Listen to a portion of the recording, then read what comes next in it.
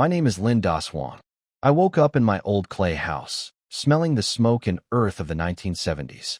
This was impossible because I remembered dying cold and alone in my 50s after a life of heavy drinking and regret. Somehow, I had been reborn 30 years into the past, back to the exact day that ruined my previous life. The village head was sitting on my doorstep, asking me the same question that changed my fate before. He wanted me to go to Chinlan's house to help her. She was a young widow with 2 younger sisters and almost no food. In my past life, I was too proud to accept. I thought being a live-in worker for a widow was embarrassing. I chose to stay single and hunt alone, but I ended up poor, lonely, and miserable. Looking at the village head now, I felt a surge of excitement. I realized this was my second chance to fix everything. I was not going to be a fool again. I told him immediately that I would do it. Even though some villagers gossiped and mocked me for eating a poor man's meal, I didn't care. I knew that living a lonely life without love was the only thing truly shameful. As I followed the village head to Chinlan's home, I felt determined. I am a strong hunter, and I know I can provide for them. I won't just help them survive. I will make sure we all live a good life. When we reached her small courtyard, I was ready to face my new future and protect the family I had once turned away. When I first saw Chinlan, I was stunned. She was beautiful, graceful, and even more charming than I remembered from my past life. I felt a surge of excitement, realizing that being with her would be worth any struggle. However, my excitement quickly turned to shock when I entered her home. I discovered that she wasn't alone. She had 2 younger sisters, Qin Shuang and Qin Shui. My heart sank as I realized I would have to support 4 people in total. In this poor village, feeding so many mouths felt like jumping into a bottomless pit. I knew that my hunting skills alone weren't enough to keep everyone from starving. I began to hesitate, and I could see the hope fading from Chinlan's eyes as she noticed my worry. She looked like she was about to cry, fearing I would leave them in their time of need. Just as I was about to tell the village head that I couldn't do it, a strange, mechanical voice echoed in my head. A supreme hunting system had suddenly bonded with me. This was the kind of magical power I had only heard of in stories. I quickly opened a beginner gift pack and received 2 incredible skills, beast tracking and stamina boost. With these new powers, I could easily find animals and hunt with much more strength and endurance. My fear disappeared instantly. I realized that with this system, I could provide for 30 people if I had to. The 3 sisters were no longer a burden to me. They were a blessing. I felt a new sense of power surging through my body, and I became determined to stay and make this family wealthy and happy. When I finally snapped out of my thoughts, I saw the 3 sisters watching me. Chinlan looked terrified that I would leave, while the middle sister, Qin Shuang, glared at me with cold suspicion. The youngest just looked confused. I knew I had to speak up. I told them firmly that I would take responsibility and support this family. Chinlan was so shocked and grateful that she started to cry. The village head was happy to hear my choice and left us alone to settle in. Even though Qin Shuang still didn't trust me, I knew I could win her over with time. Chinlan offered me a small, dark storage room to sleep in, but I refused. I didn't want to take up their limited space, so I decided to make a bed on the floor of the main room instead. I was starving, so I asked about food. The mood in the room became very heavy. Chinlan shyly showed me the only food they had, a tiny bit of watery corn porridge. It was so thin you could see your reflection in it. I knew they were starving themselves just to save a little for me. I didn't complain. I ate a small portion without a word because I didn't want them to feel ashamed of their poverty. After eating, I told them I was heading to the mountains to hunt. Chinlan was worried I might never come back or that I was just making an excuse to run away from the burden. Her sister was even more skeptical, pointing out that even experienced hunters often come back empty-handed. But I was confident. I told them not to worry and promised to bring back something good for dinner. As I walked out, I knew I was their only hope, and I was determined to prove that I could change our lives. That night, I stayed on the mountain until long after dark. When I finally walked back into the village under the moonlight, I was carrying 2 rabbits and a pheasant. I found Chinlan waiting at the gate, her eyes filled with tears of relief. She had been terrified that I had abandoned them or gotten hurt. Seeing the shock and joy on the sisters' faces as they realized they would finally eat meat made all the effort worth it. We had a wonderful meal, and for the first time in a year, the house felt full of life. Later that night, as I lay on my simple floor bed, Lan quietly entered the room. She was shy and trembling as she slipped under my blanket, offering herself to me as a way to thank me and ensure I wouldn't leave. It was a huge temptation, but I stopped her. I told her that I wanted her to be with me because she truly wanted to, not because she felt forced by poverty or fear. I gave her back her clothes and sent her to rest, promising that I was here to stay and would provide for them. My respect for her grew, and I could tell her feelings for me were changing too. The next morning, I woke up early, feeling refreshed and strong. After a quick wash, I decided to head back to the mountains. We needed grain, not just meat, and I wanted to use my hunting system to get more supplies. On my way out, I ran into some of the village men. They mocked me, calling me a servant and laughing at my choice to live with a widow. One local troublemaker, Lin Ergu, was especially mean because he was jealous. In my past life, their words would have made me hide in shame. But this time, I just felt calm. I didn't care about their insults because I knew the truth. While they gossiped and struggled, I was going to make this family rich and happy. I ignored their laughter and walked straight toward the forest, determined to show the whole village what a real hunter can do. The morning forest was filled with fresh air, carrying the scent of earth and grass. Lin Dazhuang took a deep breath and felt completely refreshed. In his previous life, he had spent most of his years in these mountains. Every tree and blade of grass here was deeply familiar to him. But today, stepping into the forest again, everything felt different. Before, he entered the mountains with fear of the unknown and a desperate will to survive. Every step had to be careful, afraid of wild beasts or returning empty-handed after a whole day. Now, his heart was full of confidence and excitement. System, equip the traits. Lin Dazhuang said silently in his mind. Ding. White trait. Beast tracking, beginner. Equipped. Ding. White trait. Stamina boost, beginner. Equipped. As the system's sounds echoed, Lin Dazhuang instantly felt a strange change in his body. A warm current spread through his limbs, filling him with endless strength. His legs felt springy, and he moved swiftly along the mountain path.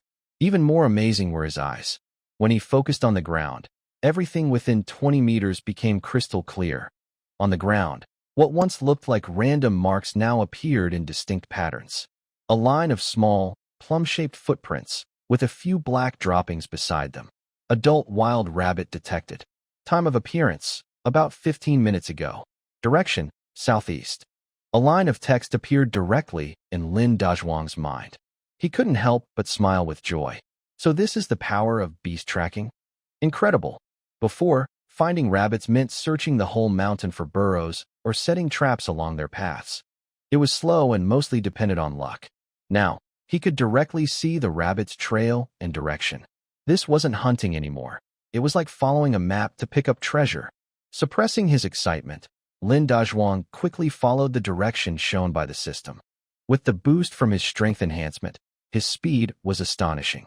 He moved along the rough mountain path as if walking on flat ground. In less than 5 minutes, he caught up with the rabbit.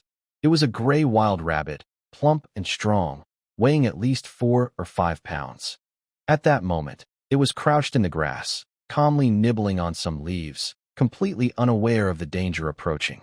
Lin Dazhuang lightened his steps and picked up a stone from the ground, weighing it in his hand. Without a bow and arrow, throwing stones was his usual hunting method. However, this skill required both sharp eyes and strong arms. In the past, his success rate was only about 30%. But now, everything felt different. His arms were full of power, and his eyes could clearly follow every tiny movement of the rabbit. He took a deep breath and suddenly threw the stone with all his strength. Whoosh! The stone cut through the air and hit the rabbit's head precisely. The rabbit didn't even have time to react before it fell still. A perfect hit. Lin Dazhuang cheered and pumped his fist in excitement. He walked over, lifted the rabbit by its ears, and smiled with satisfaction. If he sold it in town, it could at least buy him half a bag of cornmeal. He tied the rabbit with a rope, slung it over his back, and continued deeper into the forest. After his first success, his confidence grew even stronger. Over the next hour, it was as if he was putting on a one-man show. Wild pheasant detected. Time, about 5 minutes ago. Direction, bushes ahead. Lin Dazhuang quietly approached, threw a stone, and hit the pheasant right on the head. Hedgehog detected. Squirrel detected. Weasel detected. Every small animal that appeared within 20 meters, as shown by the system, had no chance to escape. His stone-throwing skill, enhanced by his new strength, became incredibly accurate. Every throw hit its mark. In less than 2 hours, he had 3 rabbits, 2 pheasants, and even 1 unlucky badger hanging behind him. This harvest was more than what he used to get after a whole week of hard work. Looking at his catch, Lin Dazhuang couldn't stop smiling. He estimated that all these things together weighed at least 30 pounds. If he sold them at the town's black market, the money would be enough for Qin Lan's family to live comfortably for quite some time. That's about enough. If I hunt any more, I won't be able to carry it. Lin Dazhuang decided to stop while he was ahead. He found a hidden spot, cleaned up his catch, wrapped it carefully with large leaves, and put it into his basket, ready to head down the mountain. Just as he turned to leave, something caught his eye, a set of unusual footprints. They were large, shaped like plum blossoms, and pressed deeply into the mud. Lin Dazhuang's eyes narrowed sharply. These were wild boar tracks. Judging by their size and depth, it had to be a fully grown boar. His heart began to race with excitement. An adult wild boar could easily weigh over 100 pounds. If he could catch it, he would truly strike it rich. The meat, the fat, even the organs, every part was valuable. But soon, he calmed himself down. A wild boar was nothing like a rabbit or a pheasant. It had thick skin, strong muscles, and a fierce temper. Mountain folk often said, first the boar, then the bear, and lastly the tiger, meaning the boar was the most dangerous of all. With only a machete and a few stones, trying to take down a big boar would be nothing but a foolish dream. Forget it. You have to eat one bite at a time and walk one step at a time. Now isn't the time to mess with such a beast. Lin Dazhuang knew his limits. He pushed down his greed and decided to head down the mountain first to sell what he already had. He lifted his heavy basket, checked his direction, and started walking downhill. What he didn't know was that while he was in the mountains, Qin Lan was facing a small but troublesome situation back in the village. After Lin Dazhuang left, Qin Lan felt uneasy. She wanted to do something for the family and couldn't let him work so hard alone. So, she took a sickle and a basket, planning to cut some grass for the pigs and check on the crops in the field. She had just stepped out of the house when she ran into a few village women chatting by the road. Leading them was the same talkative Aunt Wang from yesterday. "Oh, isn't this Qin Lan? Where are you off to?" Aunt Wang called out loudly the moment she saw Qin Lan, a sly smile on her face. Qin Lan didn't want any trouble. She lowered her head, hoping to walk past them quickly. But Aunt Wang wouldn't let her go. She stepped in front of Qin Lan, blocking her way. "What's the rush? Stay and chat with us," she said, looking Qin Lan up and down with a teasing tone. "I heard you hired someone to help yesterday. How's that young man, Lin Dazhuang? Is he doing a good job helping out?" "Ha ha ha." The women behind her burst into loud, mocking laughter. Each word felt like a sharp needle piercing Qin Lan's heart. Her face turned red, and her body trembled with anger and shame. You're talking nonsense." Qin Lan's eyes filled with tears. "Nonsense?" Aunt Wang sneered. "Everyone in the village knows what kind of work that is. Stop pretending to be so proper. Your husband hasn't been gone long, and you're already bringing another man home. Shameful." "Exactly. No sense of decency. Bad luck follows her, and now she's dragging others down too." Their cruel words were unbearable. Qin Lan shook with fury, tears welling up in her eyes. She wanted to argue, but what could she say? The truth was, hiring Lin Dazhuang had already made her the target of gossip. In their eyes, she was a woman with no self-respect. "My family's matters are none of your business," Qin Lan said through clenched teeth. "We don't want to meddle," Aunt Wang said, crossing her arms with a smirk. "I'm just warning you, don't get too comfortable. That young man is only curious now. Once he gets tired of helping you, or realizes what he's gotten into, you'll be the one left crying. Just wait and see. In 3 days, he'll be gone. Then let's see how you show your face around here." With that, she laughed proudly and walked away with the other gossiping women. Qin Lan was left standing alone, their cruel words cutting into her heart like knives. She gripped the basket tightly, her nails digging into her palms. She didn't blame Lin Dazhuang. She only hated herself for being weak and hated how poor her family was, which forced her to endure such humiliation. Wiping away her tears, she lifted her head stubbornly and walked toward her family's field. She couldn't fall. For herself, for her two little sisters, and for Lin Dazhuang, the man who had just given her a glimmer of hope, she had to stay strong. As evening approached, the sunset painted half the sky red. Lin Dazhuang appeared at the village entrance, carrying a heavy basket on his back. All the way home, he had been thinking about how to handle the game he had caught. 3 rabbits and 2 pheasants. He would keep 1 rabbit and 1 pheasant for his family to enjoy and sell the rest in town. The badger could also fetch a good price. Its fat was known to help treat burns. By his calculation, the money and food coupons he could get would be enough for her family to live on for a month. Just as he was deep in thought, he noticed something unusual at the village entrance. There were more people gathered there than usual. After a day's work, the villagers stood in small groups, smoking and chatting, but their eyes kept glancing toward the forest. When Lin Dazhuang appeared, all their gazes suddenly turned to him. The place fell silent. Everyone stared wide-eyed, as if they had seen something unbelievable. What did they see? They saw Lin Dazhuang, the poor young man they always looked down on, the one they called useless, walking out of the forest with a bulging basket on his back. They couldn't see exactly what was inside, but the weight of it was real. How could that be? Didn't he go into the mountains empty-handed this morning? How could he have caught anything in just one day? Maybe he just picked some wild plants? Lin Ergu was among the crowd. When he first saw Lin Dazhuang, he sneered, ready to mock him again. But as Lin Dazhuang came closer, his smile froze. He could clearly see a pair of gray rabbit ears and a few colorful pheasant feathers sticking out from the edge of the basket. He really caught something? Someone in the crowd exclaimed in disbelief. That shout was like a stone thrown into a calm lake, instantly stirring up waves of excitement. My goodness, in his basket. It looks like there's more than one. I saw it too. A pheasant and a rabbit. How did he do that? Even the best hunters in our village might not get that much after 10 days in the mountains. The villagers were in an uproar, stretching their necks to see what Lin Dazhuang had in his basket. The looks on their faces changed from mockery and amusement to shock, confusion, and finally, utter disbelief. Lin Erga's face turned dark with embarrassment. That very morning, he had confidently declared in front of everyone that Lin Dazhuang would come back crying within 3 days. And now, Lin Dazhuang had gone into the mountains for just 1 day and returned with a full load. This wasn't just a slap in the face. This was like having his face rubbed into the dirt. Ignoring the noise around him, Lin Dazhuang straightened his back and walked steadily through the crowd, heading toward the east end of the village, toward his new home. Lin Dazhuang's figure disappeared at the end of the alley, but the village entrance remained silent. After a long moment, someone finally stammered, "Did I see that right? That guy really carried back a whole basket of game? You saw right. I saw it too. At least 3 or 4 animals. The basket was about to burst. That's unbelievable. Lin Dazhuang used to be lucky if he caught a rabbit once in a while. When did he become so skilled? Could it be some kind of miracle?" The villagers whispered among themselves, their faces full of shock and confusion.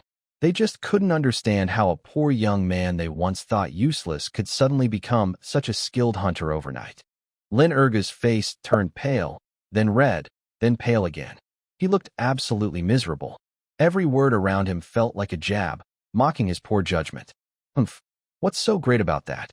he said stubbornly, lifting his chin. "He probably just got lucky and found a few dead animals. What's there to brag about?" "Found them?" A young man who was close to Lin Ergu asked doubtfully. "Brother Ergu, that doesn't look right. Those rabbits and pheasants still look fresh. You don't know anything." Lin Ergu glared at him. "In the mountains, wild animals fight all the time. It's normal for a few rabbits or pheasants to die. That guy just got lucky and found them."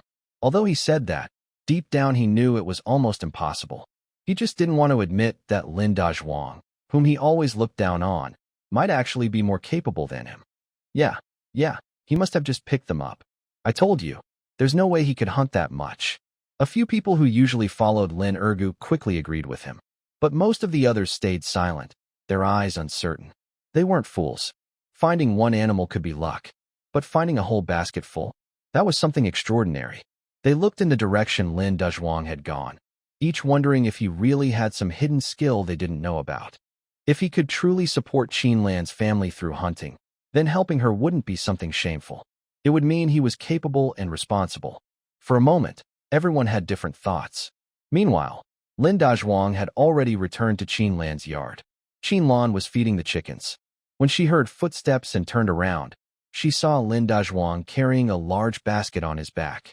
"You're back." Her face lit up with joy as she hurried over. "How did it go today? Did you catch anything?" she asked carefully, afraid that too much hope might lead to disappointment.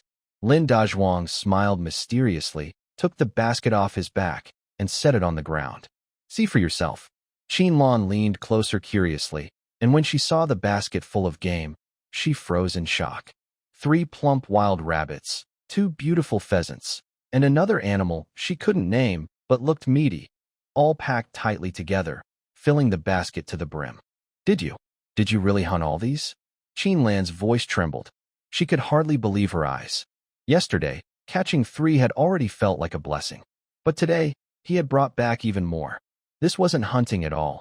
It was more like picking things up in the mountains. "Of course," Lin Dezhuang said, brushing the dust off his hands with a relaxed smile. "Sis, brother-in-law is back." Inside the house, Qin Shui was the first to run out when she heard the noise, with Qin Shuang following behind. When they saw the pile of game on the ground, their reaction was the same as Qinlan's. They stood there with their mouths open, too shocked to speak. "Wow, so much meat." Qin Shui was the first to recover, shouting excitedly as she jumped around the basket. Even the usually calm Qin Shuang couldn't hide the surprise in her eyes. She looked at Lin Dezhuang, and for the first time, there was no doubt or caution in her gaze. Only a mix of emotions she couldn't quite describe. This man seemed very different from what she had imagined. "All right, don't just stand there," Lin Dezhuang said with a smile as he gave out tasks. "Sister Qinlan, you and Qin Shuang boil some water and clean the animals. Qin Shui, go wash the big iron pot. Tonight, we're having stew." "Got it." The 3 sisters answered together, their faces glowing with genuine happiness. For the first time in a long while, the house was filled with laughter and warmth. Watching them busy at work, Lin Dezhuang felt a deep sense of satisfaction. He knew that from this day on, this family would no longer go hungry, and he would use his own hands to give them a better life. He turned toward the village entrance, a faint, confident smile on his lips. "Lin Ergu, and all those who look down on me, just wait and see. My good days are only beginning." As the sun set and night fell, the courtyard of Qinlan's house was brightly lit and full of life. A large iron pot sat on a makeshift stove in the middle of the yard, with flames crackling underneath. Inside, big chunks of meat simmered gently. The badger Lin Dezhuang had caught that day was cleaned, cut into pieces, and stewed with wild mushrooms and onions he had gathered in the mountains. The rich aroma of meat mixed with the fresh scent of mushrooms, filling the entire courtyard and drifting beyond the walls, making half the village crave the delicious smell. Qin Shui brought over a small stool and sat by the pot, her big dark eyes staring without blinking. Her little nose twitched as the delicious smell filled the air, and she almost started drooling. "Brother-in-law, is it ready yet?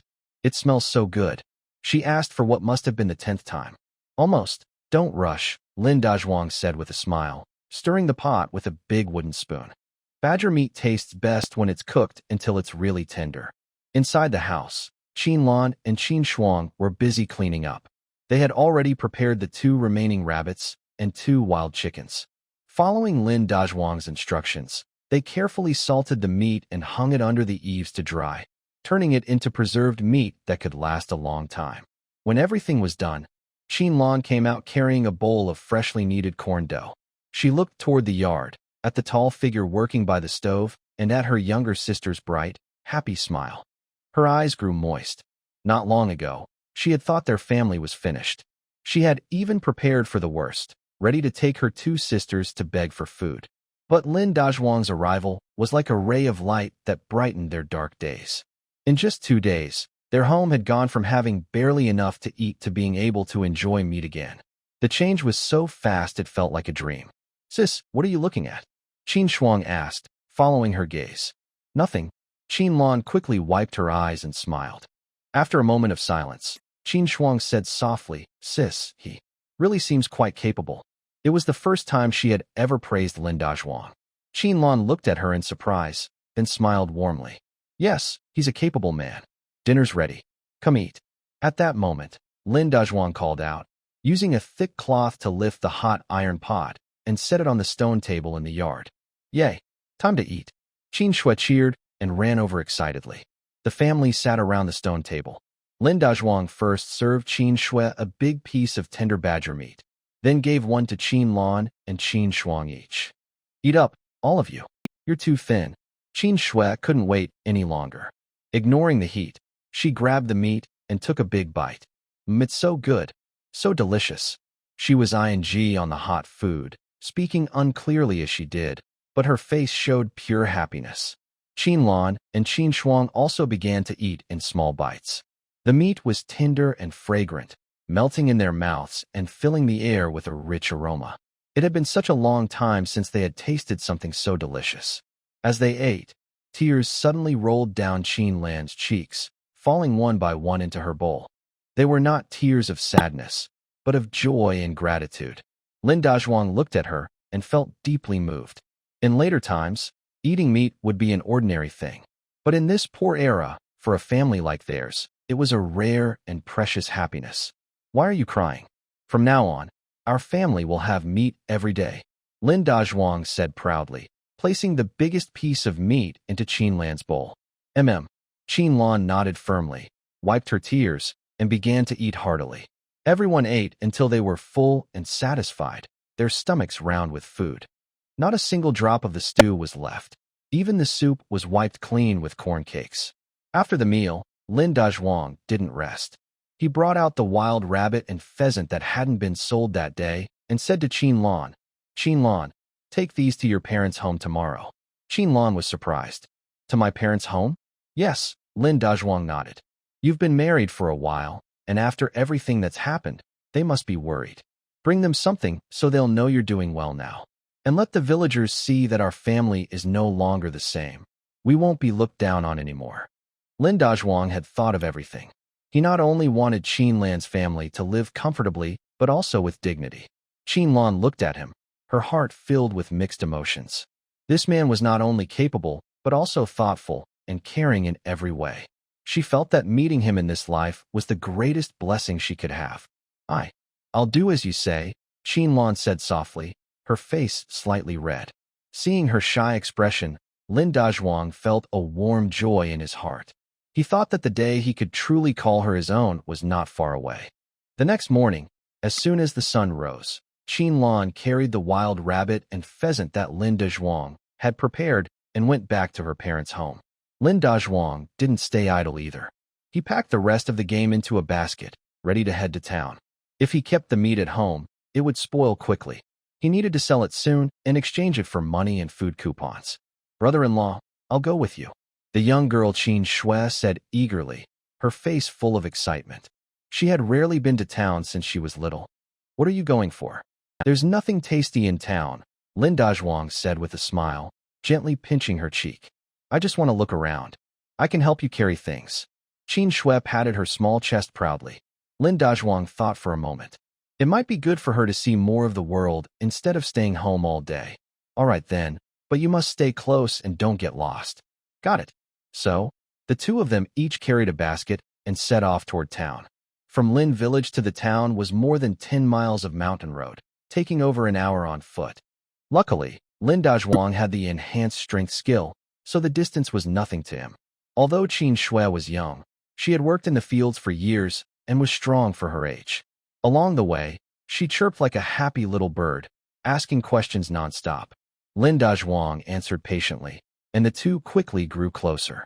When they reached town, Lin Dazhuang skillfully avoided the supply and marketing cooperative and slipped into a quiet alley. This was the town's black market. Although there was a risk of being caught for capitalist behavior, people preferred trading here because no coupons were needed and prices were more flexible. Lin Dazhuang was lucky. Not long after he arrived, he met a trader who specialized in buying wild goods. The man's eyes lit up when he saw what was in Lin Dazhuang's basket: a fine badger, 2 fat rabbits, and a pheasant. After some bargaining, they settled on a total of 21 yuan and 50 cents, plus 15 pounds of national food coupons. When the trader handed over the crisp bills and the stack of coupons, Qin Shui's eyes widened in amazement. More than 20 yuan and 15 pounds of food coupons. This is a huge amount of money. She had never seen so much money in her life. In their village, even a strong worker who toiled all year would only earn this much in a good year. But her brother-in-law had made it in just 2 days. Qin Shui looked at Lin Dazhuang with new eyes. Her gaze was full of admiration, as if she were looking at someone who could do anything. Come on, I'll take you to get something tasty. Lin Dazhuang tucked the money and tickets safely away, feeling cheerful. He took the still-dazed Qin Shui by the hand and walked out of the alley.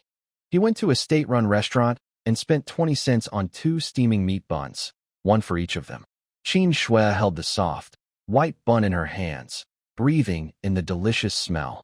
Her face turned red with excitement, but she couldn't bear to take a bite.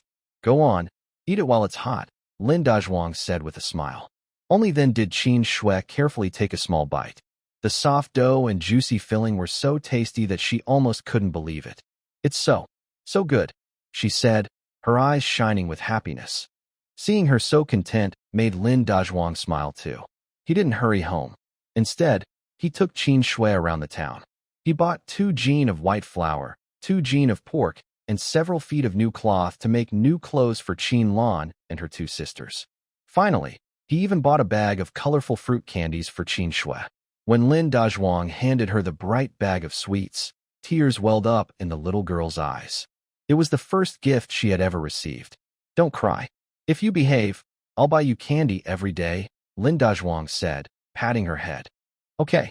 Qin Shui nodded hard, hugging the candy tightly, as if it were the most precious treasure in the world. When the 2 of them returned home with their bags full, Qin Lan had just come back from visiting her family. Seeing all the things Lin Dazhuang had bought, especially the new cloth, she was both surprised and happy. She scolded gently, "Why did you buy so much? You're spending too freely." But even as she spoke, she couldn't hide the smile in her eyes. Which woman doesn't like to look nice or want new clothes? Money is meant to be spent, Lin Dazhuang said as he stuffed the remaining cash and coupons into Qin Lan's hands. Here, you keep these. From now on, you'll manage the household expenses. Qin Lan held the stack of money and coupons, her hands trembling. This isn't right. You earned this money. I can't take it, she said, trying to push it back. But Lin Dazhuang gently held her hands, looked into her eyes, and said seriously, Sister Qin Lan, since I've joined this family, I don't see myself as an outsider. I'll take care of things outside, and you'll handle things at home. Together, we'll build this family. His hands were large and warm, the calluses rough but comforting. Qin Lan felt a sense of peace she had never known before. She looked at the man before her.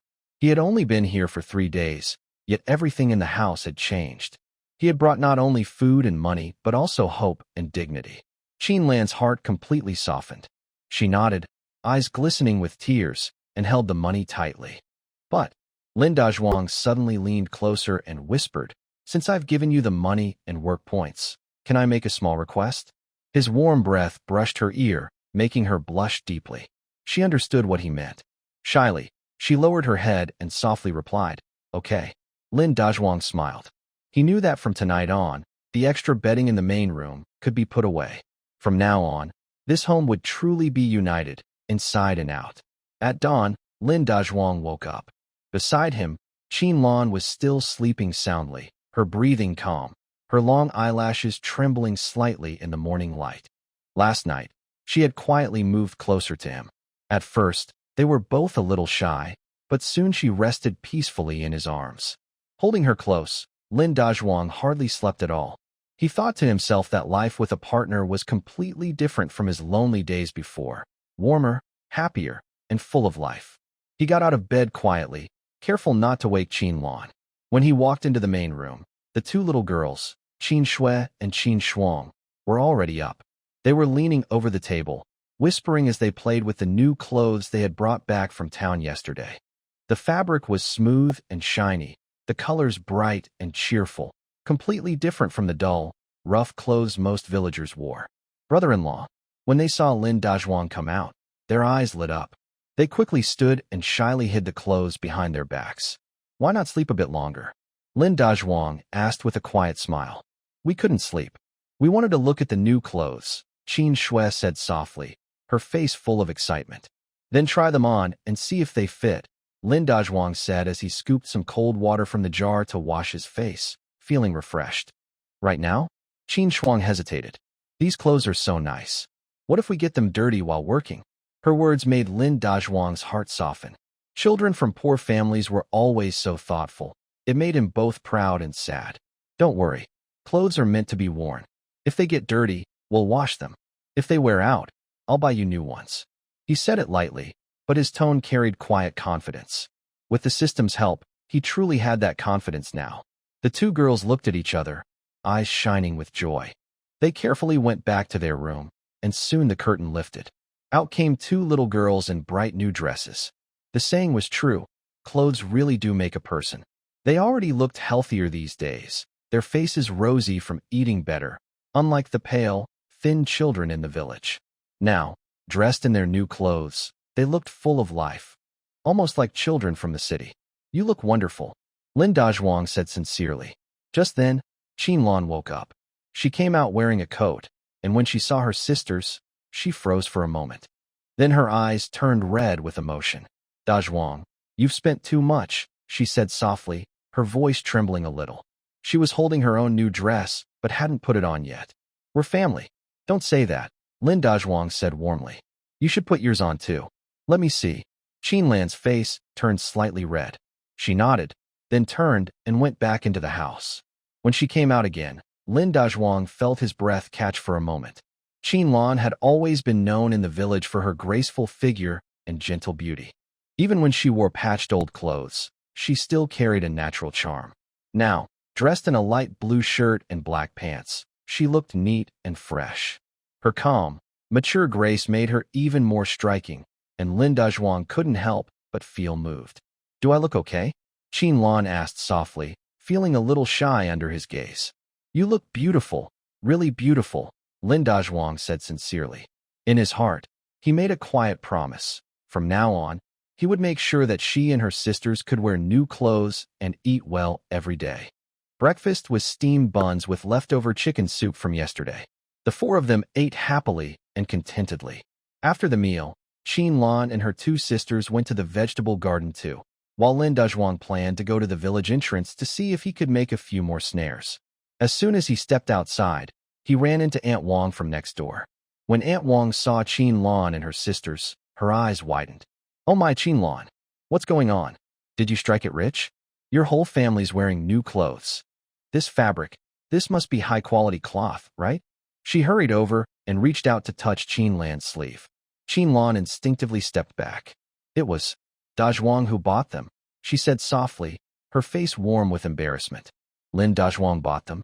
Aunt Wang's voice rose sharply, as if she had just uncovered some big news. Where did he get the money? Wasn't he struggling not long ago? Well, looks like life's treating you quite well now. Her tone was unpleasant, and Qin Lan's face turned pale. Lin Dazhuang frowned, stepped out of the house, and stood at the doorway, his tall figure shielding Qin Lan and her sisters. Aunt Wang, he said evenly, why are you so worked up this early in the morning? I bought clothes for my own family. How does that concern you? The words my own family made Qin Lan's heart skip a beat. Her face grew hot, but inside, she felt a quiet warmth. Aunt Wang was taken aback by his firm tone, but she still muttered, I was just asking. No need to shout. So what if you've got a bit of money now? Who knows if that money was earned honestly? I made it by hunting, fair and square. Lin Dazhuang stared at her. If you keep talking nonsense, don't blame me for being rude. After saying that, he ignored Aunt Wang's face, which had turned red with anger, and said to Qin Lan, let's go. I'll go to the vegetable field with you. He knew this was just the beginning. The better his family's life became, the more gossip the villagers would spread. Earning money from hunting wasn't enough. He needed to make them respect and fear him, so no one would dare to talk behind his back again. It seemed that next time he went into the mountains, he'd have to bring back something big. Following Qin Lan and her two daughters to the vegetable field, Lin Dazhuang didn't stay idle. He found an empty spot, took out some wire he had prepared earlier, and began carefully making a snare. While pulling Qin secretly glanced at him. In the sunlight, Lin Dazhuang's side profile looked strong and steady. His eyes were focused on his work, and his fingers moved skillfully as he twisted the wire. There was a calm strength about him that made people feel safe just by looking at him. Qinlan's heart was in a mess. That morning, Lin Dazhuang's words, "my own wife," still echoed in her ears. She knew that most men who came to help were only staying temporarily, their hearts still tied to their own families. But Lin Dazhuang was different. He not only bought clothes for her and the girls, but also stood up for them in front of others. That feeling of being protected, she hadn't felt it since her husband passed away. As she thought about it, her cheeks grew warm. The two little girls were also working hard. Wearing their new clothes, they were full of energy. From time to time, they chatted with Lin Dazhuang, their cheerful voices filling the field with laughter. By noon, the four of them headed home together. On the way, they met several villagers. When people saw them, especially Qinlan and her daughters in their new clothes, their looks were strange, some envious, some jealous, and some hard to read. Lin Dazhuang noticed it all clearly. It's true what they say, he thought. When you're poor, no one cares. When you're rich, even distant relatives appear. Currently, my family's wealth is not considered rich. At best, life has improved a little. Yet, this has already made others jealous. These people just can't stand to see others do well. When I got home and finished lunch, I took out my bow and arrow and my machete, carefully cleaning and maintaining them. Dazhuang, are you going up the mountain this afternoon? Qinlan asked nervously, noticing his serious look. Yeah, just going for a walk, I replied without looking up. But you just brought back so many things yesterday. Rest a bit. The mountain isn't safe, she said. Qinlan came over, wanting to help, but unsure what to do. It's okay, I said, smiling at her. I know what I'm doing. We're not short of dried meat or grain, but I want to earn some money and fix up the house. Look at these walls. They're cracked, and when it rains heavily, it will leak. Qinlan looked where I pointed. The earthen wall had several obvious cracks. This house was built by my husband when he was alive. It's been years, and it's definitely time to repair it. But without a man at home, I, a woman with 2 children, don't have the ability to do it. When I heard myself say our house and thought about fixing it, my heart felt heavy, filled with mixed feelings, bitterness and longing. This man truly considers this place his home. Then, you must be careful, I finally said. Don't worry, I replied. I packed my things, slung my bow and arrow over my shoulder, and carried my machete, ready to leave. This time, my goal was clear. I wouldn't go to the usual mountain outskirts anymore. I had already hunted most of the small animals there, and catching rabbits or wild chickens wouldn't scare the gossiping villagers. I was heading into the deep mountains. The elders in the village say there are big animals there, wild boars, roe deer, even bears and wolves. In the past, experienced hunters only dared to hunt near the mountain edges. Few dared to go deep inside. Having hunted all my life in my previous life, I knew the dangers of the deep mountains. But now, things are different. I have a system. I thought to myself and opened my skill panel. Host. Lin Dazhuang. Skills. Beast tracking. Green, you can more easily find the footprints and scents of wild animals within a 500-meter radius. Mastery of the bow and arrow. Green, your accuracy and strength when shooting arrows are slightly improved. Trap setting. White, you know how to make basic hunting traps. Stamina. White, your endurance has a small increase. Although these skills are not very high level, they are enough with his rich hunting experience. He also knows that to get better skills, he must hunt stronger prey. The deep mountains are the best place for trials. Lin Dazhuang walks to the village entrance and happens to meet some young people chatting together, including Liurgu, who has always had feelings for Qinlan. Liurgu sees Lin Dazhuang's gear and sneers. Hey, Lin Dazhuang, are you going up the mountain again to pick rabbits? You're so lucky, you find them every day. A few others nearby laugh along. Lin Dazhuang pauses, glances at him, and says calmly, where I go doesn't need your permission. Hey, you're getting bold. Liurga stands up. Don't think buying a couple of old clothes for your girl makes you special. I tell you, there are no rabbits for you in those mountains. Only dangerous creatures that could hurt you. Oh, really? I want to see for myself. After saying that, Lin Dazhuang walks straight toward the back mountain, ignoring them. Watching his figure disappear into the forest, Li Ergu spits and mutters, "Stupid fool. He really dares to go into the mountains. Brother Ergu, do you think he's crazy? That place, my dad said once you go in, you can't come out." A young man nearby says nervously, "Who cares? Better he dies inside, so he won't be a bother." Li Ergu says fiercely, full of jealousy. Lin Dazhuang can't hear their words. He has already stepped into a part of the mountain that feels both familiar and strange. The forest suddenly darkens. Tall trees block the sky, and the air is thick with the smell of decayed leaves and damp earth. It's very quiet. Only occasional bird calls, making the place seem deep and mysterious. He tightens his grip on his machete, his eyes sharp. He knows that from this moment, the real hunting begins. Once they entered the deep mountains, Lin Dazhuang's entire presence changed. He was no longer the quiet man from the village, but a lurking predator like a cheetah in the shadows, every move full of caution and purpose. His eyes scanned the surroundings like an eagle, and his ears picked up the faintest sounds in the woods. At this moment, the effect of the beast tracking skill was fully displayed.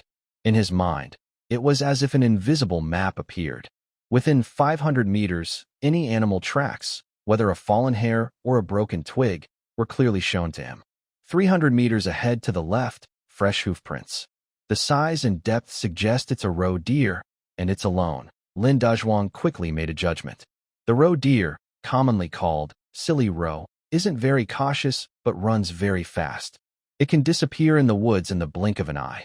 To shoot it with an arrow, he must hit it fatally on the first shot, or he won't catch up. He didn't rush to chase it, but took a machete from his backpack, cut some flexible branches nearby, and gathered sturdy vines. He was setting a trap first. Although the trap setting, white, skill level was only basic, it provided him with the fundamental principles of trap making. Combined with his decades of experience from his previous life, his traps were much better than what the skill panel showed. Soon, he set up a clever snare in a narrow passage where the roe deer might pass. When the deer stepped on it, the vines would tighten quickly, lifting one of its legs. After finishing this, he calmly circled around, approaching the roe deer from the windward side. The deer was leisurely munching on tender leaves, unaware of the danger approaching.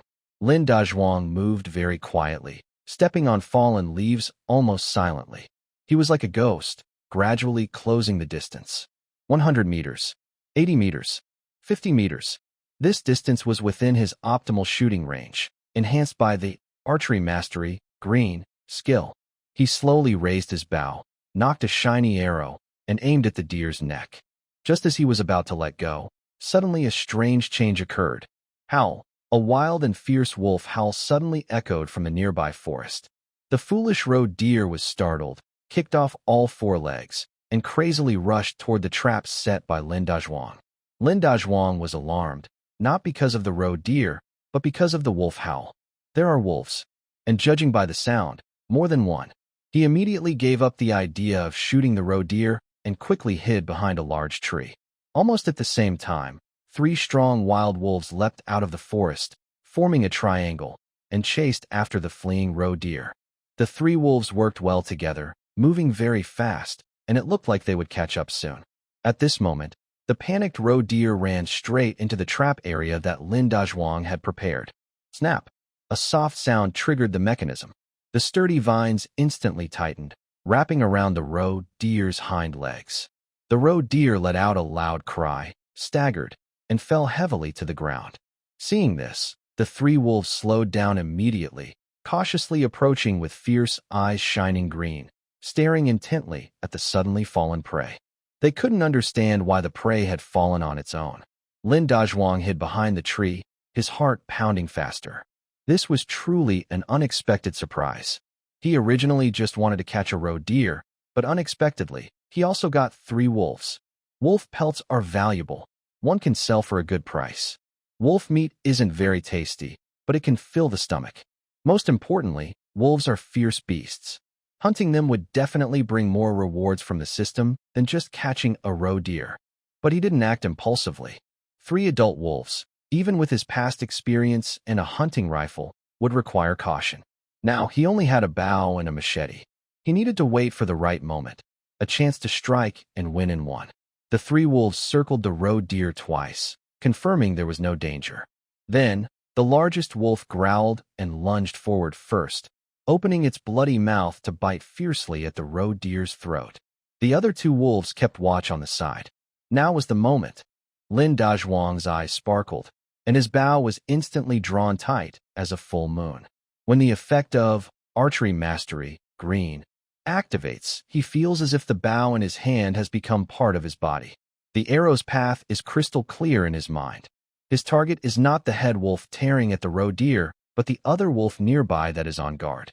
Whoosh! The arrow leaves the bow with a sharp sound, like a black lightning bolt, accurately aiming at the wolf's eye. Thud! Yow! A piercing scream echoes through the forest. The wolf has no time to react. The arrow sinks deep into its eye socket, piercing its brain.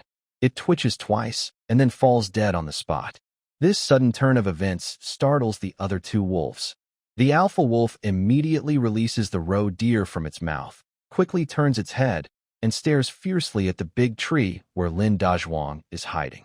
It growls threateningly, blood dripping from its mouth onto the ground. The other wolf also raises its back, showing its sharp fangs. Lin Dazhuang doesn't hesitate. As he shoots the first arrow, he already knocks the second. He steps out from behind the tree, locking eyes with the wolf in midair. There is no fear, only cold killing intent. The angry wolf kicks off with its hind legs, transforming into a gray shadow rushing toward Lin Dazhuang. Lin Dazhuang moves forward instead of back, releasing the bowstring as the wolf lunges. Second arrow now? The second arrow is as fast as a shooting star. The wolf charging at him cannot dodge in midair. Thud! The arrow hits its chest, pushing it back several meters before it crashes into a tree and falls to the ground. It struggles to get up, but its heart has been pierced by the arrow. It twitches a few times and then stops moving. In a flash, two of the three wolves have been taken down. Only the strongest alpha wolf remains. It clearly didn't expect this human to be so powerful. A flicker of fear crosses its eyes, but more than that, it is driven by the fury of its companions' deaths. It no longer charges blindly, but lowers its body and circles around Lin Dazhuang, searching for an opportunity to attack. Its low growl is full of threat. Lin Dazhuang calmly faced the wolves, already switching to his third arrow. He knew that this wolf was the most difficult to deal with. Its strength, speed, and cunning far surpassed the other two. He had to stay completely focused. Just then, a system notification suddenly sounded in his mind. Ding! Successfully hunted the wild wolf. Hunting experience 20. Gained new skill. Intimidation, white. Intimidation, white. Your gaze and aura can produce a certain intimidating effect on ordinary animals. A thought crossed Lin Dazhuang's mind. Intimidation? This skill came just in time. He concentrated his mind, his gaze sharp as a blade, locking onto the wolf. An invisible aura radiated from him. The wolf, which was wandering nearby, suddenly froze. It felt a fearsome aura emanating from this human, one that made it feel scared deep in its bones. This was not the usual human aura, but more like the pressure of a top predator. In its green eyes, for the first time, there was a hint of retreat. Animals' instincts are much sharper than humans. It felt that if it charged again, it would end up like its companions. The instinct to survive overwhelmed its desire for revenge. The alpha wolf let out a reluctant growl, raised its tail, and quickly turned around, disappearing into the dense forest in the blink of an eye. Lin Dazhuang slowly relaxed, his palms sweaty from holding the bow. The confrontation, though brief, had drained him greatly. If it weren't for the timely appearance of the intimidation skill, he might have fought the wolf to the death, and even if he won, he would likely be injured. He walked over to the two dead wolves and the still twitching roe deer, confirming they were all dead before finally relaxing completely. Looking at the three prey on the ground, Lin Dazhuang felt a deep sense of satisfaction. 2 wolves and 1 roe deer. This trip into the deep mountains was truly worth it. Just the 2 complete wolf pelts alone could fetch a good price in town. And the roe deer, along with the wolf meat, would be enough for his family to enjoy for a while. He didn't rush to process the prey but sat down first, pulling up the system panel to check.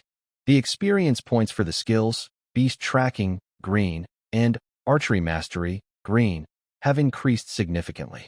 It looks like hunting a few more big animals will allow them to level up. The newly acquired Intimidation White skill gives him more possibilities. If he can upgrade this skill, he might be able to walk freely in the mountains in the future.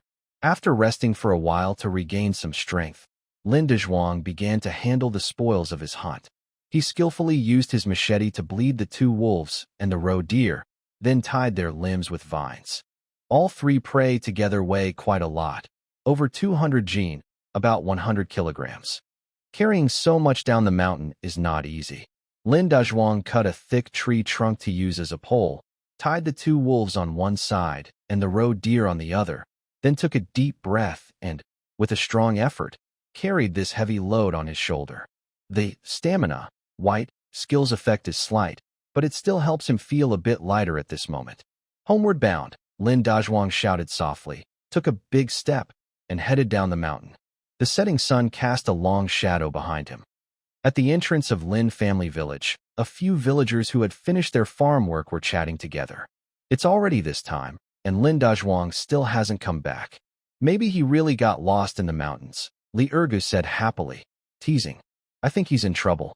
Deep in the mountains, not many come out in one piece, another person agreed. It's a pity about Qin Lan, that pretty widow. She finally found someone to rely on, but he turned out to be a short-lived guy. They were talking excitedly when suddenly someone pointed toward the back mountain and stammered, "Why you all look? What? What is that?" Everyone turned their heads at once. Under the sunset's glow, a tall figure was walking down the hillside. He was carrying a thick wooden pole on his shoulder, and at both ends, there were several dark objects hanging. As the figure got closer, they finally saw clearly. It was a roe deer and two wolves. Wolves. Oh my goodness! One villager sat down on the ground in fright. Everyone was stunned, their mouths open wide enough to hold an egg, and their eyes bulged in disbelief, as if they had seen something incredible. Li Ergu's face turned pale. He rubbed his eyes, unable to believe what he saw. That person was Lin Dezhuang. He was walking down the mountain steadily, carrying a catch weighing over 200 jin. The setting sun cast a golden glow around him, making him look like a mountain god stepping out of a painting. The whole village entrance was silent as death. All the teasing, jealousy, and gloating talk were shattered at this moment by this shocking scene. Lin Dezhuang carried his prey and walked past the stunned villagers without looking away. He could feel their gazes, which had shifted from mockery and disdain to shock, fear, and respect. He felt very calm inside, even a little amused. This is human nature. When you're poor, they look down on you. But once you show strength they can't match, they become afraid of you. That was exactly his goal. He didn't go home, but headed straight to the village's grain threshing yard with his catch. Bang! He set the burden heavily on the ground with a loud thud. Two fierce-looking dead wolves and a fat roe deer appeared clearly in everyone's view. This caused a huge commotion in Linjia village. Come quick. Lin Dezhuang has caught wolves. Oh my. Two wolves. How is that possible? And a big roe deer. Did he do it alone? More and more people ran out of their houses, surrounding the threshing yard tightly. Flashlights and lantern beams flickered, and everyone's face showed disbelief. Village Chief Lin Chongwei was also alarmed. Supported by his family, he hobbled in. When he saw the three dead animals on the ground, he took a deep breath, his old eyes full of shock. Dezhuang, did you catch all these? His voice trembled slightly. Yes. Lin Dezhuang nodded, took out some tobacco leaves from his pocket, rolled a dry pipe, lit it, and took a slow, relaxed puff. His calm and carefree attitude made the villagers around him feel even more mysterious. You went deep into the mountains alone? Lin Chongwei asked again. Yes, there wasn't much left outside, so I just went in a bit, Lin Dezhuang replied casually, as if he had just visited a neighbor's house.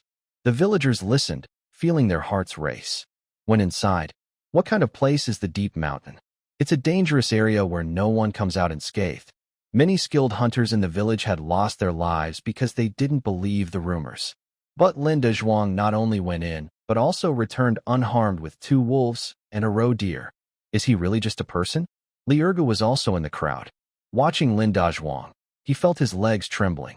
This afternoon, he had cursed Lin Dezhuang to die in the mountains, but now he was carrying wolves back. He didn't even have the courage to look directly at Lin Dazhuang. Good boy, good boy. Village Chief Lin Changui excitedly patted Lin Dazhuang's shoulder. You really have brought honor to our Lin family village. He knew clearly that having such a brave person in the village would make everyone in the surrounding 10 miles stand taller with pride. Just then, Qin Lan and her two younger sisters pushed their way in. When she saw the prey on the ground, especially the two fierce-looking wolves, her face turned pale with fear. She hurriedly ran to Lin Dazhuang, grabbed his arm, and examined him from head to toe. Dazhuang, are you okay? Are you hurt? Her voice was trembling with tears in her eyes. She had been worried all afternoon. Now that she saw Lin Dazhuang safe and sound, her heart finally relaxed. But the lingering fear overwhelmed her. I'm fine, perfectly fine. Lin Dazhuang looked at her anxious face, feeling warm inside. He reached out and took her hand gently, softly comforting her. The two young girls also looked scared. One clung to Lin Dazhuang's leg, quietly crying. In front of the whole village, Lin Dazhuang held Qin Lan's hand openly, without any hesitation. The villagers watched this scene, each with different thoughts. Those gossiping women who had been talking behind their backs suddenly fell silent. They now realized that Qin Lan's partner is not an ordinary man. He is truly capable of supporting his family with real skills, so no one dares to criticize him. In the future, everyone will be polite when they meet Qin Lan. Lin Dazhuang comforted Qin Lan and her sisters before speaking to the village chief. Lin Changui, village chief, the wolf meat isn't tasty and is quite tough. Here's what I'll do. I'll share the meat from these two wolves with each household in the village as a small gift. I'll keep the wolf skins and the roe deer for myself. His words caused a stir among everyone. Even if the wolf meat isn't good, it's still meat. Nowadays, who can eat meat more than a few times a year? And Lin Dazhuang just decided to share it? That's a big gesture. Village Chief Lin Changui was momentarily stunned, then nodded heavily. Good. Dazhuang, you handled this well. Thank you on behalf of the whole village. He knew that Lin Dazhuang was both winning people's hearts and showing strength. Using both kindness and authority so skillfully was impressive. Some villagers who were jealous before now felt their envy fade away, replaced by gratitude and respect. Dazhuang is really a good guy. Anyone who talks badly about Dazhuang in the future, I won't agree. The mood in the crowd instantly changed. Lin Dazhuang watched all this with a faint smile. This was exactly what he wanted.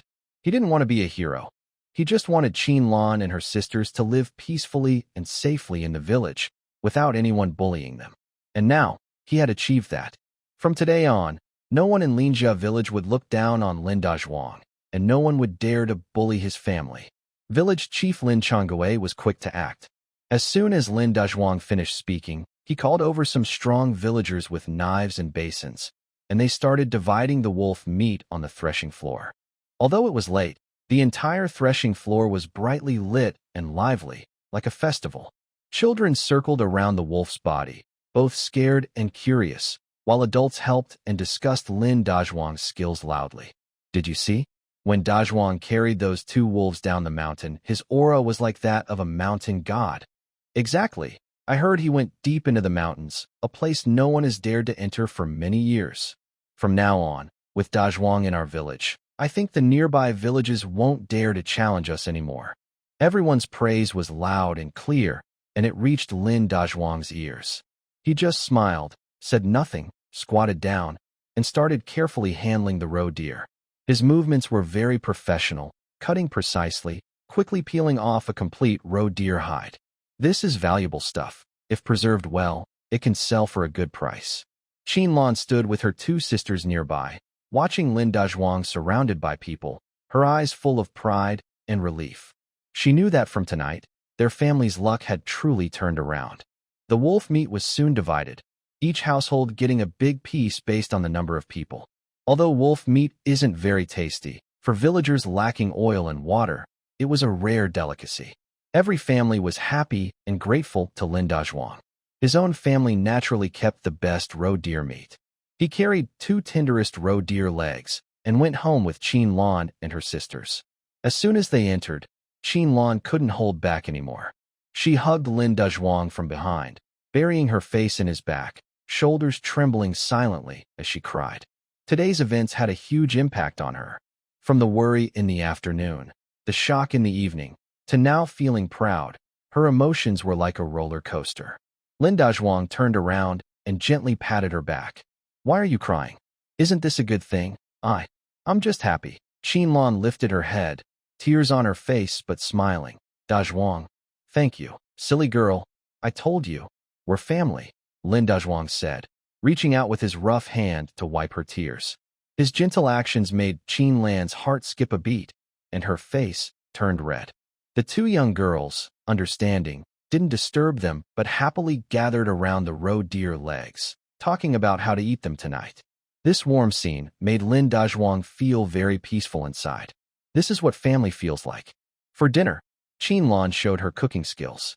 She cut a large piece of the roe deer leg and stewed it with wild mountain mushrooms in a big pot. The aroma of meat and the fresh scent of mushrooms filled the yard, making everyone drool with hunger. A family of four sat around the table, eating delicious roasted venison with mushrooms and plain steamed buns.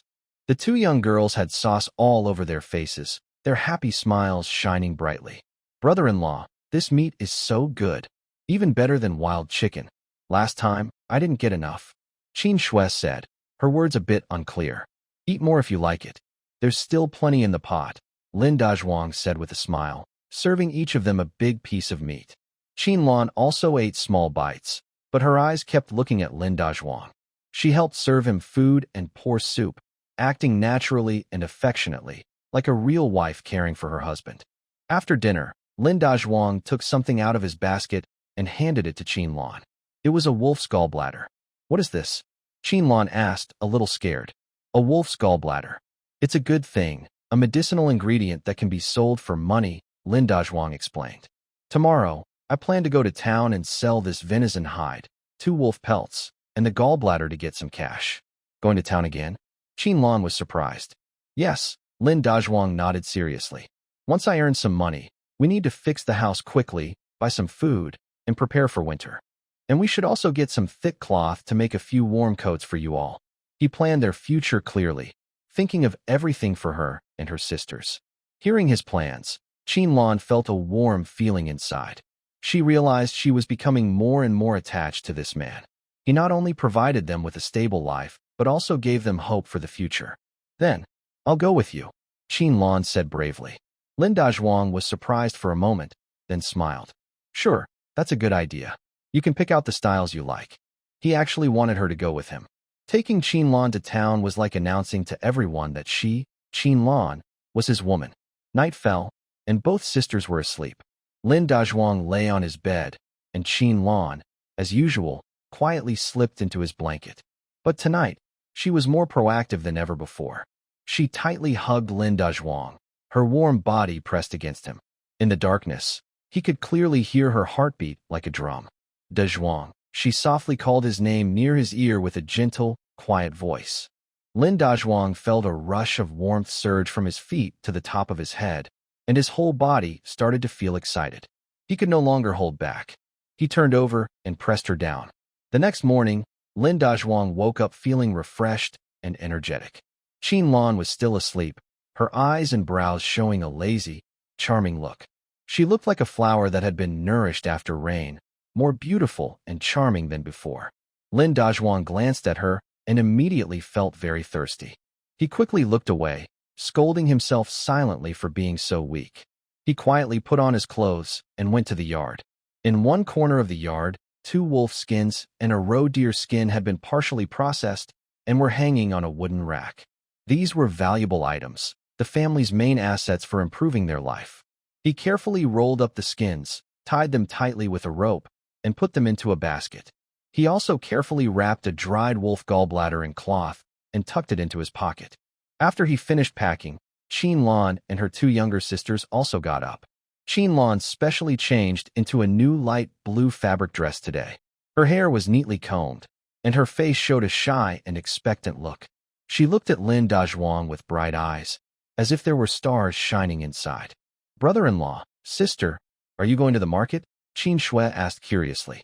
Yes, Lin Dazhuang smiled and patted her head. You two stay at home and be good.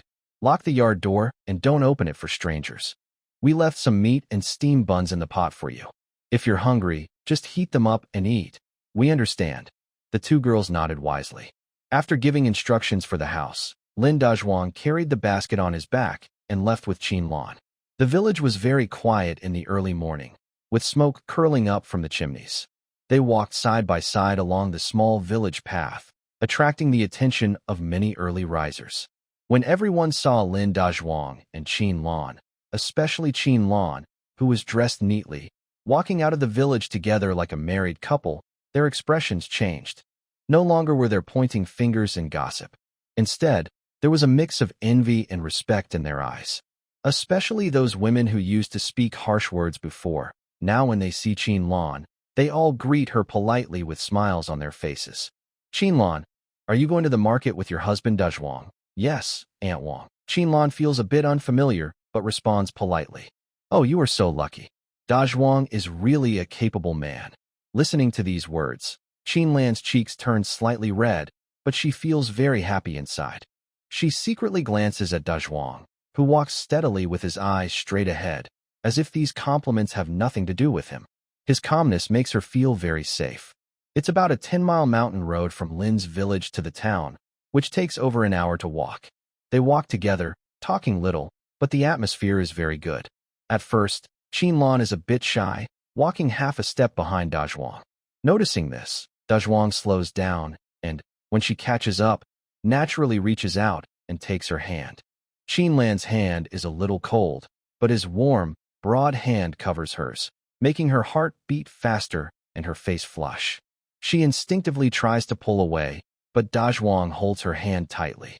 The road is rough, so I'll hold your hand, he says calmly. Qin Lan stops struggling and lets him hold her hand, her heart pounding like a little rabbit. When they arrive in the town, the streets are lively. There are all kinds of shouting and bargaining sounds everywhere. Dazhuang doesn't take Qin Lan to the small stall selling trinkets, but heads straight to the largest supply store in town, next to a purchasing point.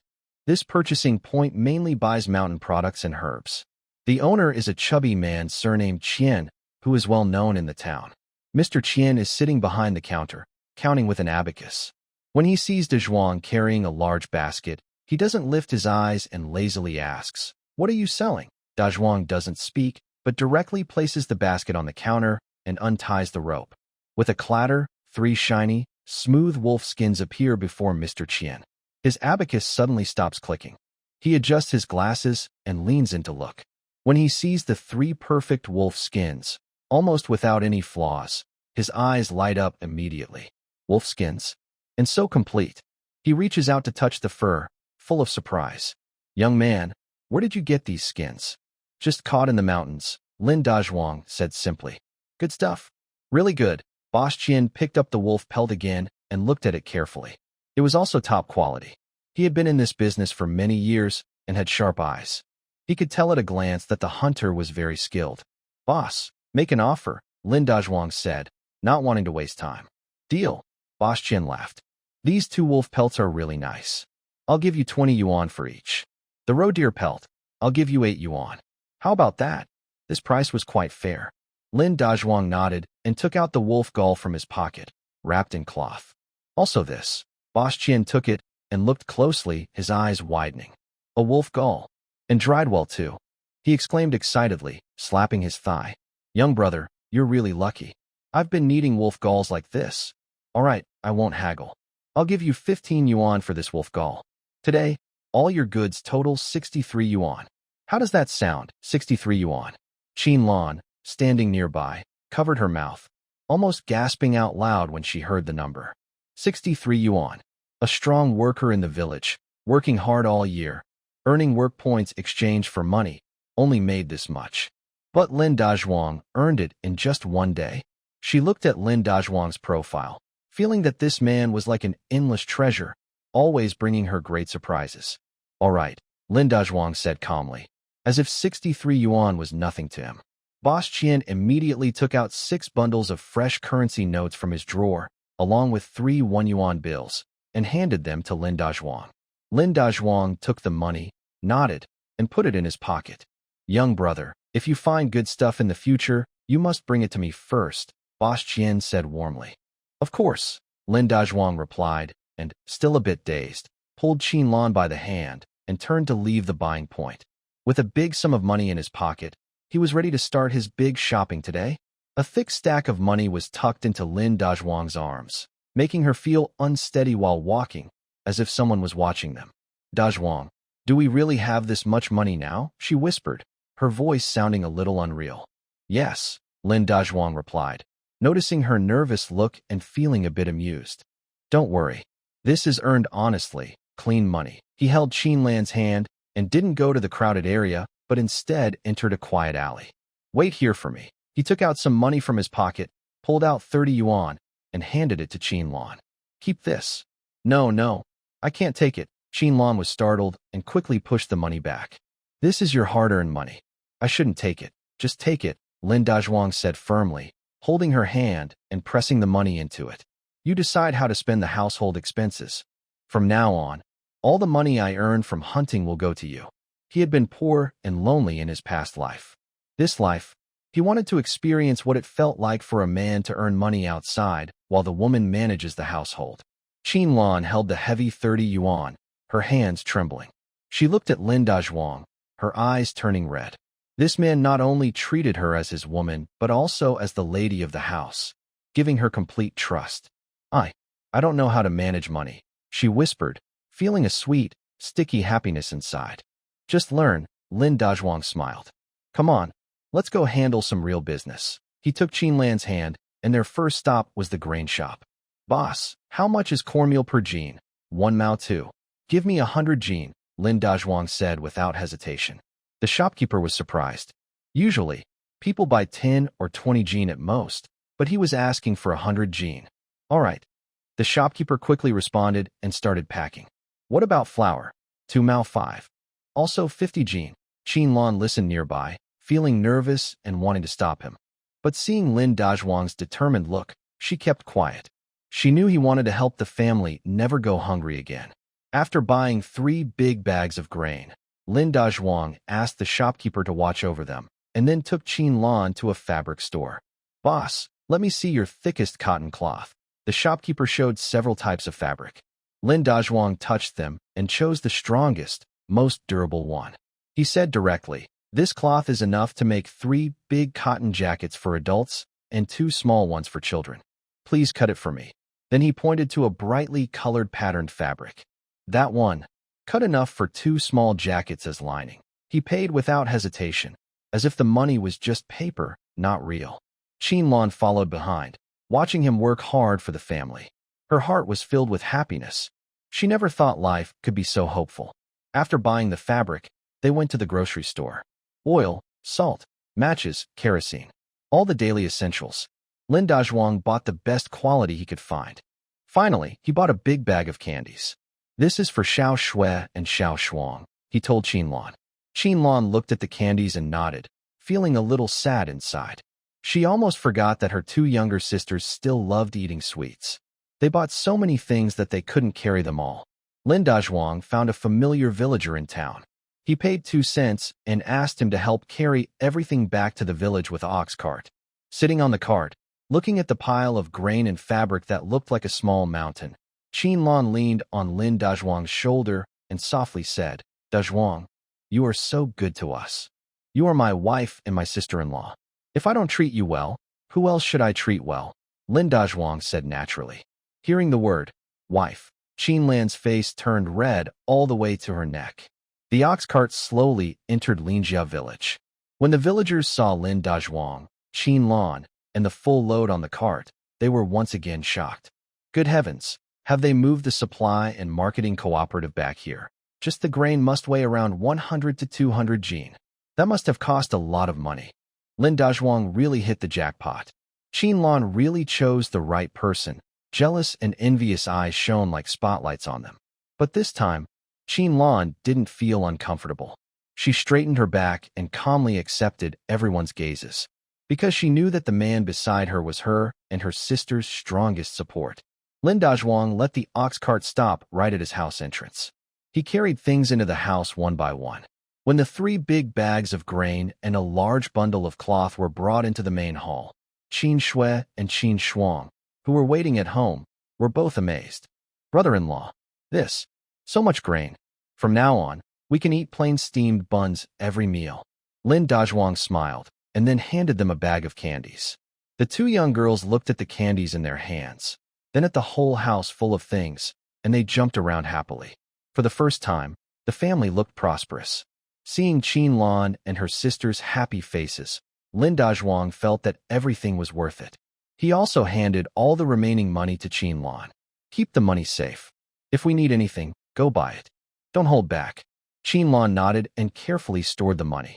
She secretly vowed in her heart to take good care of this home and not to let him down. That night, Lin Dazhuang looked at the house renovation plan and added it to his schedule. Now that he had money, he could go to the town to buy some blue bricks and wood and completely renovate the old brick house. The next morning, Lin Dazhuang woke up early. He didn't go hunting but wandered around his old house, holding a stick, drawing and sketching on the ground as if planning something. When Qin Lan brought him breakfast, she curiously asked, "Dazhuang, what are you doing?" "I'm measuring the size and thinking about how to rebuild this house," Lin Dazhuang replied without looking up. "Rebuild?" Qin Lan was surprised. Wouldn't fixing it be enough? Rebuilding costs a lot of money. In her view, they had already spent a lot on grain and cloth yesterday. The remaining money should be saved for emergencies. "Don't worry about the money." Lin Dazhuang stood up, brushed the dirt off his hands, and looked at Qin Lan seriously. "If I build, I want it to be the best in the village. A house with blue bricks and big tiles, warm in winter and cool in summer. No matter how heavy the snow, we won't be afraid. The yard also needs to be rebuilt with a sturdy gate, so no stray animals or people can come close to our home." His words carried a hint of meaning. Qin Lan immediately understood that he was feeling sorry for her and her sisters for the gossip they had received before. This man is always like this, quiet in words, but every action he takes is to think of them. But Qin Lan still felt it was too expensive. "There's nothing to worry about," Lin Dazhuang interrupted her. "It's settled. I'll go to the village chief today to ask what paperwork is needed to build a house, and I'll find some reliable bricklayers." Lin Dazhuang acted quickly. After breakfast, he went straight to the village chief Lin Changgui's house. "What? You want to build a big brick house?" Lin Changgui was so surprised after hearing Lin Dazhuang's plan that he almost dropped his pipe. Nowadays, who in the village doesn't live in a simple mud house? Being able to reinforce the walls with a few bricks is considered wealthy. But Lin Dazhuang wants to build a full brick house. "Dazhuang, where do you get so much money?" Lin Changgui asked, unable to hold back. "From hunting," Lin Dazhuang replied. Lin Changgui fell silent. He looked at Lin Dazhuang, feeling overwhelmed. In just a few days, this young man who used to be unnoticed in the village had already reached a level he never imagined. "All right," Lin Changgui patted his thigh. "That's great. If you want to build it, I support you. I'll help you handle the paperwork at the commune, and the best bricklayer in the village, Master Wang, will bring people to help you," he added. "Thank you, village chief," Lin Dazhuang nodded. "I won't forget to pay everyone fairly." News about Lin Dazhuang building a brick house spread quickly through Linjia village, like wings on a bird. The villagers' reactions were more exaggerated than when they saw him fight off 2 wolves. "A brick house? Is he crazy? How much money does he have?" "I've calculated. Just buying bricks and tiles will cost over 100 yuan. Plus wood and labor, it'll be at least 200 or 300 yuan. My goodness, has he dug out gold from the mountain?" Those who used to envy and jealousy now only felt awe. They finally understood that Lin Dazhuang was no longer someone they could mess with or even talk about lightly. Liurgu heard the news and spent the whole day drinking alone at home. He knew that the gap between him and Lin Dazhuang was now huge. He no longer had the right to feel jealous. The gossip in the village also disappeared overnight.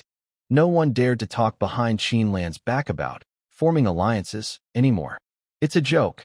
Her husband was about to build the first big blue brick house in the whole village. Who would dare to curse her now?"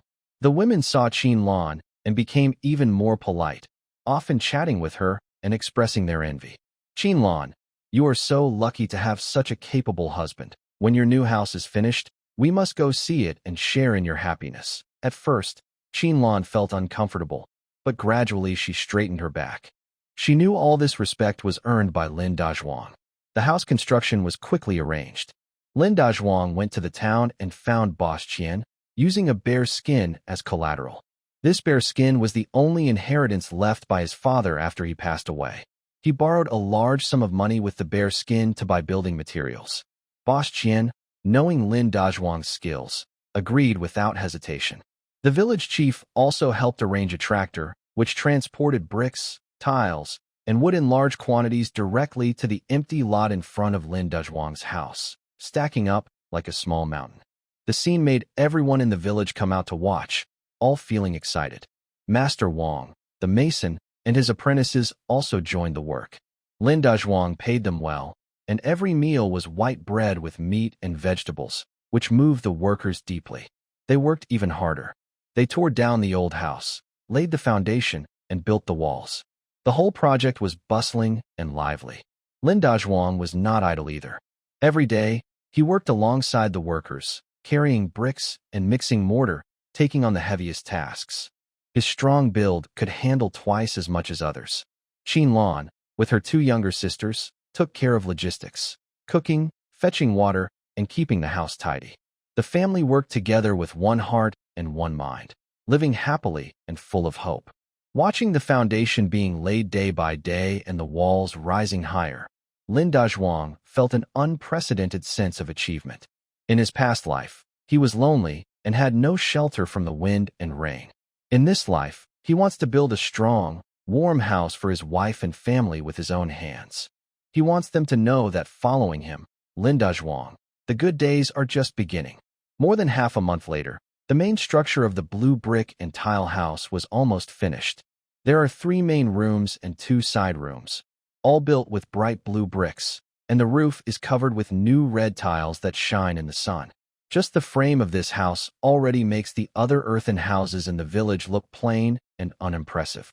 That evening, the workers finished their work and went home. Lin Dazhuang stood in the yard of the new house, looking at his work with great satisfaction. Qin Lan brought over a basin of water and handed him a towel. "You've worked all day? Wipe off your sweat. Dinner will be ready soon," she said softly, smiling warmly. Recently, even though they were busy, her smile grew more and more. Life at home was getting better every day, and the new house was starting to look nice. She was full of hope for the future. Lin Dazhuang took the towel, wiped his face, and then gently hugged Qin Lan. "When the house is finished, we'll pick a good day to get everything done," he whispered in her ear. Qin Lan's face turned red instantly.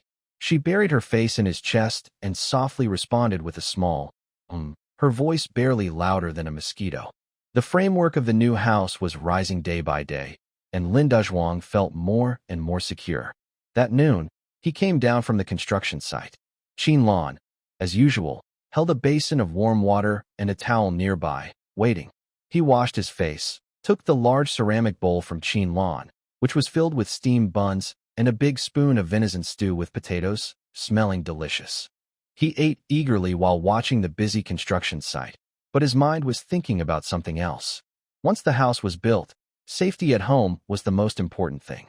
Although no one dared to gossip in the village anymore, he couldn't be sure that some envious outsiders weren't watching.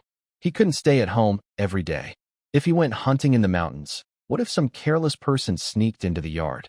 What about Qin Lan and his 2 sisters?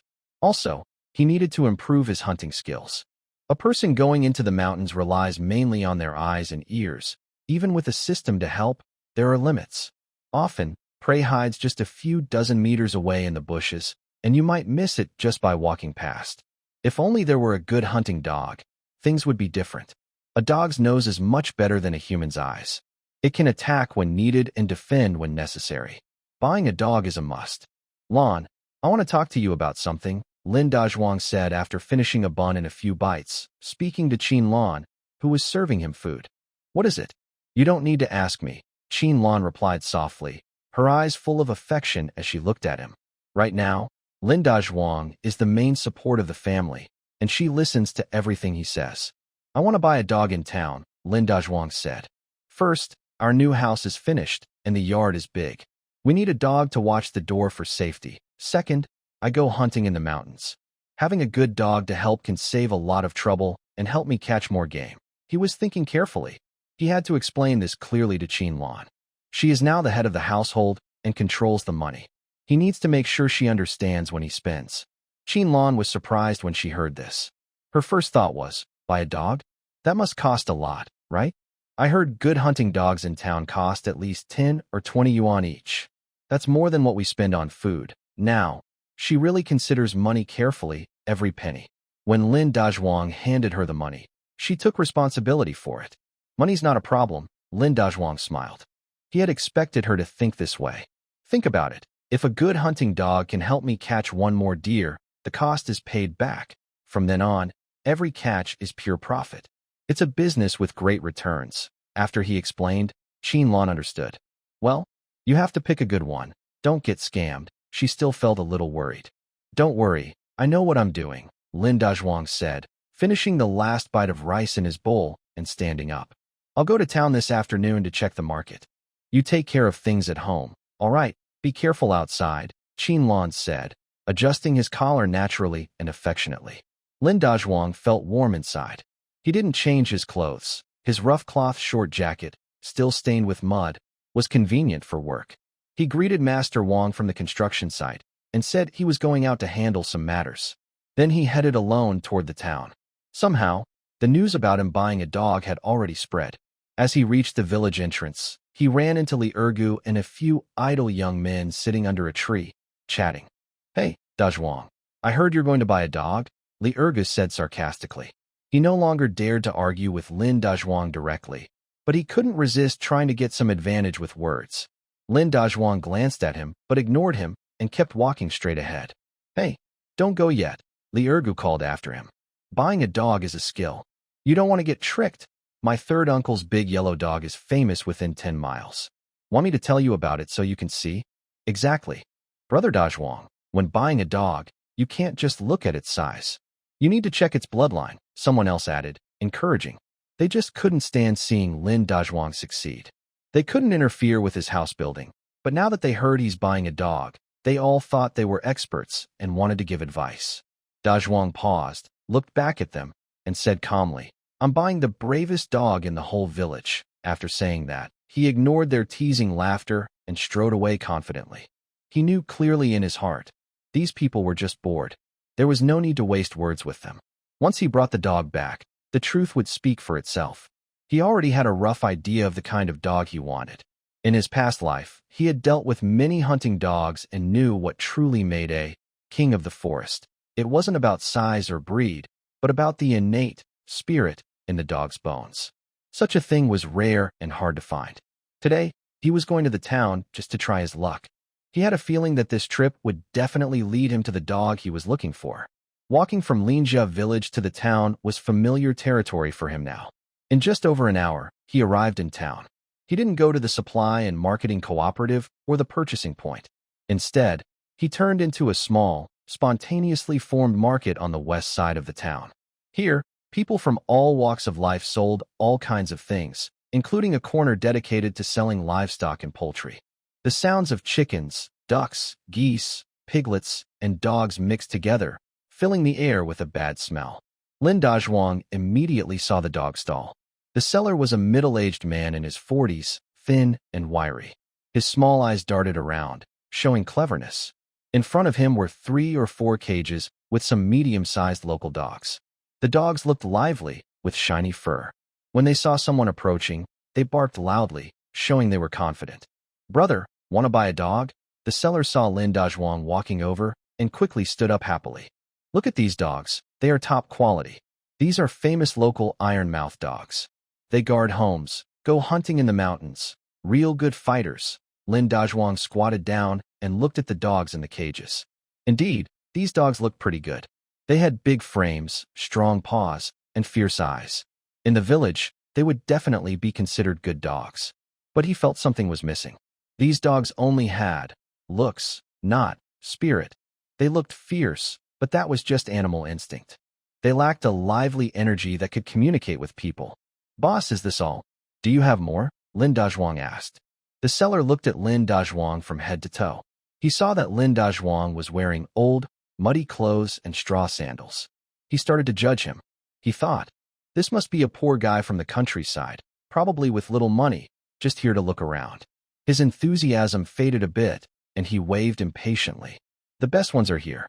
If you don't like them, go look somewhere else. Lin Dazhuang frowned slightly. He saw through the seller's snobbery, but didn't say anything. He was about to turn and leave. Just then, his peripheral vision caught sight of a torn burlap bag at the seller's feet. Compared to the lively dogs in the cage, it was like they were from different worlds. Boss, what's going on with that one? Lin Dazhuang pointed at the burlap sack. The vendor looked down and showed a hint of dislike. Oh, you mean that one? That's the worst one in the bunch. It can't get food, it's thin and small, and it's about to die. I was planning to take it back tonight to deal with it. He spoke casually. By deal with it, he meant either throwing it away or eating it. Lin Dazhuang's heart moved. He walked over, crouched down, and reached into the sack to pick up the small dog. The dog was very light, almost weightless in his hand. It was trembling all over, unsure if it was cold or scared. When Lin Dazhuang's hand touched it, it weakly opened its eyes.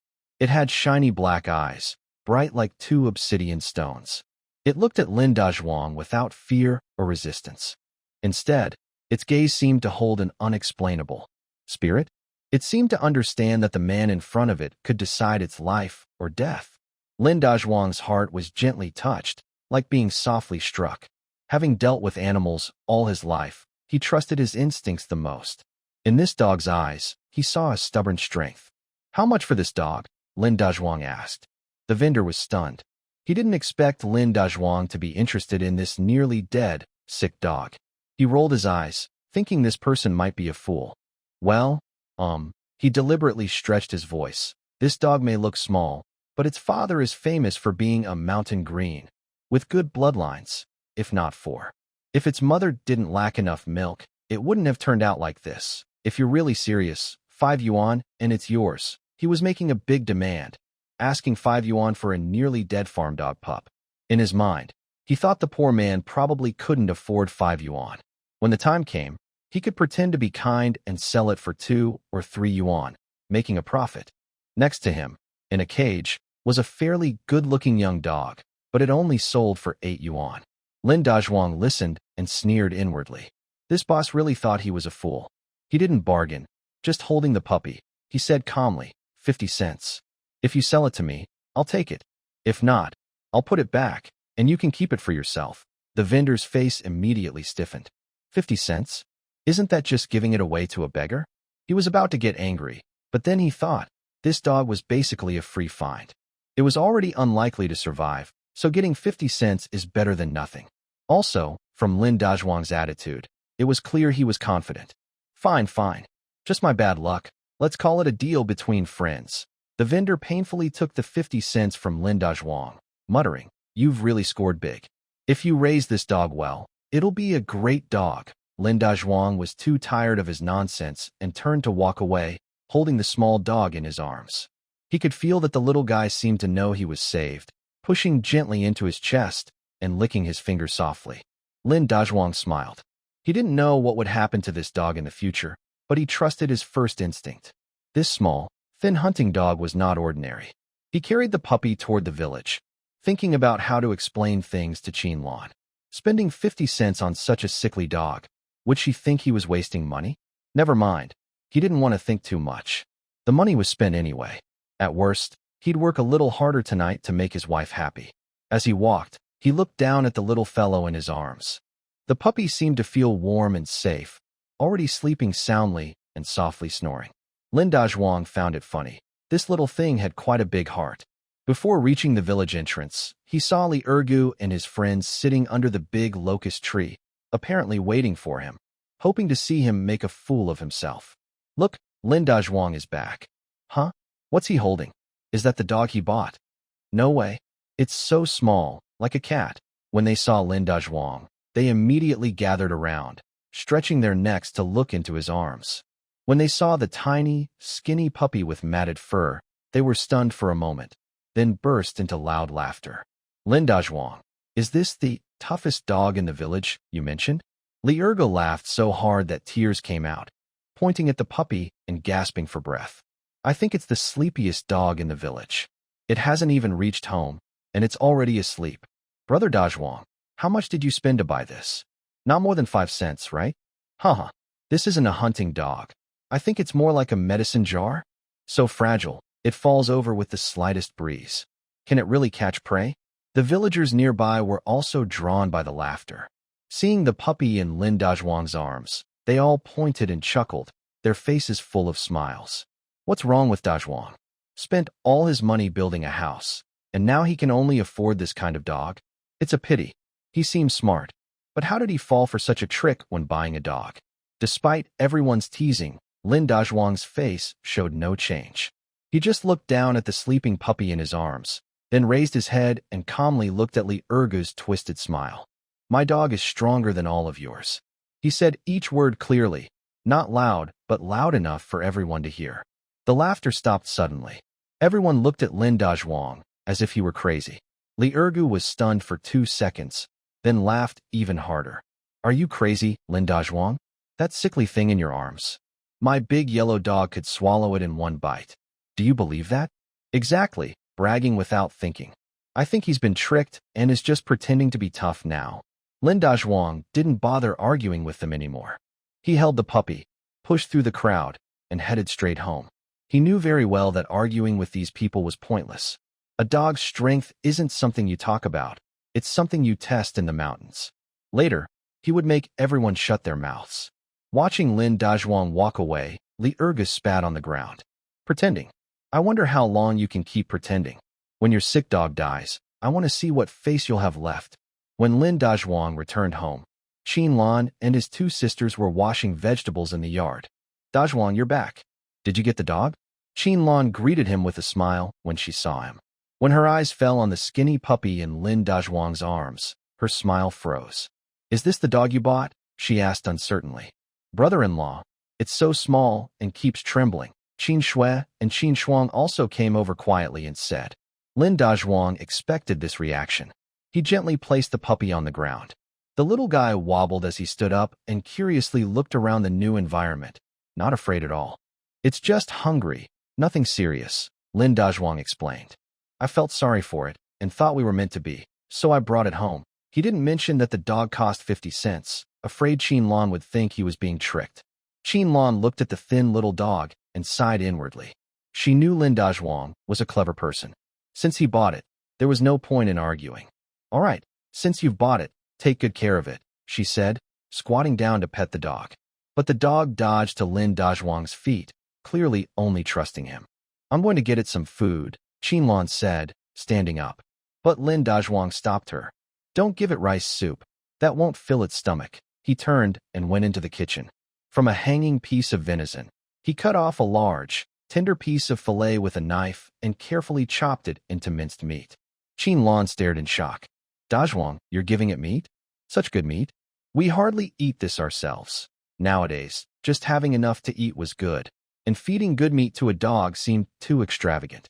It's weak now and needs good food to recover, Lin Dajwang said without looking up. Don't worry, with it around, we won't run out of meat at home. He placed the minced meat into a broken bowl and brought it to the puppy. The puppy sniffed the meat and immediately brightened up. It pounced on the bowl and wolfed down the meat. In no time, the small bowl was empty, and the puppy licked the edge eagerly, still wanting more. After eating, the puppy looked much more energetic.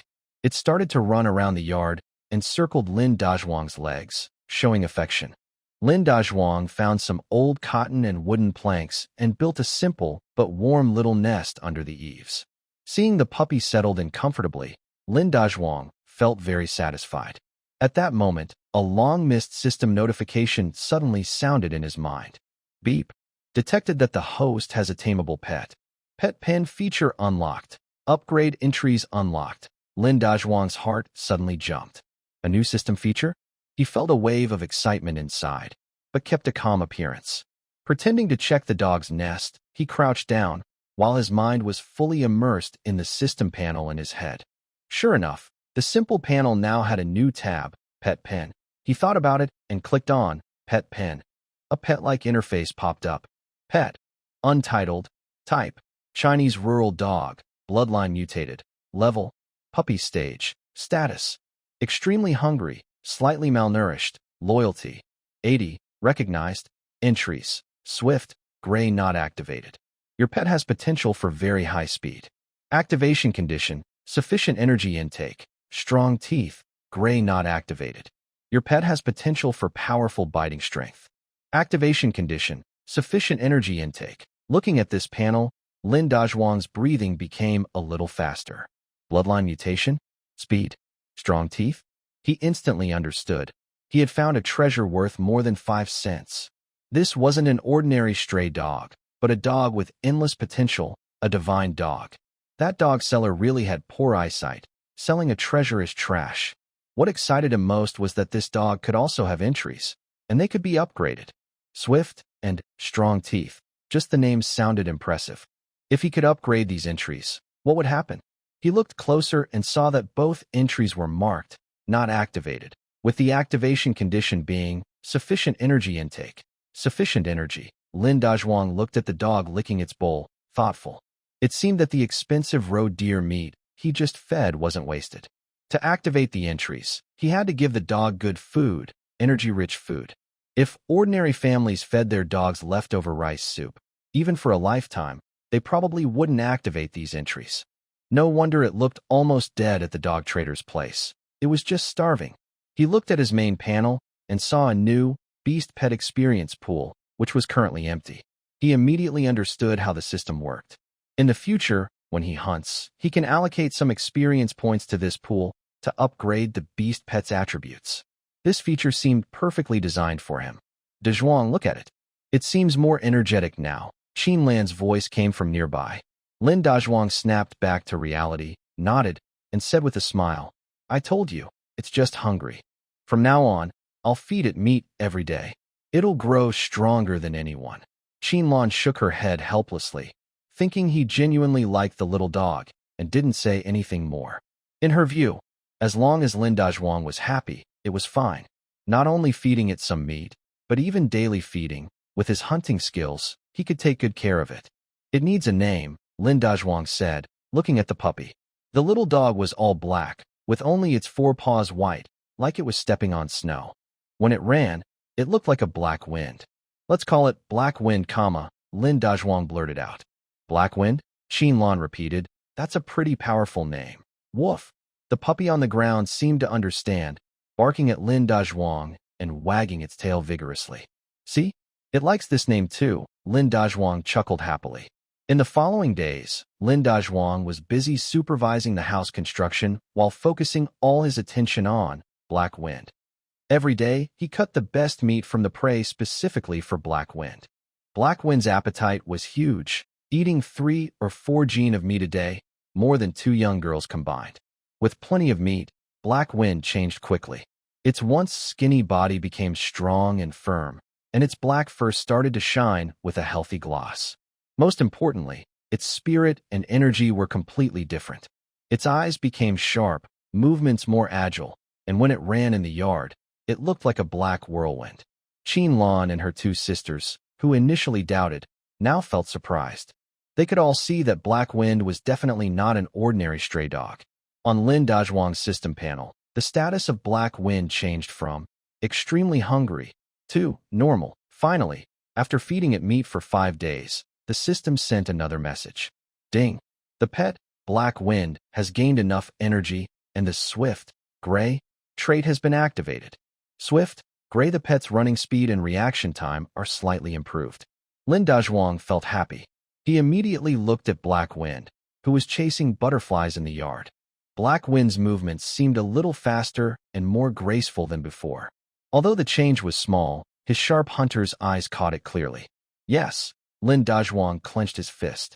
Now that the trait was activated, he needed to go to the mountains to gain experience and upgrade it. He was eager to see how powerful the upgraded, Swift trait could become. He looked at the rolling green mountains nearby, his eyes burning with excitement. Your enemies in the mountains, get ready.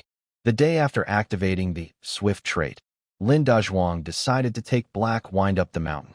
The new house was almost finished, only some interior repairs and window installations remained.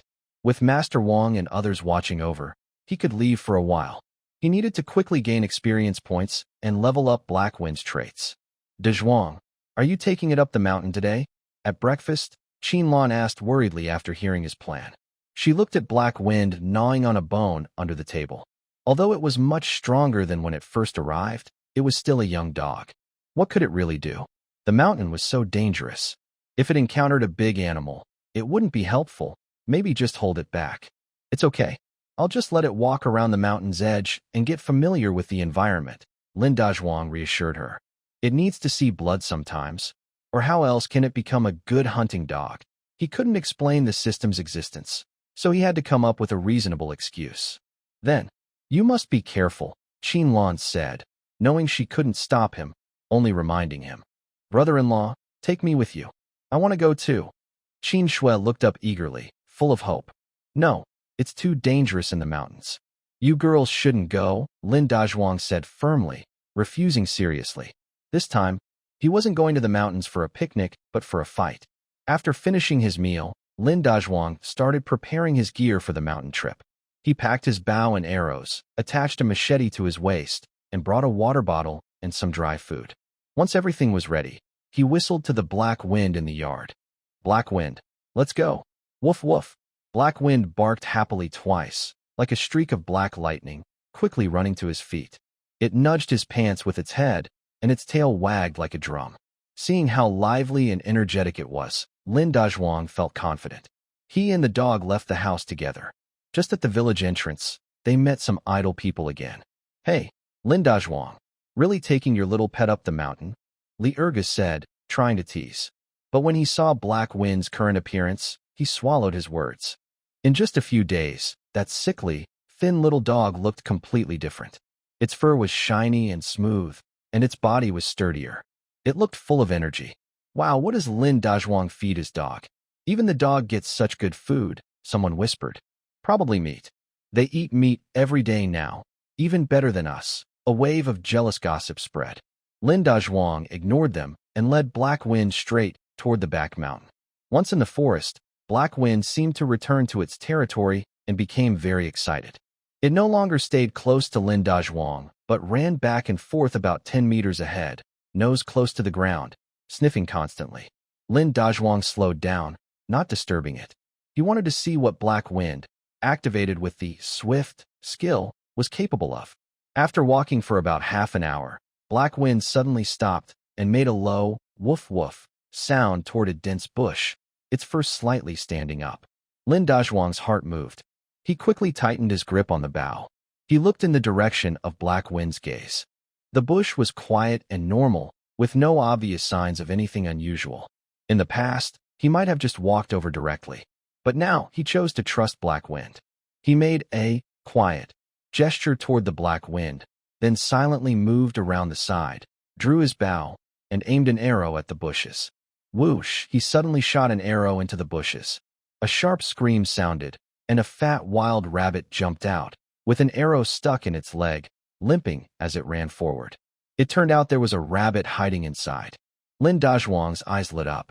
If it weren't for the Black Wind, he definitely wouldn't have noticed this rabbit. He was about to shoot another arrow when Black Wind moved. In a flash, it turned into a black shadow, moving so fast it was almost blinked into the bushes. It quickly caught up with the injured rabbit and bit its neck precisely. The whole process was quick and clean, without any hesitation. Lin Dazhuang watched, stunned. Is this the effect of Godspeed, Gray? That's really impressive. With this speed, not only injured rabbits, but even healthy ones wouldn't be able to escape. Black Wind, holding a rabbit bigger than its head, wobbled back, dropped the prey at Lin Dazhuang's feet, then looked up with a proud expression, tail wagging almost to breaking. Good job, Black Wind. Lin Dazhuang excitedly rubbed its head, praising it generously. At the same time, the system's notifications sounded as expected. Ding! Successfully hunted a wild rabbit. Hunting experience 2. Beast Pet Experience Pool 1. Experience gained. Lin Dazhuang was overjoyed. He looked at the experience pool, which only had a lonely 1 point, still far from leveling up. It seemed that hunting small animals gave too little experience. He glanced at Black Wind, then looked toward the deep mountains. A bold idea slowly appeared in his mind. Should he go for something bigger? With Black Wind's current ability and his own archery skills, Even if he encountered a big creature, he might still have a fighting chance. He started to plan. Let's do it. Fortune favors the brave. Come on, Black Wind. Dad's taking you to a good place. Lin Dazhuang tied the rabbit on his back, patted Black Wind's head, and with one dog and one person, strode toward the mysterious and dangerous deep mountains. The deeper into the mountains he went, the darker the forest became, and the air grew damp and cold. The trees around him grew taller and taller, their tangled roots like snakes crawling on the ground. Thick fallen leaves crunched under his feet with a rustling sound. Lin Dazhuang tightly gripped his machete, walking very carefully with each step. He was a seasoned hunter in his past life and knew which parts of the mountain were safe and which were forbidden zones. But now, he was in a place beyond even his deepest previous explorations. Everything here was unfamiliar to him. The only thing that made him feel safe was the Black Wind that stayed close by. Since entering the deep mountains, the Black Wind had become more alert, no longer running around wildly like before. It stayed close to Lin Dazhuang's leg, growling softly now and then, with its ears standing straight up, listening carefully to every sound around. Don't be afraid.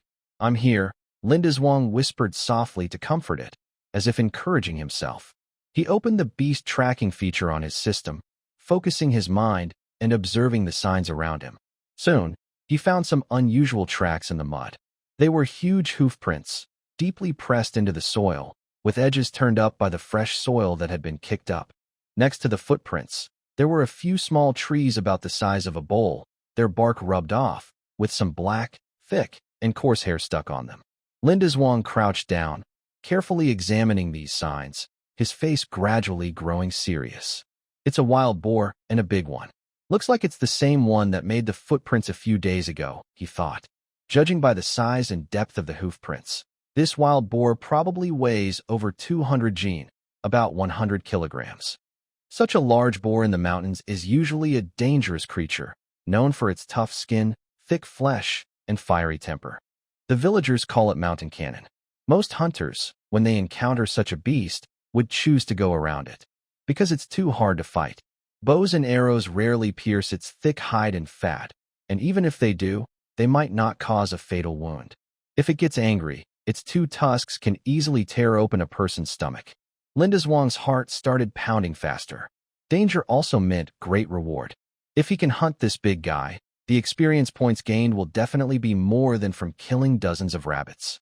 Moreover, a wild boar weighing over 200 pounds can sell a lot of meat. Its hide, bristles, and internal organs are all valuable. Should we do it? He glanced at Black Wind beside him. Black Wind also noticed the tracks. It growled in the direction of the footprints, baring its teeth. Its low growl became more urgent, and its body slightly crouched, ready to fight. It showed no fear, only fighting spirit. Good. Brave.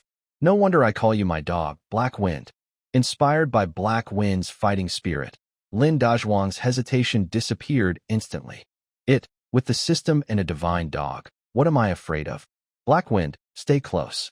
Today, we're going to take it down. Lin Dazhuang made up his mind and carefully followed the trail of the footprints. The wild boar's tracks were clear. It had been charging wildly, leaving many marks behind. Tracking was easy for Lin Dazhuang and Black Wind. After about half an hour, they heard a huff-huff sound ahead, mixed with the cracking of broken branches. Lin Dazhuang immediately stopped, pulling Black Wind to hide behind a large rock. He peeked out quietly to look ahead.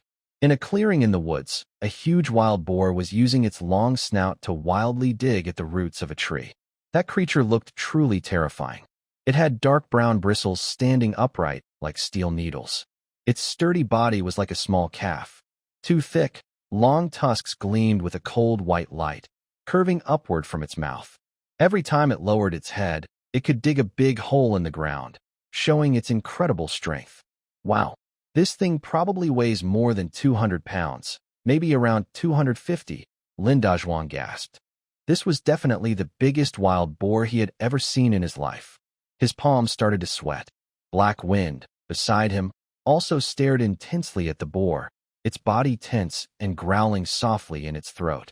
If Lin Dazhuang hadn't held it back, it might have charged forward already.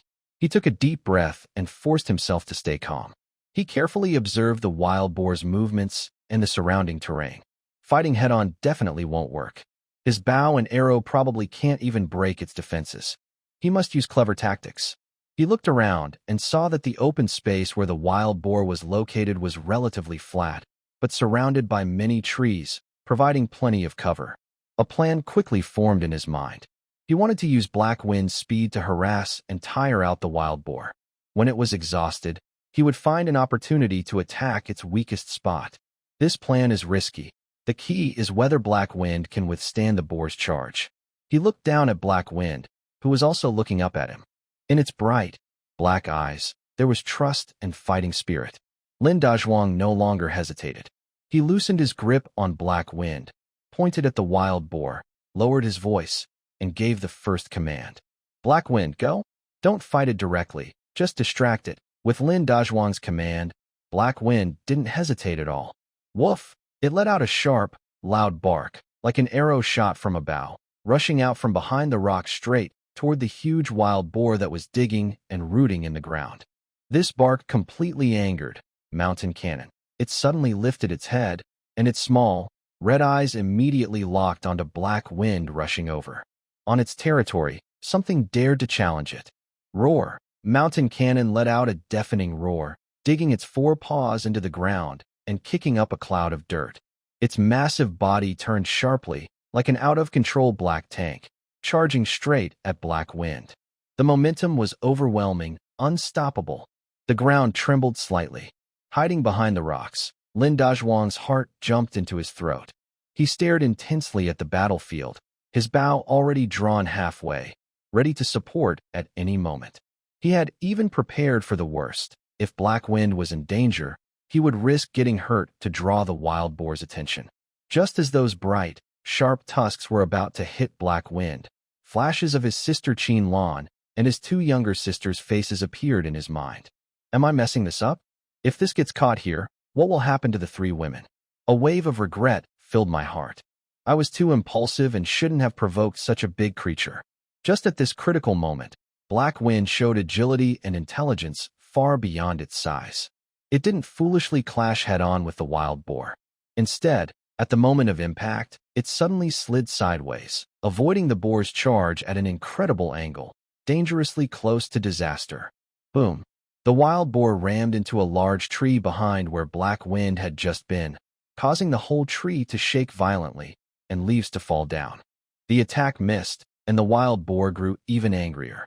It shook its head and turned again, searching for Black Wind's figure.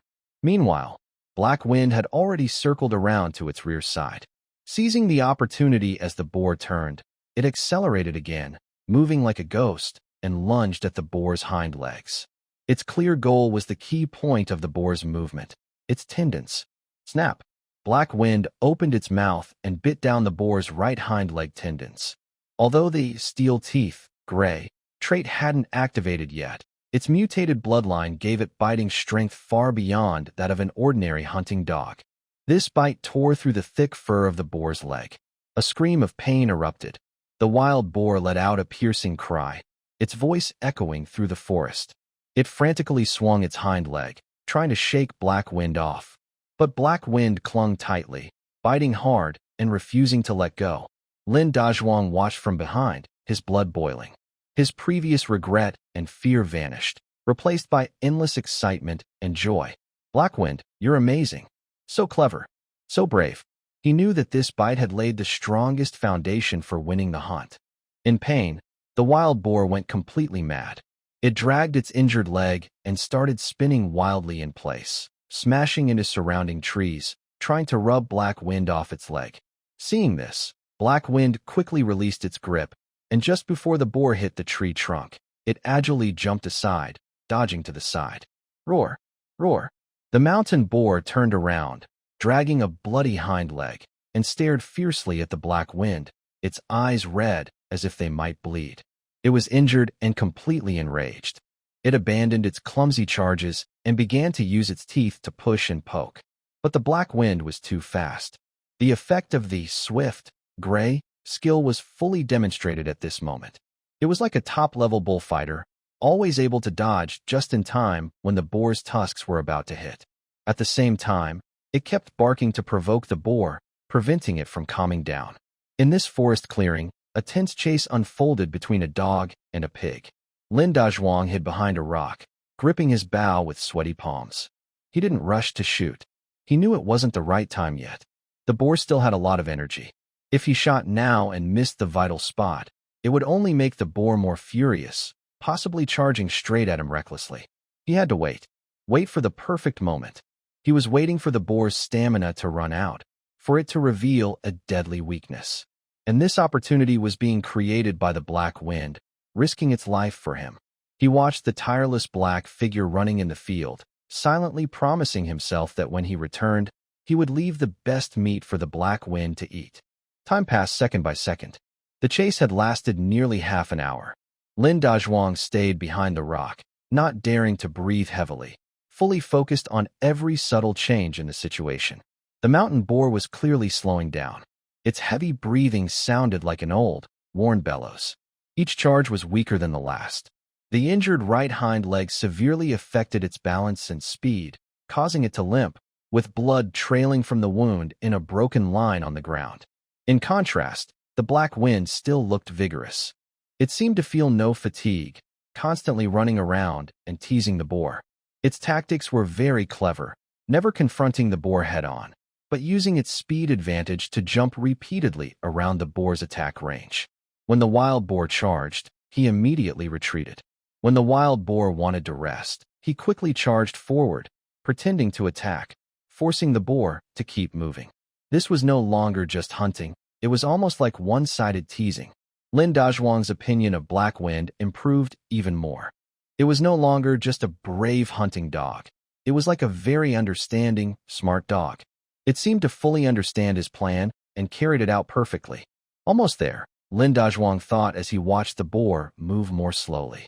The boar was almost exhausted. It was time for him to act. He quietly moved out from behind the rock, circled to the side of the boar, and used a big tree for cover, slowly getting closer. 50 meters, 40 meters, 30 meters. At this distance, he could clearly see the scratches on the boar's body from branches and smell the strong, unpleasant scent on it. The boar's attention was all on Black Wind, and it didn't notice a more dangerous threat quietly approaching. Lin Dazhuang stopped. He slowly raised his bow, nocked an arrow he had carefully chosen, with the sharpest tip. His breathing became long and steady. The effect of the archery mastery, green, skill activated, and he felt everything around him slow down. In his eyes, only the large body of the boar remained. He was searching for a target. The boar's neck? No, it was tough and covered with thick hair, so an arrow might not go through. The boar's body? Even less likely, with ribs and a thick layer of fat acting like armor. The only weak spots were two places: the eyes and behind the ears. Those lead directly to the brain. But both targets were very small, and the boar kept moving its head. Hitting them would be very difficult. Lin Dazhuang was patient and didn't rush. He knew Black Wind would create an opportunity for him. Sure enough, at that moment, Black Wind seemed to sense his plan and suddenly changed tactics. It was no longer just harassment, but a sudden burst of speed, charging straight at the wild boar's front. Woof! Woof woof! It barked aggressively at the boar's face, showing a very provocative attitude. This finally ignited the last bit of anger in the wild boar. It gave up chasing and stopped in place, shaking its huge head and glaring with its blood-red eyes at the dog, as if gathering its final strength for a deadly attack. Now was the time. For a moment, the wild boar's head stopped moving. Lin Dazhuang's eyes flashed with determination. Without hesitation, he suddenly loosened his tense bowstring. Whoosh! The arrow, carrying all his hope and strength, turned into a blurry shadow that was hard to see with the eye. It tore through the air with a sharp whistling sound, accurately shooting toward the boar's left eye. Thud! A dull sound echoed. It felt like time froze at that moment. The arrow, carrying all of Lin Dazhuang's hope, precisely and deeply pierced into the wild boar's left eye. The entire arrowhead, along with half of the arrow shaft, sank into the eye socket. A scream, more tragic and painful than any before, burst out from the boar's throat. That sound was full of endless pain and madness, making the surrounding leaves tremble. This deadly completely destroyed its last bit of reason. Intense pain drove it into total madness. It no longer cared about the black wind in front of it, but, like a headless fly, started wildly crashing into everything around it. Boom! Trees were broken, rocks shattered. The entire forest seemed to tremble beneath this dying giant beast. After shooting that arrow, Lin Dazhuang immediately rolled to the side and hid behind another big tree. His heart was pounding wildly as he stared fixedly at the crazy wild boar. He knew this was the most dangerous counterattack before the beast died. As long as he survived this moment, victory would be theirs. The black wind also stayed alert, keeping far away from the crazed boar, not approaching it. It kept barking nearby, seemingly urging the boar to hasten its death. This intense destruction lasted about 3 or 4 minutes. The wild boar's movements finally began to slow down. Its charges became weak, and its steps started to stumble. A lot of blood flowed from its eyes and mouth. In the end, its large body swayed twice, letting out a reluctant cry, and then it collapsed loudly. Bang! Its heavy body hit the ground, kicking up dust and fallen leaves. Its thick limbs twitched a few times, then stopped moving completely.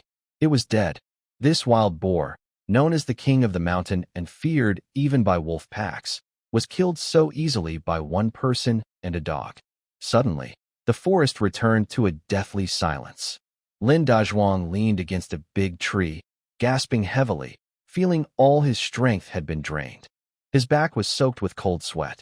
The whole process just now seemed to be mainly black wind attacking, but mentally, he was exhausted. He took a moment to recover before slowly standing upright. Black wind carefully came over, nuzzling his head and making a soft, woof sound, as if to show off or comfort him. Good job, Black Wind. You're really a genius. Lin Dazhuang hugged Black Wind's head tightly, rubbing it fiercely, his excitement making him speechless. Suddenly, the system's notification sounds finally arrived. Ding! Successfully hunted the elite beast mountain boar. Experience 100. Beast pet experience pool 50. Congratulations. The bow and arrow mastery, green, skill has reached full experience and has upgraded to blue. Bow and arrow mastery, blue, your accuracy, power, and range with arrows are significantly improved. Congratulations. The beast pet, Black Wind, has fully gained experience in the divine speed, gray, skill and has upgraded to green. Divine speed, green, the beast pet's running speed and reaction time are slightly increased. A series of system notifications overwhelmed Lin Dazhuang's mind. He gained 100 experience points. His bow and arrow mastery skill upgraded from green to blue. Black Wind's divine speed skill also upgraded from gray to green. This harvest was truly enormous. Even he couldn't quite believe it. He forced himself to hold back his excitement and walked over to the large wild boar's body. Getting closer, he felt an even stronger sense of pressure from the boar. Lin Dazhuang stood beside it, feeling a bit small himself. He checked the boar and saw that its left eye had become a bloody hole, and his arrow was deeply lodged in its brain. A perfect kill. He looked at his upgraded bow and arrow mastery, blue, skill, feeling very confident. He thought that now, even if he faced a running rabbit, he could hit it accurately. Just as he was about to feel proud of his hunt, the Black Wind dog nearby suddenly started acting differently. It didn't go to bite the boar's body, but ran to where the boar had fallen, sniffed the ground intensely, then started barking anxiously. Woof! Woof! It barked and looked back at Lin Dazhuang, its eyes full of urgency. Lin Dazhuang was surprised. What's wrong, Black Wind? Black Wind barked even louder. It no longer looked at him but turned and ran toward a low, dense vine-covered cliff nearby, then frantically dug at the soil with its paws. A thought struck Lin Dazhuang. He immediately realized that things might not be so simple. Black Wind's sense of smell was definitely not random. Could there be something else nearby? He quickly gripped his machete and cautiously moved closer. He held his machete tightly and followed Black Wind closely. He wondered to himself, could there be a second wild boar nearby? No way. Usually, wild boars of this size are solitary and highly territorial. It's unlikely that a second adult boar would appear so close. When he reached the vine-covered cliff, Black Wind was still furiously digging at the soil. Its growling had changed from anxious barking to a slightly excited hum sound. Lin Dazhuang frowned. This sound didn't seem like it was warning of danger. He used his machete to push aside the thick vines. Behind the vines, he saw a hole about half a person tall, dark and deep, but he couldn't tell how deep. The soil around the hole was fresh, clearly recently dug up. A faint smell, with a hint of milk, wafted out from the hole. Lin Dazhuang's eyes lit up instantly. This smell, he knew it very well. It was the scent of young wild animals. A crazy idea suddenly popped into his mind. He quickly pulled aside the black wind that was still digging the soil, crouched down himself, lit a firegrass, and carefully looked into the hole. The firelight illuminated the inside of the cave. At the deepest part of the cave, there was thick, dry grass, and 3 small wild boars with yellow-brown stripes, looking like tiny watermelons, were huddled together, trembling. They looked very young, their eyes not fully open yet, and they were making soft, squeaking sounds. This is a big find. He was truly lucky this time. Lin Dazhuang's heart was pounding with excitement. He never expected that the wild boar he had just killed was actually a mother who had just given birth. No wonder she was so fierce and fighting so hard. She was protecting her babies. A wave of guilt towards the mother boar was replaced instantly by overwhelming joy. These 3 piglets were like 3 moving gold mountains. Baby wild boars are worth much more than adult ones, because they can be raised and tamed. Once grown, whether for meat or sale, they would bring in a lot of money. Especially these newborns. They are easier to raise and more likely to survive. Taking them to town, each could sell for at least 20 or 30 yuan. 3 of them would total nearly 100 yuan. That was more than he earned from the big wild boar he had just killed. Black Wind, you really are my lucky star. Lin Dazhuang excitedly hugged Black Wind and gave it a big kiss on the face. Black Wind was confused but licked his face in return. He put Black Wind down and immediately started to act. He took off his coat carefully, crawled into the hole, and one by one, carried out the trembling little wild boars, wrapping them in his clothes. The little guys were very light, squirming in his arms and making soft squeaks, absolutely adorable. Looking at the 3 little piglets in his arms and the huge wild boar carcass nearby, Lin Dazhuang felt a bit stuck. The harvest was too big for him to handle alone. That wild boar weighed over 200 jin, about 100 kilograms. He could carry it, but walking 10 miles down the mountain with it would tire him out completely. And he still had to carry the 3 piglets. No, he needed help. Lin Dazhuang quickly made a decision. He used vines to make a simple backpack for the piglets and carefully carried them on his back. Then, he went to the wild boar's body, chopped many branches and grass nearby, and covered the carcass tightly. The weather was cool enough that leaving it for a day wouldn't be a problem. He sprinkled some herbal powder around to keep other animals away. After finishing, he patted Black Wind's head. Black Wind, good job. Let's go home and call someone to help carry the meat. He carried the piglets, with Black Wind by his side, happily heading down the mountain. He was already thinking about who to ask for help. The village chief definitely needed to be informed. Also, Master Wang and the workers at the construction site, they worked hard and were honest, could be asked to help. As for others in the village, he thought for a moment and decided to call those he trusted or who didn't gossip much. People like Li Ergu, he wouldn't even consider asking. He not only refused to let them help, but also planned to divide the meat openly in front of everyone once he got back, keeping the best parts for himself and teasing those gossipers.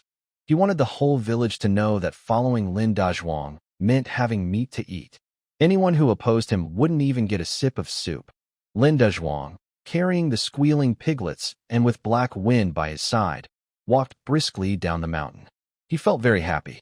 This trip into the mountain not only leveled up his skills and Black Winds, but he also gained 3 little treasures and a big wild boar weighing over 200 jin. This was a huge win. As he walked, he kept thinking. Once he reached the village, he would first ask the village chief to call some people. Before entering the village, the sound of piglets calling from the back basket had already spread ahead.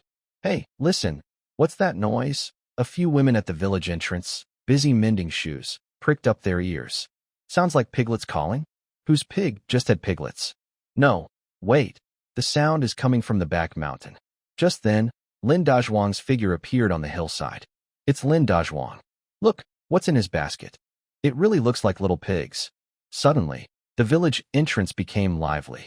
It was common for Lin Dazhuang to bring back hunted game from the mountain, but bringing back live piglets was a first. Dazhuang, where did you get so many piglets? A woman, who was friendly with Qin Lan, asked curiously. Lin Dazhuang smiled and didn't hide anything. Lucky, I found a pig nest in the mountain. When he said that, everyone around took a deep breath. Found a pig nest? That means he probably encountered a sow with piglets. Everyone knew that sows with piglets were some of the most difficult animals in the mountain. They protected their young fiercely and could fight to defend them. The fact that Lin Dazhuang managed to take piglets from under a sow's nose was truly amazing. Dazhuang, you're really blessed by the mountain spirit. Growing up, these piglets will bring in a lot of money. Envy and admiration filled the air. Lin Dazhuang didn't stay to chat and headed straight to the village chief's house. Village chief. Is the village chief at home? Lin Changwei was sitting in the yard smoking dried tobacco. When he heard the call, he looked up and saw Lin Dazhuang. He immediately stood up. Dazhuang, what's going on this time? His eyes fell on the piglets behind Lin Dazhuang and was surprised. Village chief, I went into the mountain and caught a big boar. I can't bring it back alone. I want to ask you to gather some people to help carry it up. Afterward, each family that helps will get 10 jin of meat. Lin Dazhuang said straightforwardly. 10 jin of meat. Lin Changwei's eyes widened instantly. What does 10 jin of pork mean these days? It means a family can have a good year. How big is the boar? Lin Changwei's voice trembled slightly. Over 200 jin, a sow, Lin Dazhuang said casually. What is this? Lin Changwei's pipe suddenly dropped to the ground with a clatter. 2. Over 200 jin? You did this alone. Plus help from the Black Wind Gang. Lin Dazhuang pointed to the black dog wagging its tail at his feet. Lin Changwei looked at the skinny dog, which everyone in the village used to laugh at, now strong enough to look like a little calf. Then he glanced at Lin Dazhuang, who seemed calm and relaxed. He felt like his mind was a bit overwhelmed. What kind of person is Lin Dazhuang? All right. I'll go call people right now. Lin Changwei snapped out of his shock, his face turning red with excitement. This wasn't just about helping Lin Dazhuang. It was also about bringing benefits to the village and making himself look good. He immediately raised his voice and shouted through the village loudspeaker. All the strong men in the village, listen up. Gather at the grain threshing ground. Lin Dazhuang caught a big wild boar weighing over 200 jin on the mountain. We need people to go up and carry it. Each family will get 10 jin of meat. I'll repeat that. As soon as the broadcast started, the entire Linjiao village exploded with activity. What?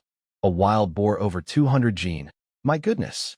Is this real? And they're giving out 10 jin of meat. Hurry and get ropes and carrying poles. In no time, all the able-bodied men in the village, as if possessed, grabbed their tools and rushed to the threshing ground.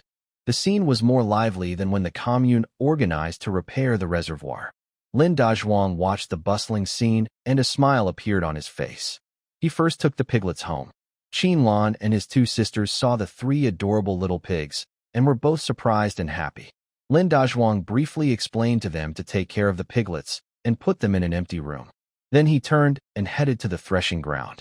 When he arrived, about 20 or 30 people had already gathered, all holding tools, looking excited and eager, staring at him. Even Li Ergu and a few troublemakers, with shameless faces, mingled in the crowd, rubbing their hands and acting very flattering. Lin Dazhuang looked over the crowd, cleared his throat, and spoke loudly. Everyone, uncles and brothers, standing in front of the crowd, his voice was loud and full of energy. The noisy threshing ground instantly quieted down. Everyone's eyes focused on him alone. He didn't rush to speak right away, but first called out a few names from the crowd. Master Wang, you and your apprentices, come out now. Master Wang, the bricklayer building the house, was momentarily stunned. He quickly led a few young men out from the crowd, feeling a bit confused. Dazhuang, what's the matter? You guys have worked hard building the house these days. Later, come with me up the mountain. You don't need to carry anything. Just go and find the way. Afterward, besides your wages, each of you will get an extra 10 jin of meat, Lin Dazhuang said directly. As soon as he spoke, everyone was surprised. 20 jin of meat. Master Wang and his apprentices were all stunned. Then their faces lit up with great joy and gratitude. Oh, Dazhuang, this isn't right. We've already been paid wages. How can we take so much meat? Master Wang said excitedly, rubbing his hands and waving his arms.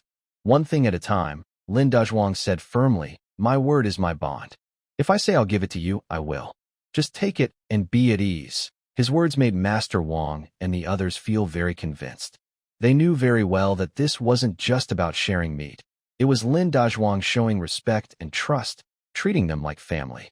From now on, if they worked for Lin Dazhuang, they would give their best effort.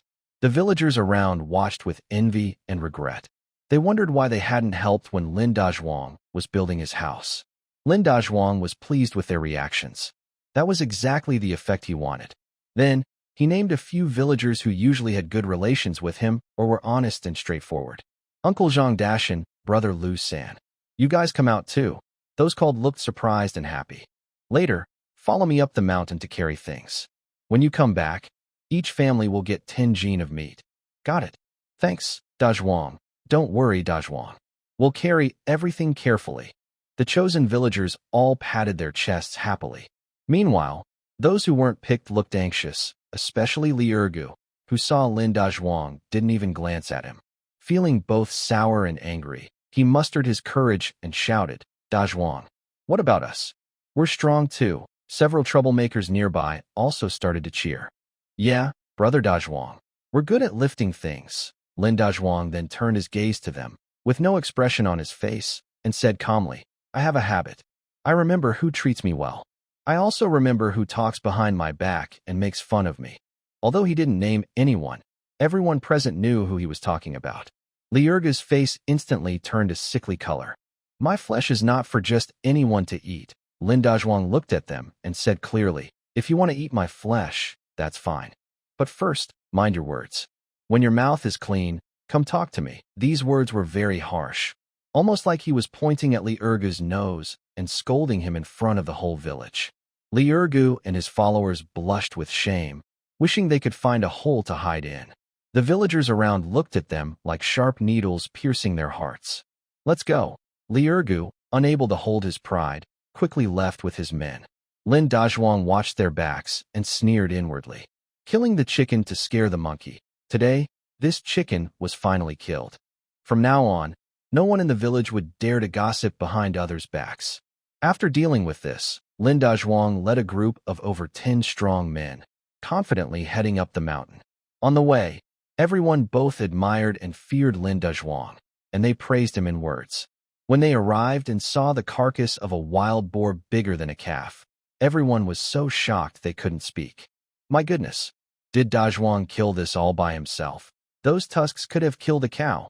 It took a lot of effort, using thick wooden poles and ropes, to tie up this huge beast securely. On the way back, the dozen or so men took turns carrying it, all exhausted and panting. They finally realized how terrifying it was that Lin Dazhuang, alone with just a dog, could take down such a big animal. When the huge wild boar was carried back to the village's threshing ground, the entire Lin family village erupted in excitement. Old and young, everyone ran out to watch. The scene was more lively than a New Year festival. Lin Dazhuang personally took a knife and started dividing the pork in front of everyone. He was skilled with the knife and quickly divided the pig into several large pieces. First, he kept his promise and gave enough meat to Master Wang and the villagers who helped. Everyone who received the meat smiled happily and thanked Lin Dazhuang sincerely. Then, he cut a big piece of the best hindquarter meat and asked village chief Lin Changwei to deliver it to the poorest 5 households in the village. This act made him very respected in the village. Finally, more than half of the remaining pig meat was left. Lin Dazhuang looked at the villagers watching eagerly and said loudly, I will take the remaining meat to sell in the town. But today, everyone who came to watch, as long as you haven't spoken badly about my family behind our backs, come here to get a pig's offal. It's my treat for everyone to try. Although pig offal isn't as valuable as the meat, it's still meat. And if cleaned properly, it tastes very good when cooked. When he said this, the crowd cheered again. Those villagers who hadn't spoken badly before happily went forward to get their share. But the women who had spoken ill before looked regretful and embarrassed, standing there unsure whether to leave or stay. They saw others getting their share while their own families had nothing, and the smell of meat made their mouths water with greed. Seeing this, Lin Dazhuang sneered inwardly. They are the ones craving. He wanted everyone in the village to see clearly that following him meant having meat to eat. Offend him, and you won't even get a sip of soup.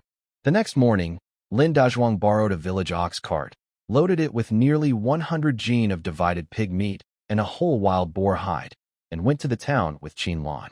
Hei Feng also wanted to follow, but was ordered to stay home and watch the house.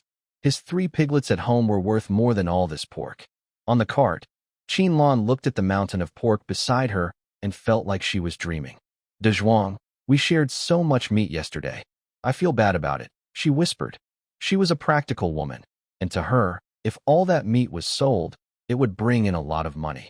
Lin Dazhuang smiled and took her hand. Fool, that's not how you count it. He patiently explained, money is dead, but people's hearts are alive. Our family is doing well now, and we will live in the village for the rest of our lives, spending a little money to make good friends and let everyone remember our kindness makes things easier for us in the future. What is this called? It's called winning people's hearts. In his past life, he was a loner and suffered many setbacks without strong roots. This life, he wants to firmly establish his roots in Linjia village. Qin Lan nodded, seeming to understand, but not quite. Although she didn't understand all these principles, she knew that everything Lin Dazhuang did had his reasons. She trusted him and believed he was right.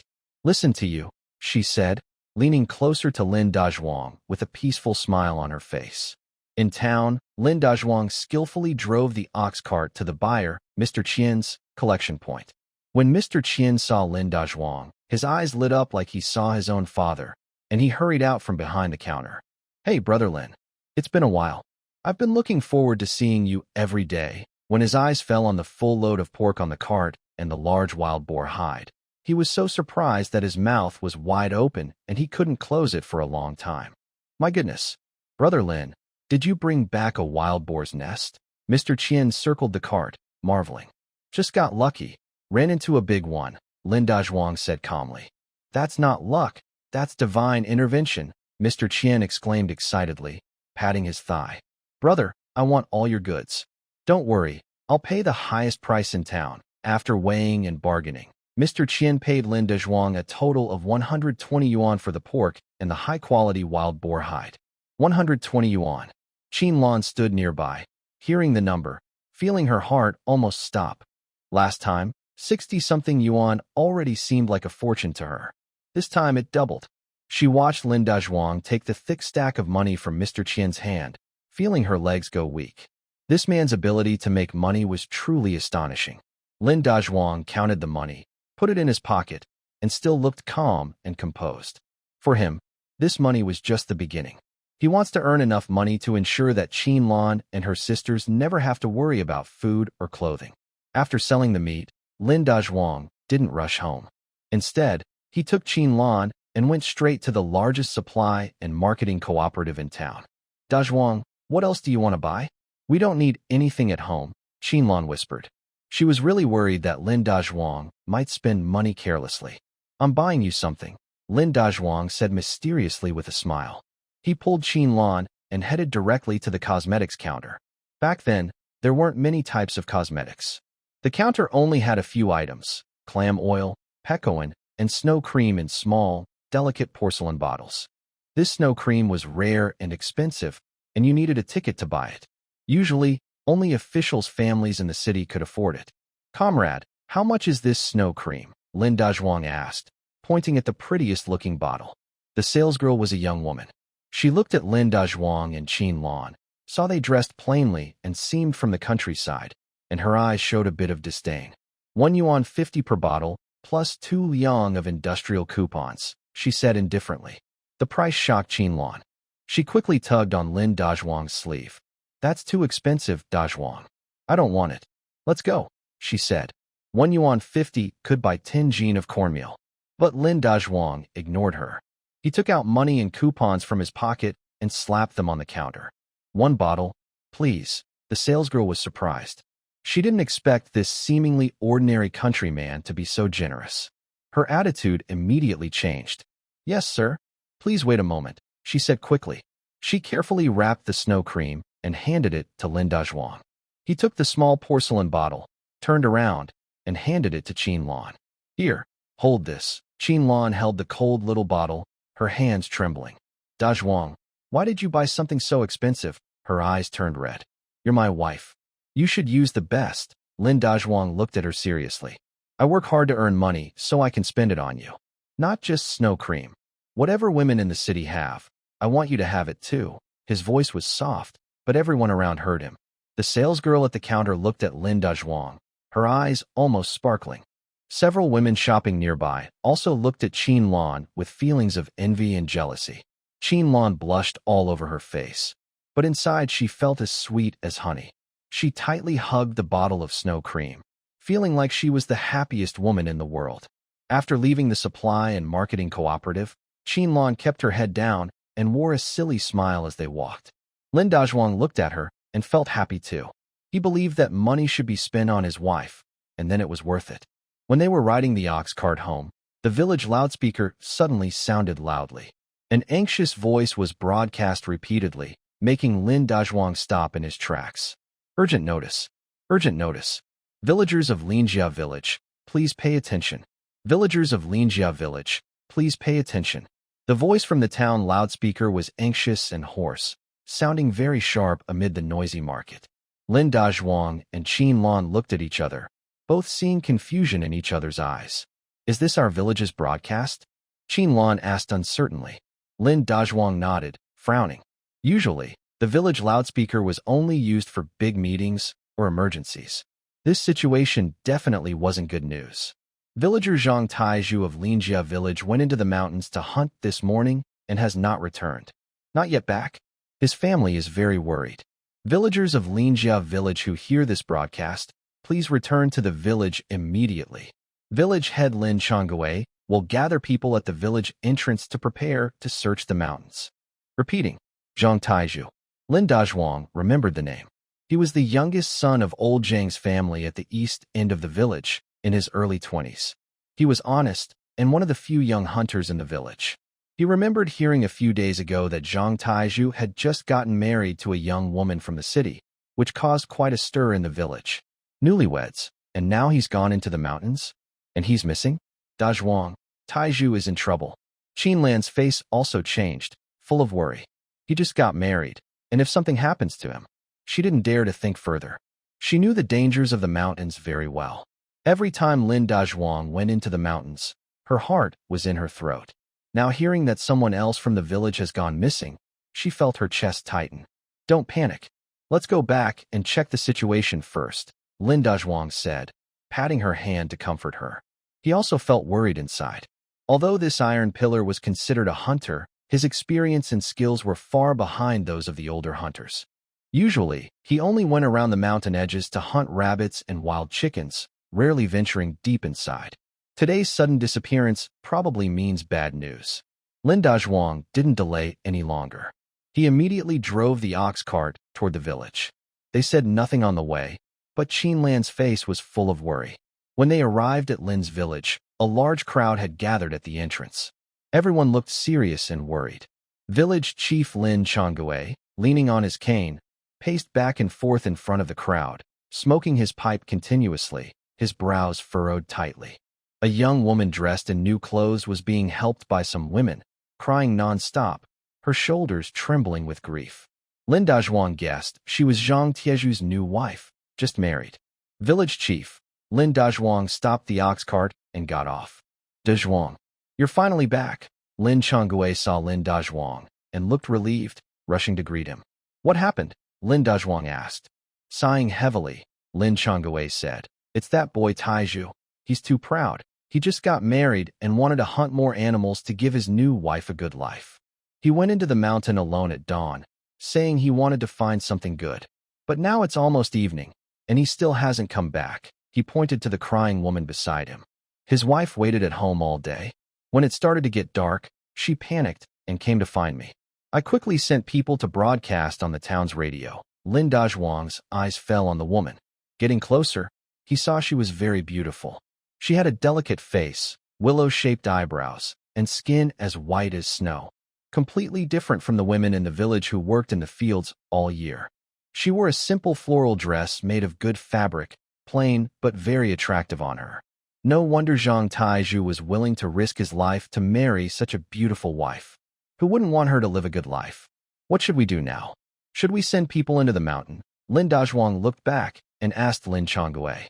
Yes, Lin Changwei replied, looking troubled. But you know, once it gets dark, this mountain feels like a ghost gate. I asked around, and none of the young people in the village dared to lead the way into the mountain. They all said that after seeing you bring back those 2 wolves, they were so scared they wouldn't go into the mountain at night. The villagers' reactions were expected by Lin Dazhuang. Last time, he brought back wolves to show strength, but it also made everyone more afraid of the deep mountain. Dazhuang. Lin Changwei looked at him with a pleading and hopeful look. You see, he didn't finish his sentence, but his meaning was clear. Right now, in Linjia village, only he, Lin Dazhuang, had the courage and ability to go into the mountain at night to find someone. All the villagers looked at Lin Dazhuang with hope. Qinlan nervously grabbed his arm. She didn't want him to go. It was too dangerous. Lin Dazhuang could feel her worry. He turned back and gave her a reassuring look. He looked at his crying new wife, then at the villagers' expectant eyes, and sighed inwardly. Although this Zhang Taizhu had no real friendship with him, he was still a fellow villager, and a life was at stake. Since he had the ability, he couldn't just stand by and do nothing. And this was also a good opportunity. A chance for him, Lin Dazhuang, to become the most respected person in the village. He turned to Lin Changwei and said in a deep voice, Village chief, gather 20 brave young men, each with a torch and a copper bell. He paused, speaking softly but clearly enough for everyone present to hear. I'm going to find this person. Lin Dazhuang's words were like a calming pill, giving everyone who was panicking a sense of direction. Good, good. I knew we could count on you in a critical moment, Dazhuang. Village Chief Lin Changwei excitedly patted his thigh, a look of worry gone from his face. The villagers around looked at Lin Dazhuang with admiration and trust. With Dazhuang taking action, Taizhu will definitely be found. Lin Dazhuang ignored the gossip around him. He turned to Qinlan and said, Lanner, go home first and bring me black wind. Also, prepare some clean cloth strips and strong liquor. We might need them. He always works in an organized way. Going into the mountains to save someone is not about showing off. You must be fully prepared. The cloth strips and liquor are for treating wounds. Black wind is his biggest help in this rescue. Dazhuang. Qinlan looked at him with red eyes. Her lips moved as if to say, don't go, but she swallowed the words back. She knew she couldn't stop him. This man has his own sense of duty and responsibility. All she could do was support him and wait for his return. You must be careful, was all she managed to say. Don't worry, Lin Dazhuang nodded, then turned to Lin Zhangwei, who was already gathering people. Village chief, tell everyone to move quickly. Once it gets dark, the mountain will be even more dangerous. Soon, 20 strong villagers were chosen. Although they were afraid, with Lin Dazhuang leading, they felt braver. And Zhang Taizhu, who had been friends with them since childhood, was among them. No one wanted to see him really get hurt. Qinlan quickly ran back holding Black Wind, carrying a bundle with the things Lin Dazhuang asked for. Black Wind saw Lin Dazhuang and excitedly circled around him. Lin Dazhuang knelt down and petted its head softly. Black Wind, it all depends on you when we go into the mountain later. Black Wind seemed to understand, making a low growl, and its eyes sharpened. All was ready. Lin Dazhuang looked at the sky. The last glow of the sunset had disappeared behind the western hills. Night was falling, like a huge black cloth covering the land. Let's go. With that command, Lin Dazhuang held a torch and led over 20 villagers in a long line, heading toward the back mountain. The new bride also wanted to go, but a few ants held her tightly. She could only kneel at the village entrance, bowing repeatedly toward the departing team, whispering, "Please, bring him back." The mountain forest at night was completely different from during the day. A cold wind making the leaves rustle like countless ghosts whispering. In the darkness, a pair of bright green eyes occasionally appear. It's unclear what kind of wild animal it is, and it makes people feel nervous. The villagers behind are very tense, holding their drums and knives tightly, not daring to leave the group. Only Lin Dazhuang, walking at the front, remains calm and steady. He holds a torch in one hand and a black wind in the other. His eyes are sharp like an eagle, scanning the surroundings. Everyone stay calm and stick close to me. Hold the torch high, work in pairs, and watch out for each other. His steady voice reassures the people behind. Dazhuang, where should we look? The mountain is so big, it's like searching for a needle in a haystack, a young man asks nervously. Quiet. Listen to me. Lin Dazhuang doesn't answer but stops walking. He closes his eyes and fully concentrates, activating the beast tracking, green, skill to its maximum. Suddenly, it's as if an invisible map appears in his mind. Within 500 meters, all smells, footprints, and sounds are clearly reflected back to him in a special way. He is searching for the scent and traces of humans. But the mountain smells are too mixed. The smell of decayed leaves, soil, and various wild animals stinks blend together, confusing his judgment. He opens his eyes, frowning. This isn't good enough. The range is too large, the information too messy, and the efficiency too low. He looks down at Black Wind beside him. A dog's nose, in some ways, is better than his system. He squats down, takes something from his bag, and offers it to Black Wind's nose. It's a cloth shoe, recently taken from Zhang Tieju's house by Qin Lan. Black Wind, smell this. Lin Dazhuang points to the shoe and says, find the owner of this smell, understand? Black Wind sniffs the shoe carefully, then lifts its head and barks at Lin Dazhuang, as if saying got it. Then it presses its nose to the ground and begins to carefully examine, inch by inch. The villagers behind watch curiously, not knowing what the man and dog are doing. After about 2 or 3 minutes, the Black Wind suddenly lifted its head and let out a short bark toward a fork in the road ahead. Then, it looked back at Lin Dazhuang and took the lead, running in that direction. Lin Dazhuang's eyes lit up. Found it. Follow me, he immediately called out to everyone and tightly followed behind Black Wind. The group quickly moved through the dark forest. Black Wind was like a professional guide, always able to find the tiniest clues left by Zhang Taizhu. A piece of crushed moss underfoot, a broken branch. To it, these were like guiding lights in the night. The villagers behind were amazed. Now they finally understood how incredible Lin Dazhuang's dog really was. Wow, is Dazhuang's dog some kind of magic creature? Its nose is so sharp, better than our eyes. Their admiration for Lin Dazhuang deepened even more. After walking about a mile further, Black Wind suddenly slowed down, growling softly with unease, its fur standing on end. Lin Dazhuang's heart sank. He knew this was a sign that Black Wind had detected danger. He quickly made a hand signal, stopping the entire group. Something's ahead. Everyone be careful. As soon as he finished speaking, a strong smell of blood drifted over with the night breeze. The smell was so strong it made people feel sick. The villagers behind, smelling this, turned pale and their legs trembled. What is that smell? Why does it smell so bloody? Could it be Taizhu? A wave of panic spread through the group. Don't scare yourselves, Lin Dazhuang shouted in a firm voice, full of authority. Hold your weapons tight. Whether it's good or bad, we'll find out once we see. His shout finally calmed everyone down. He patted Black Wind on the back to soothe it, then stepped to the front, pushed aside the bushes blocking the way, and carefully moved toward the source of the blood smell. The villagers held torches and followed closely behind him. After walking a few dozen meters forward and passing around a large rock, everyone gasped in shock. In front of them, on an open space, a man was leaning against a big tree, covered in blood. His body was in a large pool of dark red blood. His right leg was gone below the knee. All that remained was a bloody, mangled wound that looked very frightening. That man was Zhang Taizhu, whom they had been searching for all night. Zhang Taizhu. Oh my! His leg! The young men following behind, who were closest to Zhang Taizhu, shouted in surprise and rushed forward. Stop! Don't move! Lin Dazhuang suddenly stretched out his arm to stop them. His eyes weren't on Zhang Taizhu on the ground but fixed on the dark forest around them, sharp as a knife. His beast tracking skill was warning him wildly. There was more than one dangerous thing hiding in the dark around this open space. They were lurking in the shadows, like ghosts, giving off a cold, bloodthirsty feeling. It was wolves. Only a wolf pack could silently surround prey and wait for the best moment to attack. Dazhuang, what's wrong? The young man who was stopped asked confused. We're surrounded, Lin Dazhuang said in a low voice, word by word. As soon as he said that, everyone's scalp tingled with fear. Surrounded? By what? They nervously held their torches and looked around, but all they saw were dark tree shadows.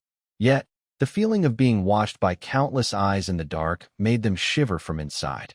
At that moment, Zhang Taizhu, leaning against the tree, seemed to hear their voices. He opened his eyes weakly. His face was as pale as paper, lips cracked and dry, with no color at all. Is that Brother Dazhuang? His voice was faint and weak. It's me, Taizhu. Hang on. Lin Dazhuang looked at him and said firmly, I'm useless now. Zhang Taizhu chuckled bitterly. Heavy blood loss had brought him to the end of his life. Today, I ran into a wolf pack. He struggled to tell what had happened. He had gone into the mountains a bit farther than usual today, hoping to catch a big game to make his new wife happy. Unfortunately, luck was not on his side, and he ran straight into a wolf den. He fought hard and killed a young wolf, but that angered the entire wolf pack. The wolf king bit his leg off, and with his last strength, he crawled here. Brother Dazhuang, I can't go on. Zhang Tiezhu's breathing grew weaker, and his eyes started to look unfocused. With his final effort, he grabbed Lin Dazhuang's pant leg, his eyes full of pleading. Please, I beg you. One thing, tell me. Lin Dazhuang crouched down and looked at him. My wife, Su Wanqiu. She's a good girl. Tears blurred Zhang Tiezhu's eyes. She came from the city. Has no relatives here. If I die, the villagers will surely bully her. I just had a wedding with her yesterday. I haven't even held her hand properly. As he spoke, he coughed violently and spat out blood. Brother Dazhuang, you're a good person, capable too. I beg you, take care of her. Don't look down on her. She's a widow. Just treat her as your wife and marry her. After saying this, he tilted his head, and his hand, which was clutching Lin Dazhuang's pant leg, fell weakly. Zhang Taizhu died. Before he passed, his biggest worry was his new wife, who had just entered the family and whom he hadn't yet loved properly. Lin Dazhuang looked at him silently, feeling a mix of emotions. He didn't expect that coming to help someone would lead to such a heavy responsibility. The villagers nearby also heard Zhang Tiezhu's last words, and their eyes filled with tears. Zhang Taizhu, howl. Just as everyone was mourning, a wild, murderous wolf howl suddenly echoed from the nearby forest. Then, one by one, green eyes lit up in the darkness around them. The wolf pack had finally appeared. The wolf howl sounded like a signal to attack. In the dark forest, one shadow after another quietly emerged. 1, 2, 5, 10. There were more than 10 strong wolves, surrounding the group of 20 or so people in multiple layers. Under the glow of the firelight, the wolves bared their sharp teeth and growled threateningly. Their green eyes gleamed with greed and cruelty. They looked at Lin Dazhuang and his group as if they were lambs waiting to be slaughtered. Wolves. It's a wolf pack. Oh my. So many wolves. The villagers were completely panicked. They turned pale with fear, and their torches and knives trembled in their hands. A few of the braver ones, their legs trembling, sat down the ground. They had never seen such a scene before. Surrounded by a dozen hungry wolves, their small group was no match at all. Everyone, stay calm. Form a circle. Point the torches outward. Lin Dazhuang shouted loudly in this critical moment. His voice was like thunder, instantly waking up the frightened villagers. They instinctively obeyed, hurriedly forming a circle back to back, holding their torches outward to create a simple defensive barrier. Animals fear fire. That's common sense. Sure enough, seeing the flickering flames, the wolf pack slowed their attack, pacing around the outside of the circle, searching for a gap in the defense. Lin Dazhuang stood on the outer edge of the circle, facing the direction where the wolves were most numerous. He wasn't holding a torch, but his beloved bow.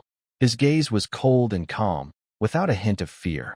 He quickly scanned the entire wolf pack and immediately spotted their leader. A huge wolf, much larger than the others, stood at the back of the pack. The alpha wolf was silver gray, cunning and fierce, with a fierce scar across its forehead. It stood calmly at the rear, observing the situation like a general commanding an army. Lin Dazhuang knew that to catch the thief, he must first catch the leader. As long as he could take down this wolf king, the rest of the wolves would scatter and be no threat. He slowly pulled out an arrow from his quiver behind his back. This was a special arrow, with a tip made of the finest iron, shaped like a triangle, with a blood groove. It was his secret weapon, used specifically against big targets. He knocked the arrow on his bow and slowly drew the bowstring. At this moment, the skill, archery mastery, blue, was fully activated. He felt his heartbeat and breathing merge with the bow and arrow. The whole world seemed to quiet down. In his eyes, only the majestic Wolf King in the distance remained. The Wolf King seemed to sense danger. It stopped walking and suddenly lifted its head. Its fierce eyes, spanning dozens of meters, locked onto Lin Dazhuang's gaze in midair. It sensed a deadly threat from this human. Woo! The Wolf King howled loudly, giving the attack command. It wanted to tear apart all the humans in front of it before danger arrived. With its command, a dozen hungry wolves nearby, ignoring the threat of fire, surged like a tide from all directions, rushing toward the crowd. The villagers screamed in fear, and their formation began to break apart. Everyone stay still. Anyone who moves will die. Lin Dazhuang shouted angrily without turning around. At this critical moment, he relaxed the tension on his bowstring. Whoosh! The arrow, carrying a deadly aura, shot out.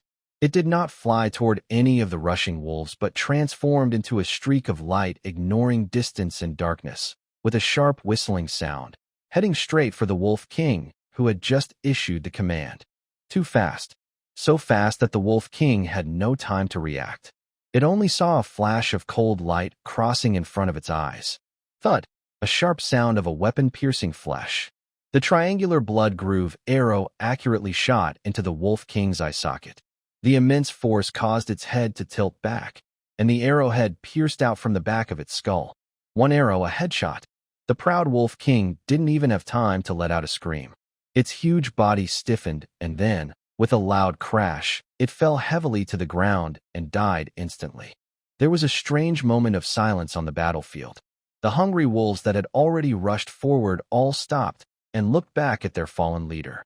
Their green eyes were full of confusion and fear. Black Wind. Attack. Lin Dazhuang seized this fleeting moment and gave the order to counterattack. Wolf. Black Wind, who had been guarding at his feet, let out a loud roar. It transformed into a black lightning bolt and charged forward first. After upgrading to Divine Speed, green, Black Wind was as fast as a ghost. It was like a black dagger, accurately piercing into the chaos of the wolf pack. Its target was very clear, the wolves closest to it, still stunned by the death of their king. With a fierce bite, Black Wind clamped onto the throat of a wolf. Thanks to the steel teeth trait, its biting power was terrifying at this moment. There was a loud cracking sound as the wolf's throat was broken. One strike, one kill. Black Wind didn't hesitate. It released its grip and immediately lunged at the next target. Lin Dazhuang was not idle either. After killing the Wolf King, he quickly drew his second and third arrows. Whoosh, whoosh, whoosh. His speed in drawing the bow was dazzling. Every shot caused a wolf to let out a scream and fall. His archery mastery, blue, trait had made his archery skill almost divine. His shots were precise and deadly. The once fierce wolf pack collapsed completely after losing their leader and several companions to arrows and bites. Their instinct to survive overwhelmed everything. Some wolf must have let out a terrified howl first and turned to run. Soon after, the remaining wolves, like beaten dogs, with their tails between their legs, ran into the dark forest and disappeared in the blink of an eye. A crisis serious enough to wipe out the entire rescue team was suddenly resolved by Lin Dazhuang and his dog in a powerful and unstoppable way. Until the last wolf disappeared from sight, the villagers stood frozen, unable to recover from the shocking scene they had just witnessed. They looked at the wolf carcasses on the ground, and then at the man standing there with a long bow, as steady as a mountain. Their eyes no longer held admiration, but deep respect and awe. Is this still a human? It's clearly a divine being descending from the heavens, like a mountain god. Is it all over? A young man stammered. It's over. Lin Dazhuang slowly lowered his bow and took a deep breath. The intense burst of energy just now had drained him greatly. He walked over to Zhang Tieju's body and looked at him silently. Brother, rest assured. I've avenged you. I will also keep my promise to take care of your wife. He bent down and gently closed Zhang Tieju's wide-open eyes. Late at night, Lin Dazhuang led the rescue team back to Linjia village, carrying Zhang Tieju's body and 7 or 8 wolf carcasses.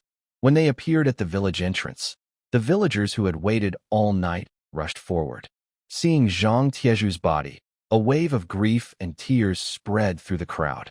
Zhang Tieju's new wife, Su Wanqiu, saw her husband's tragic state and burst into tears, fainting on the spot. When the villagers saw the 7 or 8 wolf bodies behind the team, all the crying and talking suddenly stopped. Everyone was stunned by this shocking scene, speechless. Village Chief Lin Changwei trembled as he stepped forward, looking at Lin Dazhuang. His lips trembled, unable to speak a full sentence. Dazhuang, these wolves, they were all killed by us, Lin Dazhuang said calmly. Zhang Tieju's revenge is complete. The entire village entrance fell into complete silence. If before, Lin Dazhuang was seen as a capable hunter and a talented man in the village, from tonight on, he became the god in everyone's hearts. The protector of the village. Zhang Tieju's funeral was quickly arranged. The whole village was filled with sadness. Amid this sadness, some unkind rumors quietly spread among the women in the village. Did you hear? Taiju married that city girl, and that's why he had bad luck. Exactly. That woman is so charming. She's not a good girl, probably bad luck for her husband.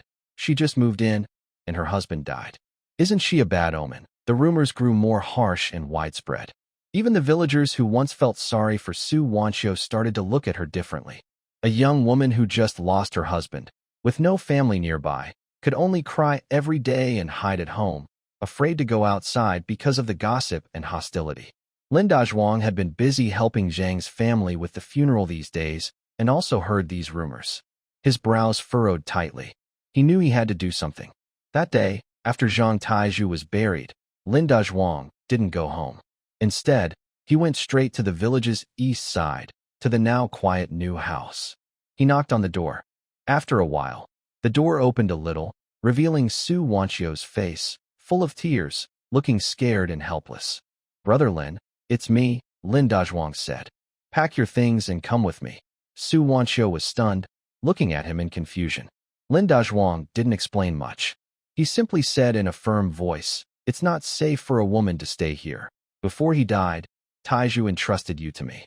From today, you will stay at my house." When he said this, some villagers nearby, who had been peeking and listening, immediately started talking loudly. "What? Lin Dazhuang wants to bring that troublemaker home. Is he crazy? Doesn't he have a wife?" Qinlan, Lin Dazhuang ignored the gossip and just looked at Su Wanqiu, waiting for her answer. She stared at him blankly, not knowing what to say. Stay at his house. Her mind was a mess. In recent days, she has endured the deep sorrow of her husband's tragic death and the malicious gossip from the entire village. She feels like she is on the verge of breaking down. She locks herself in her house, afraid to go outside or see anyone. She feels the whole world is dark and full of hostility. Now, this man, whom everyone in the village reveres like a mountain spirit, stands before her, saying he wants to take her away and protect her. It's like a ray of light suddenly shining into the darkness. "Brother Lin, Lin Dazhuang, I don't want to trouble you." She instinctively refuses. She knows how the villagers talk about her and doesn't want to bring the label of jinx to her benefactor. This isn't trouble. Lin Dazhuang's tone remains calm, but carries an irresistible strength. "This is what I promised Taiju. You, a woman with no family or connections, staying here will only get you bullied. Do you think Taiju wants to see that?" Whenever she mentions Zhang Taiju, Su Wanqiu's tears start to fall again. Yes, Taiju cares for her so much. He wouldn't want to see her hurt. But, your family. She hesitates, knowing Lin Dazhuang's family also includes Qinlan. "My family, I make the decisions," Lin Dazhuang interrupts her. "No more talking. Pack your things quickly. You have only the time it takes to burn a stick of incense." After saying that, he turns and leans against the wall outside the door. He takes out some tobacco from his pocket, rolls a dry cigarette, lights it, and stops looking at her. His firm attitude surprisingly calms her anxious heart. She watches Lin Dazhuang's broad, steady back, bites her lip, and finally nods. She turns around and goes inside to pack her belongings. News of Lin Dazhuang taking in Su Wanqiu spreads quickly through Linjia village like the wind. The villagers' reactions vary. Some think Lin Dazhuang is a man of integrity, true to his promises, and a real hero. But most, especially the women in the village, talk behind his back with a hint of jealousy and sourness. Lin Dazhuang really has a big heart, and he's clever too. That's right. There was already a widow living at home, and now they brought back a younger, more beautiful girl from the city. It seemed like they wanted to share their happiness with everyone. I think Qinlan from next door will have a hard time now. Qinlan heard this news at home. She was in the yard, humming a little tune, feeding the 3 increasingly adorable piglets. The new house was almost finished, and life at home was getting better. She looked forward to her future happily. Next door, Aunt Wang peeked over. "Oh, Qinlan, you're still feeding the pigs?" Aunt Wang looked worried. "Did you know? Your big brother Dazhuang took the new widow from the east end of the village home." Qinlan's smile froze instantly. "Aunt Wang, what are you talking about?" she asked, a little in disbelief. "I'm not joking. Everyone in the village saw it." Aunt Wang lowered her voice. "That girl, Su Wanqiu, is so pretty and lively. Dazhuang said it was what Iron Pillar asked for before he died. Now she's going to live with you. Can you believe that? 1 man, 2 women, from now on." Aunt Wang's words became unclear to Qinlan. Her mind went blank, just a buzzing sound. Dazhuang was bringing that woman home. That woman, younger and prettier than her, from the city. A sudden wave of fear and panic gripped her heart. The pig food bowl in her hand fell to the ground with a loud clatter, but she didn't notice. She didn't doubt Lin Dazhuang, but that woman was just too beautiful. Men, after all, are like cats that can't resist temptation. And this was Lin Dazhuang, bringing her home officially. Thinking about sharing her man and her home with another woman made her feel like a knife was stabbing her heart. No, this can't happen. This home belongs to her. Lin Dazhuang is her man. Qinlan's eyes slowly changed, from shock and panic to a strange kind of determination. She took a deep breath, silently picked up the pig food bowl from the ground, and turned to walk into the kitchen. She did not cry or make a fuss. Instead, she quietly started boiling water and preparing food. However, the 2 young girls, Qin Shui and Qin Shuang, sensed that their sister was a little different today. The atmosphere in the house became very tense. In the evening, Lin Dazhuang finally returned home. He did not come alone. Behind him was a young woman, head bowed, holding a small bundle. It was Su Wanqiu. "You're back." Qinlan came out of the kitchen, her face showing no emotion, just a calm statement. Her eyes fell on Su Wanqiu, sizing her up from head to toe. Su Wanqiu felt uncomfortable under her gaze, nervously clutching her clothes and softly calling, "Qin." "Sister Qinlan." Lin Dazhuang also sensed the strange mood. "Lanner, this is Su Wanqiu. From now on, she will live with us," he explained awkwardly. "I'll take her to the West Wing to settle in first." "Okay," Qinlan nodded without saying more. Lin Dazhuang led Su Wanqiu to the West Wing, which was originally meant for his 2 younger sisters to live in when they grew up. After settling Su Wanqiu, he returned to the main hall and saw that Qinlan had already set the table with food. There were 4 dishes and a soup, all his favorites. In the middle of the table was a bottle of white wine. "Eat up." Qinlan served him rice and poured him wine. "You've had a long day, have a drink to relax." Her tone was unusually gentle. Lin Dazhuang looked at her, feeling that something was off. He knew that Qinlan must have some worries in her heart. He thought she might cry or make a scene, but her current behavior made him feel even more uneasy. They ate in silence, the meal unusually quiet. After eating, Qinlan silently cleared the dishes and prepared the bath water. Everything seemed normal, yet it also felt like nothing was the same. Lin Dazhuang, carrying his thoughts, drank some wine and felt tired. He went to bed early. Just as he was drifting toward sleep, the door was quietly pushed open. A warm, soft body slipped into his bed. The familiar, softly scented body with a faint scent of soapberry suddenly pressed closely against Lin Dazhuang's back.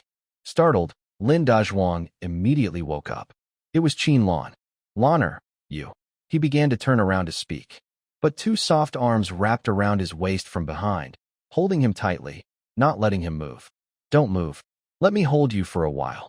Qinlan's voice came from behind him, with a slight trembling and a hint of sadness that was hard to notice. Lin Dazhuang's heart softened instantly. He knew she must be feeling upset. Today, He had been a bit careless, bringing her back without talking to her first. Any woman would feel uncomfortable about that. Lanner, I'm sorry about today. Don't say sorry. Lan interrupted him, burying her face in his back, her voice muffled. I know you're a man who keeps his promises. You promised Taiju, and you will do it. I don't blame you. She said she wasn't upset, but her arms around him tightened more and more, as if afraid he might run away. I'm just feeling a bit anxious, she whispered. That Sue girl, she's really pretty, like someone from a painting, and she's cultured. She didn't continue, but Lin Dazhuang understood clearly. She was feeling insecure and scared. She was afraid that as a rural widow, she couldn't compare to that city girl. She was afraid that her hard-earned happiness might be taken away. Lin Dazhuang felt both pain and amusement in his heart. He turned to face her, found her face in the darkness, and gently stroked her smooth cheek with his rough fingers. Fool, what are you overthinking for? His voice was so gentle it seemed to drip with tenderness. In my heart, no one can compare to you, really? Qin Lan's eyes sparkled in the dark, like stars. Really, Lin Dazhuang said confidently. Su Wanxiu is a kind person. I took her in out of duty and to repay Taiju. But you, Qin Lan, you are the woman I have chosen, the woman I want to spend my life with. You two are not the same. Qin Lan listened, and the heavy feeling in her heart finally eased. But she still felt uneasy. Morality is one thing, but Su Wanxiu lives in the West Wing, and they see each other every day. Under one roof, after a long time. Who can guarantee nothing will happen? No, she must do something. She has to make this man understand clearly who is the real lady of this house. Who is the woman he cannot live without? Qin Lan's breathing suddenly became a little quick. She suddenly turned over and pressed Lin Dazhuang down. Lin Dazhuang was stunned. What? What is going on? Before, Qin Lan was also proactive, but at most she would sneak into his bed and cuddle like a little cat. Today, she was so bold and aggressive. This was the first time. Lana, you. He hadn't finished speaking when Qin Lan leaned down and sealed his lips with her warm mouth. This kiss was different from any before. No longer shy or tentative, but carrying a sense of dominance and declaration of ownership. Lin Dazhuang felt a rush of heat from his feet to his head, and his whole body's blood started to boil. Qin Lan's body was full and soft, like that of a mature woman, now pressed tightly against him. Her incredible elasticity and warmth made him react instantly. She seemed to sense his change, and a proud smile appeared at the corner of her mouth in the darkness. She suddenly grabbed his hands and aimed for a certain spot. She wanted to use this most direct and primitive way to tell him, and herself, that Qin Lan's charm was unmatched by that weak girl from the countryside. She wanted to leave her mark on this man, one that belonged only to her. Dazhuang, tonight. Let me take good care of you. She whispered in his ear with a nearly enchanting voice, ing softly. Lin Dazhuang couldn't handle this anymore. He felt his reason completely ignite and turn to ashes at that moment. He rolled over, taking control, and pressed this daring woman down hard. You little devil, you asked for this. That night was destined to be sleepless. Lin Dazhuang first learned how crazy a mature woman can be when she is jealous. The next morning, as dawn was just breaking, Lin Dazhuang got out of bed, feeling his waist sore and weak. He looked at Qin Lan, who was sleeping peacefully beside him, with a satisfied smile on her face. He felt both annoyed and amused. This woman had really gone all out last night, determined to exhaust him completely. However, after all that, the small tension caused by Su Wanxiu between them was finally gone. Qin Lan clearly declared her authority in the house, and also vented her worries. Lin Dazhuang knew clearly that this matter needed careful handling in the future. In the house, there were two women, one passionate and fiery, the other gentle and calm. To keep peace, he, as the middleman, had to be fair and balanced. He quietly dressed and left the room. Outside, the morning air was a little cool. The new house was already framed, with blue bricks and red tiles, looking very impressive. After washing his face in a basin of water in the yard, the door of the west wing suddenly opened with a squeak. Su Wanxiu came out carrying a wooden basin. When she saw Lin Dazhuang, she paused for a moment.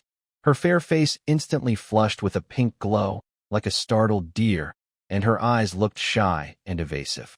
Good morning, Brother Lin, she said softly, lowering her head, her voice barely louder than a mosquito's hum. Good morning, Lin Dazhuang nodded in reply. He looked at Su Wanxiu with some emotion. She was indeed a lovely girl. Oval face, willow leaf eyebrows, wearing old, faded clothes that couldn't hide her scholarly air and gentle demeanor like that of a water town in Jiangnan. No wonder Zhang Taizhu was willing to risk everything for her. Did you sleep well last night? Lin Dazhuang asked casually. When he said this, Su Wanxiu's face turned even redder, and she almost buried her head in her chest. Last night, she lay alone in a strange room, listening to the faint sounds from the main house that made her face flush and her heart race. She hardly slept all night. Although she had no experience, she knew what those sounds meant. They made her feel both scared and curious in a way she couldn't quite explain. She knew that this home belonged to Sister Qin Lan and Brother Lin. Last night, Sister Qin Lan's actions clearly showed who was truly in charge of the house. Still okay, Su Wanxiu whispered, avoiding eye contact with Lin Dazhuang.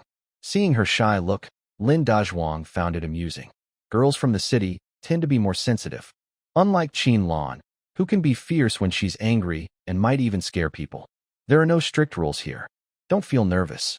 If you need anything, just tell Qin Lan or me, Lin Dazhuang said casually, with a towel over his shoulder. He needed to show his attitude so Su Wanxiu wouldn't feel like an outsider or be left out. Thank you, Brother Lin. Su Wanxiu nodded quietly, her voice still soft. She secretly glanced at Lin Dazhuang with the corner of her eye. In the morning light, the man was shirtless, with tan skin covered in strong, smooth muscles, giving off a powerful vibe. His broad shoulders and narrow waist looked very fit, especially his simple rough cloth pants, which the morning breeze outlined perfectly. Su Wanxiu's face suddenly turned red as if it might bleed. She quickly looked down, her heart pounding wildly, her mind a mess. This Brother Lin was completely different from the other men in the village. He had a calm, reassuring presence, but also a kind of commanding aura that made it hard to look directly at him. And especially that part. She remembered the village women talking privately, saying Lin Dazhuang was big and strong, just as his name suggested. Thinking of this, her cheeks felt hot, and she dared not stay any longer. She hurriedly carried a wooden basin and almost ran into the kitchen to escape. Lin Dazhuang watched her hurried retreat, feeling a bit confused. He hadn't said anything, so why did she run away? He shook his head and didn't think much of it. To him, having one more person in the house meant one more mouth to feed. Although they had earned some money from hunting twice, building a house was an endless expense. What about windows, furniture? None of it was cheap. There are also Qin Lan and her two younger sisters. Now, there is also Su Wanxiu. For women, and their household expenses are not small. Relying only on hunting is a bit slow. Moreover, now everyone in the village knows I can hunt. If I go 3 or 5 days without a catch, there might be gossip spreading. I can't go on like this. I must find a way to improve hunting efficiency and develop a more reliable, long-term way to earn money. I look at the distant green mountains shrouded in mist, and my eyes become deep. It's time to go into the mountains for a big hunt again. Not only to earn enough money, but also to raise my reputation higher, until everyone can only look up to me. I am thinking to myself that first, the efficiency of the bow and arrow is still too low. When I shoot an arrow, whether I hit or miss, it makes a loud noise, easily scaring away other prey. If only I had a gun. This idea started to grow wildly in my mind. In the next few days, I didn't rush to go into the mountains. The new house was almost finished. I spent every day at the construction site, working with Master Wang and others to install doors and windows, level the yard, and busy myself so much I hardly had time to rest. The atmosphere at home maintained a delicate balance amid all this busyness.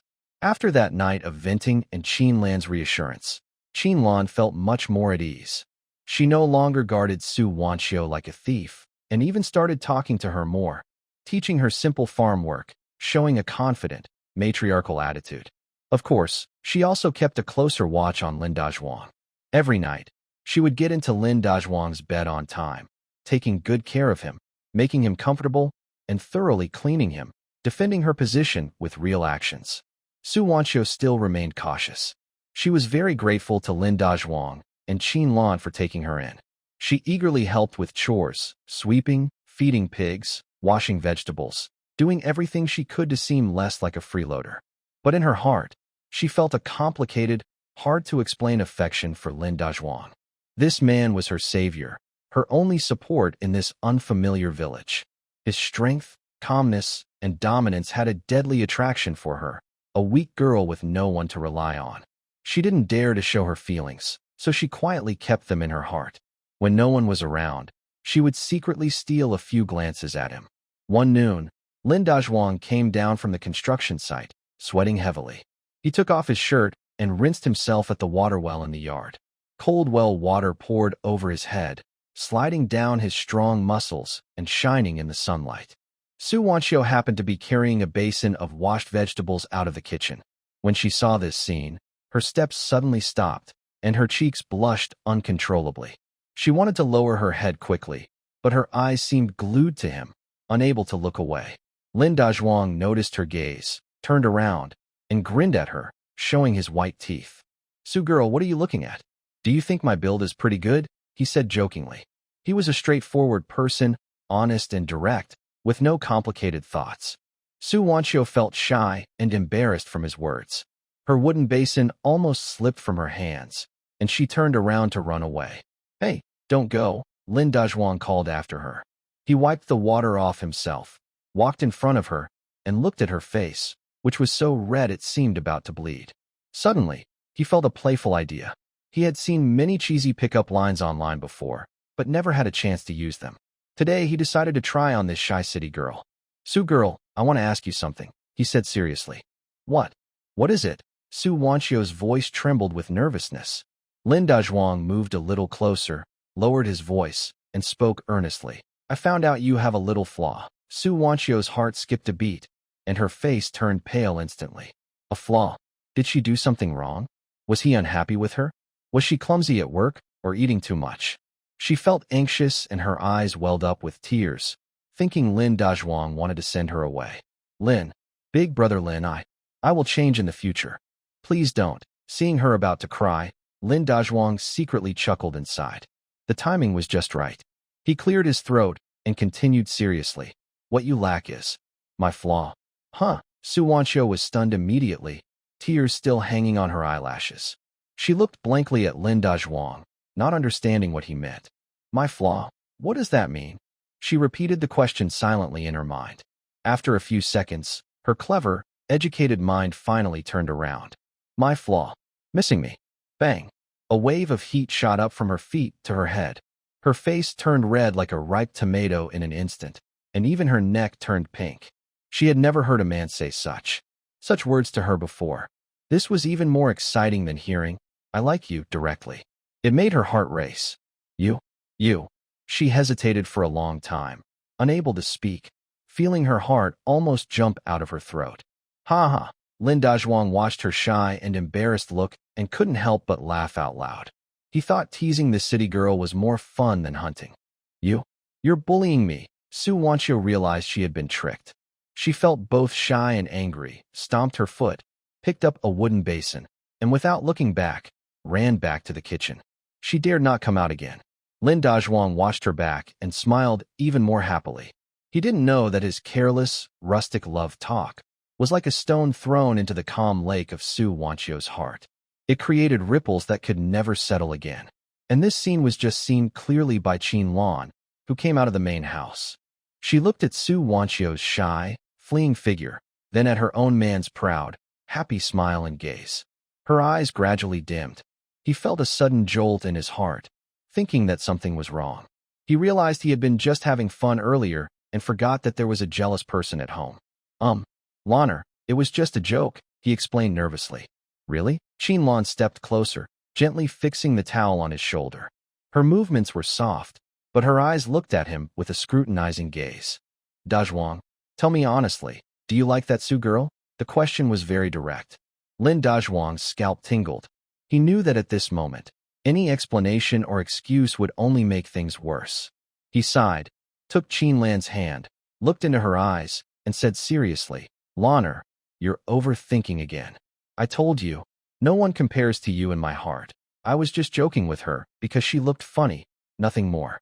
If you don't like it, I won't do it again, okay? He spoke honestly and lowered his attitude.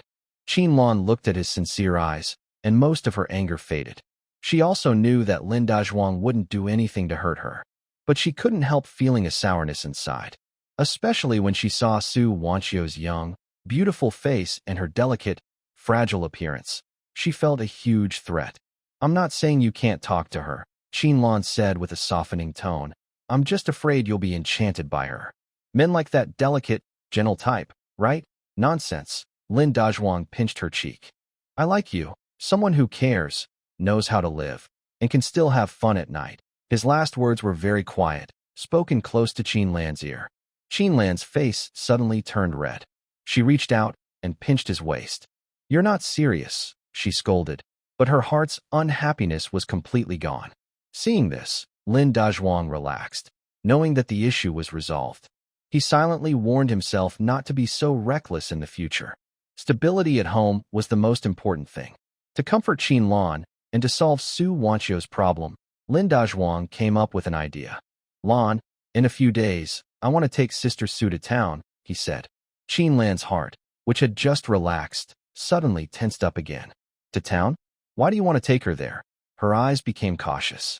Don't worry, let me finish first, Lin Dazhuang quickly said. Look at her. She brought only a small bag when she came, not even a change of clothes. She can't keep wearing the same outfit all the time. And her shoes are almost worn out. I want to take her to buy some fabric, make a couple of new clothes, and buy a new pair of shoes. Otherwise, the villagers might think we're neglecting her. He paused and added. Besides, she was entrusted to me by Taizhu, so I need to take good care of her. I can't let her stay so sad all the time. Taking her out for a walk and to relax would be good for her. His words sounded reasonable, considering Su Wanchio's difficulties and also thinking about the family's reputation, making Qinlan unable to find a reason to argue. Then you can go alone. Why do you have to take her? Qinlan still seemed a bit reluctant. Buying clothes and shoes is not my thing. She should pick what she likes and what fits her. I can't just buy something and have her wear it if it doesn't fit, Lin Dazhuang explained. Qinlan was silent. She knew he was telling the truth. Although she didn't want to agree, her reason told her that Lin Dazhuang's plan was the best. All right. Okay. She finally agreed, but added a condition. You have to go early and come back early. No delays outside. Don't worry, I'll handle it. Are you still not trusting me? Lin Dazhuang said, relieved that she agreed. That settled the matter. The next day, Lin Dazhuang told Su Wanchio about his plan to go to town.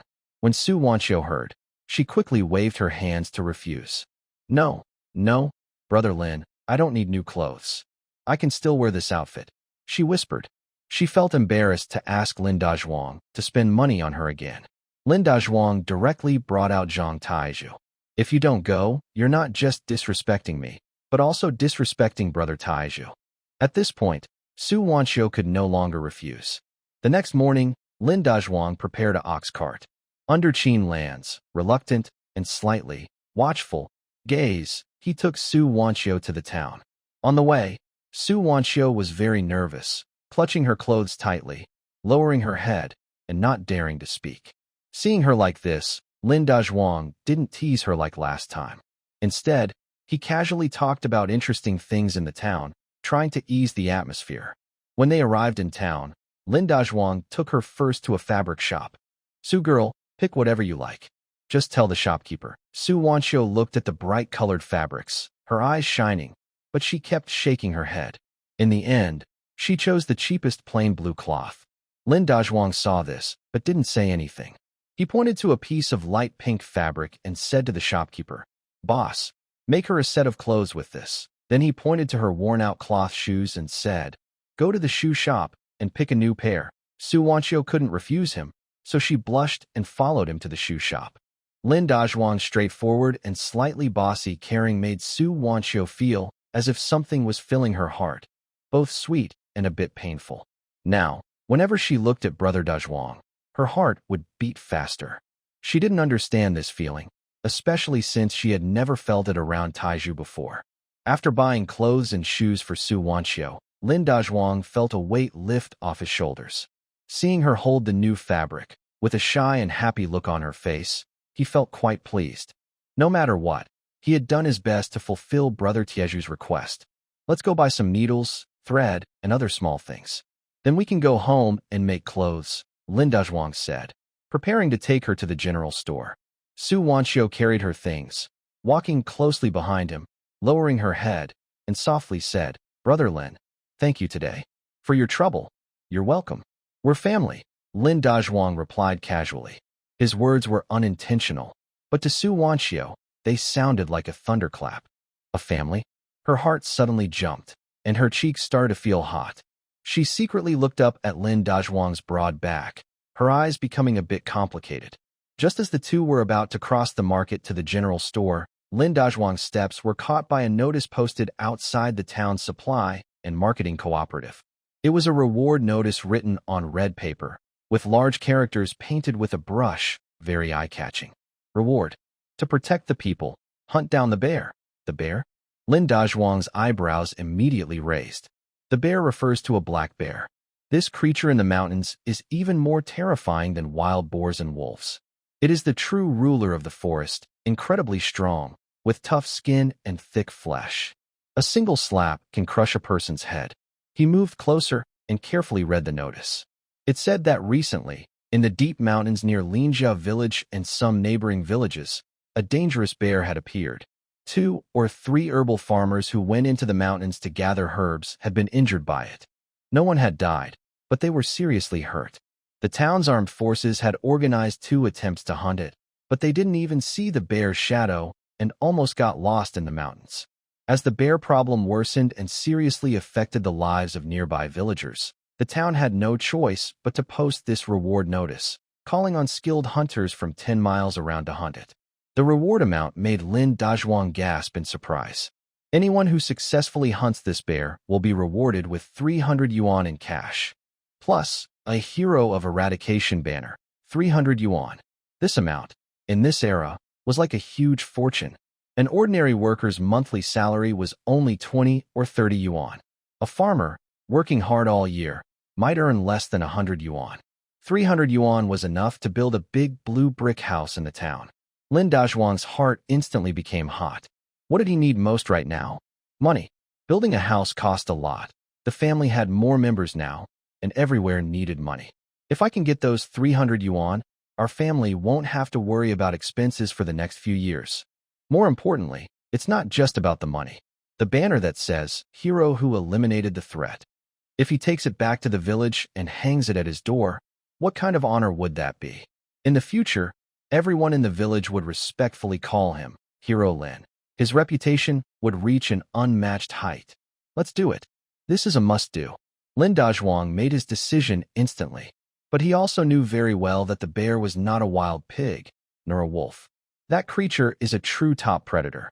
Relying only on his bow, arrow, and black wind, it would be too risky to fight an adult black bear, almost certain death. Even if his bow and arrow were upgraded to a blue level, it would still be hard to deal a fatal. He needed better weapons. He needed a gun. This idea suddenly came back to him, stronger than ever. He turned his head and looked around the town street. In this era, gun control was not as strict as in later times. Some larger towns had special gun clubs or militia arsenals where licensed hunters could buy and maintain hunting rifles. His village was too small to have such places, but this town was the county seat, so there must be one. He pulled Su Wanxiu, who was still a bit confused, and started asking around. After talking to a few passers-by, he found out that on the eastern edge of the town, near the Armed Forces Department, there was a gun repair and sales shop. Without hesitation, Lin Dazhuang took Su Wanxiu and headed straight in that direction. It was a small, unremarkable shop, with an old wooden sign hanging outside that read, Dongfeng Gun Club. Lin Dazhuang pushed the door open, and a strong smell of gun oil hit him. The shop was small, and the lighting was dim. An old man wearing reading glasses, covered in grease, sat behind a workbench, carefully cleaning an old single-barrel hunting rifle. On the wall, there were several different types of rifles, single-barrel, double-barrel, and even older powder guns. Lin Dazhuang's eyes were instantly drawn to the newest double-barrel hunting rifle on the wall. The gun had a shiny blue-black steel barrel and a smooth walnut stock, full of strength and beauty. Master, May I ask, is that gun for sale? Lin Dazhuang asked. The old craftsman heard him, looked up from behind his reading glasses, glanced at him, then lowered his head and continued polishing his gun, replying casually. It's for sale. But do you have a gun license? A gun license? Lin Dazhuang was momentarily stunned. He had truly forgotten about that. In this era, although gun control wasn't strict, not everyone could buy a gun whenever they wanted. You needed proper paperwork. A gun license was usually only issued to honest, experienced hunters who had been in the militia for years and were registered members. He was just an ordinary villager. How could he get such a document? I don't have one, Lin Dazhuang said awkwardly. No license. The old craftsman paused his work, looked at him carefully, and asked, If you don't have a license, why are you here? Just looking around? Go on. I'm busy. He waved his hand, trying to chase him away. Lin Dazhuang's heart raced. This gun was crucial for him to claim the 300 yuan reward and for his future plans. He had to find a way to get it today. Master, please don't be in such a hurry. Lin Dazhuang quickly stepped forward, took out some tobacco leaves from his pocket, and offered them. Have a smoke, and let me finish talking. The old craftsman glanced at the tobacco leaves. Top quality, golden monkey, brand available in town, raised his eyebrows, but didn't chase him away. He took some, rolled a cigarette, and lit it. Go ahead. What's the matter? Well, master, Lin Dazhuang organized his words. My name is Lin Dazhuang, and I am a hunter from Linjia village. You might have seen the bounty notice at the door. In our mountain area, a big bear and a wild boar have hurt several people. I was thinking of helping the people by getting a good gun. He paused and added, I don't have a license, but my hunting skills are well known in the area. Recently, our village's back mountain was threatened by a wolf disaster, with over 10 wolves. I was the only one who took a dog and managed to stop them. If you ask around, everyone in the village can testify to this. He boasted about his brave act of fighting wolves, hoping to impress the old master. Sure enough, after hearing this, the old master looked surprised. Are you the young man who single-handedly took down a pack of wolves, Lin Dazhuang? He asked, looking at Lin Dazhuang with changed eyes. This story has been widely talked about in the town recently, and he had heard about it too. He didn't expect that the seemingly ordinary young man in front of him was the legendary hero. That's me, Lin Dazhuang nodded. The old master's attitude softened noticeably. He took a puff of his cigarette, paused for a moment, and said, I've heard about your deed. You're a real man. But rules are rules. Without a gun license, I can't sell you this gun. If the authorities find out, my shop will have to close.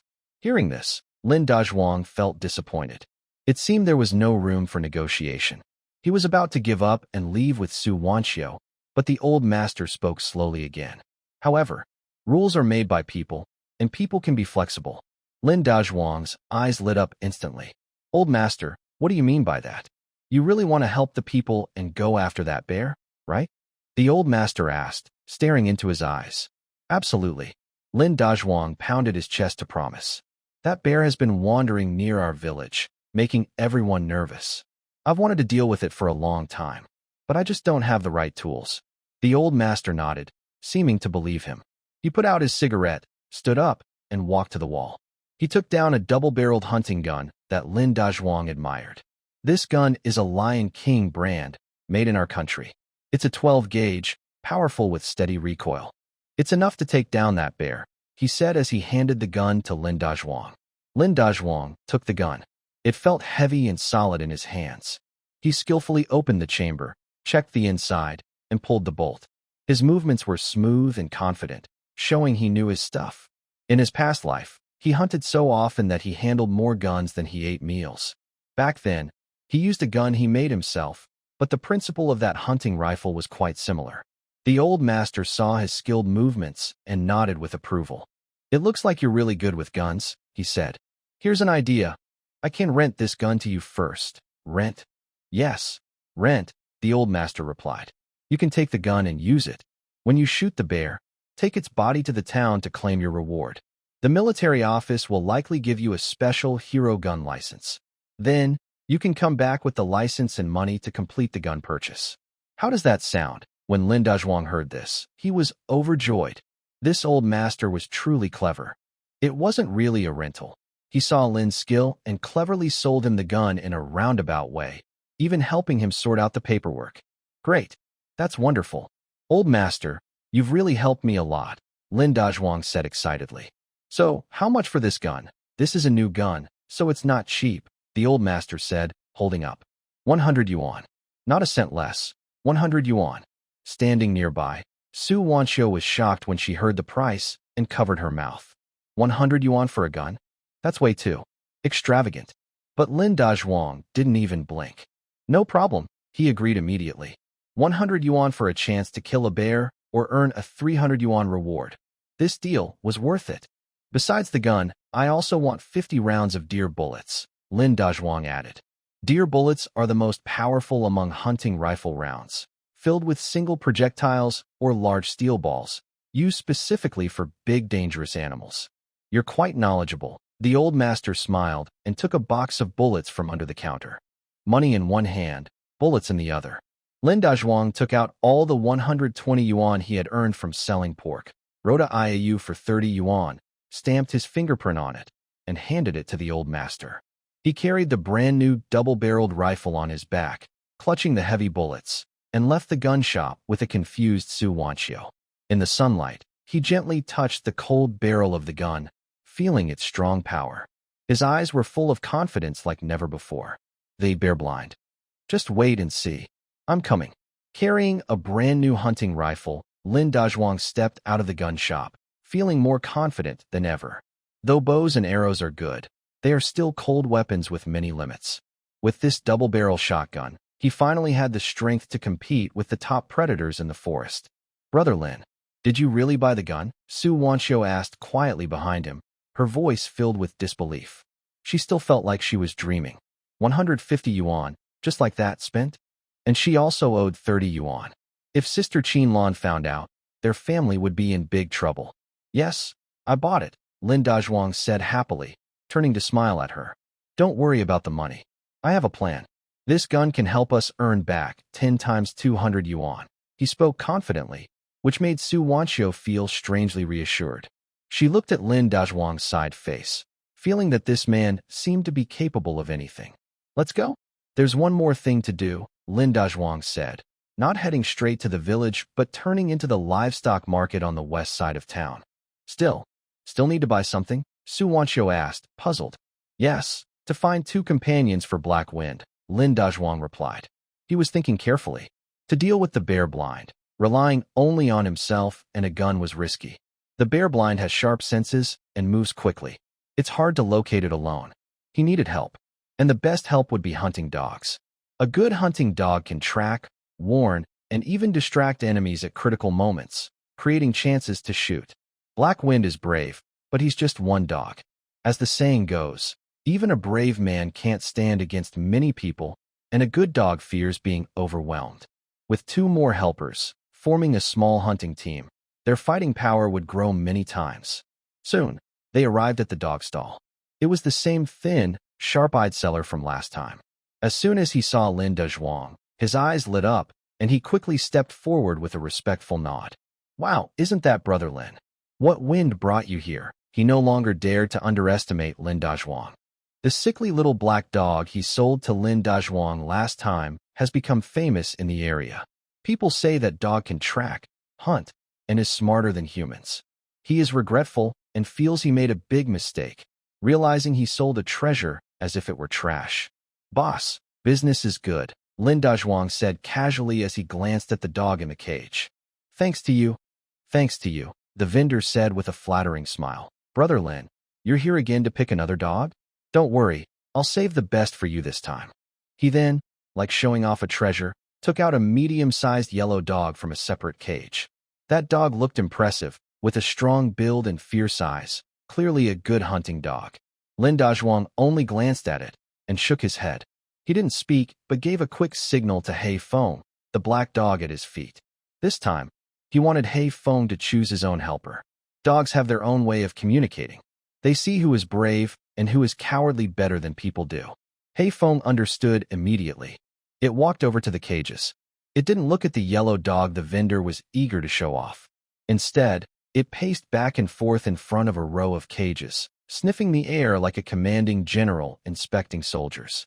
The dogs inside those cages, seeing Hei Feng, looked like mice seeing a cat, deflated, tail between their legs, cowering in the corner, not daring to breathe loudly. Hei Feng's quiet but powerful presence made them feel deep fear. The vendor and Su Wanxiu were stunned. They had never seen a dog with such a strong aura before. Hei Feng circled around and finally stopped in front of two adjacent cages. Inside, there were two unremarkable black dogs. They looked sad and their fur was messy.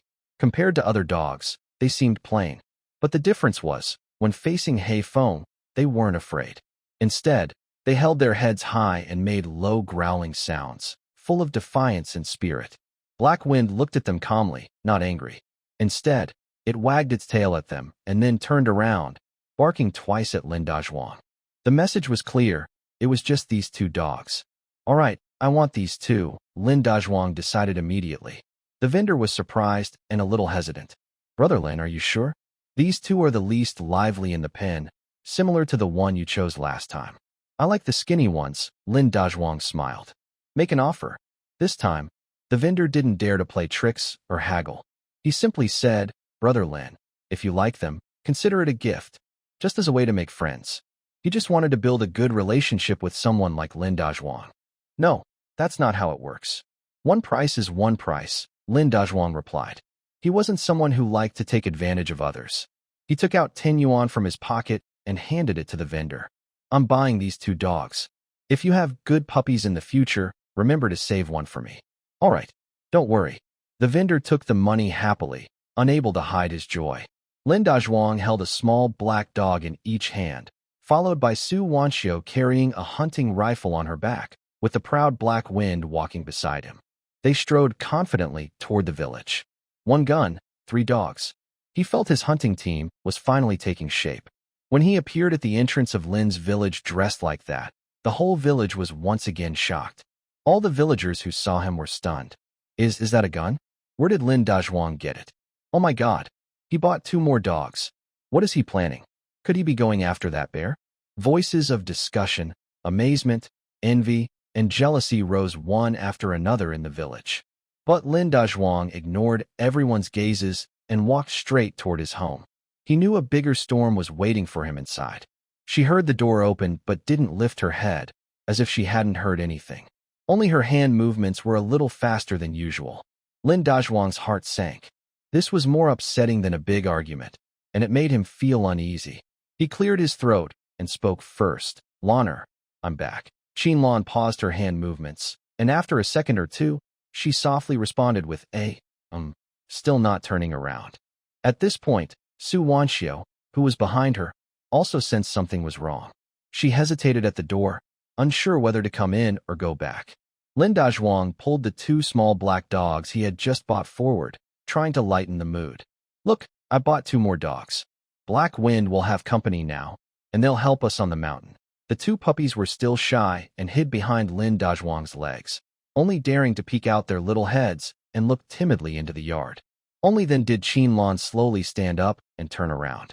She first looked at the 2 skinny black puppies, then her gaze crossed Lin Dazhuang and landed on Su Wanxiu behind him, finally returning to Lin Dazhuang's new hunting rifle. Her expression was calm, showing no emotion. Her face, usually gentle and smiling, was now expressionless. You've been gone a day, she said softly, as if talking about something unrelated to herself. Buying the gun and choosing the dogs took too long, so I was delayed, Lin Dazhuang explained. Oh, Qin Lan replied, lowering her head and patting the dirt on her hands. Dinner is almost ready. You all sit first. After saying that, she turned and went into the kitchen, her back straight and firm. Su Wanxiu looked even more uncomfortable. She tugged at Lin Dazhuang's sleeve and whispered, Brother Dazhuang, I think I'll go back to my room now. Well, Lin Dazhuang wanted to say more, but seeing her expression, he knew he shouldn't say anything further. Managing 2 women at once, he still lacked experience. Then go ahead inside. Su Wanxiu responded, glanced toward the kitchen, and hurriedly left. In the yard, only Lin Dazhuang and the 3 dogs remained. He sighed, tied the 2 small dogs to a post in the yard, then picked up his hunting rifle and went into the kitchen. Qin Lan was standing with her back to him, in front of the stove. She was chopping wild vegetables on the cutting board with a knife, making a rapid thud, thud, thud sound. Lanner, what's wrong? Lin Dazhuang asked softly as he approached her. Nothing, Qin Lan replied without looking up, her knife moving even faster. Did someone bully you? No. Lin Dazhuang looked at her tense face and the slight redness in her eyes. As a grown man, he suddenly felt helpless. He would rather fight a bear than face this scene. After thinking for a moment, he managed to say, the town was pretty lively today. Next time, let's go together, for a whole day. He didn't say more, but as soon as he did, tears suddenly streamed down Qin Lan's face. She quickly dropped the knife and wiped her face with her hand, but the tears kept flowing like beads breaking loose, unstoppable. She didn't cry out loud.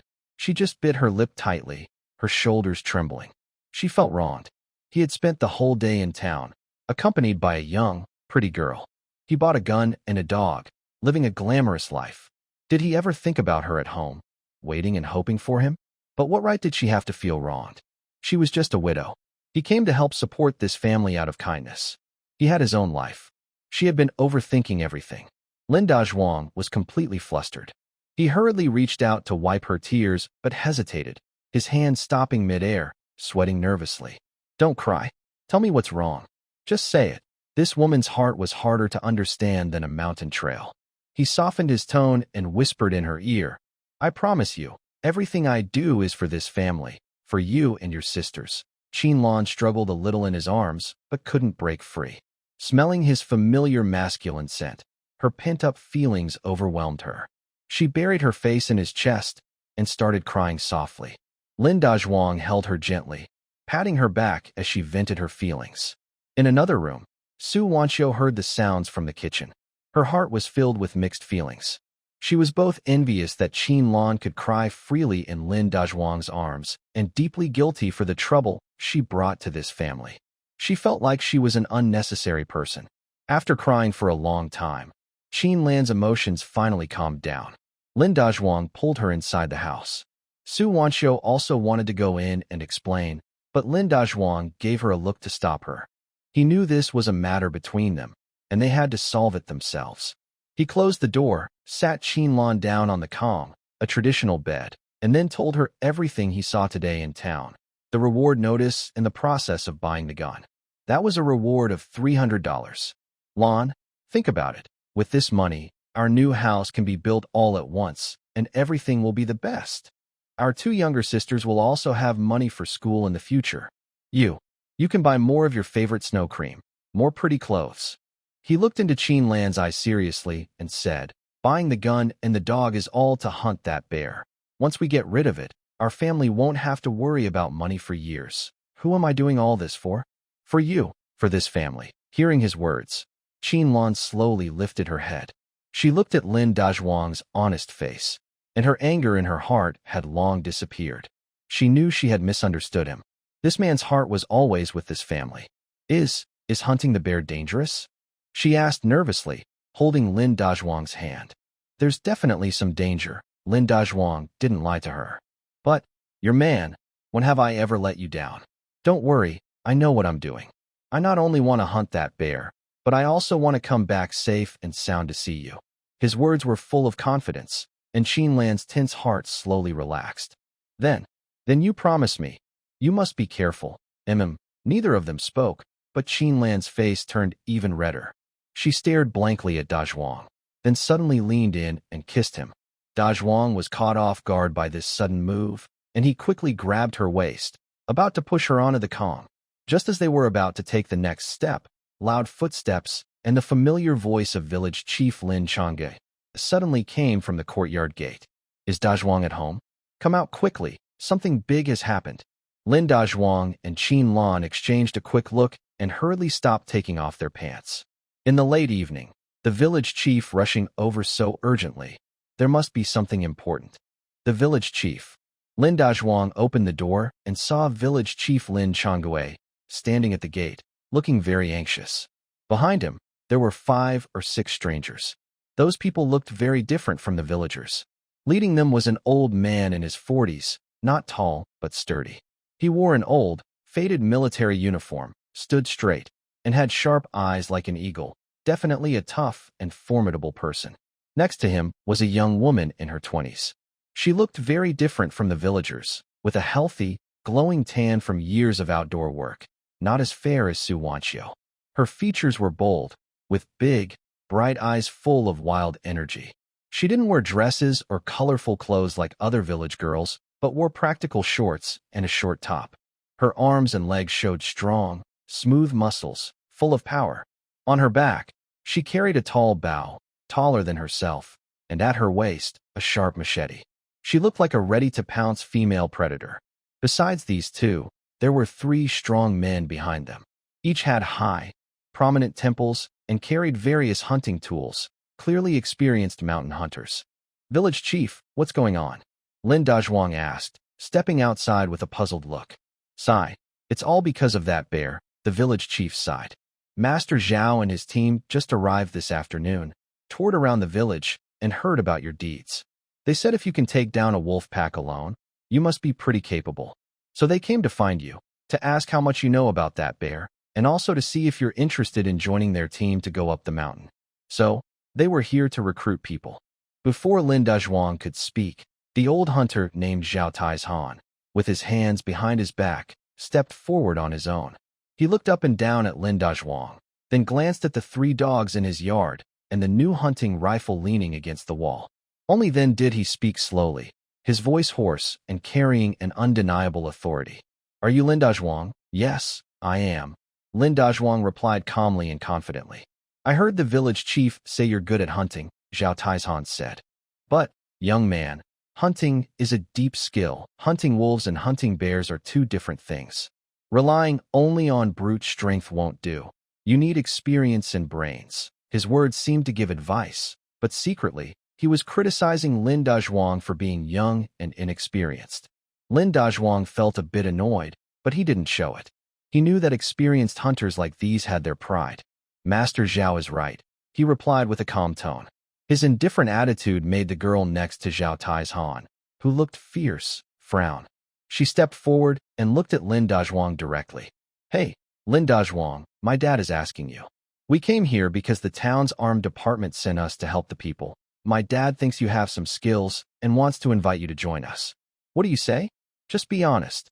This girl was very straightforward, unlike her father, with no hesitation or beating around the bush. Lin Dazhuang looked at her and smiled. "Mississippi Hunyu, right?" he said. "I appreciate your kindness, but I usually prefer to work alone. I don't like teaming up." His words were a polite way to refuse. He had a system and 3 divine dogs. Working alone was much easier for him. Joining this group meant being restricted and following their commands, which he wasn't interested in. Most importantly, he wanted to keep the 300 yuan reward for himself. As soon as he spoke, the faces of Zhao Taizhan and his apprentices behind him darkened instantly. To them, they had invited Lin Dazhuang out of respect, giving him face. But they didn't expect this young man to refuse so blatantly and outright. "Ungrateful," one man muttered quietly. Zhao Tieshan's face looked a bit unhappy. He looked at Lin Dazhuang and snorted coldly. "Good, you have spirit. Since you want to go solo, we won't stop you. But I must say this first." He pointed toward the back mountain and said carefully, "That bear is not an easy opponent. If you don't have real skill, don't take on that kind of job. Otherwise, if you fail to catch the bear, you might end up getting hurt yourself." Zhao Tieshan's words were firm and serious, full of warning. In his opinion, young Lin Dazhuang was a bit reckless. He had only been hunting for a few days and had some small success, but he didn't realize how dangerous it was. What kind of bear was that? It was the king of the mountain. A tough opponent even tigers would think twice about. Their professional hunting team was made up of the best hunters in the county, and none of them were confident they could catch it easily. And Lin Dazhuang, just one person with 3.5 dogs, wanted to challenge the bear alone? That was asking for trouble. Lin Dazhuang heard the disdain and contempt in his words, but he didn't get angry. He just smiled and said, "Thank you for your warning, Master Zhao. I understand." His calm attitude made Zhao Taizhan feel a bit embarrassed, and his face darkened further. He snorted and ignored Lin Dazhuang, turning to the village chief, Lin Changwei. "Village Chief Zhang, since he doesn't want to join, we won't force him. Please help us find a place to stay. We'll rest here tonight, and early tomorrow morning, We'll head into the mountain. All right. Lin Changwei quickly nodded and agreed. He was feeling a bit worried inside. He originally wanted to arrange a cooperation between Lin Dazhuang and the professional hunters, thinking it would be safer. But neither side was willing, and the plan fell apart. The village chief and Zhao Tieshan's group went to a vacant house at the village committee to settle in. Before leaving, a girl named Hunia looked back at Lin Dazhuang and gave him a deep look. In her eyes, there was curiosity, defiance, and a strange sense of challenge. She seemed eager to see how capable this man was, who dared to refuse her father's invitation. After they left, the yard became quiet again. Qinlan came out of the house, her face showing worry. Dazhuang, why don't you go with them? I think those people are quite capable. If everyone goes together, it would be safer, she whispered. In her view, Lin Dazhuang's decision was too risky. Lanner, don't you trust my skills? Lin Dazhuang teased her nose with a smile. Don't worry. Those folks look intimidating, but once we get into the mountains, who knows who is strong and who isn't? He spoke casually, but inside, he was more cautious about Zhao Taizhan. That old man was definitely experienced and clever. His eyes were sharp and dangerous. He had to be careful and not let him get ahead. So, are you going up the mountain tomorrow? Qinlan still felt uneasy. Not yet. Lin Dazhuang shook his head. I need to prepare first. He knew that to do a good job, he needed the right tools. Dealing with someone like Xiong Xiezi, no matter how much he prepared, was still a challenge. That night, Lin Dazhuang didn't rush to rest.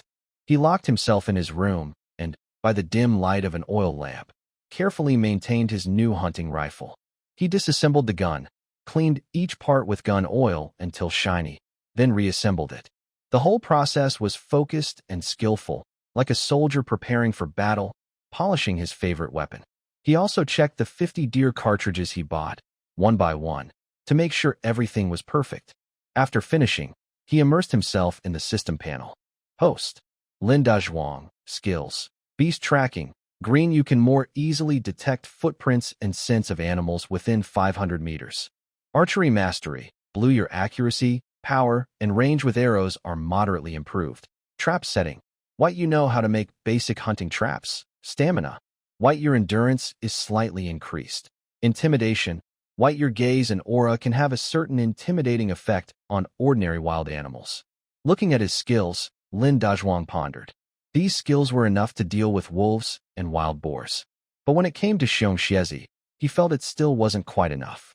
Especially the word, deterrence. It probably won't work well against a fierce beast like Bear Blind. I need to think of a way to get some more powerful skills or traits. His gaze fell on the 3 dogs in the kennel. Beast pet. Black Wind. Breed. Chinese rural dog. Bloodline mutation. Level. Growing stage. Loyalty.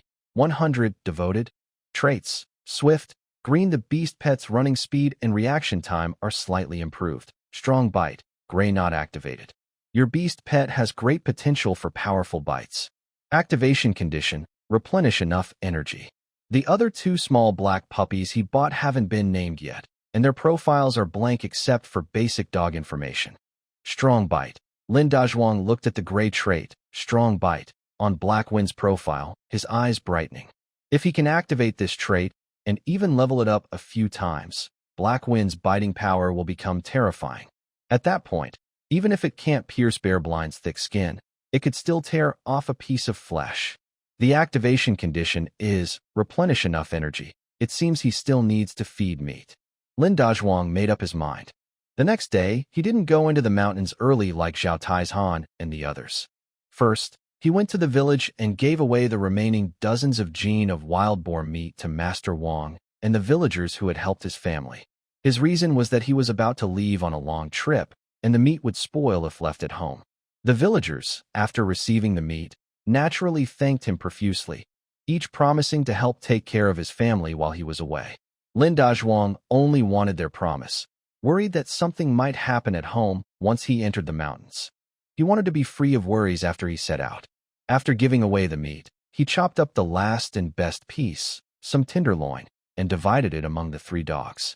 He wanted them to eat well before the expedition and be in top condition. Watching the 3 dogs gobble up the meat, Lin Dazhuang felt full of hope. Meanwhile, Zhao Taizhan and his group, led by some young villagers, had already packed their gear and headed into the mountains in a mighty procession. The villagers watched their professional efforts and thought that the bear was definitely going to be killed this time. As for Lin Dazhuang, who refused the invitation yesterday but was sharing meat at home today, the villagers' opinions started to change. Wasn't Lin Dazhuang pretty confident yesterday?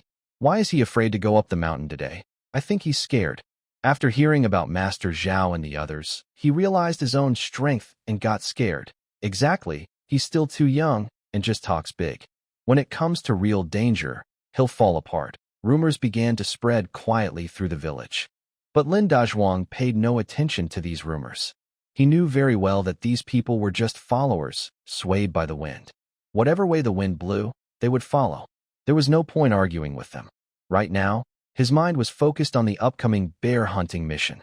He knew that Zhao Taizhan and his team, although experienced and well-equipped, had a big weakness. They didn't understand this bear. When they went into the mountain, they were like headless flies, relying only on basic tracking skills to find the bear's trail across the vast mountains. The mountain was so big that by the time they found the bear, it would be too late. But he was different. He had a system, a skill called beast tracking, and 3 highly sensitive hunting dogs. When it came to finding prey, he was the best. So he was in no rush. He planned to let Zhao Taizhan and his team explore the mountain first and stir up trouble. Meanwhile, he would stay at home, rest, and prepare himself to be in top condition. When the right moment came, he would strike back quickly and decisively. That morning, Lin Dazhuang stayed at home, accompanying Qin Lan and his 2 sisters, and also contacted Su Wanxiu to strengthen their relationship. He named his 2 new black dogs. One, fast and agile, was called Lightning. The other, loud and strong, was called Thunder. Black Wind, Lightning, Thunder. His 3-dog hunting team finally had a name. Qin Lan watched him train the dogs in the yard, her face full of worry, but she didn't say anything. She knew that once this man made a decision, no one could change it. Her only task was to take good care of the home, so he wouldn't have any worries. Su Wanxiu was nearby, quietly helping him by handing him water and a towel. She watched Lin Dazhuang command the 3 dogs, her beautiful eyes shining with admiration. She realized that this man seemed to have endless charm. In the afternoon, Lin Dazhuang estimated that it was about time. He slung his new hunting rifle over his shoulder, loaded with bullets, and also carried a machete and a sharp skinning knife at his waist. He whistled to the 3 dogs, who had finished eating and were full of energy. Black Wind, Lightning, Thunder, let's go. Follow me up the mountain to work. The 3 dogs excitedly barked and ran around him happily. Dazhuang, Qin Lan, and Su Wanxiu ran out of the house together, both women showing worried expressions.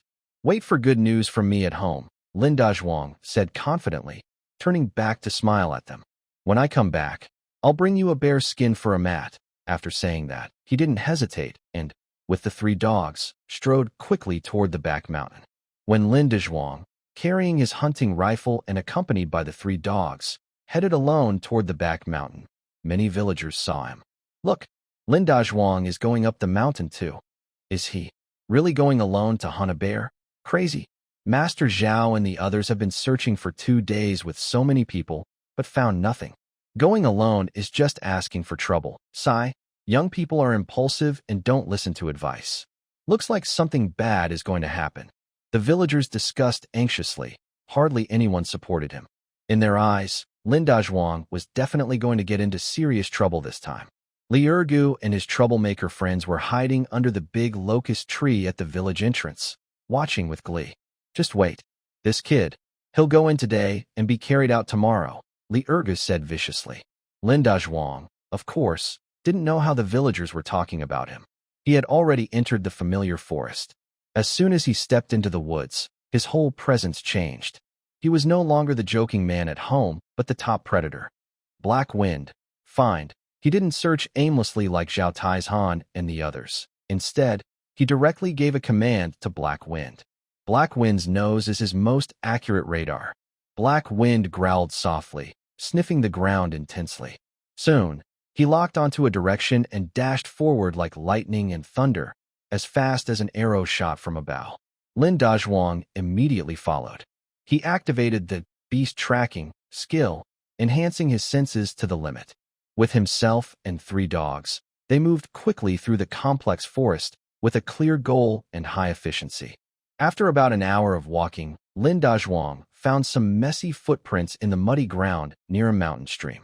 He crouched down and examined them carefully. These are Zhao Tieshan's footprints, he quickly judged. From the direction of the footprints, it seemed they lost their way here and circled around a few times.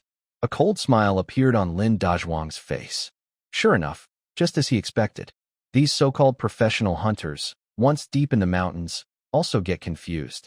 He didn't follow their footprints, but kept following Black Wind's lead. After walking another half hour, Black Wind suddenly slowed down and let out a cautious low growl. Lin Dazhuang's heart moved. He immediately raised his hunting rifle, disengaging the safety. He knew they were close to the target. Silently, he pushed aside the bushes in front of him. A huge, dark figure suddenly appeared in his view. It was an enormous black bear.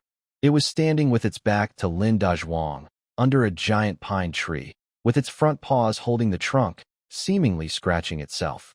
Lin Dazhuang's heart jumped to his throat. He didn't expect to come face to face with this mountain king so quickly. He instinctively raised his gun to shoot. But at that moment, his peripheral vision caught sight of some sneaky figures on the other side of the...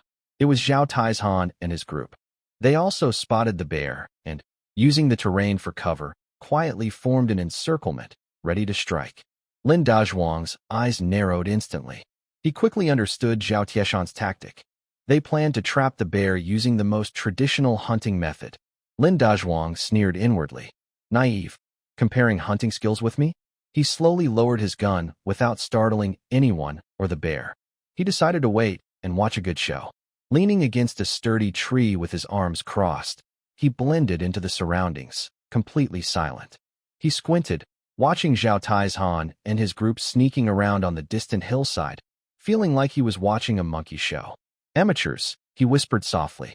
In his opinion, Zhao Taizhan and his so-called professional hunters made a deadly mistake. They underestimated this bear. They thought that with many people, they could trap the bear using traditional encirclement methods. This approach works for wild boars, but for a bear? It's a joke.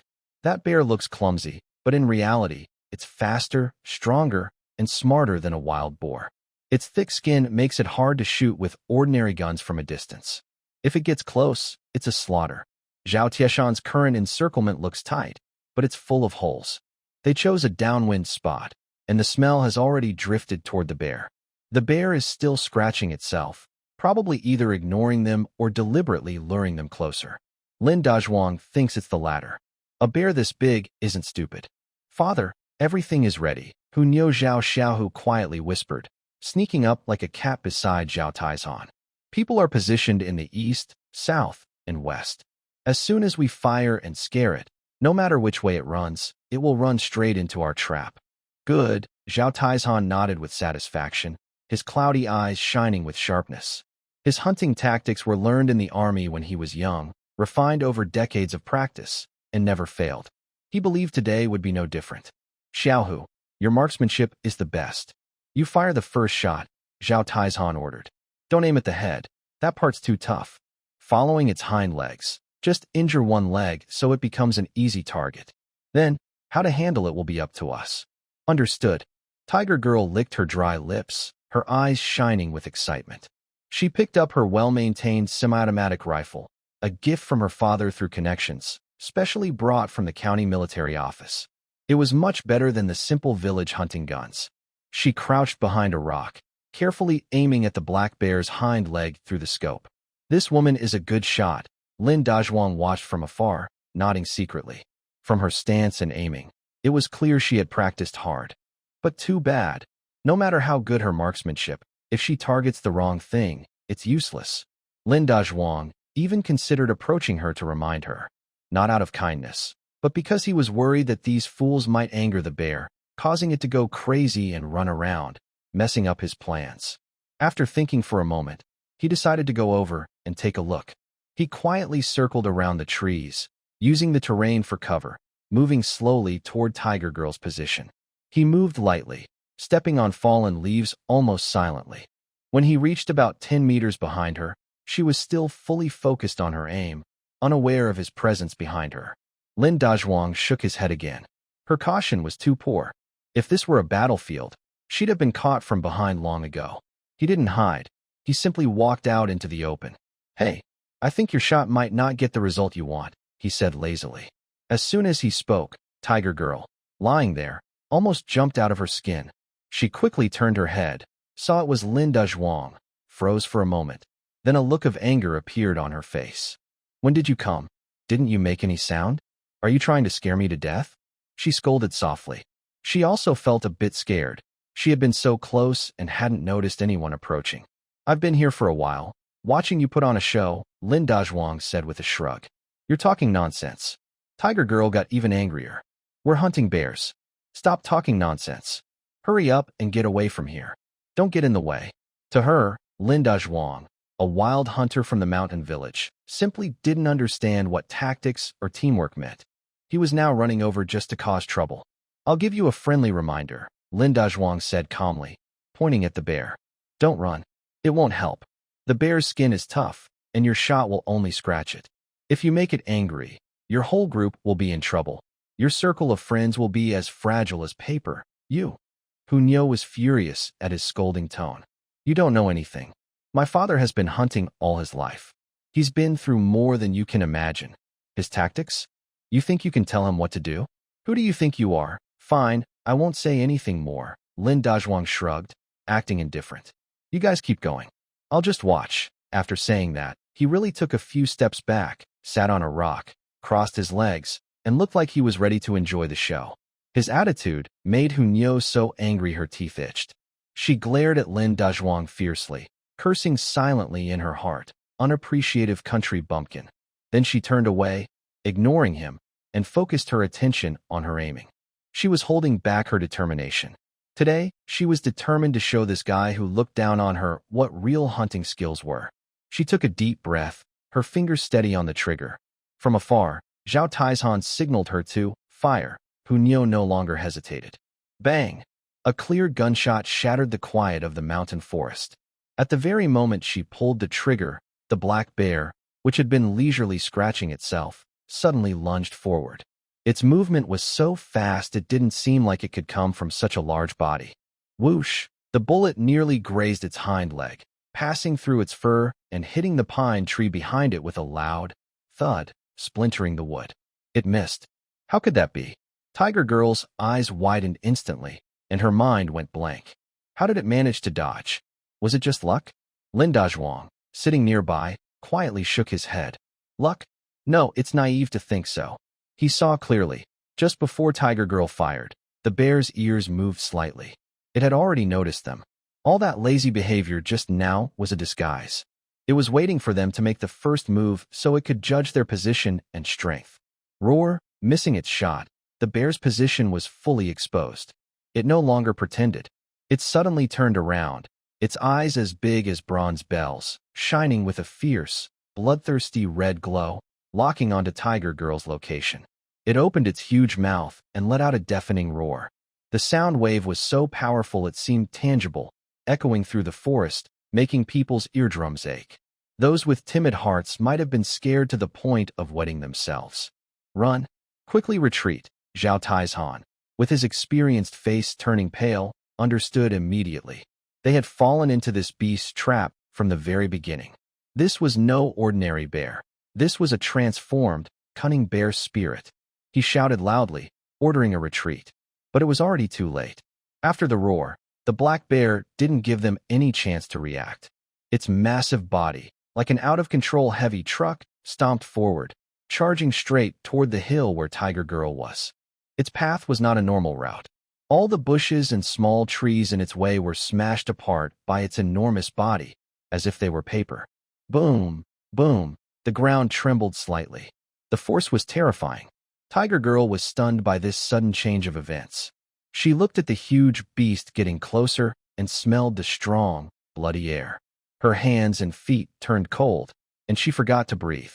She wanted to run, but her legs felt heavy as if filled with lead, and she couldn't move them.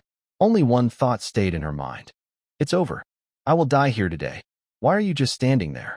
Run! A loud shout rang in her ears. Next, a strong, powerful hand grabbed her arm and roughly pulled her up from the ground. It was Lin Dazhuang. At this critical moment, this man she had looked down on just moments before didn't run away. Instead, he rushed forward. "Stay close to me," Lin Dazhuang didn't bother explaining. He grabbed her and turned to run into the nearby forest. He knew that fighting the crazy bear head-on would be suicide. They had to create some distance first, using the tricky terrain to have a chance to fight back. Zhao Taizhan and his apprentices were also terrified by the chaos.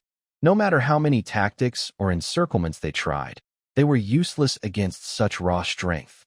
They scrambled and ran out of their hiding spot, ignoring their formation, all wishing they had been born with 2 more legs. They desperately ran downhill.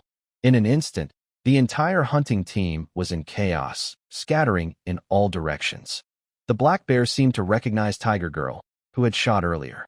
It ignored everyone else and relentlessly chased Lin Dazhuang and Tiger Girl. Bang! The trees behind them kept breaking as the terrifying sounds grew closer, like the footsteps of death.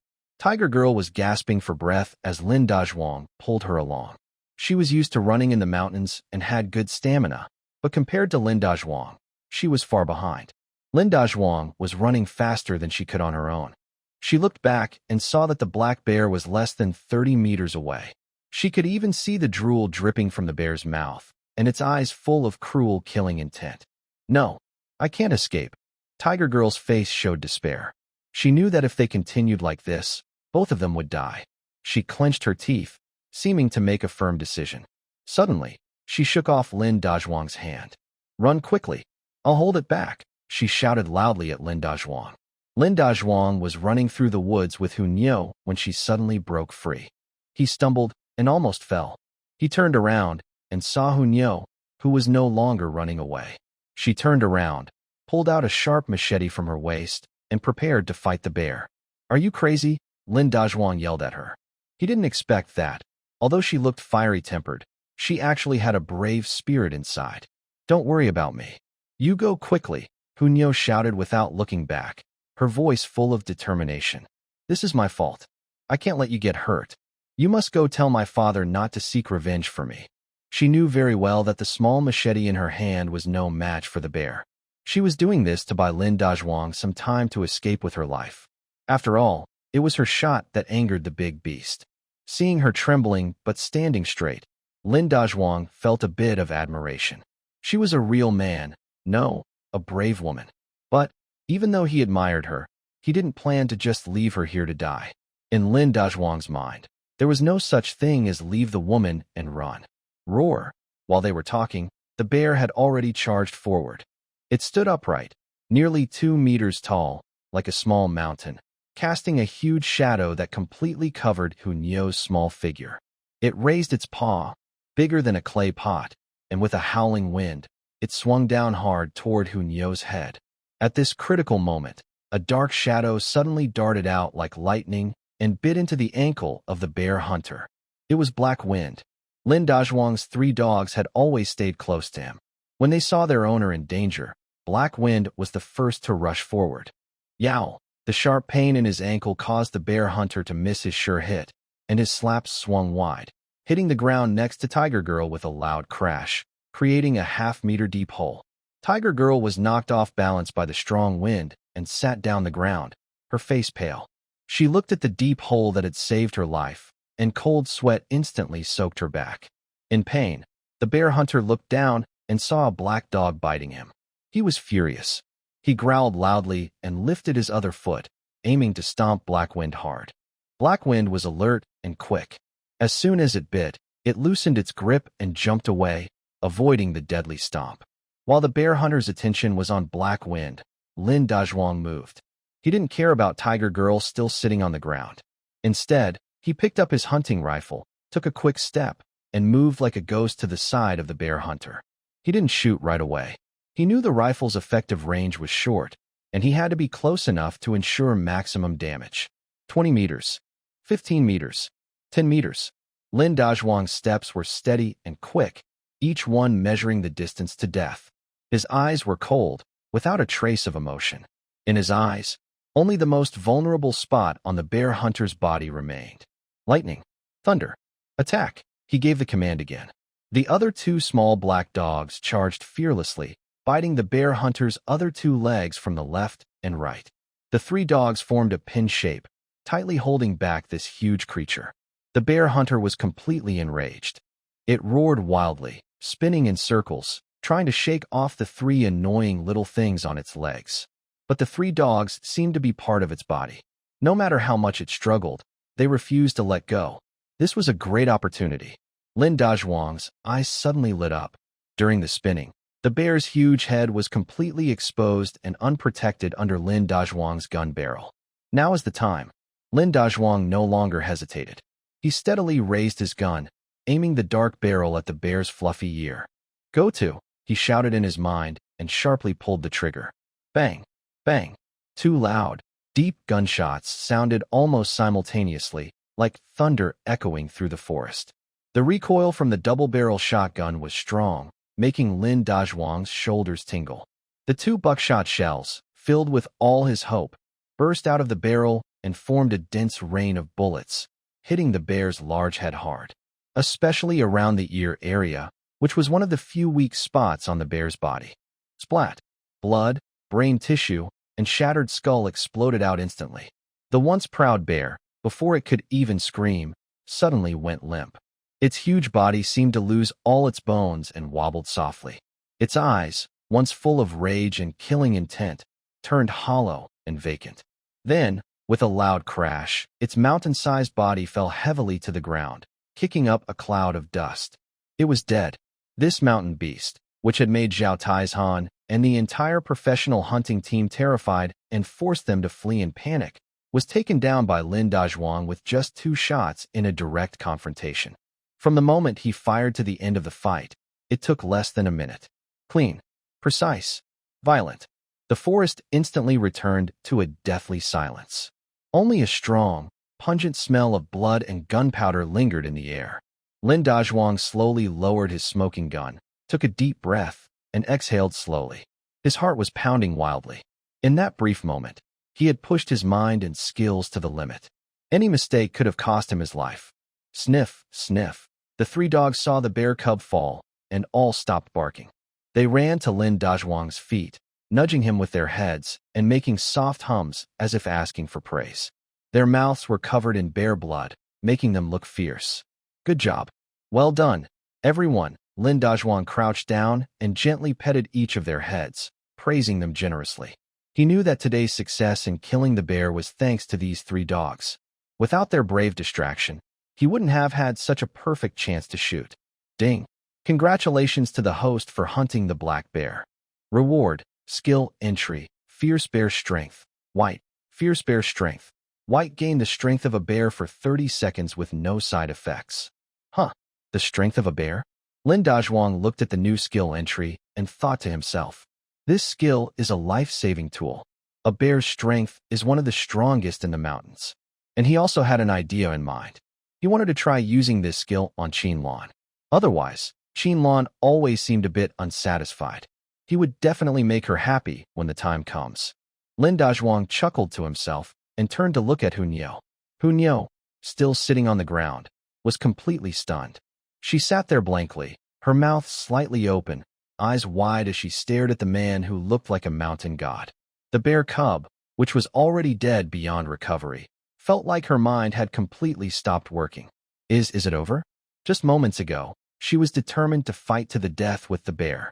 But in the blink of an eye, this monster she thought unbeatable was killed by this man in a nearly crushing way. Is this even human? She remembered her previous disdain and contempt for this man. She recalled her father's advice to her. Her face felt hot, as if she had been slapped dozens of times. What is professionalism? What is experience? In the face of absolute strength, those things are just a joke. Lin Dazhuang's voice pulled her back from her shock. Hunyao shivered and finally regained her senses. She used her hands and feet to crawl up from the ground, looking at Lin Dazhuang with a very complicated expression. There was surprise, shame, fear, and a hint of admiration she couldn't quite explain. You. She hesitated for a long time, not knowing what to say. What about me? Lin Dazhuang rolled his eyes at her and walked over to the bear's body, beginning to check his prize. Weren't you just acting tough? Weren't you telling me to stay away? Why are you not acting tough now? He wasn't a very generous person. This girl had looked down on him before, and now that he had a chance, he wanted to give her a few words of teasing to restore his pride. Hunyu's face turned red from his words, and she wished she could find a hole to hide in. She had never been so thoroughly beaten in her strongest skill before. She bit her lip and looked down. Sorry. And thank you for saving me earlier. Her voice was so soft, like a mosquito humming, completely different from her fiery attitude before. Enough, stop wasting time. Lin Dazhuang waved his hand. He wasn't really angry with the girl. He squatted down carefully to examine the bear's body. This bear was really huge. Estimated weight was at least 400 jin, about 200 kilograms. He touched the shiny, black, oily fur and felt very happy. Such a big, complete bear pelt could sell for a lot in town. And the 4 bear paws, they were top-quality medicinal ingredients. The most valuable was the bear's gallbladder.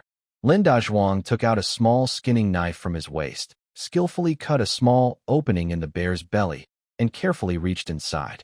Soon, he pulled out a dark green, warm, pouch-like object. The bear's gallbladder. He looked at the size of this gallbladder, about the size of his fist, and his eyes almost smiled into a slit. This thing was more valuable than gold. Just this one bear's gallbladder was enough to cover the 300 yuan bounty. We made a big fortune. This time, it's really a huge gain. He was feeling happy, but Tiger Girl came over and looked at the bear gall in his hand, and then at the huge bear carcass. She looked worried. Lin Dazhuang. She hesitated to speak. This bear, you killed it alone. It should belong to you. But the bounty in town. Tiger Girl didn't finish her sentence, but her meaning was clear. This bear was the target of the bounty. According to the rules, once you kill it, you should take it to the town, hand it over to the authorities, and collect the 300 yuan reward. If Lin Dazhuang keeps the bear's parts for himself, he would be going against the government. Hearing this, Lin Dazhuang glanced at her and understood. This girl was kind-hearted and just trying to remind him. I know, he said calmly, carefully wrapping the bear gall in cloth and putting it in his pocket. Don't worry, bear, I will take it to the town. But I know what to give and what to keep inside. His words sounded a bit bossy. The message was clear. Bear, I can give it to you. But the good parts inside, like the bear gall and paws, are my trophies. No one should try to take them. Tiger Girl understood what he meant. She opened her mouth to say something, but didn't. She knew she had no right to speak. This bear was taken back from the brink of death by Lin Dazhuang's real skill. Even if he kept the bear gall, or the whole bear for himself, she couldn't say no. After all, he saved her life. So, what do we do now? Tiger Girl looked at the huge bear carcass, worried.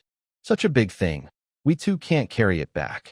Who said we need to carry it back now? Lin Dazhuang rolled his eyes at her, stood up, and clapped his hands. First, find a place to hide it. Then, go down the mountain, return to the village, and call someone. He was very experienced with this process, just like when he hunted wild boars before. Tiger Girl was stunned for a moment, but then understood. Yes, we can hide it first. Seeing Lin Dazhuang so organized and confident, she felt even more admiration. She realized that this man was not only very capable, but also smarter than most people. No matter what situation they faced, he always seemed to find the simplest and most effective solution. Then, I'll help you, Hunyo quickly said. Okay, go find some strong vines. Lin Dazhuang nodded and started looking for a good hiding spot nearby. They began working together. Lin Dazhuang, who was strong, was responsible for dragging the bear's body. Hunyo used her knowledge of the forest to gather lots of vines and branches.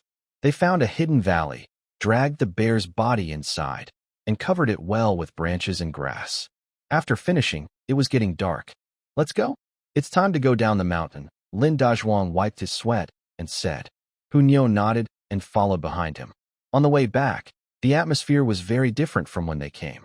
Hunyo was no longer acting proud, but was like a little follower, honestly walking behind Lin Dazhuang. She wanted to say something many times, but didn't know how to start. Inside, she was both curious and respectful. She really wanted to know who this man was. Why could a hunter from a mountain village have such amazing skills? Lin Dazhuang noticed her hesitation but didn't bother to ask. His mind was full of the reward of 300 yuan and the valuable bear gall. He was already thinking about how to spend the money once he got it. First, he needed to pay off the remaining cost of building the house and buy some new furniture. Then, he wanted to buy good things for Qinlan, Su Wanxiu, and her two sisters. He also planned to buy a better snow cream for Qinlan. The rest of the money he would save as family savings. He was happily planning when the three dogs in front suddenly stopped and growled softly, alert. Lin Dazhuang's heart tightened, and instinctively, he raised his hunting rifle. What's wrong? Hunyo also nervously held her knife at her waist. Could there be another bear in the mountain? Lin Dazhuang did not speak. Instead, he squinted his eyes and looked carefully ahead. In front of them, on the mountain road, faint shadows appeared, as if several people were running toward them. It looks like people, Hunyo also saw clearly. As they got closer, Lin Dazhuang recognized them. The leader was her father, Zhao Taizhan. Behind Zhao Taizhan, there were a few of his apprentices. They all looked dirty and tired, with torn clothes from branches, looking very disheveled. Dad, Hunyo saw Zhao Taizhan and happily called out, rushing forward. Zhao Taizhan and his followers also saw Hunyo and Lin Dazhuang behind her. They paused for a moment.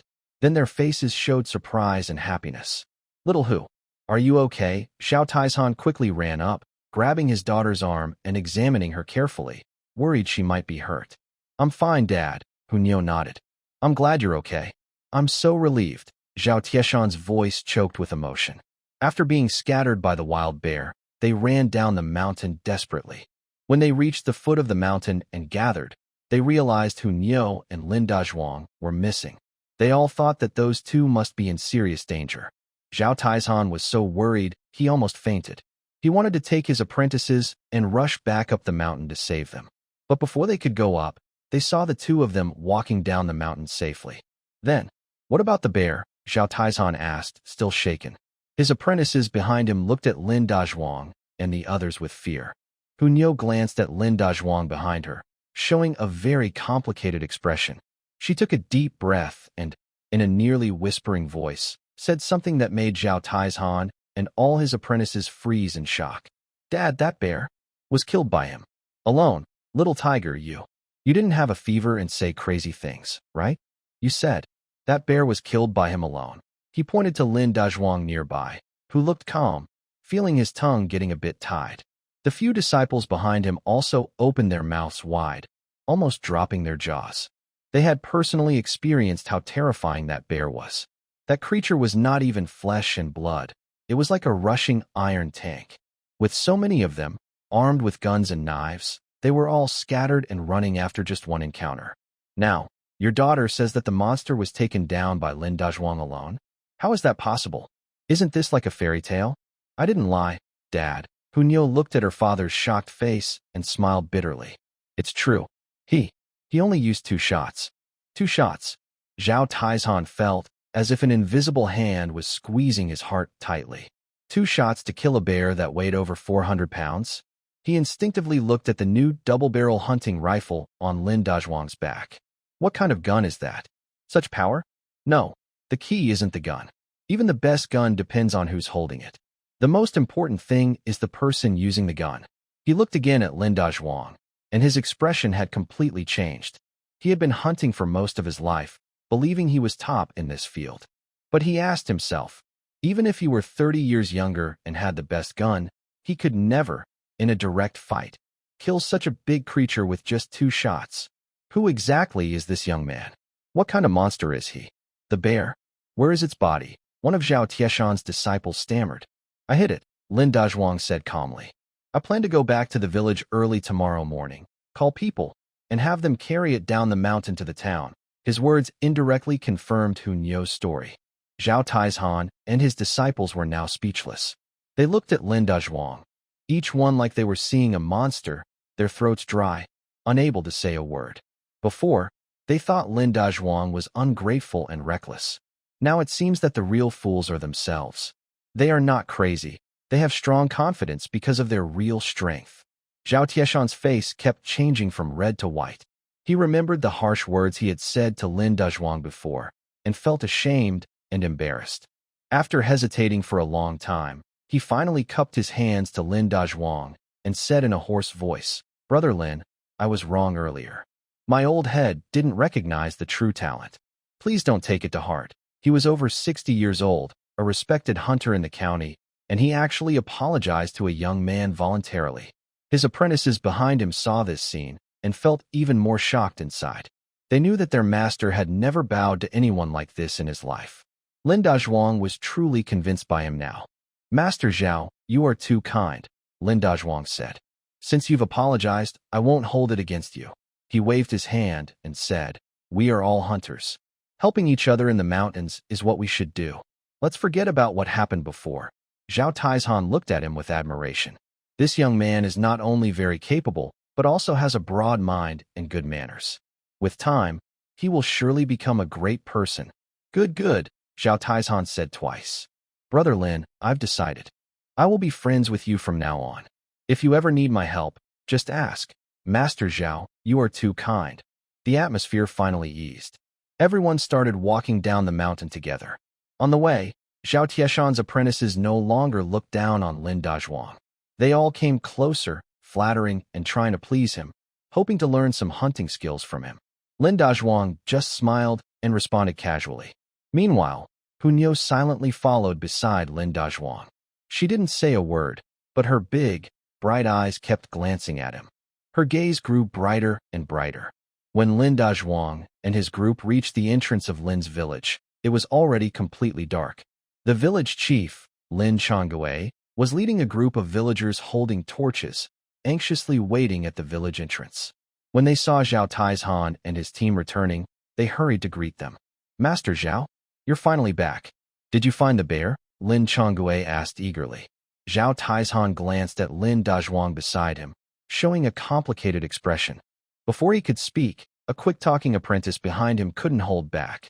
In an excited and admiring tone, he loudly announced, we found it.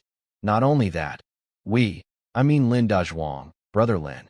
He alone killed the bear. His loud shout was like dropping a big stone into a calm lake, causing a huge splash. Suddenly, the whole village entrance erupted in chaos. What? Lin Changwei's pipe fell to the ground for the second time because of Lin Dazhuang. Say that again? That Dazhuang killed the bear all by himself? His eyes widened in disbelief. The villagers holding torches also looked stunned, as if they were frozen in place, mouths wide enough to fit a fist. No way. Zhao and the others couldn't handle it, and he's just one person. Exactly. We saw him go up the mountain alone this afternoon, and we even joked he was heading to his death. Is he bragging? Questions and exclamations flooded in. This news was too shocking, too much to believe, and completely overturned their understanding. Who's bragging? The apprentice, seeing everyone doubted, quickly got angry. His face reddened as he said loudly, we all saw it with our own eyes. That bear was stronger than a cow. We were scattered after just one look. If it weren't for Brother Lin stepping in, we'd all be lost on the mountain today. As he spoke, Zhao Taizhan and a few other apprentices nodded, their faces showing fear and respect. Now, even if the villagers doubted, they couldn't deny it. Who is Zhao Taizhan? He's a famous expert in the county. If even he says so, then this story must be true. That gaze could no longer be described as admiration. It was like looking at a divine being or a living mountain god. If before, Lin Dazhuang fighting wolves was seen as heroic in their eyes, now, after he single-handedly defeated the bear that even professional hunters couldn't handle, he was seen as an invincible mountain god in their hearts. He was the protector of Linjia village. Dazhuang, you really. Village chief Lin Changwei trembled as he approached Lin Dazhuang, so excited that he couldn't finish his sentence. Seeing everyone's passionate expressions, Lin Dazhuang felt very calm inside. He nodded and said, just good luck. His relaxed attitude made everyone think he was mysterious and hard to understand. Good luck? If it was just luck, what about the rest of us? At that moment, there was a commotion behind the crowd. Make way! Make way! Qinlan and Su Wanqiu pushed their way out of the crowd. They had just heard the noise at home and rushed out to see what was happening. When they heard the news, they were completely stunned. Dazhuang, Qinlan saw Lin Dazhuang standing there safe and sound, tears suddenly streaming down her face. She hurried forward without caring who was watching, threw herself into Lin Dazhuang's arms. You scared me to death. You scared me to death. I thought I thought you, she cried while punching his strong chest, releasing all her worries and fears from these days. All right, I'm back safe and sound. Isn't that enough? Lin Dazhuang held her gently, patting her back softly and comforting her softly. Next to them, Su Wanqiu also had red eyes, staring at Lin Dazhuang with admiration. Besides her fear and happiness, she felt a deep pride and sense of honor. This man was her support, her sky. Meanwhile, Hunyu stood a little apart, watching Lin Dazhuang surrounded by two beautiful women, and a strange sour feeling rose in her heart. She pursed her lips and muttered to herself, "What's so great about it? He just killed a bear, after all. There are quite a few women at home, too." While she was thinking, Lin Dazhuang comforted Qin Lan, then looked up and focused his gaze on her. "Miss Hunyu," he said. Hunyu's heart skipped a beat, and her face warmed unexpectedly. She stiffened her neck and replied, "What? What do you want?" Lin Dazhuang looked at her with a slight smile. "Your father and the others will be back in town early tomorrow. What about you? Will you go with them, or do you have other plans?" His question was direct, and Hunyu was momentarily stunned. Yes, her bear was dead, so why stay here? But the thought of leaving and never seeing this man again made her feel uneasy and sad. She remembered how confidently he shot the bear twice, how forcefully he pulled her out from under the bear's paws, and how his 3 loyal dogs behaved so well. There seemed to be endless secrets about this man, attracting her and making her want to learn more. A strong idea grew rapidly in her mind. She lifted her head and looked into Lin Dazhuang's eyes. Her bright, big eyes sparked with a new fire of determination. "I won't go," she said loudly, her voice clear, so everyone could hear. "Lin Dazhuang, you are so capable. I, Zhao Xiaohu, respect you. But what my father taught me are the strict rules of hunting. Your skills are the real knowledge of the mountains." She took a step forward, puffed out her chest, and looked at Lin Dazhuang with fiery eyes. She said clearly, "I want to become your apprentice." When Hunyu said this, everyone present was stunned, including Lin Dazhuang. Zhao Tieshan's eyes nearly popped out. He quickly stepped forward and grabbed his daughter's arm. He lowered his voice and shouted, "Xiaohu, what are you talking about? You are my daughter, Zhao Tieshan's daughter. We haven't finished learning our skills yet. If you make him your master, what will people think of us?" "Dad, you saw his skills yourself." Hunyu's stubbornness flared up. She shook off Zhao Tieshan's hand. "That's real hunting. What we do is more like picking up leftovers in the mountains." Her words were blunt, making Zhao Taizhan and his apprentices blush with embarrassment. But they couldn't argue back, because what she said was true. Lin Dazhuang looked at the girl in front of him, who had a stubborn face and fiery eyes, and felt a bit overwhelmed. "Are you asking to be my apprentice?" He didn't have the free time for that. Moreover, taking such a pretty and mischievous girl as a disciple would only cause trouble for his family. Before he could speak, he felt a firm squeeze on his waist. He knew immediately it was Qin Lan. Qin Lan was holding his arm, pretending to rely on him, but her fingers were almost twisting the flesh on his waist. She was twisting while looking at him with big, watery eyes, clearly saying, "If you dare to agree, you're dead tonight." Lin Dazhuang felt helpless. He cleared his throat and shook his head firmly at Hunyo. "Miss Hunyo, I appreciate your kindness, but I am used to being alone. I've never taken a disciple, and I don't plan to. Plus, my skills are just rough and unrefined. I've learned them by myself, and I don't want to mislead others." He made it very clear that he was refusing. "Your skills are just rough and unrefined." Hunyo was upset when she heard that. "If yours are rough, what about my dad and them? Are they even less skilled than cats?" "Girl, how can you talk like that?" Zhao Taizhan was angry, puffing out his cheeks and glaring. "I don't care." Hunyo ignored her father and stared straight at Lin Dazhuang. "Lin Dazhuang, you have to take me today, whether you want to or not. If you don't take me, I'll follow you every day. Wherever you go, I'll go. Let's see how long you can hide." This girl was even acting stubborn now. Lin Dazhuang was amused and a little annoyed. Next to him, Qin Lan, hearing Hunyo say she would follow Lin Dazhuang every day, tightened her grip on his waist even more. Lin Dazhuang winced in pain and quickly said, "Miss Hunyo, this is not up for discussion. If you really want to learn, go back and study with your father. His skills are enough for you to learn for a lifetime." After saying that, he ignored Hunyo and turned to village chief Lin Chonggui. "Village chief, it's getting late. Everyone, You can all go home now. Tomorrow morning, please trouble a few strong workers to go up the mountain with me to carry the bear. Okay. The village chief saw that the atmosphere was not right and quickly dismissed the villagers. Zhao Taizhan also pulled Hunyeo, who still wanted to say something, and left with a dark face. Lin Dazhuang heaved a sigh of relief. When he turned around, he saw Qin Lan's eyes, which seemed to be smiling but not quite. Not bad, Lin Dazhuang. You've become quite capable. Now some people are eager to ask to learn from you. Qin Lan let go of his arm and said slowly, You're still a young girl, pretty and with a good figure. Are you secretly happy about this? Her tone was sour, and even from 8 yards away, it was obvious. Lin Dazhuang's heart skipped a beat. He quickly raised his hands in surrender. My dear Lanner, don't misunderstand me. I already refused just now, didn't I? Honestly, I only have you in my heart. Humph, who knows what you're really thinking?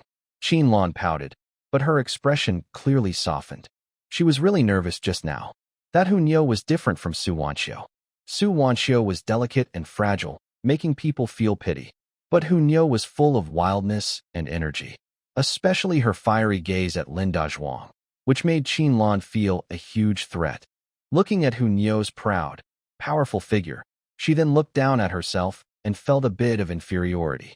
Although she wasn't bad, compared to this mountain girl who had been running around in the wild for years, she seemed to be missing something. No, I must do something. Qin Lan secretly made up her mind. Let's go home. Lin Dazhuang didn't know her little thoughts and took her hand, saying, Let's go back. At home, Lin Dazhuang first fed the 3 dogs, then washed up briefly himself, and was about to rest. Today was just too exhausting. But Qin Lan didn't let him relax. She brought him foot wash water, massaged his shoulders, and took care of him very carefully. Lin Dazhuang felt a bit dizzy from her care. He wanted to hug her and show affection, but Qin Lan avoided him. Tomorrow we need to get up early to go up the mountain. Sleep early and rest well, she said, then lay down by herself, turned her back to Lin Dazhuang, and didn't move. Lin Dazhuang was a bit confused but didn't think much of it, just assuming she truly cared about him. What he didn't know was that Qin Lan was secretly planning a big scheme. The next morning, just as dawn broke, Lin Dazhuang got up early. He took more than 10 strong villagers called by the village chief, carrying ropes and wooden poles, and headed up the mountain. When they reached the place where the bear was hidden yesterday, they cleared away the and branches. The huge bear carcass appeared again before everyone. Oh my, this bear is really big. Wow, it must weigh 400 or 500 pounds, right? Dazhuang, did you really kill this alone? The villagers gathered around the bear, marveling and looking at Lin Dazhuang as if he were a hero. Lin Dazhuang smiled but didn't say much. He directed everyone to work together, using thick wooden poles to tie up the big beast tightly. A dozen people took turns carrying it, all panting from exhaustion. When they finally carried the bear back to the village, the whole Linjia village was buzzing again. Zhao Taizhan and Hunyeo also rushed over after hearing the news. Seeing the real bear carcass, Zhao Taizhan and his apprentice's last doubts completely disappeared. Lin Dazhuang didn't stay long in the village. He borrowed the only ox cart from the village chief and loaded the bear onto it. Lanner, Shuanger, Schwer, and Su Mei get on the cart. Today, we're going to town together. I'll take you to buy some good things. He stood on the ox cart, full of pride, shouting. He was going to the town to claim the 300 yuan reward. The ox cart was lively and noisy with chatter. Qin Shuang and Qin Shui, the 2 young girls, were riding in a cart for the first time. They had always walked before and were very excited. Their faces were flushed, and they looked around eagerly, finding everything new and interesting. Su Wanxiu also sat in the cart. She wore a new blue cloth dress she bought yesterday.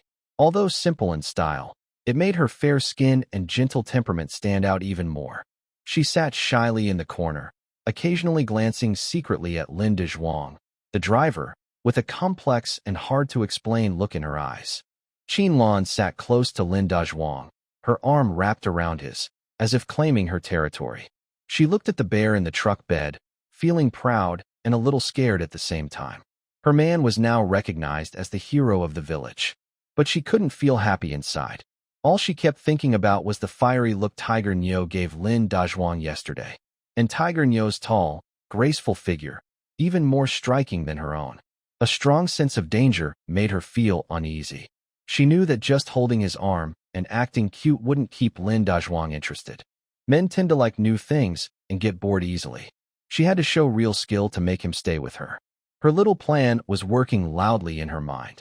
Lin Dazhuang was happily driving the ox cart. He looked back at the women on the cart, one gentle, one lively, and his two younger sisters adorable. He felt proud and accomplished. This was what he worked hard for. Once we get to town, I'll handle the bear and get the reward, he said as he drove. I'll give you some money. You can go shopping, buy whatever you want, and don't hold back. Yay? Best brother-in-law ever. Qin Shuang and Qin Shui cheered immediately. Qin Lan rolled her eyes but said, it's not easy earning money, so don't spend it all. Buy some books for Shuang and Shui, and a bit of cloth to make new clothes. But inside, she had other plans. When they reached the town, Lin Dazhuang parked the ox cart outside the supply and marketing cooperative. He took out 20 yuan and handed it to Qin Lan. Take the girls shopping. I need to go to the town hall for a bit. I'll come find you after. 20 yuan. Qin Lan held the two big notes, feeling excited. That was almost a month's salary for an ordinary worker. She had seen money like this before, but it still felt unreal. It's too much, she said instinctively. Take it. Buy some good food for your sisters, Lin Dazhuang insisted, then turned to Su Wanxiu and said, Su girl, come with Lan and pick something you like too. After saying this, she walked alone toward the town hall. Once Lin Dazhuang left, Qin Lan immediately became the main decision-maker. She held Su Wanxiu's hand, called her two younger sisters over, took out 10 yuan, and handed it to Su Wanxiu. Su girl, take Shuanger and Shuer to that bookstore over there, and pick out some textbooks and practice books for them. I heard Dazhuang say that when spring comes, they will start school, so we need to prepare in advance, Qin Lan explained. Her plan was very clever. It not only kept Su Wanxiu and the two little sisters busy, but also showed that she, as the head wife, was wise and always thinking of the family. Su Wanxiu was a bit unsure. As an outsider, she felt shy about taking money and going shopping with her two younger sisters. Here, take it. This is Dazhuang's idea. Qin Lan confidently pushed the money into her hand. You're educated, so you're good at choosing books. I'll leave this to you. Su Wanxiu couldn't refuse her, so she nodded. Then, what about you, Qin Lan's sister? Su Wanxiu asked. Qin Lan's eyes flickered, and a slight blush appeared on her face. I'm going to look at the clothes shop over there and maybe buy some fabric for myself, she said vaguely. After sending Su Wanxiu and her sisters away, Qin Lan stood still and took a deep breath. She looked back at the three figures walking away and then toward the direction of the town hall, clutching the other 10 yuan tightly. Her heart was pounding hard. She didn't go to her usual fabric shop. Instead, she sneaked around to a quiet alley behind the town. At the end of the alley was an unremarkable small shop. There was no sign outside, only a red paper pasted on the window with crooked writing that said, trendy clothing. Qin Lan had heard about this shop from Aunt Wang, who had married into the village from the city.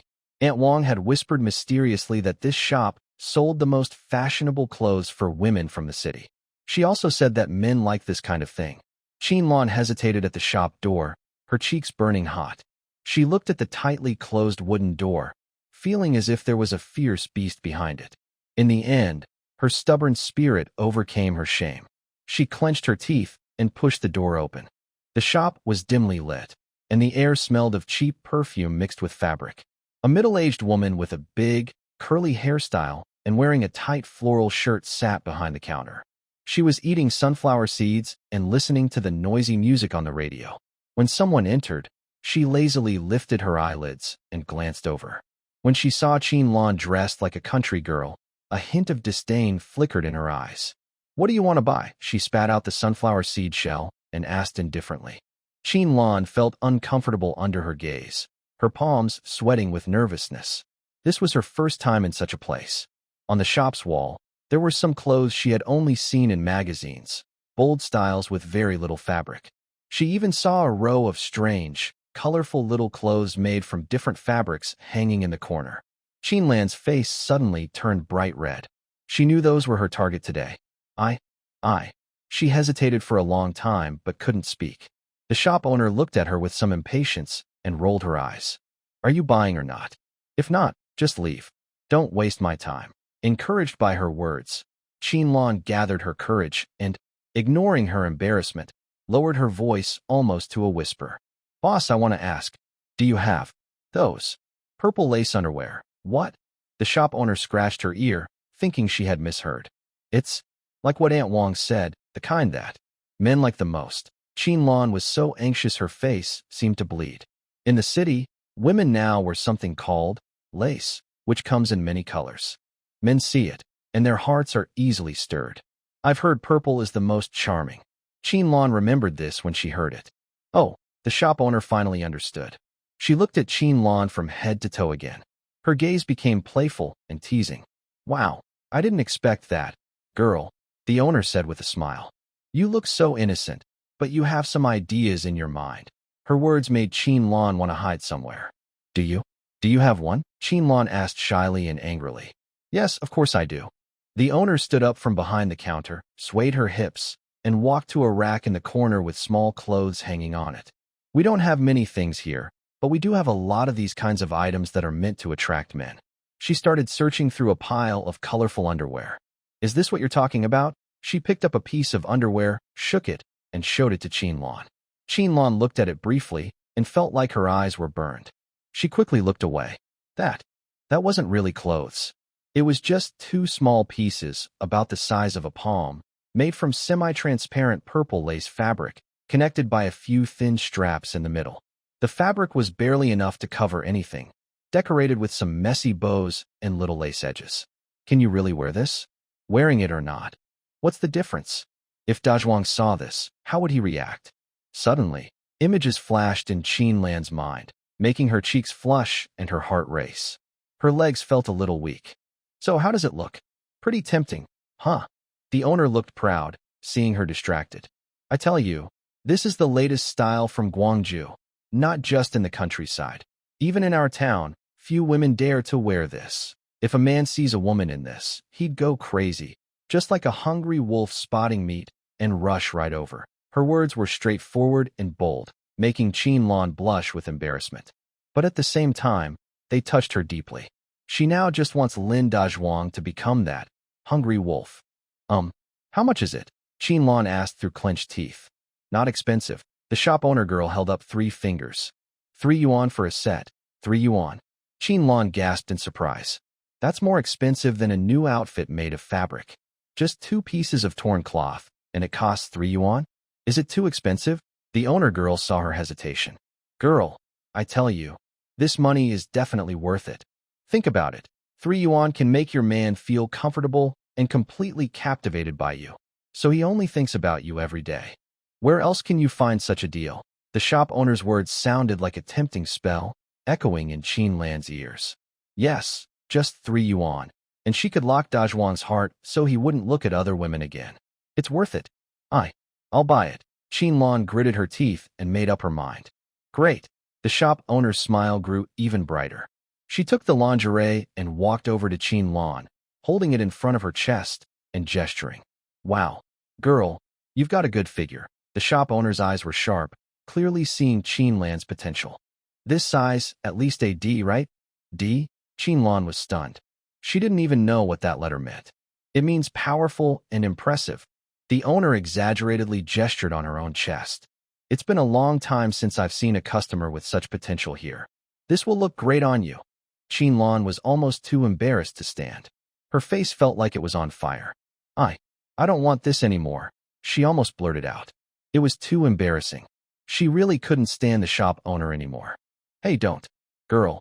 The owner quickly held her back when she saw her about to back out. I was just joking. Don't take it seriously. This outfit will fit you perfectly. Just right. Not too big or small. Look, besides this purple one, I also have black, red, and even some with little leopard spots. More wild. The shop owner girl picked out several different styles of underwear from the shelf and showed them to her. Each one was more daring and less covered than the purple one. Qinlan was dazzled and nervous. She felt like she was opening the door to a new world today. She realized that women's underwear could have so many styles. How do they look? Pretty, right? The shop owner said kindly. Maybe you want to pick a couple more? I can give you a good price. Your man will love seeing different styles every day. Never get bored. Qinlan's heart wavered. Looking at those blush-inducing underwear, her mind was racing. Yes, buying just one purple set might not be enough if De Zhuang gets tired of it. Thinking about buying more to keep things fresh, she remembered Hunyo's lively figure and Su Wanchio's gentle, delicate aura. A sense of crisis rose again in her heart. She made up her mind. Well, I want the purple one and the black one too.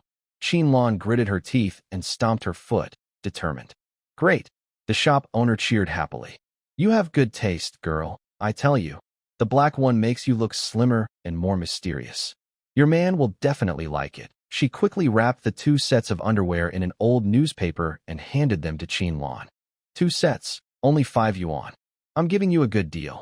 Qinlan nervously took 5 yuan from her pocket and handed it over. As she paid, she felt a twinge of pain in her heart. 5 yuan, enough to buy a lot of flour at home. Just 4 pieces of cloth, worth little.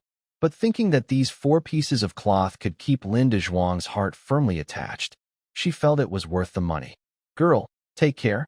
Come back next time. I've got some good stuff here, the shop owner said warmly as she saw her off. Qinlan clutched the small package wrapped in newspaper, as if holding a hot potato, and hurried out of the alley like a thief. She was afraid someone might see what she was holding. She found a quiet corner and carefully tucked the small paper bag into the bottom of her cloth bag, covering it with a handkerchief. Then she finally relaxed. After doing all this, she tidied up her clothes and hair, pretending to be calm, and headed toward the place where she had arranged to meet Su Wanchio and others. Inside, she felt both nervous and excited. She started imagining how Lin De Zhuang would react tonight when he saw her wearing this battle outfit. She thought he would be stunned and then rush at her like a hungry wolf. Thinking of this, her cheeks grew hot again. While Qinlan was secretly making her purchase, Lin De Zhuang was also busy on his side. He carried a large piece of bear meat by himself and walked straight into the town government compound. The bear was so big that a cart couldn't even hold it. As soon as he entered, everyone noticed him. Hey, what are you doing? This is a government area, no trespassing. A guard at the gate quickly stepped forward to stop him. Comrade, I'm not here to cause trouble, Lin De Zhuang said, placing the bear meat on the ground. I'm here to claim a reward. A reward? The guard paused, then looked at the blood-stained bear meat. Are you the hunter who shot that bear? Yes, I am. The guard's attitude changed instantly. He looked Lin De Zhuang up and down with admiration and curiosity. Wait a moment, I'll report this right away. The guard ran into the office building. Soon, a man wearing glasses, who looked like an official, came out with the guard. He was surprised to see the bear meat on the ground. Are you Comrade Lin De Zhuang? He asked, adjusting his glasses. Yes, that's me. Did you kill the bear alone? Yes. The official took a deep breath. He looked at Lin De Zhuang carefully for a long time before saying, Come with me. The town mayor wants to see you. The town mayor wants to see me? Lin De Zhuang was a bit surprised too. He thought he was just here to get some money and finish the process. He didn't expect to even attract the attention of the town's top leader. Lin De Zhuang followed the official into the town government office building. The inside was very quiet, with shiny water-polished stone floors. On both sides of the corridor, there were banners and pictures of leaders, looking very solemn. This was the first time in both of Lin De Zhuang's lives that he had entered such a place, so he felt a little nervous. The official led him to a door with a sign that said, Town Mayor's Office, and knocked. Come in, a strong voice replied from inside. The official pushed the door open and gestured for Lin De Zhuang to enter. He steadied himself, took a step forward, and went inside. The office was small but very tidy. Behind a large desk sat a man in his 50s, with some gray hair but a lively spirit. He wore a faded blue Zhongshan suit and black-rimmed glasses, and was looking down at some documents. It seemed he was the town mayor. Sir, the person is here, the official said respectfully. The mayor looked up when he heard this, his eyes fixed on Lin De Zhuang. His gaze was sharp, as if examining something carefully. Lin De Zhuang felt a little uncomfortable under his stare, but stood confidently, allowing him to look. Are you Lin De Zhuang? The mayor asked loudly. Yes, hello, Mayor, Lin De Zhuang nodded. He suddenly smiled, and his stern presence softened, becoming friendly. He stood up from behind his desk, walked over, and patted Lin De Zhuang on the shoulder. Young man, very good. Truly impressive. I heard about what you did, single-handedly took down a bear over 400 gene, about 200 kilograms. You're a hero. The mayor praised him generously right away. Lin Dazhuang felt a bit shy from the praise and scratched his head. Mayor, you're overestimating. I was just lucky. No, that's not just luck. The mayor waved his hand. I heard Zhao Taizhan say that he brought the best hunters in the county, but they were scattered after just one look at that bear. Being able to take it down alone shows real skill. Come on, sit down, and let's talk. The mayor warmly invited Lin Dazhuang to sit on a nearby sofa and personally poured him a cup of hot tea. This treatment made Lin Dazhuang feel a little surprised and honored. Young man, you really helped our town a lot, the mayor said happily after sitting down. That bear, that blind bear, has been causing us big trouble lately. The armed forces went twice, but they didn't even see the bear's fur. If you don't step in again, I, as the town mayor, will be so worried I won't be able to sleep. On behalf of the people in the town, thank you, the mayor said, standing up to bow to Lin Dazhuang. Startled, Lin Dazhuang quickly stood up and helped him. Mayor, you really shouldn't do that. It's all my duty. It's only right. The mayor sat back down, smiling even more brightly. He looked at Lin Dazhuang with increasing satisfaction. This young man is not only talented, but also humble and polite. He is truly a promising person. Little Li, the mayor called out towards the door. The official who had led him earlier immediately pushed the door open and came in. Go and bring the bonus for Comrade Lin Dazhuang, the mayor ordered. Yes. Soon, the official named Xiao Li came in holding a thick envelope. Comrade Dazhuang, this is your reward money, 300 yuan. Please take a look, Xiao Li said, handing the envelope to Lin Dazhuang. 300 yuan. Lin Dazhuang took the heavy envelope, opened it, and saw 30 brand-new banknotes of the Great Unity series. His heart couldn't help but race with excitement. This was the first time he had seen so much money at once. With this money, all his family's problems would be solved. Thank you, Mayor. Thank you, government. Lin Dazhuang said excitedly.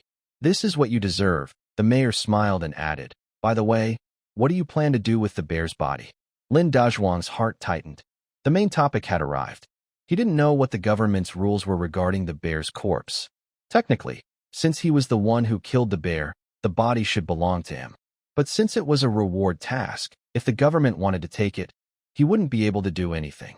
Lin Dazhuang answered cautiously. Ha ha, you clever little guy. The mayor pointed at him and laughed loudly.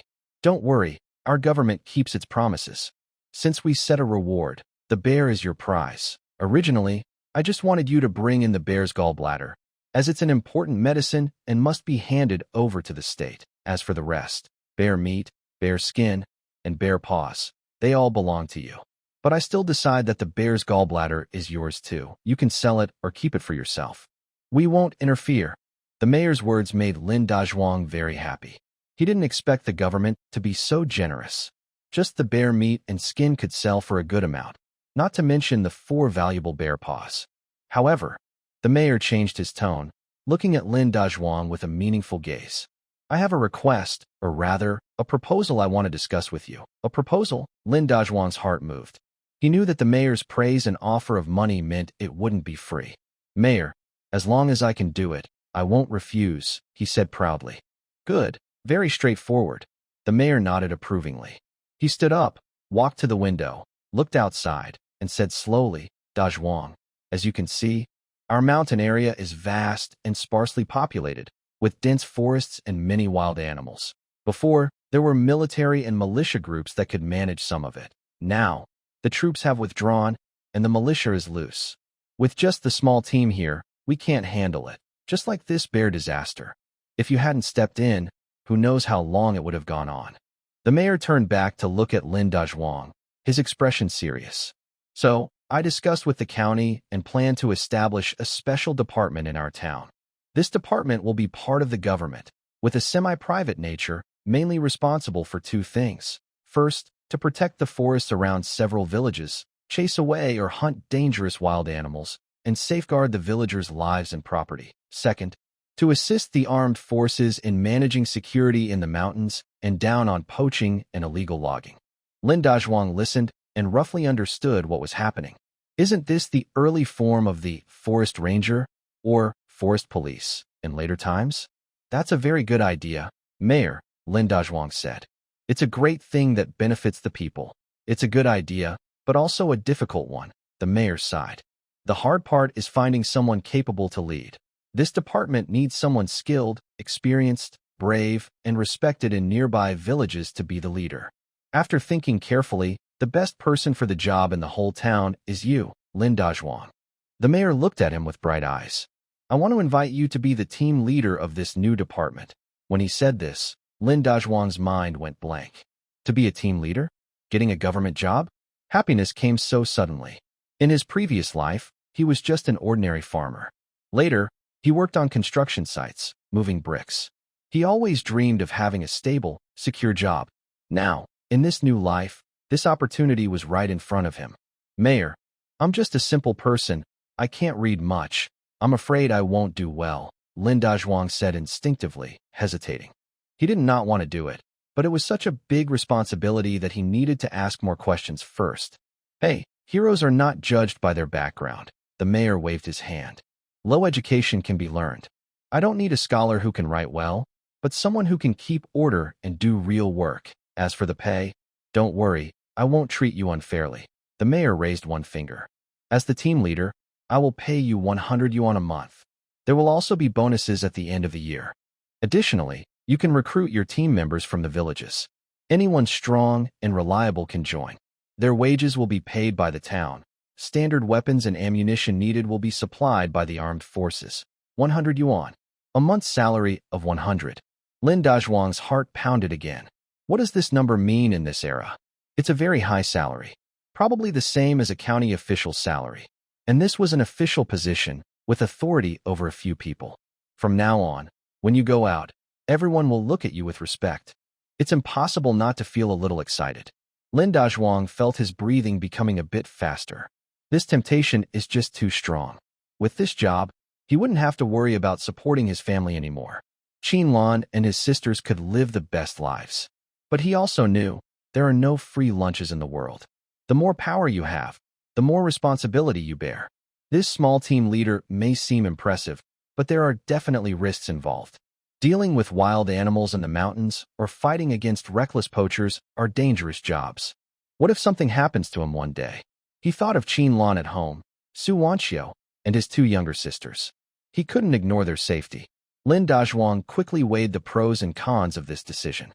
The town mayor saw his hesitation and didn't rush him. He just watched quietly, waiting for him to decide. He knew Lin Dazhuang was smart and would make the right choice. After a long moment, Lin Dazhuang finally looked up. He looked at the mayor with a hint of apology on his face. Mayor, I appreciate your kindness, but this matter is too big. I need to go back and discuss it with my family. He didn't agree immediately or refuse outright. Instead, he used a delaying tactic. He needed time to think carefully. That's understandable, the mayor said, not upset but instead more respectful. A man who considers his family when faced with such a big temptation is a responsible and caring man. Such a person is more trustworthy. All right, go back and think it over carefully, the mayor said with a smile. I'll keep the bear's body here and have someone watch over it. Come back tomorrow and give me your answer. Okay. Okay. Thank you, Mayor. Lin Dazhuang stood up gratefully. Then I'll be going now. Yes, go ahead. He walked into the yard and looked at the huge bear's body, feeling a mix of emotions. He knew that from today on, his life might take a completely different path. When Lin Dazhuang left the town government office, his legs still felt a bit weak. He looked back at the grand office building, feeling a strange mixture of feelings, hard to describe. On one side was the tempting salary of 100 yuan a month, a stable government job, and the chance to be someone important. On the other side were unknown risks and worries about his family. This choice was really difficult. First, he went to the town's gun shop. The old master there brightened when he saw him. How are you, kid? I knew you could do it. Thanks to you, Lin Dazhuang smiled, took out 30 yuan from his pocket, and handed it over along with the IOU from last time. Master, this is the money I owe you. Haha. No problem, no problem. The old master took the money, looking at Lin Dazhuang with pride, like he was looking at his own son-in-law. Oh, by the way, master, about my gun. Don't worry, the town mayor just called me personally and gave instructions. The old master waved his hand. Your gun license will be ready in a few days. From now on, you'll be a proper licensed hunter in our town."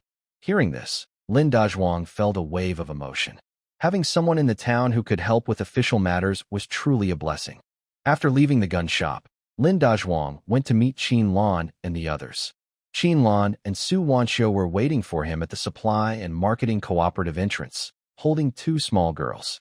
Each girl had a string of candied hawthorn in her hand, covered in sticky sugar, and when they saw Lin Dazhuang, they ran over happily. "Brother-in-law?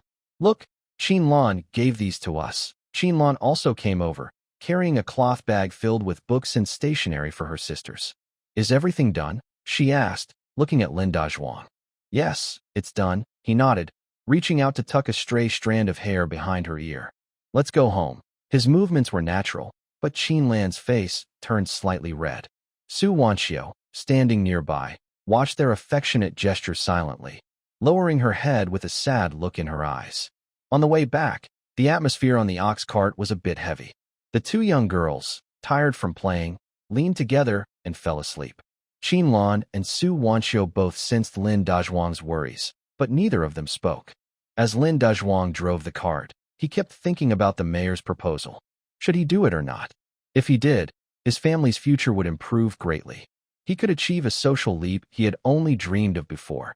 If he didn't, he would stay a hunter, which was not starving but uncertain and unstable. And if he fought a bear this time, what about next time? Wild animals in the mountains were becoming fewer and more dangerous. This path wasn't sustainable. Deep down, he was leaning toward accepting. As a man, who wouldn't want to succeed and make his family proud. But his only worry was safety. This squad leader sounded impressive, but was really just a daredevil. He was used to risking his life daily, so it didn't bother him. But now he had a family, a woman, and responsibilities. If something happened to him, what would happen to Qin Lan and the others? Thinking of this, Lin Dazhuang's heart became restless. The ox cart slowly returned to the village. Lin Dazhuang took Qin Lan and the others home, but didn't go inside himself. Instead, he sat alone on the doorstep, rolled a dry cigarette, and smoked slowly, frowning. Qin Lan knew he had something on his mind and didn't disturb him. She quietly went to the kitchen to prepare dinner. Su Wanxiu also wanted to help, but was stopped by Qin Lan. "You're tired today? Rest now. I can handle the kitchen alone." Qin Lan's tone was calm and indifferent. Su Wanxiu understood that Qin Lan was still wary of her. Feeling a bit wronged, she said nothing and quietly went back to her room. Night fell gradually. After dinner, Lin Dazhuang still looked worried. He went to bed early, lying on the Kong bed, staring at the ceiling, tossing and turning but unable to sleep. In his mind, he kept seeing the mayor's hopeful face and Qin Lan's worried eyes. He felt like his head was about to explode. While he was feeling upset and confused, the door was quietly pushed open with a soft squeak. Lin Dazhuang's heart moved, and he thought it was Qin Lan. But then he smelled a faint, sweet floral scent that was very different from Qin Lan's soap smell. Could it be Su Wanxiu? Why is she here so late at night? Lin Dazhuang's heart suddenly tightened. He lay still on the bed, barely breathing. He felt surprised and suspicious. Why did Su Wanxiu come to his room in the middle of the night? What does she want? If anyone finds out, his reputation could be ruined. How should he explain to Qin Lan? His mind was a mess, and he couldn't figure it out for a moment. The door was pushed open wider. A slim figure in a thin sleepwear, like a scared little cat, quietly slipped inside. In the faint moonlight coming through the window, Lin Dazhuang saw clearly that it was indeed Su Wanxiu. She seemed to be holding something carefully in her hand and tiptoed to the bed. "Lin, big brother Lin, are you asleep?" she asked in a very soft voice, with a hint of nervous trembling. Lin Dazhuang didn't say anything. He wanted to see what she was really up to. Seeing he didn't respond, she thought he was asleep and seemed to be a little braver. She gently placed what she was holding on the small table beside the bed, then sat down on the edge of the bed. Lin Dazhuang's heart jumped to his throat. This is too bold. He could even smell the light, pleasant scent coming from her. "Big brother Lin." Su Wanxiu spoke again, her voice like a dream, full of complicated feelings. "I know you have something on your mind today. I also know that Sister Qin Lan. She doesn't like me. I brought you a lot of trouble. I am just a bad luck charm. Brother Taiju died because of me." As she spoke, her voice started to with tears, and her shoulders began to shake. Lin Dazhuang's heart softened. So, this girl came to complain. Yes, she is a young girl who just lost her husband and is now considered unlucky by the whole village. She is living under someone else's roof, feeling uncomfortable and worried about how others see her. He was thinking about whether to comfort her when Su Wanchio's next action made him freeze completely. She unexpectedly reached out gently and touched Lin Dazhuang's face. Her hand was cold and soft. With a slight trembling, she brushed her fingers over Lin Dazhuang's rough, defined cheek. Lin Dazhuang's muscles tensed instantly. Wow, what is this woman trying to do? Although he was a bachelor in his past life, in this life, he was a strong, normal man. If a beautiful girl touched him like that, and he didn't react, would he still be a man? Big brother Lin, you are a good person. Su Wanchio's hand stopped at his lips, gently stroking them. You saved me and took care of me. I don't know how to thank you for everything. I don't have much to give you. The only thing I have is myself. As she spoke, her body slowly leaned toward Lin Dazhuang. Her pleasant body scent grew even stronger. Lin Dazhuang could even feel her warm breath ing on his face. His mind went blank with a loud buzz. This is bad. It's really bad now. If she kisses him, he would be in big trouble. He wouldn't be able to clear his name even if he jumped into the Yellow River. Just as Su Wanchio's lips were about to touch his, in a critical moment, cough, cough, cough. Lin Dazhuang suddenly coughed twice, then turned over just right, facing away from Su Wanchio, mumbling vaguely. Loner, don't make trouble. Go to sleep. Su Wanchio's movements froze instantly. She looked at Lin Dazhuang's back, listening to him call that name, and felt like a bucket of cold water was poured over her head, making her feel cold all over. Loner. Yes, in his heart, only Sister Qinlan. What am I then? Just a poor person he took in out of kindness and sympathy. A deep feeling of shame and sadness suddenly overwhelmed her. Tears she could no longer hold back silently fell down her face. She wanted to leave this embarrassing place immediately. Just then, the door creaked open again. Standing there was a figure. It was Qinlan. She was holding a bowl, which seemed to contain hot, freshly cooked egg sugar water. She had noticed Lin Dazhuang was troubled and couldn't sleep, so she went to the kitchen to make some sugar water to comfort him. But outside the door, she overheard their conversation. Qinlan felt her heart was as sweet as honey. Sure enough, her man only cared about her. She pushed the door open and pretended to be surprised, saying, "Oh, Sister Su, what are you doing here?" Su Wanchio saw that Qinlan had discovered her, and her face turned slightly red. She quickly explained, "I noticed Dazhuang might be a bit worried today, so I came to see if I could help. I'll leave now." Qinlan smiled secretly inside, thinking how clever this girl was at making excuses. Then she said, "All right, Sister Su, ask if you want. I'll put this down and go out first, then come back later." She placed the egg sugar water on the bedside table and left. As soon as she stepped out, she secretly took out a bag and pulled out some underwear from inside. Seeing this, Su Wanchio remembered what Dazhuang had just said and decided not to stay any longer. She returned to her room. After a little while, the door to Lin Dazhuang's room was pushed open for the third time. This time, the person who entered made Lin Dazhuang frown. It was Qinlan again, but her expression was strange and unnatural.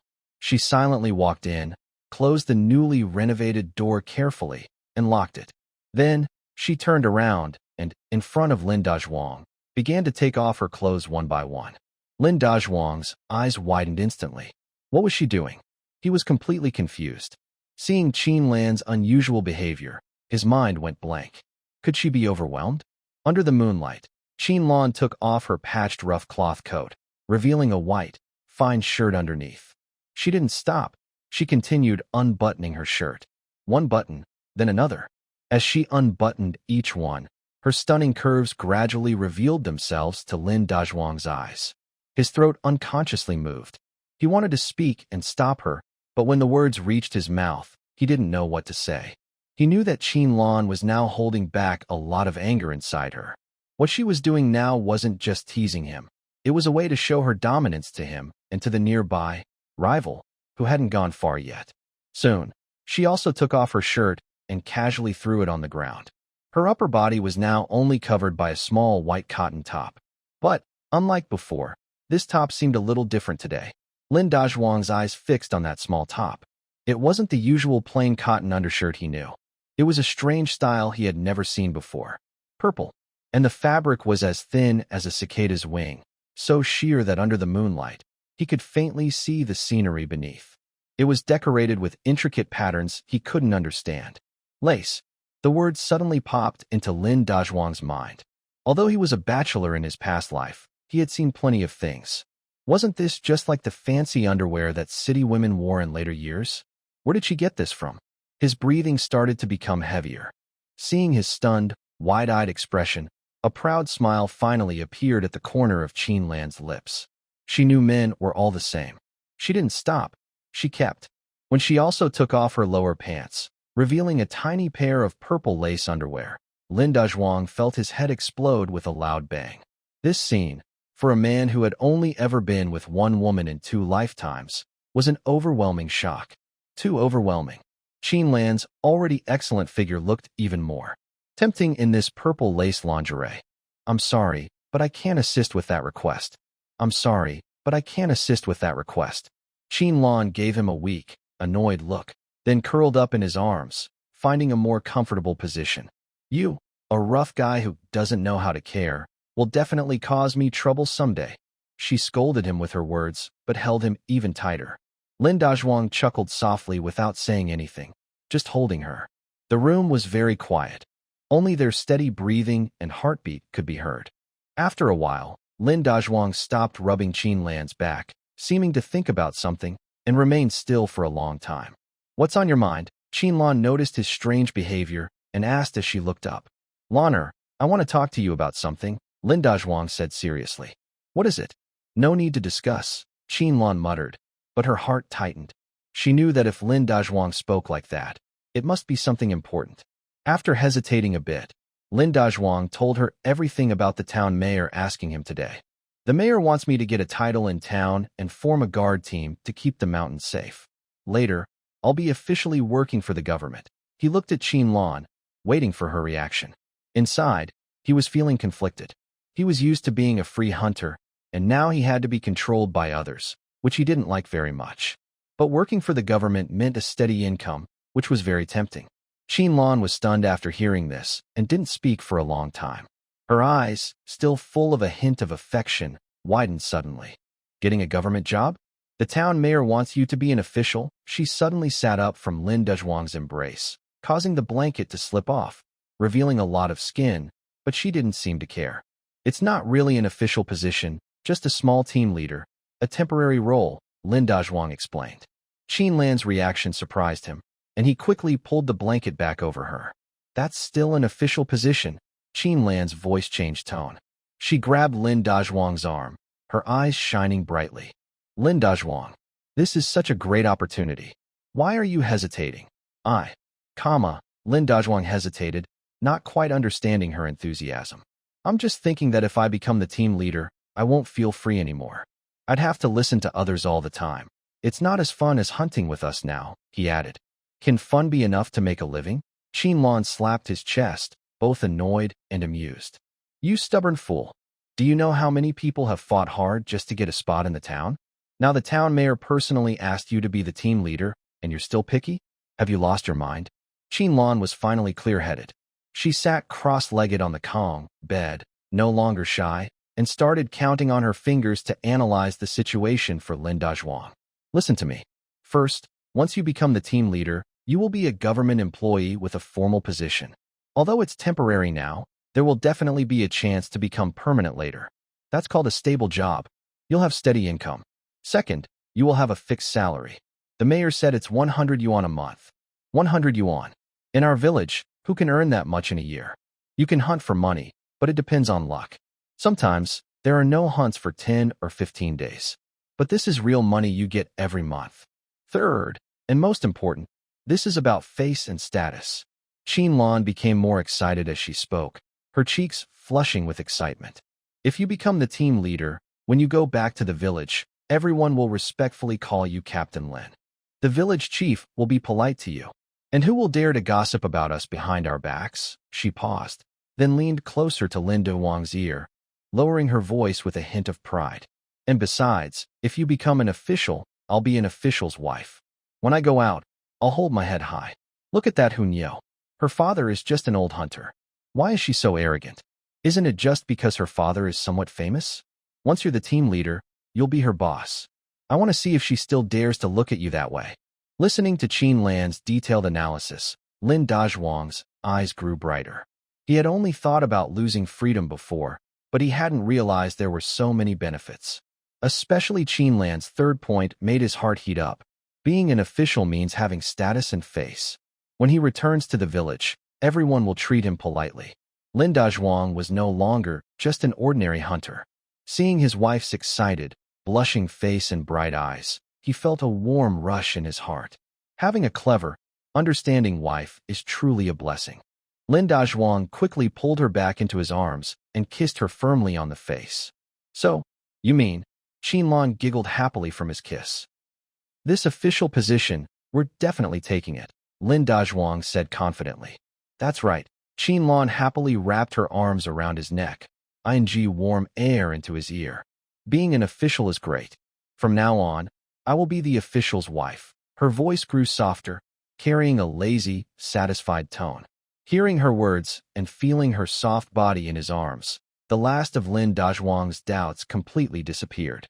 For this family, for this wife in his arms, even if it meant climbing mountains of fire or crossing rivers of water, he would do it. Lanner, since we're going to be officials, shouldn't we celebrate a little? Celebrate what? You rascal, didn't we just? Qin Lan's surprised cry quickly turned into gentle sobs, which Lin Dazhuang swallowed happily. Celebration must be celebrated. The next morning, Lin Dazhuang woke up feeling refreshed and energetic. Qin Lan was still asleep, her face showing a tired but satisfied smile. He gently kissed her cheek, then quietly dressed and got out of bed. He didn't wake anyone. He went to the kitchen, made a bowl of noodles, ate his fill, and after giving a quick message to Su Wanxiu, who was cleaning in the yard, to take care of the house, he set out alone, full of energy, heading towards the town. He had something on his mind, so he walked quickly. The mountain trail that usually took over an hour only took him about 40 minutes. When he arrived in town, he didn't go anywhere else but headed straight to the town government. The security guard at the door recognized him immediately and greeted him with a smile. Hero Lin, you're here? Are you here to see the town mayor? Yes, please inform him. Lin Dazhuang politely offered a cigarette. Got it. Please wait a moment. The guard took the cigarette, tucked it behind his ear, and ran inside. Soon, the guard came out and gestured for him to follow. The mayor asked you to go directly to his office. Lin Dazhuang nodded and, familiar with the way, went up to the second floor. Opening the town mayor's office door, the mayor was standing by the window, looking outside, lost in thought. When he heard the door open, he turned around and saw Lin Dazhuang. His face immediately lit up with a smile. Comrade Dazhuang, you're here. Come in and sit down, Mayor, Lin Dazhuang said casually, without hesitation, and sat down on the sofa. How about it? About what I mentioned yesterday, have you thought it over? The mayor poured him a cup of tea and asked directly. Lin Dazhuang picked up the tea, took a sip, then looked at the mayor and said clearly, Mayor, I've made up my mind. I'll do it. Good. The mayor clapped his thigh happily, with an even bigger smile. I knew you're a responsible and ambitious young man. Don't worry, once you make this decision, you won't regret it. The mayor looked even happier than Lin Dazhuang. He walked to his desk, picked up the phone, and dialed a number. Hello, is this the Armed Forces Department? It's old Wang. Yes, have Minister Liu take the call. He didn't hide anything from Lin Dazhuang while making the call. Hey, old Liu, I've got great news for you. I've found the right person for the guard team leader position. Who? The one I told you about. The guy who can take down a bear with his bare hands. Lin Dazhuang. That's right. The young man just came to see me and agreed. Haha, don't get too excited. I had to work hard to convince him. All right, get the paperwork done quickly. Staffing, weapons, everything.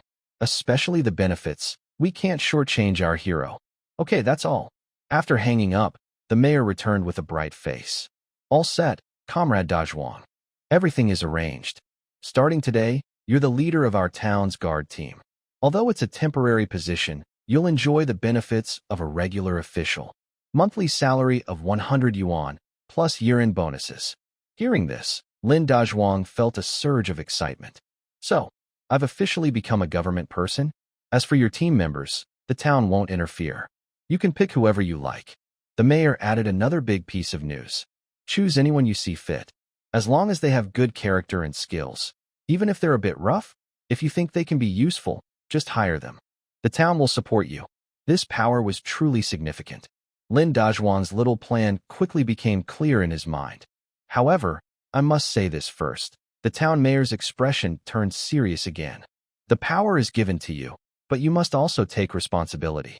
From now on, the safety of the mountains and forests in this area is all up to you. If any more wild animals hurt people, I will be the first to hold you accountable. Don't worry, Mayor. Lin Dazhuang stood up, patting his chest to promise. If I can't handle this, I might as well take off my skin and go back to the mountains to be a hunter. Good. With your words, I feel at ease. The mayor nodded with satisfaction. Once the matter was settled, Lin Dazhuang felt a big weight lift from his mind. He chatted with the mayor for a few more words before preparing to leave. Today, he came to town for another important reason. Mayor, I'll head back now.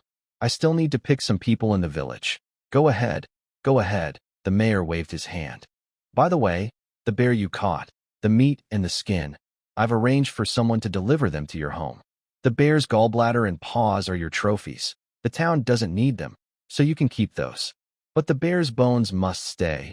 The military will use them to make medicinal wine to strengthen the soldiers. Hearing this, Lin Dazhuang was even happier.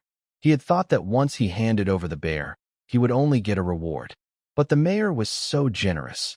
He gave him the meat and skin, and didn't even take the most valuable parts like the gallbladder and paws. Just that bear skin, weighing over 400 jin, was worth a lot. Thank you, Mayor. No need to thank me. It's all yours, the mayor said. Leaving the town hall, Lin Dazhuang felt like he was walking on air. His official position was secured, and money was soon to follow. He hummed a little tune and headed toward Mr. Qian's meat shop. He still had some leftover wild boar meat from last time, and the bear gallbladder to sell. He planned to handle everything today. He also intended to keep the bear paws for himself to eat. Before reaching the shop, he saw a crowd gathered at Mr. Qian's door, making it lively. He moved closer and saw Mr. Qian smiling widely, talking with a middle-aged man dressed in a Zhongshan suit and a big belly. The man looked quite important, with two people carrying briefcases following behind him. Boss Qian was quick to notice Lin Dazhuang outside the crowd. His eyes lit up, and he hurriedly pushed through the people to greet him. Hey Dazhuang, you finally arrived. Boss Qian grabbed Lin Dazhuang's arm warmly, as if he were greeting a long-lost brother. Dazhuang, come quick. Let me introduce you to a big boss. Without waiting, Boss Qian pulled Lin Dazhuang over to a middle-aged man with a big belly. Boss Zhang, I want to tell you, this is the person I mentioned, our area's top hunter, Lin Dazhuang. Boss Qian pointed at Lin Dazhuang proudly. The man called, Boss Zhang, turned his head after hearing this. He pushed up his black-rimmed glasses and looked Lin Dazhuang up and down. His gaze was sharp, with a commanding air that showed he was used to being in charge. Lin Dazhuang felt a little uncomfortable under his stare, but stayed calm and confident, standing still. Are you Lin Dazhuang? Boss Zhang asked in a deep, official-sounding voice. Yes, I am. Lin Dazhuang nodded. He smiled slightly, satisfied. Not bad. You look energetic. He then turned to Boss Qian and said, Old Qian, you've recommended a good person this time. Of course. Boss Qian nodded and smiled politely. Boss Zhang, I wouldn't dare neglect your orders. Listening to their conversation, Lin Dazhuang felt a bit confused. What's going on here? Dazhuang, let me explain. Boss Qian whispered close to his ear, lowering his voice. Boss Zhang is the manager of the county's state-run restaurant. He's here to buy ingredients for the restaurant. A manager of a state-run restaurant? Lin Dazhuang's mind moved. That's a high position. In this era, the manager of a state-run restaurant was almost as important as the town mayor. Hello, Comrade Lin, Boss Zhang said, extending his hand. Lin Dazhuang quickly shook his hand. Boss Zhang's hand was thick and soft, clearly well cared for. Boss Zhang said directly, I'm here because I have a problem and need your help. Boss Zhang, don't be polite. Just tell me what's wrong, Lin Dazhuang replied. Sighing, Boss Zhang looked worried and said, In a few days, some important leaders from the city will come to inspect our county. The county has ordered us, the state-run restaurant, to prepare a top-quality wild game feast to entertain them. But it's getting harder to find wild game in the mountains these days. I've sent all my buyers to nearby towns, but the game they brought back is mostly wild chickens and rabbits, not good enough. So I heard from old Qian that you're very capable and resourceful. I want to ask if you can help me with this urgent matter. Boss Zhang looked at Lin Dazhuang with hopeful eyes. Lin Dazhuang immediately understood. This was a big business opportunity. May I ask, Boss Zhang, what kinds of wild game do you need? Lin Dazhuang asked calmly. The list includes many types and a lot of each, Boss Zhang said, taking a notebook from a young man behind him and handing it to Lin Dazhuang.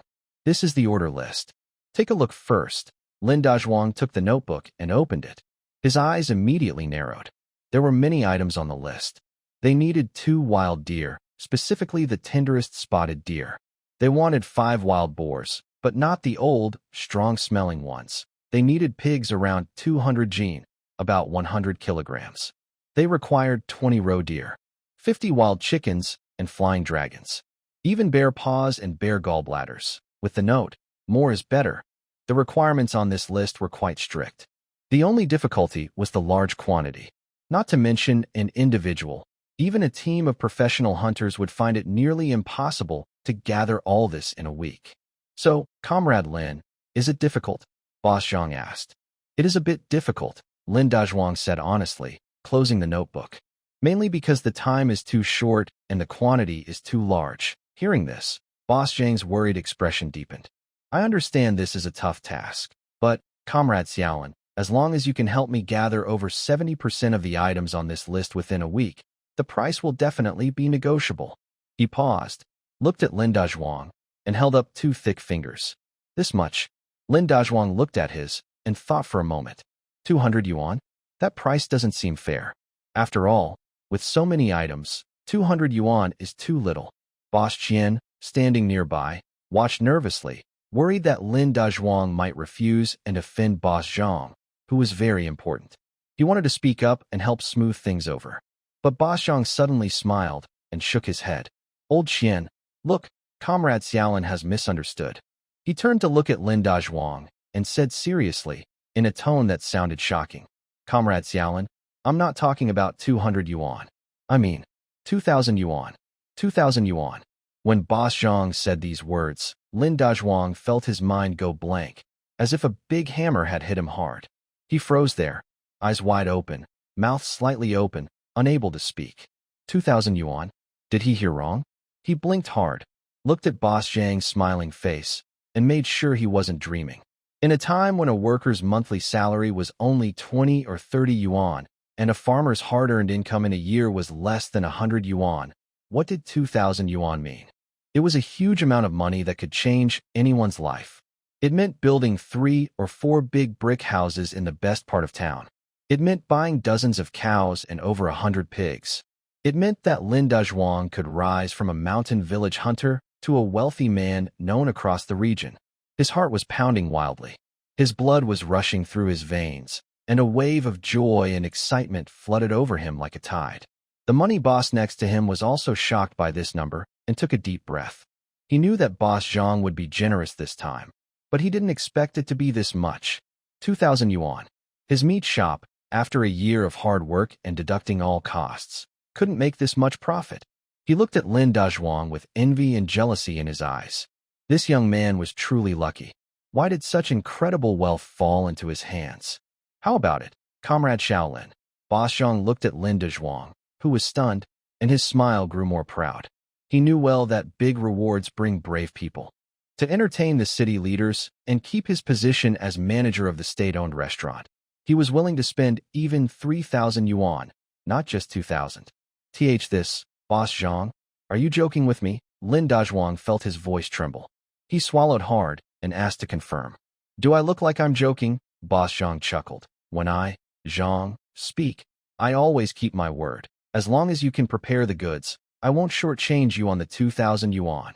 Of course, if you can get top-quality items like bear paws and bear bile, I'll pay extra. Lin Dazhuang's heart started pounding again. Bear paws and bear bile. Aren't they already right here with him? He took a deep breath, forcing his rapidly beating heart to calm down. He knew this was a once-in-a-lifetime chance. A chance to turn his whole family's fortunes around. In his mind, countless ideas flashed. He thought about the new position he just took as the leader of the security team. The town mayor had asked him to pick people, right? This big order was the perfect test.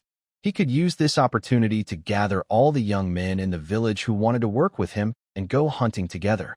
First, he could complete Boss Zhang's order and securely pocket the 2,000 yuan. First, during the hunting process, he can observe and test those people to see who is truly capable and reliable. The ones who perform well will be directly recruited into the guard team. This is a perfect plan that benefits everyone, like killing 3 birds with 1 stone. Thinking of this, Lin Dazhuang's eyes immediately lit up. He looked at Boss Zhang, whose shocked expression had disappeared. Instead, there was a confident look that couldn't be doubted. He straightened his back and said loudly, "Boss Zhang, don't worry. I'll take this order. Within a week, I promise to prepare everything you need. Nothing will be missing." His words were firm and clear. Boss Zhang looked at his confident face and was also influenced by his energy. He couldn't help but laugh out loud. "Good, good, good," he said 3 times. "Comrade Shaolin, I like your straightforwardness. Let's agree on this. To show my sincerity, I can pay you in advance of 200 yuan. Boss Zhang nodded to his secretary behind him. The secretary immediately took out a stack of fresh banknotes from his briefcase and handed them over. Lin Dazhuang didn't hesitate. He took the money directly and put it in his pocket. Holding the hot 200 yuan in his hand, Lin Dazhuang felt like he was floating. The money came so quickly. He exchanged a few polite words with Boss Zhang, agreed on the delivery location in a week, and was about to leave. He couldn't wait any longer. He wanted to go back to the village immediately and put his big plan into action. "Boss Zhang, Boss Qian, I'll be going now. I need to prepare. Go ahead, go ahead. I'll be waiting for your good news," Boss Zhang said with a smile. Lin Dazhuang turned around and strode away confidently. He didn't notice that behind him, Boss Qian looked at his back with a complicated expression. Boss Zhang, meanwhile, stroked his chin and watched Lin Dazhuang leave, a meaningful smile on his face. This young man is interesting. Lin Dazhuang, holding the 200 yuan, big money, walked briskly back to the village. He didn't even go home. He went straight to the village committee's loudspeaker. What was he going to do? He was recruiting soldiers and helpers. He found the village chief, Lin Changgue, who was organizing documents at the village committee, and shared his idea. "Village chief, I want to borrow your loudspeaker. The town asked me to form a guard team. I think this is a good chance to recruit a few people from the village." When Lin Changgue heard this, he immediately got excited. "That's a great idea. Very good indeed." He quickly brought in Lin Dazhuang. "Dazhuang, how do you want to do this? Should we only choose from our village or nearby villages too? Let's start with our village, since we know everyone," Lin Dazhuang said. "My plan is not to pick anyone right away. I want to organize a 1-week hunting trip into the mountains. Anyone brave enough who wants to join can sign up. Then, in the mountains, we'll see who can handle it. We'll test everyone's skills. The best performers, the ones with real talent, will be chosen." "Great idea," Lin Changgue clapped his hands. "This is a good way to test skills fairly. No one can complain. All right, wait a moment. I'll turn on the loudspeaker now." Lin Changgue went to the yard, turned on the loudspeaker hanging on the pole, cleared his throat, and started shouting. "Hey, hey, all villagers of Linjia village, listen up. Attention, here's an important announcement. Our village's hero, Comrade Dazhuang, has been tasked by the town to form a guard team. We are now recruiting members from the whole village. If you're chosen, you'll have a steady job with a salary. The pay is very good. Anyone aged between 18 and 40, strong and healthy, who wants to work with Dazhuang, can sign up. Tomorrow morning, Dazhuang will lead a team into the mountains for a 1-week practical test. Those who perform well will be hired directly. There are limited spots, so if you want to join, come to the village committee quickly." The village chief repeated the announcement 3 times. Suddenly, the whole village of Linjia exploded with excitement. "What? Dazhuang is recruiting people, still for the guard team, working for the government? Wow, that's a secure job. The pay is good.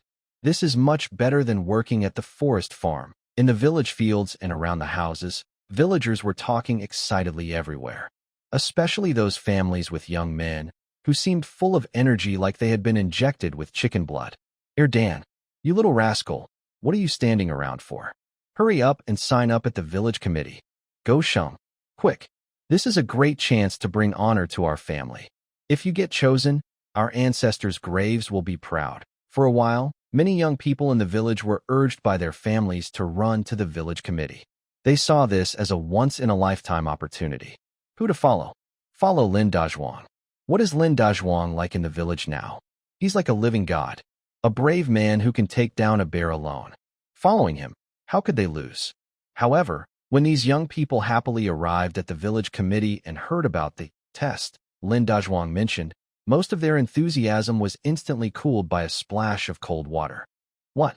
We have to go into the mountains for a week? Oh my, there are wolves and bears in those deep mountains. This is too dangerous. Exactly, I've never even caught a rabbit. Going in there is just asking for trouble. I thought I could just sign up and get chosen easily, but it turns out I have to risk my life. The once excited young people all started to back out. They admired the iron rice bowl opportunity, but valued their lives more. They knew their own strength. Going into the mountains with Lin Dazhuang, it's not about helping, but just not holding him back. If they really encountered some big wild animal, Lin Dazhuang might not even be able to handle it. Losing their lives in the mountains would be a big loss. So, the lively atmosphere at the village committee quickly faded as everyone found excuses to leave. Brother Dazhuang, I suddenly have something at home. I need to go back. Brother Dazhuang, I've had a stomach ache these days. I don't think I can go. In the end, out of the original 30 or so people, only 4 remained. These 4 were quite different from the others. One was called Lin Daniu, tall and strong, but not very bright. Still, he had incredible strength. Another was called Monkey, whose real name was Lin Hao. He was very thin, like a monkey, but quick and agile, climbing trees faster than a monkey. There are 2 more brothers, named Li Dashan and Li Erzhan. Their family is very poor, and they are well-known single men in the village. They are brave and willing to try anything. These 4 men look at Lin Dazhuang with determined eyes, showing they are ready to risk everything. They are all unhappy with their lives in the village and feel they have nothing to lose. They want to follow Lin Dazhuang and try for a better future. Lin Dazhuang looks at these 4 rough guys and feels no disappointment. Number of people doesn't matter. What matters is whether they dare to fight for it. Have you forethought it through? Going up the mountain with me could be dangerous, Lin Dazhuang asks calmly. Yes, we have. Brother Dazhuang, Lin Daniu answers loudly. I'm not afraid of dying. I'm just afraid of being poor. That's right. Brother Dazhuang, my brother, and I will follow you. Whether we live or die, we accept it, Li Dashan says confidently. Good, Lin Dazhuang nods. But I want to make one thing clear. I only need 3 guards. Tomorrow, you 4 will go with me. I'll watch how you perform. If anyone tries to cheat or run away during the mission, don't expect me to show mercy. I'll kick him out of the mountain myself. Yes, the 4 reply together. Soon, Lin Dazhuang's plan to recruit people became a joke among the villagers. Did you hear? Lin Dazhuang called for recruits, but only got 4 fools. Ha, that's hilarious. I thought he was going to make a big show, but it was all talk. Exactly. Who does he think he is? He must think he's a god or something, daring everyone to follow him into the mountains. Especially Lin Ergu and his friends enjoyed mocking him. Just wait. Those 4 will follow him in, and in less than 3 days, they'll be crying and running back. Lin Dazhuang paid no attention to these rumors. After arranging his departure for tomorrow, he turned and headed home. He had more important things to discuss with his wife. When Lin Dazhuang returned home, Qinlan and Su Wanxiu were in the yard, packing a bear skin with their 2 younger sisters. The huge bear skin was spread on the ground, nearly covering half the yard. The 2 little girls watched happily as they played nearby.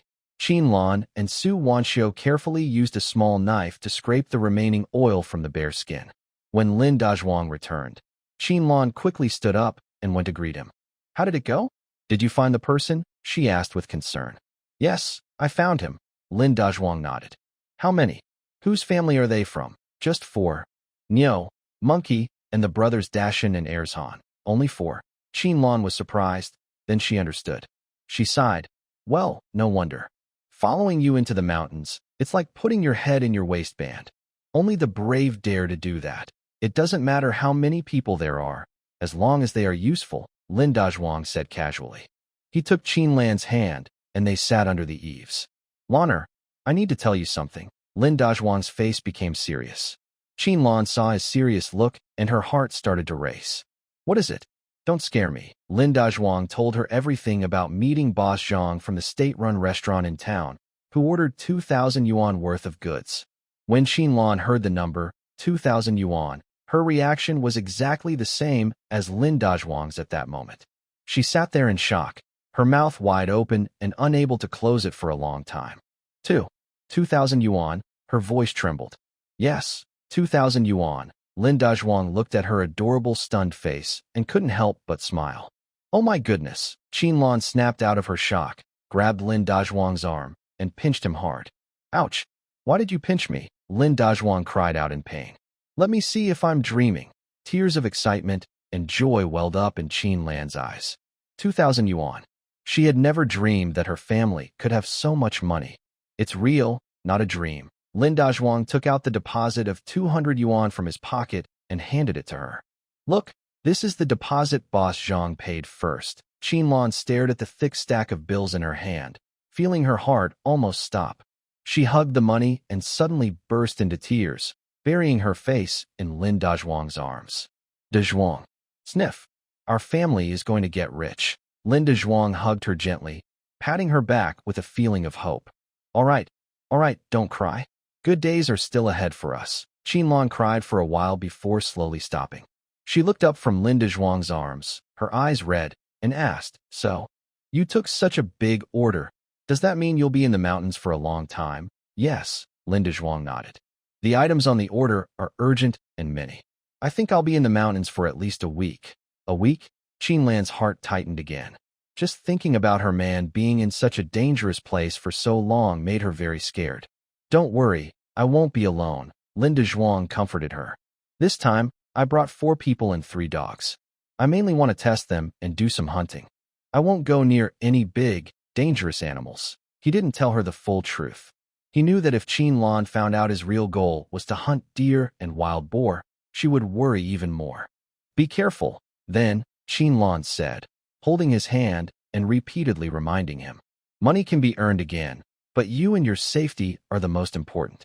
If something happens to you, how can I live with my sisters? I understand, Lin Dazhuang said softly, pulling her into his arms. Don't worry, I promise I'll come back to see you, safe and sound. For you, for this family, I wouldn't want to die either.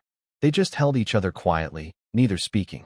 From afar, Su Wanxiu looked at the couple embracing, then quietly lowered her head and turned to walk into the kitchen. She knew she shouldn't be here at this moment. That night, Lin Dazhuang handed all the family's valuables, along with 300 yuan in reward money and 200 yuan in deposit, to Qin Lan. Lanner, keep this money safe. When I'm not home, everything at home is up to you. Keep an eye on the new house, and also look after your 2 sisters and Su Mei. If anyone dares to cause trouble at our place, don't be afraid. Just go straight to the village chief. Before I leave, I will make sure to greet him properly. Lin Dazhuang seems to be preparing everything carefully, as if he is saying goodbye. Qin Lan listens, and her eyes turn red again. Don't say such unlucky things. She covers his mouth. I'll wait for you to come back. Lin Dazhuang looks at her, then suddenly picks her up and walks toward the inner room's bed. You, what are you doing? His answer is just one word. He wants to leave a deep mark on this woman's body and heart. He wants her to never forget him. A night of closeness, full of feelings of parting and longing. The next morning, before dawn, Lin Dazhuang gets up. Qin Lan also gets up quietly and helps him pack his bag. This trip into the mountains will be long, so he needs to prepare many things. Food, water bottle, salt, fire starter, medicine. Qin Lan packs everything she can think of, worried he might suffer a little hardship in the mountains. Seeing her busy, Lin Dazhuang feels warm inside. He goes to the yard and checks his gear. His new double-barrel shotgun is polished shiny. Deer bullets are neatly packed in the cartridge bag. The machete and small skinning knife at his waist are also sharpened to a fine edge. All preparations are done. Now he needs to decide which dogs to bring this time. In the yard, the three dogs, Black Wind, Lightning, and Thunder, seem to sense the atmosphere before a trip. They gather around Lin Dazhuang, wagging their tails excitedly, making soft, growling sounds. Black Wind, come with me. Lin Dazhuang pats Black Wind's head. Black Wind is his top dog, with special abilities and high intelligence, far beyond ordinary hunting dogs. This trip into the mountains is a test for the newcomers, and completing big tasks depends on it. Woof! Black Wind barks excitedly and nuzzles his leg with his head. Lin Dazhuang then looks at Lightning and Thunder. These two newly bought black puppies have grown stronger after days of eating meat, and their eyes are sharper than before. He thinks to himself, this trip is mainly to test the four newcomers, so there's no need to reveal all his cards. Moreover, there must be a dog at home to watch the door. Currently, the house is filled with bear skins and bear meat. If I leave and some careless thief sneaks in, Qinlan and the other women won't be able to handle it. Although Lightning and Thunder are still young, they were personally chosen by Black Wind and have good bloodlines. The two brothers working together can easily deal with a small thief. Lightning, Thunder, Lin Dazhuang crouched down and looked at them. You two, this time, don't go. Stay at home and guard the house. Protect your mother, understand? He pointed to Qinlan inside the house. The two little dogs seemed to understand. Although their eyes looked a bit disappointed, they still barked twice at Lin Dazhuang, as if promising. Good boys. Lin Dazhuang happily patted their heads. He stood up and called into the house. Lanner, I'm leaving. Qinlan ran out of the house, followed by Su Wanxiu and her two sisters. Their faces were full of worry. Brother-in-law, you must come back early. Big brother Dazhuang. Be careful on the road. Qinlan didn't speak. She only looked at him with red eyes and silently helped straighten his collar. Wait for me at home, Lin Dazhuang said to her. Qinlan nodded heavily. Lin Dazhuang didn't stay any longer. He turned around and whistled. Black Wind, let's go. With that, he and the dog headed briskly toward the village entrance, facing the rising sun. Qinlan and the others watched his back until he disappeared around the bend of the mountain road. Lin Dazhuang didn't go straight to the village entrance for the meeting. He had one more thing to do. He led Black Wind directly to the village chief Lin Changgui's house. Village chief, are you at home? Yes, I'm here. Lin Changgui came out wearing a coat. Seeing it was Lin Dazhuang, he wasn't surprised. Dazhuang, are you about to set off? Yes. Lin Dazhuang nodded, took out 20 yuan from his pocket, and handed it over. Village chief, this is, what are you doing? Lin Changgui immediately looked serious when he saw the money. He pushed his hand back. What do you think I am? Don't worry, I'll take care of things at home. Village chief, please let me finish, Lin Dazhuang said with a smile as he put the money back. This isn't for you. This time, I'll be in the mountains for at least a week. I'm worried about the women at home. If they get a headache, a fever, or need money urgently while I'm away, it's not convenient. Take this 20 yuan first. If something really happens at home and you need money, just use this. I'll settle with you when I return. Lin Changgui hesitated. He knew that Lin Dazhuang trusted him. Village chief, just take it. I feel better knowing you have it while I'm in the mountains, Lin Dazhuang said sincerely. All right. Lin Changgui finally accepted the money. Don't worry, Dazhuang. As long as I, Lin Changgui, am alive, I won't let your family suffer even a little. With your words, I feel at ease. Lin Dazhuang bowed deeply to Lin Changgui. Village chief, I leave my wife and family in your care. Lin Changgui was moved by Dazhuang's serious bow. He helped him up and looked at the young man who, despite his age, carried the weight of his whole family on his shoulders. He felt a surge of emotion. Kid, why are you saying all this? Lin Changgui patted his shoulder, his voice becoming a little hoarse. Right now, you're not only the backbone of your own family, but also the pillar of our entire Lin village. Go boldly into the mountains to do your work. Your family's matters are everyone's matters. And if anyone dares to harm your family while you're away, I'll be the first to say no. His words were firm and clear. Dazhuang felt warm inside, knowing he hadn't trusted the wrong person. All right, don't delay. Those boys are probably waiting for you at the village entrance, Lin Changgui urged. Leave early so you can find a good place to camp in the mountains. Okay. Dazhuang nodded, said nothing more, and led Black Wind as he turned toward the village entrance. Lin Changwei watched his tall figure until he was out of sight, then sighed deeply and carefully tucked the 20 yuan into his pocket. Though still young, he carried so much responsibility. When Lin Dazhuang arrived at the village entrance, Lin Daniu, Monkey, and brothers Li Dashan and Li Erzhan were already waiting there. All four carried simple bags and held their most handy tools. Lin Daniu carried a chopping axe for firewood. Monkey had an old slingshot on his back and a sickle hanging at his waist. Brothers Li Dashan and Li Erzhan each held a. Seeing their gear, Lin Dazhuang shook his head. With such equipment, they couldn't even go into the mountains to clear land, let alone hunt. When the four saw Lin Dazhuang arrive, they quickly straightened up and looked at him nervously. Big Brother Dazhuang, we're ready, Lin Daniu said loudly. Lin Dazhuang glanced at them without speaking. He took a long cloth bag from his back and threw it on the ground. With a rustling sound, the bag opened, revealing 4 shiny new machetes and 4 sharp small knives. He bought these yesterday from the blacksmith shop on his way back from town. Forget about your old tools. Lin Dazhuang pointed to the knives on the ground. Each of you take a machete and a small knife. These are the equipment I got for you. The 4 looked at the weapons with wide eyes. Oh my, such good knives. Monkey was the first to rush forward, picking up a machete, weighing it in his hand, then tapping the blade with his finger, making a clear buzzing sound. Great knives. Truly good knives. Thanks, Brother Dazhuang. Lin Daniu grinned happily as he took a set. The Li brothers also looked excited and grateful. They had never used such fine new knives before. Don't thank me just yet, Lin Dazhuang said seriously, looking at them. I gave you the knives, but whether you keep them depends on your skills.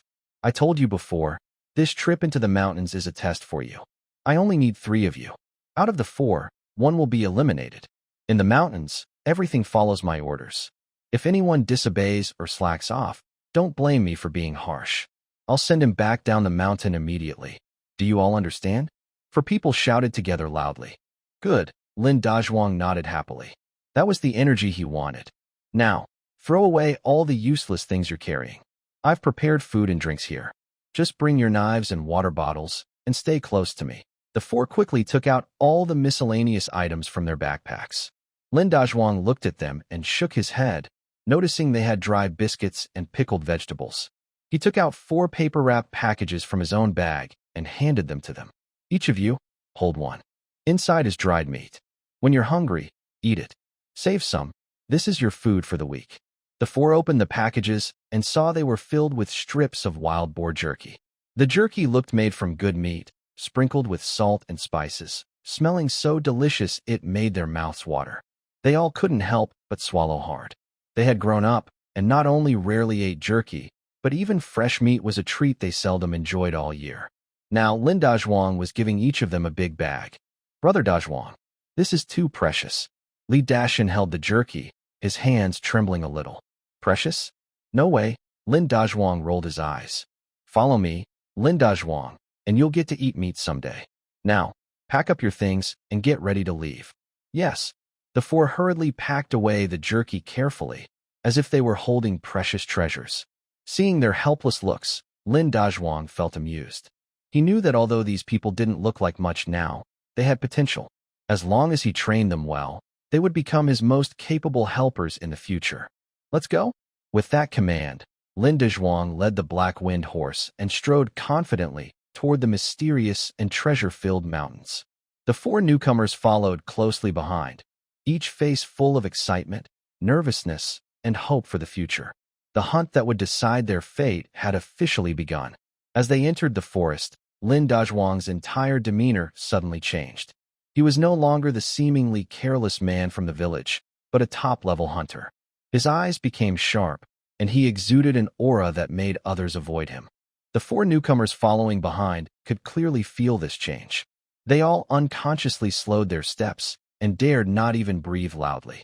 Stay close and don't fall behind, Lin Dazhuang said without turning around. The mountain paths are tough. Watch your step. If anyone twists an ankle, they can crawl back on their own. I won't wait. His voice was quiet but carried a cold tone, making the 4 feel a chill in their hearts. They knew the test had already begun. Lin Dazhuang didn't take the usual hunting trails, but chose dense forests and complex terrain instead. He was testing their strength and endurance. At first, the four could barely keep up. But in less than an hour, someone started to fall behind. The first to give up was Monkey. He was quick, but too fragile and the weakest in stamina among them. Soon, he was sweating heavily, panting, and lagging at the back of the group, about to fall behind. Big brother Dazhuang. Let's rest. I can't go on. Monkey leaned on a tree, gasping for breath. Lin Dazhuang stopped and looked back at him, frowning. It's only the beginning, and you're already giving up? His tone carried a hint of disappointment. With your attitude, you want to hunt with me? You'd better go home and take care of your kids. Monkey's face instantly turned red from his words. I can do it. He gritted his teeth and stood up from the ground. I can keep up. Then stop talking and follow, Lin Dazhuang said, turning away and continuing forward. Monkey clenched his teeth and used all his strength to follow behind. Lin Daniu had the best stamina. He carried an axe and walked behind Lin Dazhuang. Though tired, he could still hold on. Seeing Monkey nearly collapse, he felt a bit sympathetic and wanted to help him. Don't worry about him, Lin Dazhuang said coldly, as if he had eyes in the back of his head. In the mountains, only you can rely on yourself. If you help him today, what about tomorrow? If he can't hold on by himself, he will be a burden. In my team, Lin Dazhuang, there is no place for a burden. Lin Daniu heard this and quietly withdrew his outstretched hand. Brothers Li Dashan and Li Erzhan supported each other silently and followed behind. Their physical strength is average, better than some, worse than others. Although they are tired, it's clear they can still keep going. Lin Dazhuang watched all of this and silently rated these four people. In terms of stamina, Lin Daniu is the best, the Li brothers are next, and the Monkey is the worst. In terms of willpower, even though the Monkey isn't strong physically, he has a good fighting spirit and doesn't give up easily. For team spirit, Lin Daniu has it, but he's a bit soft-hearted. The Li brothers only care about themselves and haven't shown any team spirit yet. They walked all morning until noon, when Lin Dazhuang found a sheltered mountain valley and stopped. Rest for an hour, eat something, and regain your strength. As soon as he finished speaking, the Monkey was the first to sit heavily on the ground, almost exhausted, unable to speak. The other three were also very tired, leaning against trees and breathing heavily. Lin Dazhuang's face stayed calm, and he didn't pant. He took out his dried meat from his backpack, shared half with Black Wind, and then ate slowly himself. The four newcomers also took out their dried meat and ate eagerly. They were extremely hungry and exhausted. Eat sparingly, Lin Dazhuang warned as he looked at their ravenous state. This dried meat is your food for the next week. If you finish it today, you'll be hungry in the coming days. Hearing this, the four slowed down their eating. After finishing his food, Lin Dazhuang didn't rest but stood up and started to look around. He was checking the environment, looking for water sources and possible dangers. This is a habit every experienced hunter develops after going deep into the forest. The four newcomers all collapsed on the ground, not wanting to move. Only Li Dashan, after resting for a while and catching his breath, stood up like Lin Dazhuang and started wandering nearby, observing the surroundings. Lin Dazhuang saw this scene and nodded with approval. This Li Dashan is quite interesting. His mind is sharper than the others. The 1 hour rest quickly passed. Get up, let's keep moving, Lin Dazhuang called out. Huh? Still going? Monkey groaned in pain. What's wrong? Don't want to go? Lin Dazhuang shot him a glance. No, I do. Monkey suddenly perked up and quickly got up from the ground. The afternoon march was even harder than the morning. Lin Dazhuang led them towards steeper parts of the mountain. Along the way, all four suffered a lot. Big Bull, relying on his strength, fared a bit better. Monkey used his agility to the fullest, jumping up and down on the steep cliffs. Though clumsy, he didn't fall behind. The worst off were the Li brothers. They were exhausted and almost slipped down the several times. But with determination, they kept pulling each other and stubbornly stayed behind the group. Lin Dazhuang watched them and nodded secretly. Although these four were a bit rough, they were promising. They had strength, agility, brains, and a fighting spirit. With proper training, they would be very useful in the future. At sunset, Lin Dazhuang finally led them to a flat spot on the mountaintop. Today, we'll set up camp here. Hearing this, The four collapsed to the ground like they had been given a great blessing. They felt their bones almost falling apart. Don't just lie there. Get up and work. Lin Dazhuang wasn't planning to let them rest. Big Bull, go chop some sturdy branches nearby. We need to build a shelter for the night. Monkey, gather some dry firewood. The more, the better. Dashin and Erzhan, go over there and dig a pit to start a fire. Lin Dazhuang assigned tasks in an orderly way. Although tired, the four didn't dare refuse. They dragged their exhausted bodies and started working separately. Lin Dazhuang, himself, led Black Wind to the edge of the cliff at the top of the mountain. He stands here, with a wide view, able to overlook most of the forest. He squints and carefully observes the terrain in the distance. This time, his trip into the mountains isn't just to test the newcomers. His main goal is that big order worth 2,000 yuan. He opens the beast tracking skill, spreading out his senses. Soon, his brow furrows slightly. He has sensed something. In the southeast, about 5 or 6 miles away, in a dense forest, there is an unusual presence. It's not just one beast, but a large group. And judging by the strength of the scent, they are all quite big. Lin Dazhuang's lips curl into a small smile. He has found them. On the first day of entering the mountains, he has already tracked the big prey. It seems his luck is really good. Soon, it gets dark. At the mountain top, a bonfire blazes brightly, crackling and driving away the cold and darkness of the forest. A simple shelter has also been built. Lin Daniu and the others sit around the fire, roasting meat and nibbling on dried food. A day of fast marching has exhausted them all, but they still feel energetic. Brother Dazhuang, do you think we can catch some prey tomorrow? Monkey asks vaguely while munching on dried meat. Yeah, Brother Dazhuang, what are we going to hunt tomorrow? Lin Daniu also asks curiously. They now fully trust Lin Dazhuang. His incredible strength and familiarity with the forest make them feel far behind. They believe that as long as they follow Lin Dazhuang, they will definitely catch prey and have meat to eat. Lin Dazhuang leans against the shelter, sharpening his machete slowly with a stone. He hears their questions but doesn't look up, simply saying, "What we hunt tomorrow isn't up to me. It's up to the mountain spirit. Things in the mountain are spiritual. Whether we meet them depends on luck." His words sound mystical, leaving the four newcomers surprised and confused. All right, no more chatter. Finish eating and rest early, Lin Dazhuang says. Be alert tonight, 2 by 2, taking turns on watch. Someone who falls asleep while on watch will be the first to be eaten by wolves if something happens. His words made the four people feel nervous, and they quickly nodded in agreement. The night grew deeper. In the mountains, the night is especially quiet, with only occasional sounds of unknown birds or animals, which can be a little frightening. Lin Daniu and the others didn't dare to sleep too deeply. Even during their rest, they slept in their clothes and held their knives tightly. Only Lin Dazhuang seemed completely unconcerned. He leaned against the back of the shelter and slept very soundly. Of course, he was pretending. In the dangerous mountains, how could he really sleep so deeply? He just closed his eyes and turned up his hearing and tracking senses to the maximum. Within a radius of 500 meters, any movement or sound was heard by him. Moreover, there was a Black Wind lying beside him. Black Wind was his most alert guard. If any danger approached, it would be the first to warn him. The night passed quietly. At dawn the next day, Lin Dazhuang was the first to wake up.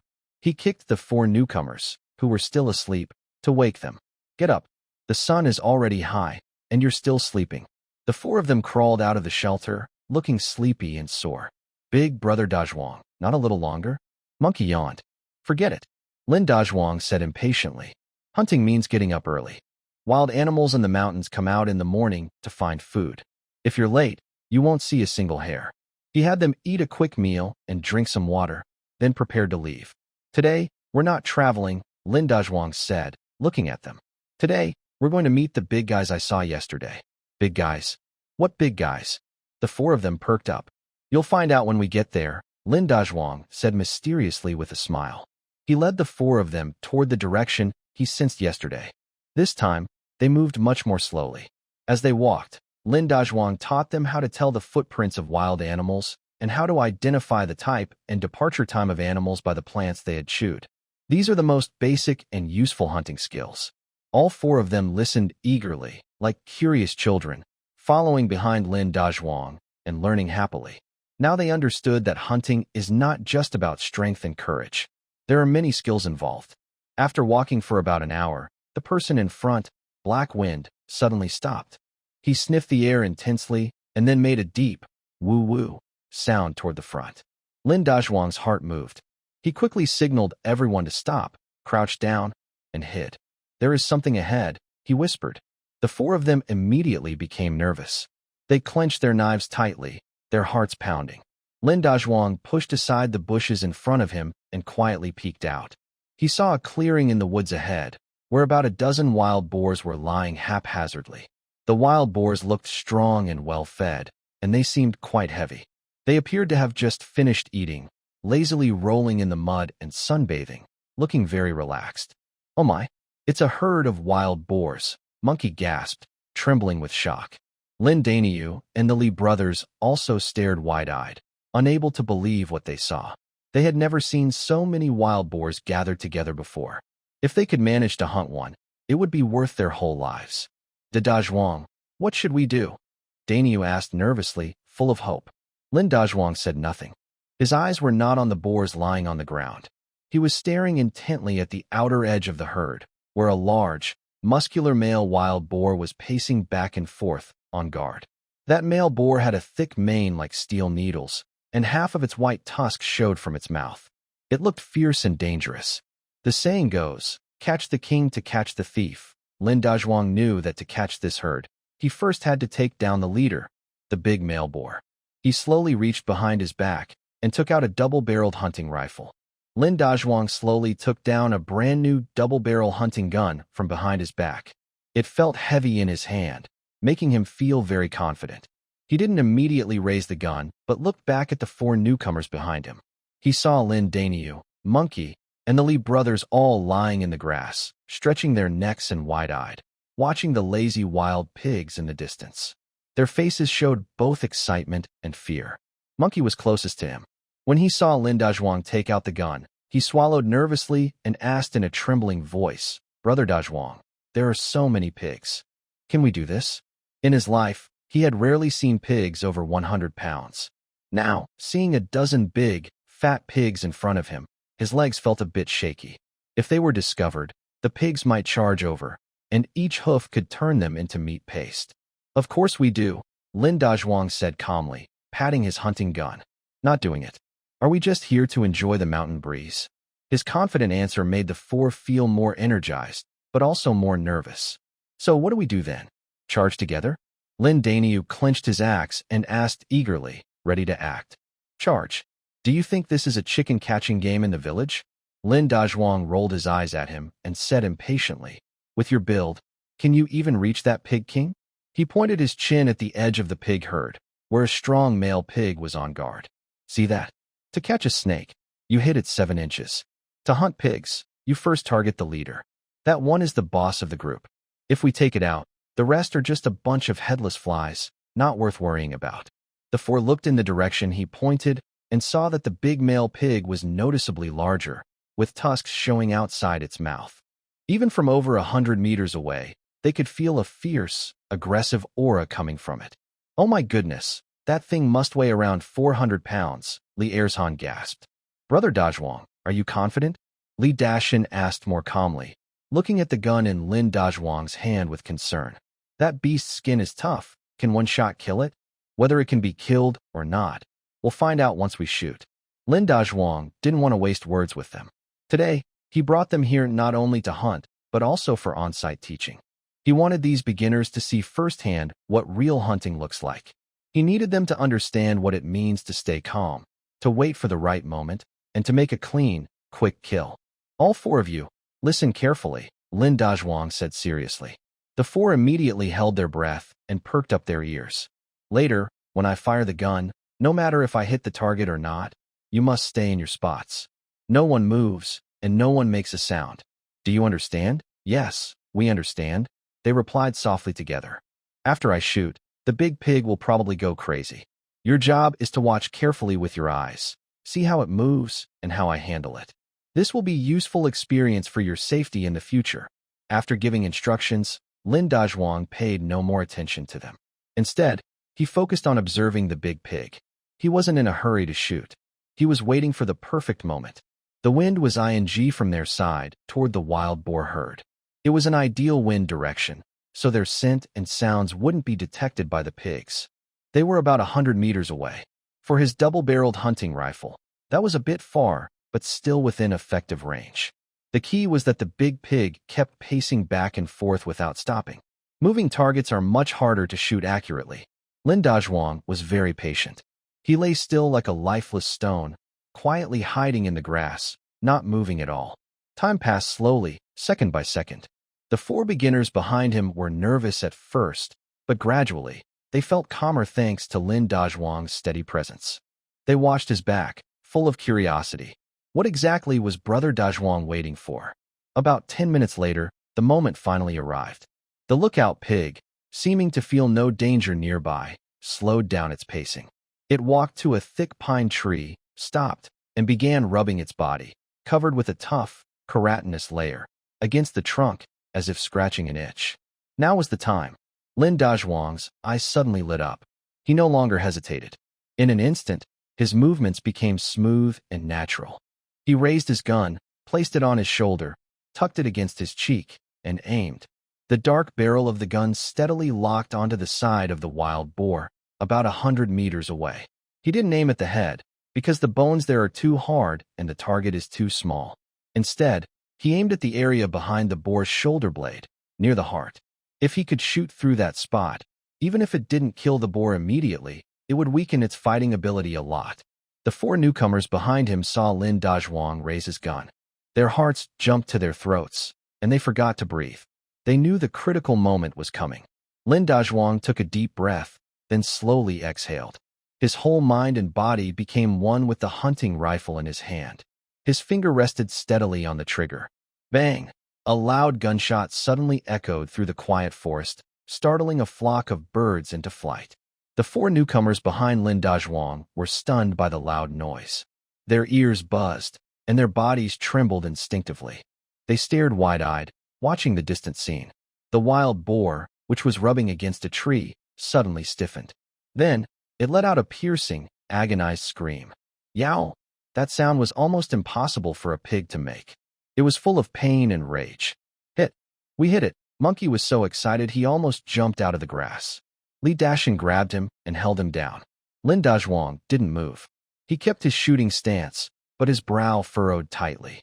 He knew that although he had hit the boar, his shot was slightly off. The bullet didn't hit the boar's heart directly, but struck its shoulder blade. While the power of the rifle was strong, it was still a bit too much to expect one shot to kill a 400-pound boar with tough skin and mud armor all over its body. Sure enough, after a loud, painful squeal, the boar didn't fall as they expected. It staggered a few steps. Blood poured out of a large wound the size of a bowl on its shoulder blade, sizzling as it flowed. But instead of dying, the boar was enraged by the pain. Its small eyes suddenly turned blood red. It quickly turned its head, and its fierce, murderous eyes locked onto where Lin Dazhuang and the others were hiding. Roar! It opened its big mouth and let out another roar, this time filled with wild anger. The pig herd was also startled by this sudden change. The wild pigs that had been rolling on the ground quickly got up, panicked, and gathered together, not knowing what was happening. But the pig king didn't care about his followers. All he could think about now was one thing: to tear apart the humans who dared to hurt him. Oh, it's coming this way, Li Dashin said with a pale face as he watched the pig king. As soon as he finished speaking, the injured pig king moved. It suddenly kicked with its back leg, and its huge body shot forward like a cannonball, leaving a trail of blood, charging straight at the hill where Lin Dazhuang and the others were. Oh my goodness, run! Lin Daniu and Monkey saw this terrifying scene and were so scared they almost fainted. Their minds went blank, and they turned around to run. They had never seen such a sight before. A wild pig weighing over 400 pounds, going crazy and charging straight at them. It felt like being hit by a small truck. Everyone stay still. Just at this critical moment, Lin Dazhuang shouted loudly, like a thunderclap ringing in their ears. His voice carried a firm authority that made Lin Daniu and Monkey freeze in place, unable to move. They looked back and saw that Lin Dazhuang's face was calm, without a trace of panic. He was still lying quietly, quickly ejecting the empty shell, then reaching into his bag and pulling out 2 fresh deer cartridges. In a flash, he reloaded his double-barreled shotgun with incredible speed. With a click, the gun was closed. The whole process was smooth, powerful, and graceful. Everyone lie down. Find cover. Anyone who runs around, I'll shoot first, Lin Dazhuang shouted without turning around. His calmness and composure were like a strong medicine, helping the 4 new recruits, who were close to breaking down, to regain some sense of reason. They instinctively followed orders, scrambling behind nearby trees and rocks. Each of them looked pale with fear, their hearts pounding. At this moment, the crazy pig king was less than 50 meters away from them. Although injured, it was still fast and, because of its anger, even more wild and fierce. It lowered its head, showing 2 sharp tusks like knives. Its huge body charged across the hillside, smashing through bushes and in its way. The ground trembled slightly. Its fierce and unstoppable attitude made the monkey hiding behind a tree feel weak in the knees, a hot wave almost escaping from his pants. It's over, we're doomed. He closed his eyes, too scared to look anymore. But Lin Dazhuang didn't close his eyes. He stared coldly at the approaching beast, his eyes icy. He knew he only had one chance. He had a double-barreled shotgun with only 2 bullets. If these 2 shots couldn't stop the beast, then a bloody fight would follow. And at that point, not only he but also the 4 rookies behind him wouldn't survive. He slowly raised the gun. This time, he didn't aim at the beast's body. He aimed at its small, hard head that was swinging rapidly as it ran. More precisely, he aimed at its eyes. Big bull. Lin Dazhuang suddenly shouted loudly. Here, Brother Dazhuang. Lin Daniu, hiding behind a big tree, instinctively responded. Do you see that crooked tree on your left? It's rotten inside. Use your axe to cut it down. Cut it in the path where that beast is charging. Lin Dazhuang ordered quickly. Huh. Oh, okay. Lin Daniu hesitated for a moment, then reacted quickly. He grabbed his axe and ran toward the crooked tree. Although he wasn't very smart, he absolutely obeyed Lin Dazhuang's orders. Monkey, here, climb onto the highest rock behind you. Look carefully. Besides the pig king, which direction are the other pigs running? Do not miss any of them. Hearing this, the monkey's survival instinct made him suddenly show great strength. He used his hands and feet and quickly climbed onto a rock over 3 meters high. Big mountain. Second mountain, here. Unfasten your ropes and tie good knots. Wait for my command. Understood. The Li brothers immediately started to act, trembling as they took ropes from their waists. In an instant, Lin Dazhuang assigned tasks to everyone. His mind was working very fast at this moment. He knew that with just his gun, it would be very hard to accurately hit the wild pig's eyes from such a short distance. He needed to create obstacles to slow it down and give himself the best chance to shoot. The 4 newcomers around him were the only tools he had now. He wanted to make the most of each person's role in the shortest time. Lin Daniu, being strong, was told to cut trees. The agile monkey was to act as a lookout. The careful Li brothers were to prepare ropes for emergencies.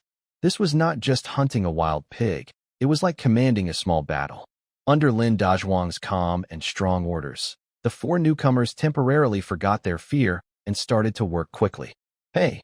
Lin Daniu ran to a crooked tree, shouted loudly, swung his arms, and with the sound of wind, chopped the tree trunk fiercely with his axe. The rotten tree trunk broke apart. Boom! The huge tree, with many branches and leaves, fell down right onto the path where the pig king was charging. The charging pig king didn't expect such an obstacle ahead and couldn't stop in time. It crashed into the fallen tree trunk. Although it used its great force to push the trunk forward a few meters, its speed was suddenly slowed. This was a great chance. Lin Dazhuang's eyes shone brightly at this moment. He had no hesitation at all. Just as the wild boar king slowed down and paused, he decisively pulled the trigger. Bang! Another gunshot. The bullet headed straight for the boar king's head. But the boar king was incredibly brave. As it hit the trunk of a tree, it suddenly its head and tried to use its tusks to break through the obstacle. This quick, instinctive move just barely saved it from a deadly shot. The bullet didn't hit its eye but instead struck the mane on its face with a pop, leaving a long bloody and splattering blood and flesh. A loud roar echoed. Once again wounded, the Boar King was overwhelmed with pain and went into a wild frenzy. It no longer tried to avoid the fallen tree. Instead, it stood on its hind legs and frantically dug and smashed at the trunk with its front hooves, trying to clear the obstacle with brute force. Lin Dazhuang silently thought, what a pity, he was so close. He quickly checked his gun's chamber. There was only one shot left. This was his last chance. At this moment, the Boar King was about to break the thinner trunk in half. In just a few seconds, it would charge forward. Brother Dazhuang, those pigs, they're all running into the forest to the east, shouted the monkey, climbing onto a rock and pointing far away. Hearing this, Lin Dazhuang made a quick decision. He couldn't wait any longer. He suddenly leapt up from the ground, no longer on the defensive. Instead, he charged directly at the Boar King, which was still struggling with the tree. His sudden move startled the Li brothers hiding behind the trees. Brother Dazhuang, what are you doing? He didn't answer. As he ran, he drew a sharp machete from his waist. The gun was no longer reliable. He wanted to end this fight in the most primitive, bloody way. He aimed to personally kill this beast in close combat. Everyone was stunned by Lin Dazhuang's action. Charging headfirst at a wild Boar King gone mad. Was he risking his life? Even the Pig King, who was frantically destroying the tree trunk, didn't expect that this tiny human would dare to challenge him directly. His digging and smashing paused for a moment, and a hint of confusion flickered in his blood-red eyes. But Lin Dazhuang was waiting for this moment of pause. He rushed to the fallen tree trunk without slowing down. He stomped the trunk, then leapt high like a fierce tiger descending the mountain, crossing the obstacle and charging straight at the Pig King. In midair, his machete flashed coldly in the sunlight, aiming at the Pig King's injured, bloodied left shoulder, and he struck down fiercely. The mighty bear's strength was instantly activated. Thud! The sharp sound of the blade piercing flesh was clear. This strike, Lin Dazhuang used all his strength. The sharp blade cut into the Pig King's wound almost without resistance, deep enough to see the bone.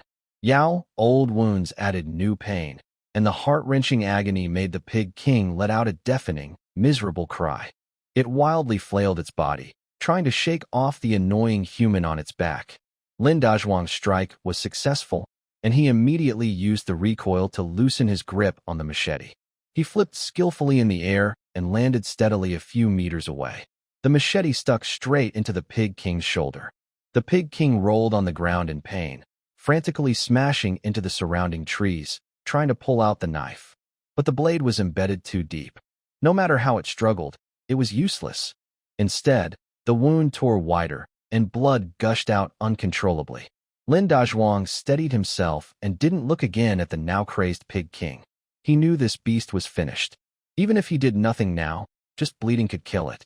He turned around and picked up the hunting rifle from the ground. There was one more bullet in the chamber. He couldn't waste it. He walked to the struggling Pig King, looked at its twisted face from pain and anger, and showed no mercy in his eyes. He slowly raised the gun, the dark barrel pressed against the Pig King's healthy eye. Next time, hope you have a good life, he whispered softly, then pulled the trigger. Bang! The final gunshot. The world fell silent. The mighty wild Boar King, weighing over 400 pounds, twitched heavily once, then stopped moving completely. Blood and brain matter slowly flowed from its eyes, staining the ground beneath. Lin Dazhuang looked at the dead beast and let out a long breath. Honestly, that shot was very dangerous. If he had made any mistake, he might have been the one lying on the ground. Is it over? The Pig King is dead? Until Lin Dazhuang put down his gun, the four newcomers hiding behind the cover dared to peek out, looking at the scene with disbelief. When they saw the huge wild Boar King lying motionless in a pool of blood, and Lin Dazhuang standing calmly beside the corpse, wiping blood off his knife, only one thought filled their minds. God, this is truly a mountain god. We won. We won. Brother Dazhuang is awesome. After a brief silence, Monkey was the first to shout excitedly. Soon after, Lin Daniu and the Li brothers also reacted. They all ran out from their hiding spots, jumping and cheering around the Pig King's body, as excited as children. They had won. They had actually, together with Brother Dazhuang, killed a wild boar over 400 pounds. The feeling of achievement and relief from danger made everyone's face turn red with excitement. Lin Dazhuang watched their happy expressions and showed a small smile. But he quickly became serious, walked forward, and kicked one of them in the backside. "What are you all shouting about? It's just one pig. Show some sense." The four of them staggered from the kick, but no one complained. Instead, they chuckled foolishly. "Brother Dazhuang, you were so amazing just now." Lin Daniu looked at Lin Dazhuang with admiration shining in his eyes. "That jump and strike, like the story of Wu Song fighting the tiger in the comic books." "Yes, Brother Dazhuang, you are not just a person. You are like a divine being descending to the mortal world." The monkey also came over, praising him loudly. "Enough, stop the chatter." Lin Dazhuang waved his hand, interrupting their praise. He pointed to the body of the pig king and said, "After the celebration, it's time to work. Such a big creature. If the blood isn't drained properly, the meat will spoil and become inedible." He then began to give orders to the others on how to handle the pig king's body. First, he asked the strongest, Lin Daniu, and the Li brothers to turn over the pig king's body. Then he took a small knife and carefully cut a slit across the pig king's neck. Hot pig blood immediately gushed out. After finishing this, he looked at the monkey. "Monkey, you just said the remaining pigs all ran east?" "Right. Brother Dazhuang, I saw clearly. There are about a dozen, all rushing into the forest to the east." The monkey quickly replied. Lin Dazhuang nodded, his eyes flickering. Although the pig king was dead, the big deal of 2,000 yuan was still far away. Today he had to seize the opportunity and win another victory. He looked at the four young newcomers in front of him, who were tired but full of fighting spirit, and made a decision. "All right, we'll leave this big one here. Let's go hunt the smaller ones." He looked at Li Dashin and said, "Dashin, you're smart. Do you remember what I taught you about tracking animals and figuring out where they went?" Dashin was momentarily stunned, then nodded heavily. "I remember." "Good." Lin Dazhuang handed him the machete. "Today, you'll lead us to find that group of pigs." "Me?" Dashin pointed to himself, looking surprised. "Yes, you," Lin Dazhuang said firmly. "Today, you are the leader of our team. Your first task is to find those pigs for me." Without him, the others felt like headless flies. "Can we do it?" "We'll only know after trying," Lin Dazhuang said calmly. "I can't always be with you. You need to learn to judge and decide for yourselves. Today, you start, Dashan." Lin Dazhuang looked at Li Dashin. "Don't let me down." Li Dashin looked into Lin Dazhuang's trusting and encouraging eyes, then at the blood-stained hunting knife in his hand. A surge of courage rushed from his feet to the top of his head. "Brother Dazhuang, this is a test for me, but also an opportunity." He took a deep breath, clenched the handle of the knife tightly, and nodded firmly. "Don't worry, Brother Dazhuang. I promise to find those pigs for you." His voice was a little shaky, but full of determination. "Good. Let's go." Lin Dazhuang nodded and signaled him to lead the way. Li Dashin led the front of the group, while Lin Dazhuang held Black Wind, walking slowly at the back like a true observer, giving full control of the situation. At first, Li Dashin was a bit nervous, walking awkwardly. But once he focused on tracking, his clever mind started to work. He mimicked Lin Dazhuang, carefully examining the ground for signs. Trampled grass, messy hoofprints, fresh dirt on tree trunks. What seemed insignificant to others became clear signs for him. This way, their hoofprints are deep and messy, showing they were panicked and running fast. "This is the direction." Li Dashin pointed confidently at a battered patch of grass. He led the team along the trail, following the tracks. Lin Dazhuang watched from behind, pleased to see Li Dashin growing more confident. This kid is promising. He learns quickly, is clever, and has the potential to be a good hunter. After about half an hour of chasing, they finally found the wild boar's trail again in a mountain hollow. Without the pig king, the herd was truly scattered. They didn't run far away. Instead, they gathered in this valley, huddling around the grass roots on the ground, looking a bit uneasy. "Big Brother Dazhuang, we found them." Li Dashin turned back, lowered his voice, and excitedly said to Lin Dazhuang. "Good job," Lin Dazhuang praised, then asked, "So, what do you plan to do next?" Li Dashin was caught off guard. He looked at the dozen or so wild boars and suddenly had no idea. If they charged in directly, their small group wouldn't be able to handle them. But if they didn't act, they'd waste this good opportunity. He instinctively looked back, wanting to ask Lin Dazhuang for help. But Lin Dazhuang just crossed his arms, leaning against a tree, with a look that said, "You handle it yourself." Li Dashan knew that big brother Dazhuang was still testing him. He clenched his teeth, forced himself to stay calm, and started analyzing the situation. Although there are many pigs, without the pig king, they lack a leader. Their formation is scattered, and they are all looking down for food, so their alertness is low. On their side, there are 5 people and a dog. Direct confrontation won't work, but clever tactics might. A plan gradually formed in his mind. He called Lin Daniu, Monkey, and Li Erzhan over, lowered his voice, and began assigning tasks. Big brother Daniu, you have great strength. Later, you sneak from the left, find a high ground, and prepare some stones. When I give the signal, throw stones into the herd forcefully, pushing them to the right. Monkey, you're agile. You go around from that cliff on the right, also prepare some stones. When the herd is pushed over, throw stones too, and don't let them scatter. Erzhan, you and I, with Black Wind, will approach from the front. When they get confused, charge in and target the ones that fall behind, especially the smaller ones. His plan was well thought out, and surprisingly, it resembled Lin Dazhuang's previous tactics. Using terrain to create chaos, dividing and surrounding, concentrating forces to attack weak points. Lin Dazhuang listened from behind, his eyes shining brighter. This kid is impressive. Not only has he learned, but he can also think creatively. Is everyone clear? Li Dashan looked at the 3. Clear, they replied in unison. Good, let's move. 3 people immediately followed Li Dashan's plan, spreading out quietly to their respective positions. Li Dashan, along with his younger brother Li Erzhan, was holding a dog and lying in the grass, waiting patiently for the right moment. After about 10 minutes, he guessed that Lin Daniu and the monkey had already taken their positions. He took a deep breath and made a cuckoo call toward the left side. Cuckoo, cuckoo, this was their prearranged signal. As soon as the signal was given, there was movement on the hillside to the left. Lin Daniu picked up a large stone, roared loudly, and with all his strength, threw it forcefully toward the pig herd in the valley. Boom! The stone hit the middle of the pig group with a loud crash, startling the wild pigs, which squealed loudly and panicked. They instinctively ran away from the danger toward the right. But just as they reached the right side and were about to catch their breath, a stone rain began to fall from above. It was the monkey. He was high above, throwing stones one after another. Although he couldn't kill the pigs, he successfully blocked their escape route. The entire pig herd was thrown into chaos.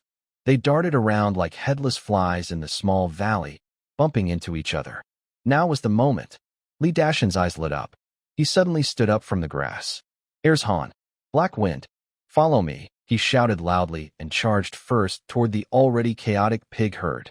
At that moment, the Black Wind, the divine dog, suddenly charged from another direction. It bit down the little wild boar's neck, quickly pinning it to the ground. Second mountain. Go, shouted Li Dashan loudly. Li Erzhan, with tears in his eyes, rushed forward and swung his machete at the boar's other hind leg, striking it fiercely. The 2 brothers, working together with Black Wind, took less than a minute to bring down the over 100-pound wild boar.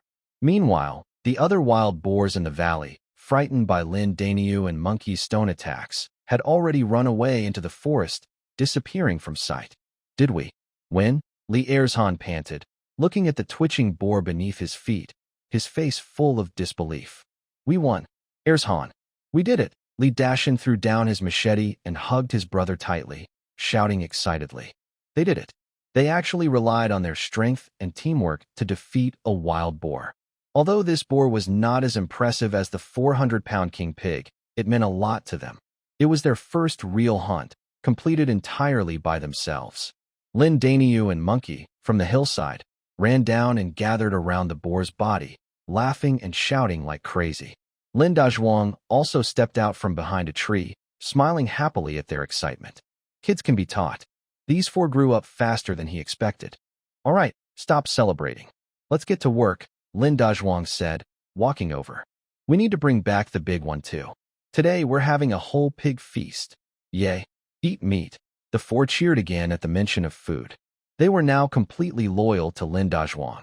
Following him meant not only learning skills, but also eating meat every day.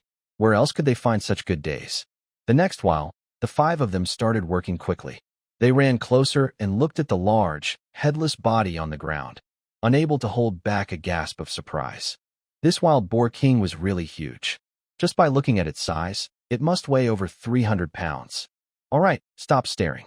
Everyone, go drag your pigs over here so we can count our catch, Lin Dazhuang said. Got it. The 4 of them immediately perked up. They happily ran back, dragging and pulling their hunted wild boars to the open space in the woods. Lin Daniu managed to bring 2 pigs by himself. The Li brothers worked together to bring one. Monkey also dragged over the pig he had knocked out. Adding the wild boar king that Lin Dazhuang had killed, there were 5 wild boars in total. They were scattered all over the ground, creating a spectacular scene. Oh my goodness, 5 pigs. We actually caught 5 wild boars. Monkey exclaimed excitedly, his voice trembling with excitement. We're rich. We're really going to get a lot of money now. Lin Daniu grinned widely, unable to hide his happiness. He had lived 20 years and had never seen so many wild boars before, and 2 of them were killed by him personally. That feeling of achievement was even more satisfying than marrying a beautiful wife. The Li brothers were also blushing with excitement, their eyes shining as they looked at the pork on the ground. If they could sell all this meat, how much money would they get? They had never seen so much money in their lives. All right, stop smiling and get to work, Lin Dazhuang interrupted their daydreams. First, drain the blood from the pigs, then cut them open and remove the internal organs. If you wait too long, the meat will spoil. He pulled out a sharp, small skinning knife from his waist and walked over to the wild boar king, beginning to demonstrate to the 4 newcomers. Watch carefully. To bleed the pig, cut at the neck. That's the cleanest way. To open it up, cut along this line. Be careful not to tear the intestines. If the waste spills out, the meat will be ruined. While speaking, Lin Dazhuang moved his knife skillfully and swiftly.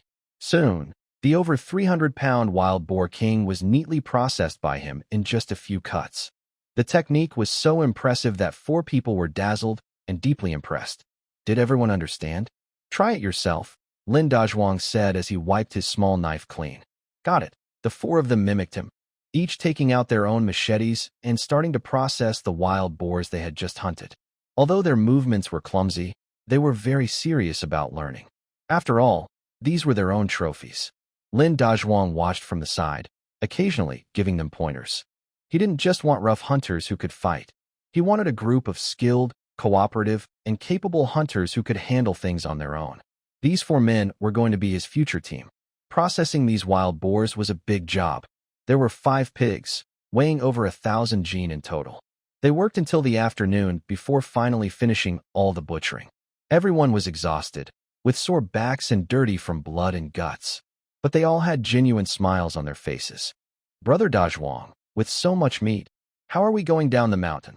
Li Dashan asked, looking worried at the pile of pork. No rush, Lin Dazhuang smiled.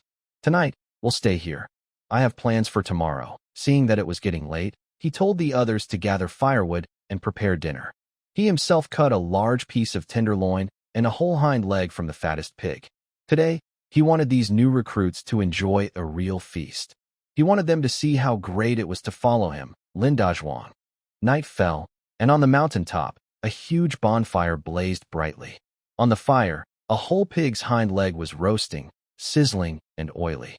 The rich smell of meat mixed with the smoky aroma of burning wood, drifting through the air and making everyone salivate.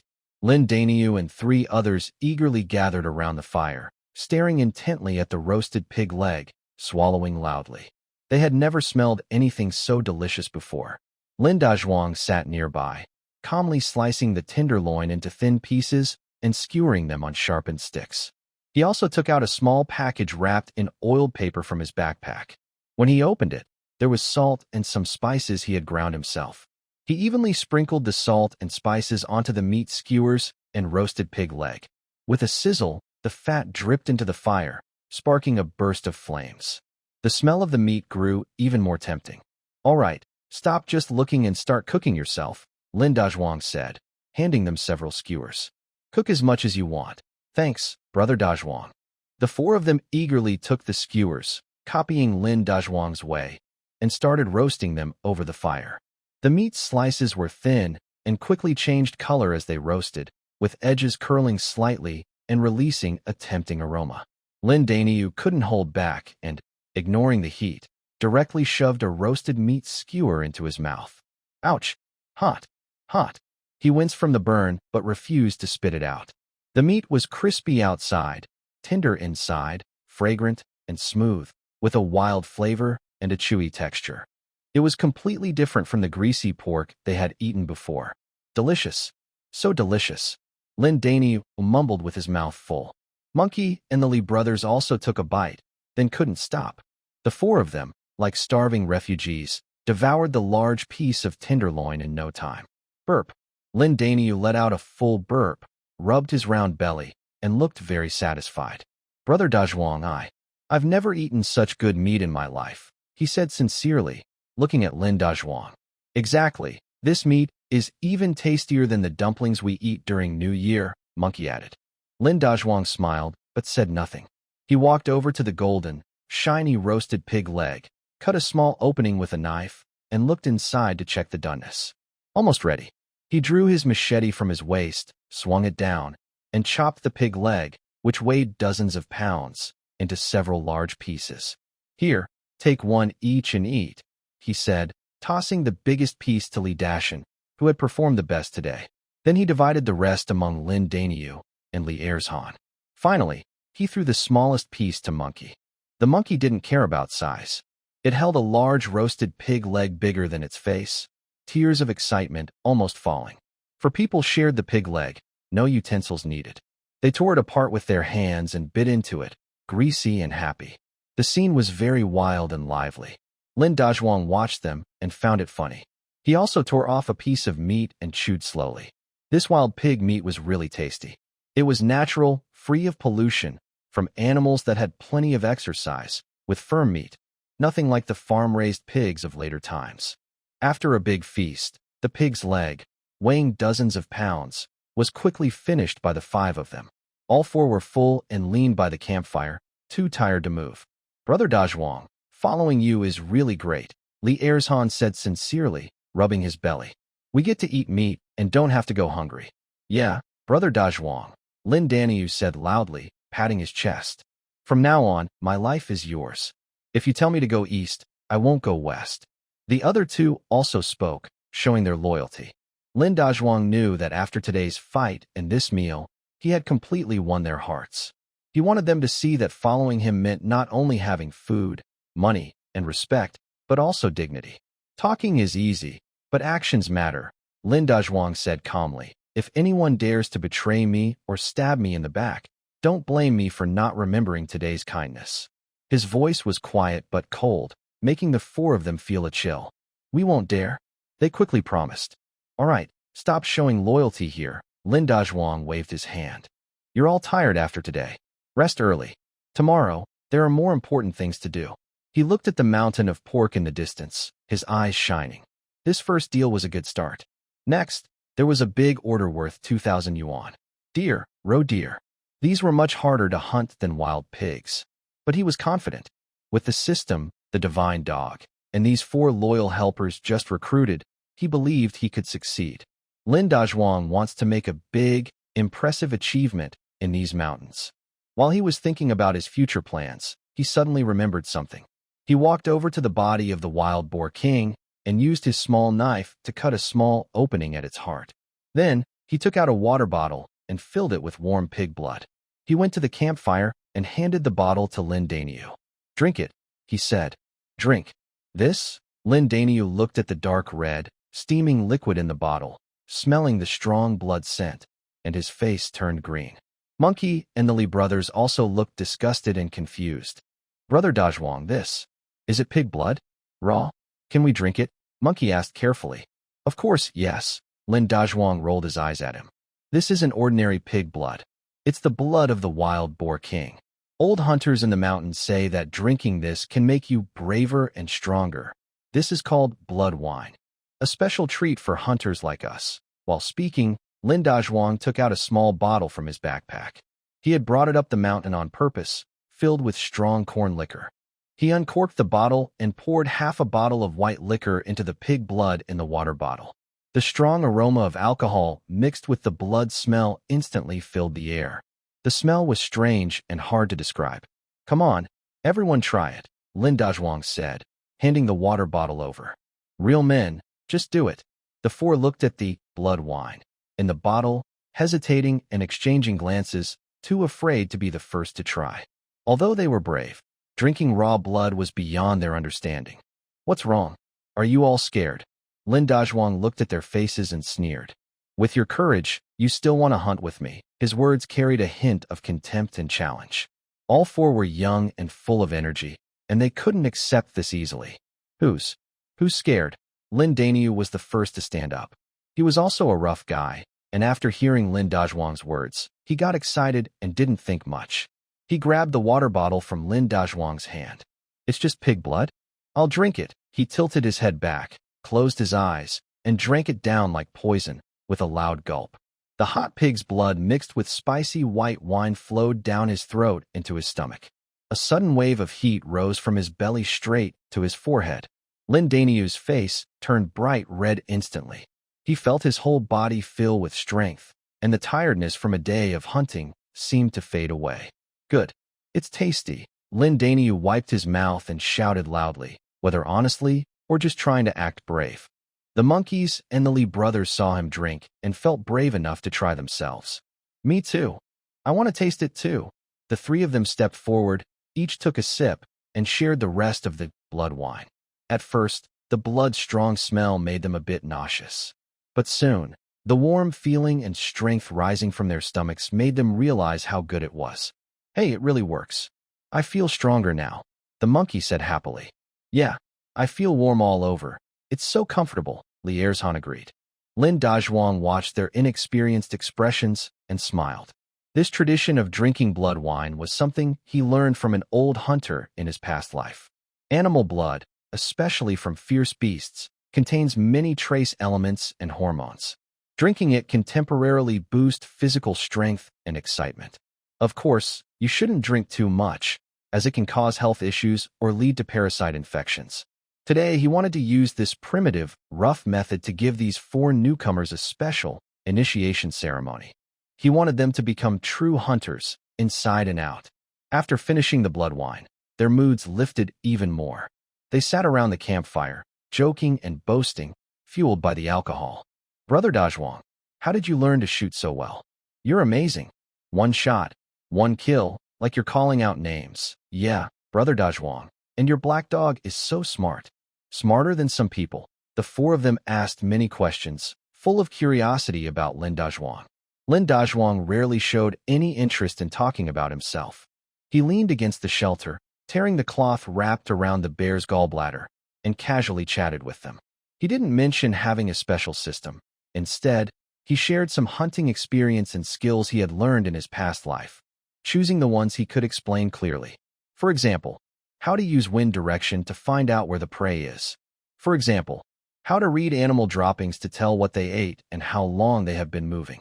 And also, how to set simple but effective traps. He explained everything clearly and simply, making the four of them listen with great interest, as if they had opened the door to a new world. They finally understood that hunting is not just about sight and hearing. Your nose, your brain, and even every inch of land under your feet can tell you where the prey is. Hunting is more like an art. The four of them looked at Lin Dazhuang with admiration, as if he were a teacher or a master. They almost wanted to kneel and thank him. Seeing their eager desire to learn, Lin Dazhuang felt very pleased. He thought, these kids are teachable. While talking, he took out the precious bear's gallbladder he had brought along and prepared it. He didn't sell it. He kept it for himself. Instead of storing the whole gallbladder, he carefully scraped some dark green powder from it with a small knife. Then, he evenly applied this powder to his wounds and Black Wind's wounds. Black Wind had been scratched by the tusks while fighting the wild boar king, bleeding quite a lot, though not seriously. When the powder was applied, a cool feeling spread over the wounds, and the bleeding stopped very quickly. "Brother Dazhuang, what are you doing?" Monkey asked curiously. "Bear's gall is a good thing. Not only can it be sold for money, but it's also the best medicine for wounds. Lin Dazhuang explained. If you get hurt in the mountains and manage to catch a bear, you can use this method. It works better than any medicine. Hearing this, the four of them learned a new trick and quickly remembered it. That night, 5 people and a dog sat around the campfire, eating meat, drinking wine, and chatting until late at night before going to sleep. It was their second day in the mountains. They not only gained 5 wild boars, but also, more importantly, earned trust and knowledge from the hunters. The next morning, Lin Dazhuang was awakened by a soft, whimpering sound. He opened his eyes to see He Feng using his dog head to nudge him repeatedly. What's wrong? Lin Dazhuang rubbed his eyes and sat up. He Feng barked twice, then ran to the pile of pork covered with branches, sniffed it with his nose, and looked back at Lin Dazhuang, growling softly in a warning. Lin Dazhuang immediately understood what was happening. He walked over to the pile of pork, pushed aside the branches, and his brow furrowed. He saw that several flies had already landed on the processed pork. A faint, unpleasant smell was starting to fill the air. Although it was autumn and the weather was cool, with so much fresh meat left outside, it would spoil in just a couple of days. They had to deal with it quickly. Lin Dazhuang woke up the 4 new team members who were still sleeping. Everyone get up and work. The 4 of them, still sleepy, got up and saw Lin Dazhuang's serious face, so they didn't dare to joke around anymore. Brother Dazhuang, what's the matter? Li Dashan asked. The meat can't be left out. Lin Dazhuang pointed to the pile of pork and said, we need to take it down the mountain today. With so much meat, just the 4 of us can't carry it all, Lin Danyo said worriedly. I know, Lin Dazhuang nodded. So, I've decided to split into 2 groups. He looked at Li Dashan and Li Erzhan and said, Dashan, Erzhan, you 2 go down the mountain today. Go back to the village, find the village chief, and ask him to send more people with shoulder poles and ropes to bring all this meat back. The brothers from the Li family were surprised. Brother Dazhuang, what about you? Li Dashan asked. I'll go further into the mountain with Danyo and Monkey, Lin Dazhuang replied. That big order of 2,000 pieces just started. We can't put all our eggs in one basket. His plan had a deeper meaning. It was about making the best use of everyone and also testing the brothers from the Li family. He wanted to see if these 2 people, after losing sight of him, would try to do something sneaky. For example, secretly hide some meat. Or, after returning to the village, exaggerate their achievements and take all the credit. People's hearts are the hardest to read. He was building a team that was completely loyal and reliable. Anyone with bad intentions, he would not accept. Well, Li Dashan hesitated. He didn't want to leave Lin Dazhuang. He thought that only by following Lin Dazhuang could he have food to eat and a better future. How about it? Not willing, Lin Dazhuang looked at him. No, no, no. I want to, Li Dashan quickly said. Brother Dazhuang, don't worry. I and Erzhan will make sure to handle this well for you. He knew this was Lin Dazhuang's first task for him. He had to do it well to not betray Lin Dazhuang's trust. Good, Lin Dazhuang nodded with satisfaction. He picked the best piece of pork from the pile, a big piece weighing over 20 pounds, and handed it to Li Dashan. Take this meat. Half of it, give to your parents to try some. The other half, give to the village chief as a thank you for their hard work. The rest, keep for yourselves. Li Dashan held the heavy piece of pork, his hands trembling. Over 20 pounds of prime meat. He had never seen such a big piece of meat before. Brother Dazhuang, this isn't right. Just take it. No need to talk so much, Lin Dazhuang said firmly. If you follow me, I won't treat you badly. In the future, when we catch more game, you'll get even more. Li Dashan and Li Erzhan looked at each other, their eyes filled with excitement and gratitude. Without saying a word, they both knelt down with a loud thud. Brother Dazhuang, you're like our second father. From now on, our lives are yours. All right, get up. No need for these words. Lin Dazhuang helped them up. Just remember what you said today. Hurry up and pack your things. After eating, head down the mountain. The road is tough, so leave early and try to reach the village before dark. Yes, the Li brothers no longer spoke much. Carefully, they wrapped the pork in clean leaves, ate some dried meat, drank some water, and then said goodbye to Lin Dazhuang. They headed down the mountain. Lin Danyu and the monkey watched the brothers carry the meat home, their eyes full of envy. Don't be jealous, you two, Lin Dazhuang said with a smile as he saw their expressions. After we finish hunting today, I promise you'll be able to carry meat home on a pole. Really? Brother Dazhuang, the monkey asked happily.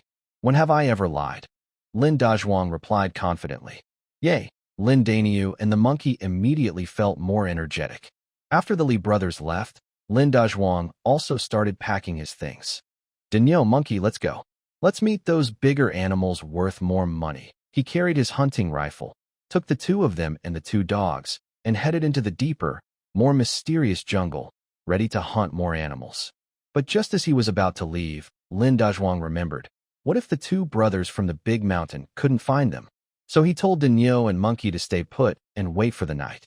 The next morning, Li Dashan and Li Erzhan finally arrived with village chief Lin Changwei and several strong young men from the village, all marching in a large group. When they saw the mountain of wild pig meat at the campsite, everyone was stunned speechless by this amazing sight. Oh my goodness. Village chief Lin Changwei looked at the neatly stacked, cleanly processed meat, feeling his mind almost overwhelmed. Dazhuang, are these all the animals you two caught in the past 2 days? He asked trembling. Yes, village chief, Lin Dazhuang smiled. We got lucky and found 2 big groups. Lucky? The village chief and the villagers looked at Lin Dazhuang as if he were seeing a monster. How could this be luck? It was clearly the mountain god blessing. 7 spotted deer and nearly 20 wild boars. What kind of achievement was this? This was enough for the entire Lin village to eat for more than half a year. We're rich. We're rich. Dazhuang is really going to make a fortune. Wow. With so much meat, how much do you think we could sell it for? Following Dazhuang, there is definitely meat to eat. The villagers discussed excitedly, looking at Lin Dazhuang with envy, jealousy, and deep respect. The young people who hadn't dared to sign up before and had been talking behind their backs now felt regretful. If only they had been braver and joined earlier, now they would be the ones standing here, enjoying everyone's admiration. Lin Dazhuang paid no attention to their chatter. He called Li Dashan and Li Erzhan aside and carefully asked about their experiences after coming down the mountain. When he learned that the 2 brothers not only completed their tasks well, but also shared half of the meat they received with some of the poorest households in the village, Lin Dazhuang's eyes showed a hint of approval. These 2 are smart and kind-hearted. They are truly talented. All right, let them take this meat back, and we can start preparing for the final steps. We haven't even started on the flying dragon and deer meat on the list.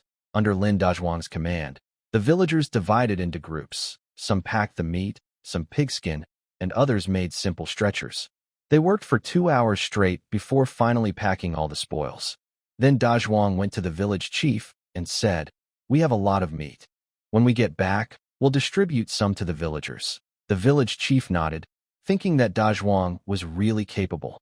He was talented and still cared about the villagers. If only he had a daughter of his own. On the way back, the scene was grand.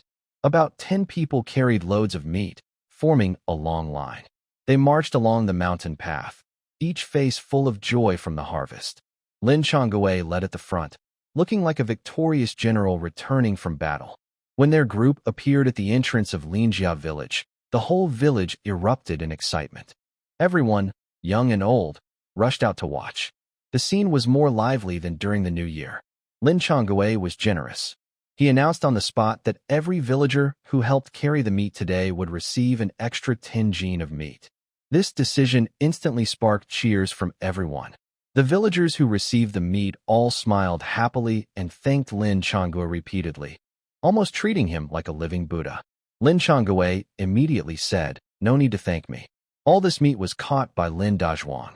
Through his straightforward words, Lin Dazhuang made everyone in the village understand one thing clearly. With Lin Dazhuang, there is always meat to eat.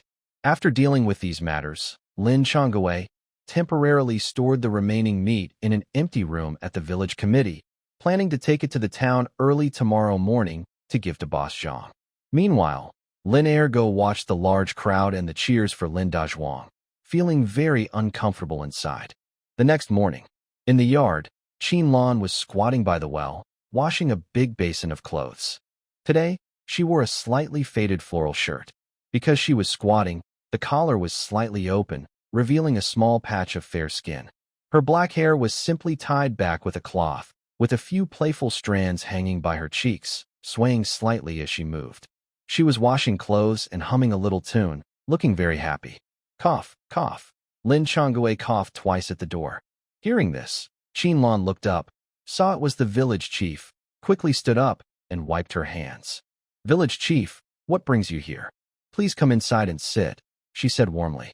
Now that Lin Dazhuang had become successful as his wife, Qinlan's posture had also straightened quite a bit in front of the villagers. No, I was just passing by and came to take a look. Lin Changwei waved his hand with a smile and said, I saw Dazhuang yesterday and came to tell you. Really? Is Dazhuang doing well in the mountains? Qinlan stood up happily.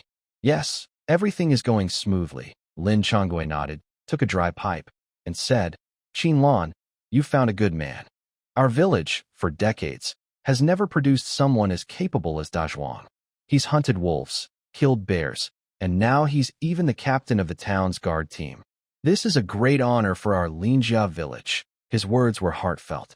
Hearing this, Qinlan felt very proud and showed a proud smile on her face. It's all thanks to your and the villagers' support, she humbly said.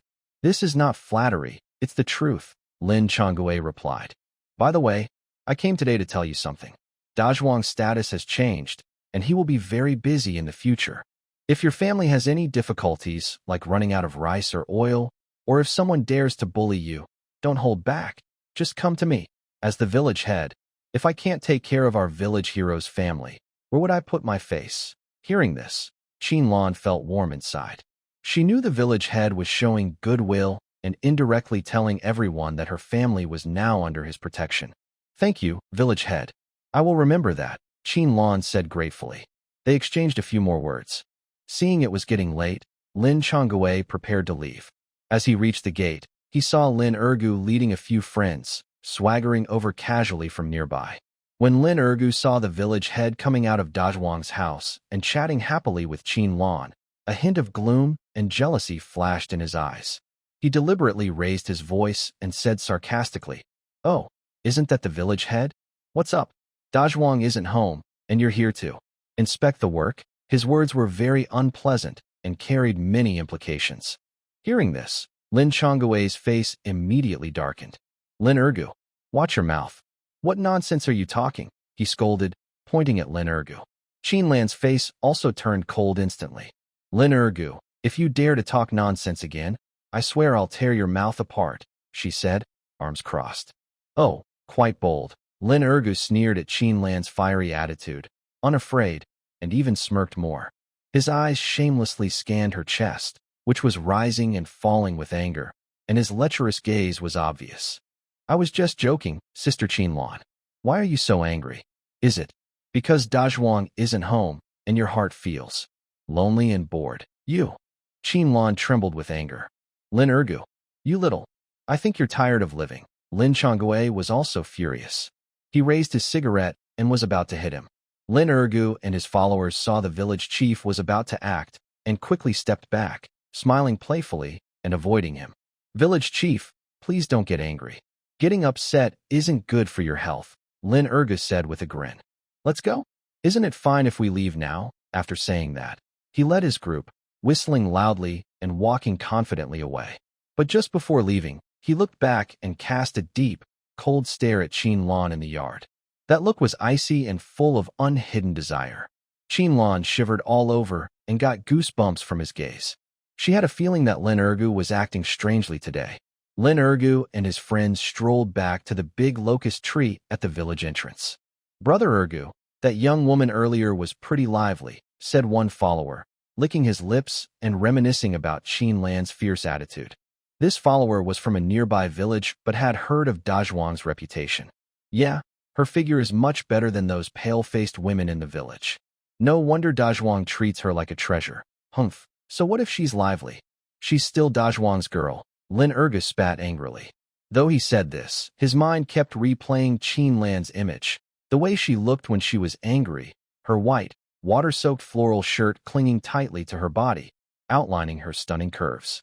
Her flushed face from anger, her bright, expressive eyes that seemed to speak, and her slightly heaving chest when she was cursing with her hands on her hips. Thinking of these, Lin Ergu felt a strange fire rising in his lower belly. Why? Why was such a good woman Dazhuang's? What was Dazhuang anyway? Just a lucky hunter who had stumbled upon some game. If he hadn't been lucky and shot a few animals, he'd still be like Lin Ergu, just wasting away in the village. The more Lin Ergu thought about it, the angrier and more resentful he became. He felt that Dazhuang had stolen everything that should have belonged to him. The respect of the villagers, the favor of women, and the easy wealth. He remembered that when Qin Lan first brought her two sisters to the village, he was the first to go and show interest. At that time, he thought that a beautiful woman like Qin Lan would eventually be his. But what happened? Qin Lan, that woman, always wanted to be with her two younger sisters and never paid him any attention. Instead, she chose a quiet man from the village. That quiet man was unlucky. He died before they even got married. Then, the village chief picked Lin Dazhuang to help him gather support. Since then, Lin Dazhuang's luck seemed to improve greatly, and he kept winning. He fought wolves, killed bears, became the team leader, and earned a lot of money. Meanwhile, Lin Ergo was still the second-rate guy everyone looked down on. He could only watch helplessly as Lin Dazhuang became successful, holding the woman he once dreamed of. This huge difference made Lin Ergo feel twisted with jealousy and anger. "No way. I can't swallow this," he shouted. Lin Ergo suddenly punched the locust tree, making the leaves rustle loudly. "Brother Ergo, what are you? What are you trying to do?" his follower asked, startled by his look. Lin Ergo's eyes shone with madness. A wicked idea was growing wildly in his mind. Isn't Lin Dazhuang protecting his wife? Then I'll give him the biggest, greenest hat. Make him feel ashamed in front of everyone in the village. Let him see what happens when he looks down on me. Lin Ergo. The moment this thought appeared, even Lin Ergo was shocked. He was rough, but if he got caught doing something like taking someone else's wife, he would be in big trouble. And the target was Lin Dazhuang. With Lin Dazhuang's skills and temper, if he found out, he might just tear him apart. Lin Ergo felt a bit scared, and his wicked fire cooled down a little. Forget it, forget it. I can't afford to mess with him. He shook his head, ready to give up this dangerous plan. But just then, another idea suddenly popped into his mind. He was afraid of Lin Dazhuang, but he had someone who wasn't afraid. His brother-in-law was now the deputy director at the town police station. Although only a deputy, that was still an official position. He had a government job and a gun. No matter how impressive Lin Dazhuang is, can he be more powerful than the deputy director of the police station? He is just a squad leader of the security team, basically a more advanced security guard. In front of real power, he is nothing. Thinking of this, Lin Erga's previously cooled heart became hot again. Yeah, I don't care about him. My brother-in-law is the police station chief. Even if I really sleep with his wife, what can Lin Dazhuang do to me? If he dares to lay a finger on me, my brother-in-law can make him serve time in prison. Once he understood this, Lin Erga's courage instantly grew. He felt he had found a great backing, and his confidence strengthened. His face also became fierce and twisted. Lin Dazhuang, just wait. You took everything from me. Today I will get it all back. With interest, he thought fiercely. Go back first. I am going to the town. Lin Erga hurried to the town. He didn't go to busy shops, but instead took a small alley. Soon, he found a small, inconspicuous shop that sold pesticides and rat poison. The shop was tiny, dimly lit, and filled with a strong chemical smell. An old, thin man was dozing at the counter. Boss, boss. Lin Ergu entered and knocked on the counter. The old man was startled awake, looked at him with sleepy eyes, and showed impatience. What do you want? Buy some poison, Lin Ergu said with a smile, pulling out a few crumpled coins from his pocket and placing them on the counter. Poison? Rat poison? The old man asked. Yes, rat poison, Lin Ergu nodded, then leaned in and whispered mysteriously.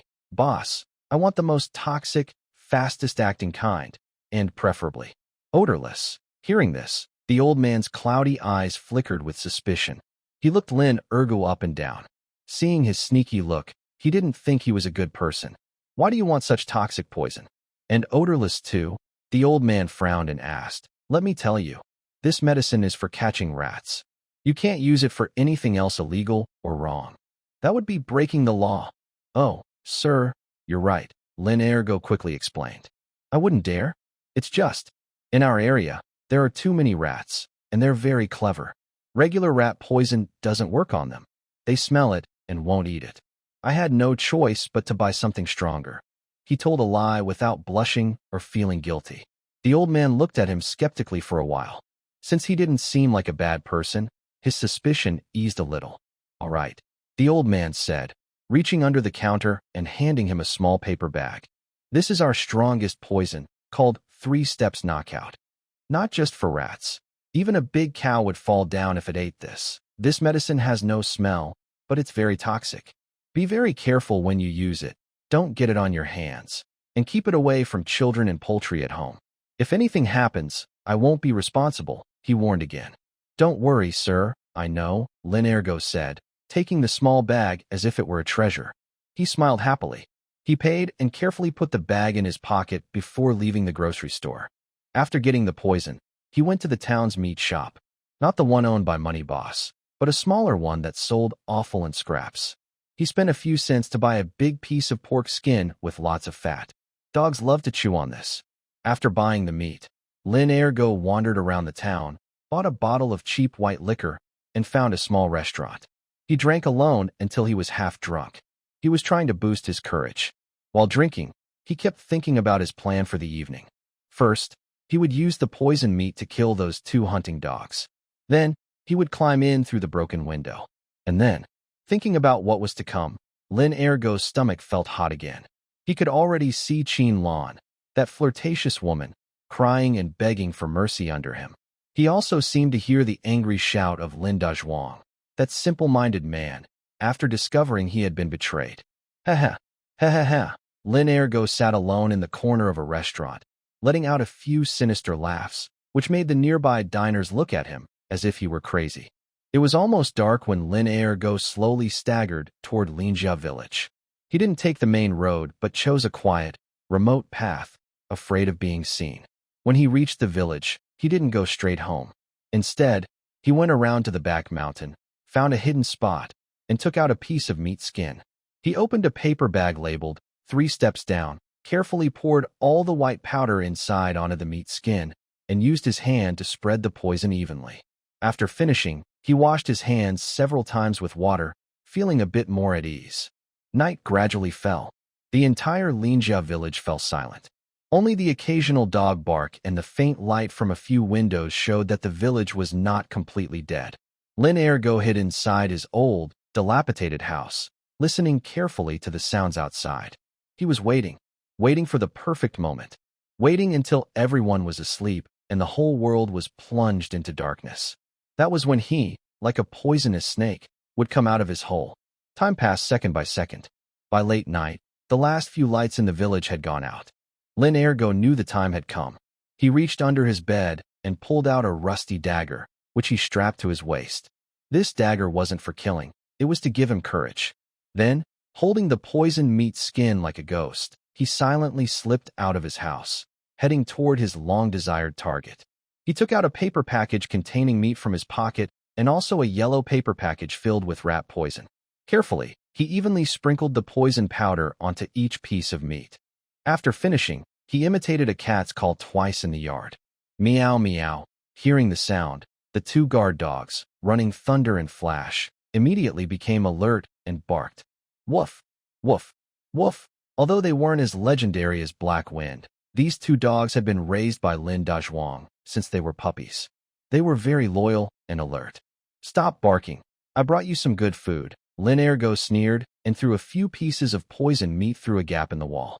The dogs caught the scent of the meat and paused their barking. They moved closer, sniffing cautiously around the falling meat. Although they were animals, they could sense that the meat seemed to carry an unsettling smell. Running Thunder was more cautious, just sniffed and then stepped back.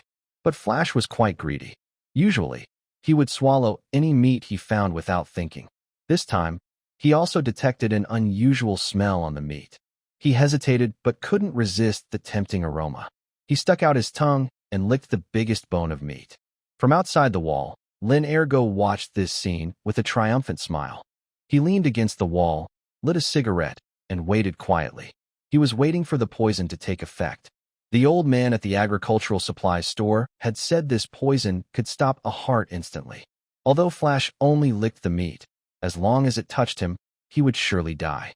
Sure enough, In less than 5 minutes, Flash suddenly let out a sharp, agonized cry. Yow! Its large body twitched violently, foam appeared at its mouth, and its limbs flailed wildly, looking extremely distressed. Seeing his companion's condition, Running Thunder was so frightened that he tucked his tail and let out a scared whimper. Flash's convulsions lasted less than half a minute before it went completely still. It lay on the ground, eyes wide open, staring unblinkingly dead. Thunder circling around its body, it spun twice, seeming to realize something. Suddenly, it lifted its head and barked angrily and sadly toward the wall of the yard. Woof! Woof! Woof! It seemed to be warning the people inside that there was danger or an intruder. This dog is pretty noisy. Lin Ergo frowned, threw his cigarette on the ground, and stomped it out. He knew he couldn't wait any longer. If he kept waiting, the dog's barking would surely wake up everyone in the yard. But in the village, most people didn't care about a dog's loud barking.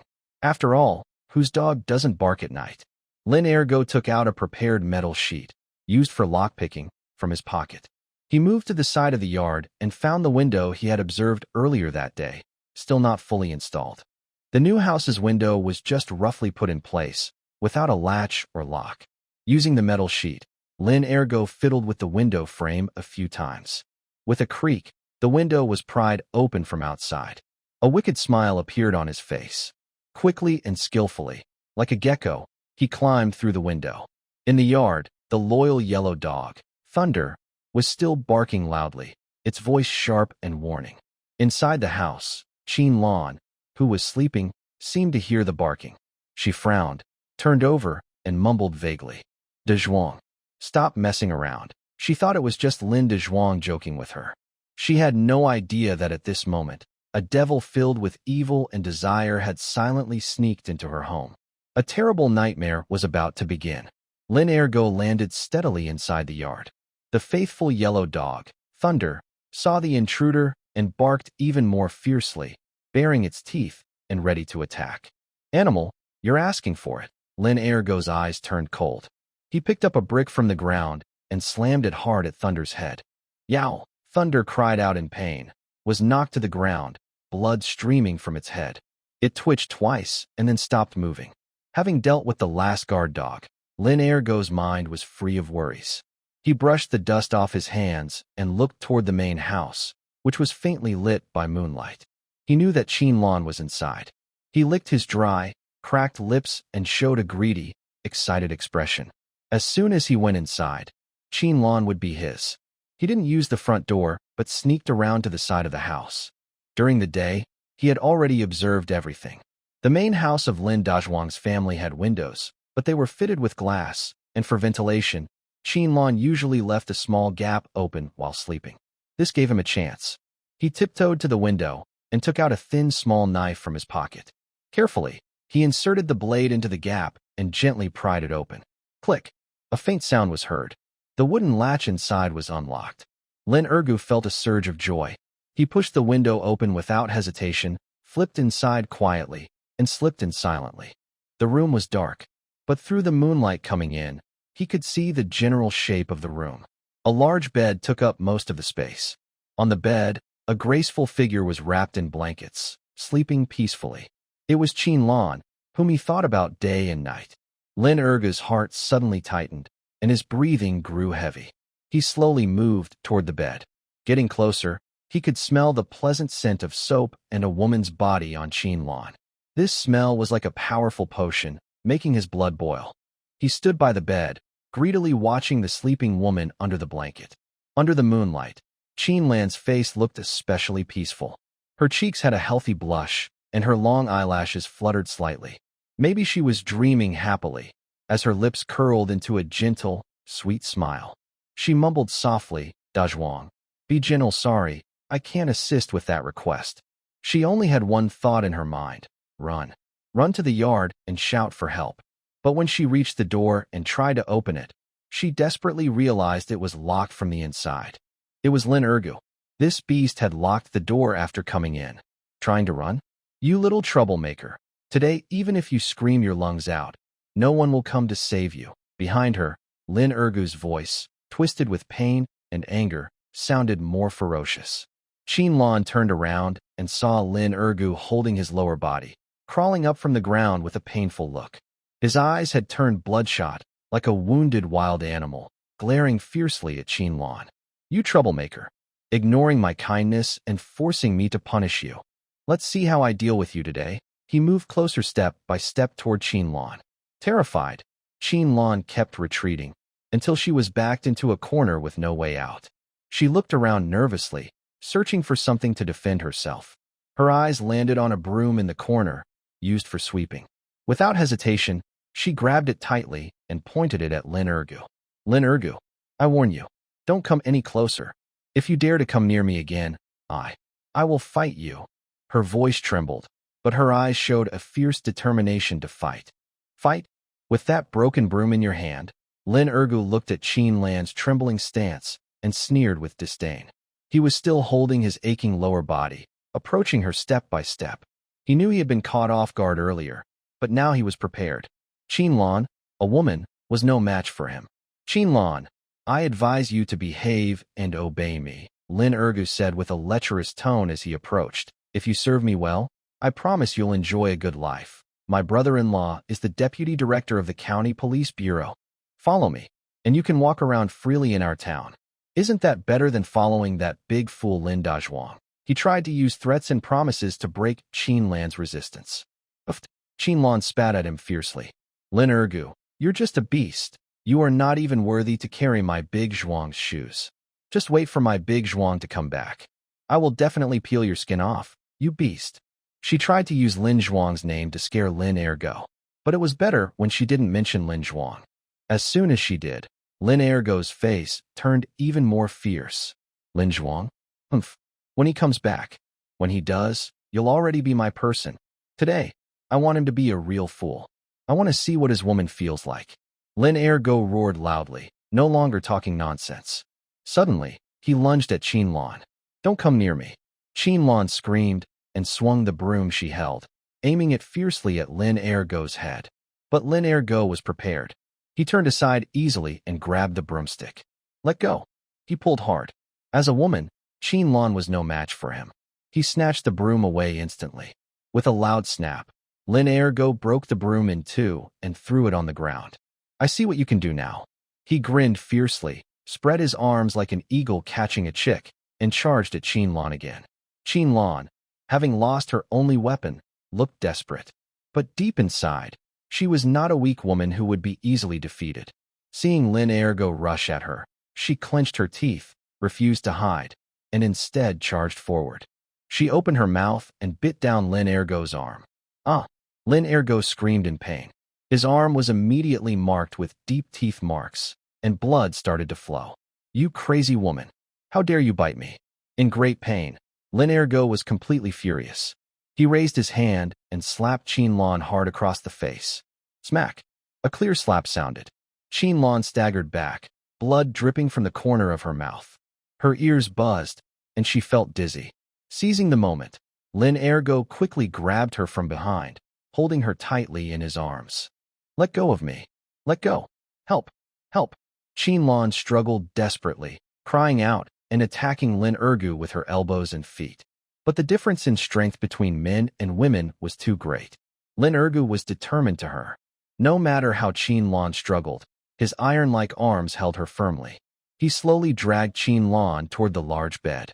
Lan's strength was gradually fading. Her heart was being swallowed by despair little by little. Dazhuang, where are you? Come and save me.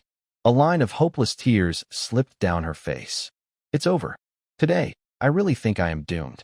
Hee, scream all you want. The louder you shout, the more excited I get. Lin Ergu threw her onto the bed and pressed down on her.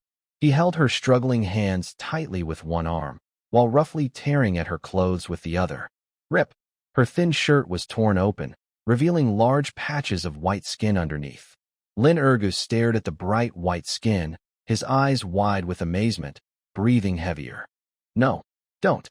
Lan cried out in a heartbreaking scream. She closed her eyes, unable to bear to look anymore. She was ready. If this beast dared to touch her again, she would bite her tongue. Even if she died, she would never betray Dazhuang. But just at this most desperate moment, bang! A loud crash suddenly came from the window. Immediately after, a dark figure burst in through the broken window. This sudden change stunned both Lin Ergu, who was about to attack, and Qin Lan, who was ready to die. Both instinctively looked toward the window. Under the moonlight, a slender but upright figure stood there. She was holding a thick wooden stick. Her chest was heaving rapidly, seeming nervous and scared. But her eyes were extremely cold, even filled with a threatening glare. It was Su Wanxiu. Su. Sister Su? Qin Lan looked at the visitor, unable to believe her eyes. Lin Ergu also froze in place. He never expected that this usually gentle and timid girl, who rarely speaks loudly, would appear in this way at this moment. What do you want to do? Lin Ergu shouted angrily but nervously. Su Wanxiu didn't speak. She simply raised the wooden stick in her hand and slowly moved toward Lin Ergu by the bed. Her cold gaze made Lin Ergu shiver. A few minutes earlier, in the West Wing room, Su Wanxiu was curled up on the bed, holding her quilt, lost in thought, unable to sleep. She clearly noticed that at home, Sister Qin Lan didn't like her. Su Wanxiu understood why. No one wants their partner taken away by someone else. But inside her heart, she seemed to have started to like Brother Dazhuang a little. She gathered her greatest courage in her life to try to express her feelings to that man, even if it was just a small act of gratitude. However, she couldn't fully connect with him. She was always just an outsider in this family. Between her and that man, there was not only a wall but also an unbridgeable gap. The deep frustration and low self-esteem made her want to cry right now. While she was lost in her sadness, thinking about how to build a good relationship with Sister Qin Lan, a muffled cry and the sound of a man's sinister laughter came from the main house. Su Wanxiu's crying stopped. She pricked up her ears and listened carefully. At first, she thought she was hearing things. But soon, the sounds became clearer. There were sounds of a woman struggling, mixed with a man's angry shouts, and faintly, the tearing of clothes. Something was wrong. A sudden thought flashed through Su Wanxiu's mind. It was Sister Qin Lan. Something had happened to Sister Qin Lan. Her heart jumped to her throat. What should she do? What could she do? Should she go out to check? No, it was too dark outside, and what if? What if that bad person also targeted her? She was a weak girl, with no strength to fight back. Going out would only be useless. But if she didn't go out? Sister Qin Lan was Brother Dazhuang's woman. Before leaving, Brother Dazhuang specifically told her to take good care of the family and look after her. If Sister Qin Lan really got into trouble, what face would she have to see Brother Dazhuang again? She felt she had depended on Brother Dazhuang for most of her life. Now, the woman he loved most was in danger. Should she hide here and do nothing? Su Wanxiu's mind was a mess. Fear and conscience were tearing her apart. Suddenly, she remembered the suspicious look Lin Ergo gave Qin Lan during the day. Could it be Lin Ergo? She guessed, and then thought about Lin Ergo's build. Lin Ergo was thin and monkey-like, not very tall. If she had a weapon and teamed up with Sister Qin Lan, maybe they could take down Lin Ergo. Su Wanxiu thought about how Qin Lan, though sometimes guarded against her, had never truly made things difficult and even shared the best food at home with her. Finally, her mind fixed on Brother Dazhuang's trusting and caring face. Su sister, when I'm not home, I leave the house in your hands. No, I can't be so selfish. I can't just watch Sister Qin Lan get into trouble. I can't betray Brother Dazhuang's trust. A new wave of courage suddenly burst out from Su Wanxiu's fragile body. She suddenly jumped off the bed, too hurried to put on her shoes, and ran barefoot around the room, looking for something to use as a weapon. A table leg? Too short. A bench? Too heavy. Finally, her eyes fell on the heavy wooden door bolt used to block the door, as thick as an arm. That's it. She grabbed the heavy wooden stick, feeling a bit more confident. She didn't go out the door. Going out would make too much noise and probably alert the bad guy. She ran to the window, mimicking Lin Ergo, and pushed open the same unnailed window forcefully. Then, she bit her lip and climbed out through the window. The cold ground made her bare feet sting painfully. But she no longer cared about that. She raised the wooden stick in her hand, taking advantage of the cover of night to quietly approach the window of the main house. Inside, she could hear Qin Lan's increasingly desperate cries. There was also Lin Ergu's growing, wild laughter, like sharp needles stabbing her heart. She could no longer hesitate. She focused on the window that Lin Ergu had also pried open. Without hesitation, she raised her stick, summoning all her strength, and fiercely struck the fragile window paper. Bang! The window shattered. Su Wanxiu didn't stop. She immediately climbed through the broken opening. As she landed steadily on the ground and saw the disturbing scene on the Kong, a traditional bed, her heart sank. She saw Lin Ergu's ugly face and Qin Lan's eyes filled with tears and despair. She felt her blood rush to her head. An unprecedented anger ignited within her. Beast! She managed to spit out these words through clenched teeth. Then, she raised her stick and walked toward the stunned man still pressing on Qin Lan. Her steps were steady, her gaze cold. Lin Ergu turned his head and saw Su Wanxiu. A woman who usually blushed when talking to others now looked like a different person. She was dragging a thick door bolt in her hand, walking closer step by step. Her beautiful almond-shaped eyes no longer showed her usual softness or fear. Lin Ergu's wicked thoughts were instantly cooled by Su Wanxiu. He was about to get up, but felt his courage drain away. But then, a fiery desire surged inside him. Being scared by a woman? Or by a gentle, educated young woman? Little, Lin Ergu climbed off Qin Lan and gritted his yellow teeth. How dare you interfere in my business? I think you're tired of living. He was furious and determined to deal with these two women today. He pulled up his pants and lunged at Su Wanxiu. He thought that this thin, small woman could be easily slapped away with one hit. On the Kong, Qin Lan's heart was in her throat. Girl, run quickly. She wanted to get up and help, but she had no strength at all. Run? Su Wanxiu never thought about it. She looked at Lin Ergu, who was charging at her like a beast, his ugly face enlarging in her eyes. In her mind, she remembered Lin Dazhuang's serious face when he left. I can't let him down. This beast, he wants to destroy this family. Suddenly, a strange strength surged from nowhere within her. Su Wanxiu clenched the wooden stick tightly, using all her strength, and raised it high above her head. Aim! Right at that ugly head. Smash! Who? The stick, whistling sharply through the air, struck down with determination, aiming at Lin Ergu's back of the head. Lin Ergu, halfway through his charge, heard the terrifying wind sound behind him, and his neck hairs bristled. This little brat dares to attack. He cursed inwardly, wanting to dodge, but his body couldn't stop rushing forward. He could only twist his neck desperately. Too late. Thud. A dull sound. The stick hit Lin Ergu's back of the head solidly. He felt as if a big truck had hit his head. Intense pain. Then, everything went black. He didn't even have time to scream. His body wobbled, his eyes rolled back, and he fell forward. With a clear thump, he hit the ground. Blood flowed from his head along his hair, pooling into a dark red puddle on the ground. The room suddenly fell into a terrifying silence. Su Wanxiu stood there, gasping heavily. Sweat soaked her back, and when the wind blew, she shivered from the cold.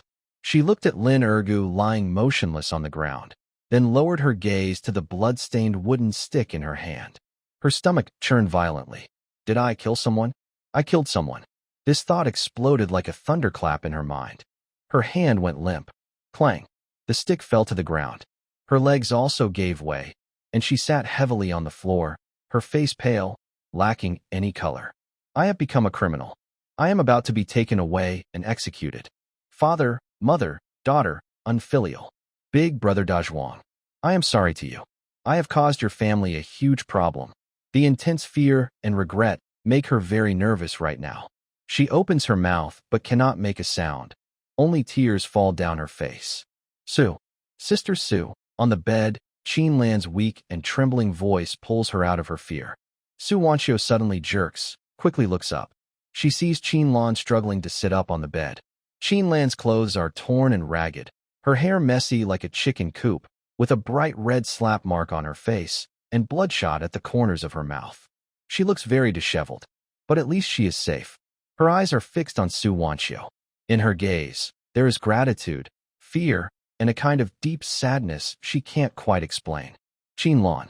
Sister, tears finally burst from Su Wanxiu, like beads breaking off a string. She forgets about Lin Ergu on the ground, and with a tumble, she rushes to the bed, hugging Qin Lan tightly. Sister Qin Lan, are you okay? Boo-hoo, did he hurt you? I'm sorry. I hit him so hard. Boo-hoo. She cries so hard she can't breathe, words incomplete, like a child who has done something wrong and is waiting for punishment. Lan, held tightly by her, feels her trembling so violently her heart breaks. She is a scholar, after all. She risked her life to save herself, even daring to fight a person. In the past, she used to be so guarded against her, so jealous of her. Tears also fall from Lan's eyes. She turns her arms around her and holds Su Wanxiu tightly, gently patting her back. I'm fine. I'm fine. Silly girl, don't be afraid. Her voice is trembling with tears, but carries a comforting strength. You didn't do anything wrong. You saved my life. If it weren't for you, I wouldn't be alive today. You fought well. That kind of beast deserves to die. The two women, who have just escaped death, hold each other tightly and cry loudly. Su Wanxiu cries out of fear from the terror of having killed someone. Lan cries out of frustration from the fear of being almost assaulted and from her deep gratitude to Su Wanxiu. At this moment, the little gap and suspicion between them because of Lin Dazhuang completely disappeared. They were no longer rivals or main wife and concubine. They were true sisters who could trust each other with their backs. After crying for a while, Lan was the first to stop. She was now the backbone of the family and couldn't fall apart. She wiped her tears, then held Su Wanxiu's face, using her sleeve to wipe away the tears. All right, little sister, stop crying. It's all in the past now. She glanced at Lin Ergo lying on the ground, her eyes turning cold instantly. This beast must not be let off easily, Su Wanxiu sniffled, looking at Lin Ergo on the ground, still very scared. Lan, did I really hit him to death? Will we go to jail? Let me check. Lan got off the Kong. Her legs were still weak, but she forced herself to walk over to Lin Ergo. She squatted down, looked at the pool of blood, and felt nervous. She hesitated for a moment, then reached out carefully, probing under his nose. The breath was faint, but still there. He's still breathing, not dead. Lan exhaled a long breath, feeling relieved. It's good he's alive. Although she hated to see this beast suffer, if someone really died, things would get serious. By then, even if it was self-defense, they would face a lot of trouble. Good, he's not dead. That's a relief. Su Wanxiu also sighed in relief, collapsing onto the ground. But we can't let him get away with this. Lan stood up, her fierce spirit returning. She looked around the room. Finally, she found a bundle of coarse rope used for shoe soles in the corner. Little sister, come help. Let's tie this beast up tightly, Lan called to Su Wanxiu. Huh? Tie? Tie him up for what? Su Wanxiu was still surprised. What for? Of course, to send him to the authorities. Lan's eyes shone with coldness. Today, he dared to do such a heinous thing. I want him to sit in jail forever. When dawn comes, I'll tie him up and go to the village chief first, then to the town police station. I want everyone in the village and town to see this. This is what happens when they bully us orphans and widows. Her words grew more determined with each sentence. Su Wanxiu looked at her and felt her last bit of fear disappear. With Sister Lan here, she didn't need to be afraid anymore. Okay, I'll help you. She got up from the ground and walked over. The two women worked together to turn the unconscious Lin Ergu over. Then they used rope to tie his hands and feet tightly, making several secure knots. After finishing, both women were covered in sweat. They looked at Lin Ergu, like a dumpling, and exchanged a look, both feeling a little satisfied. Sister Lan, those two dogs. Su Wanxiu suddenly remembered something. Hearing this, Lan's face also darkened. She went to the door, pulled open the latch, and stepped outside. In the yard, the two loyal hunting dogs had already fallen to the ground, their bodies cold. Lan looked at their bodies, her eyes turning red instantly. Bing lay lightning. Those were left behind by Dazhuang before he left to guard the house. And now, animals. A surge of anger made her lose her reason. She suddenly turned back, stormed into the house, and went to Lin Ergu's side. She looked at his unconscious face and kicked him hard. Lan kicked with all her strength. Her toes hit Lin Ergu's temple hard. Bang! That dirty-minded head hit the hard earthen floor with a dull thud. A small puff of dust rose. But this man, as stubborn as an animal, only let out a painful grunt and didn't wake up. Su Wanxiu's strike was really fierce. Lan's chest rose and fell rapidly as she looked at the muddy mess on the ground, her eyes full of hatred.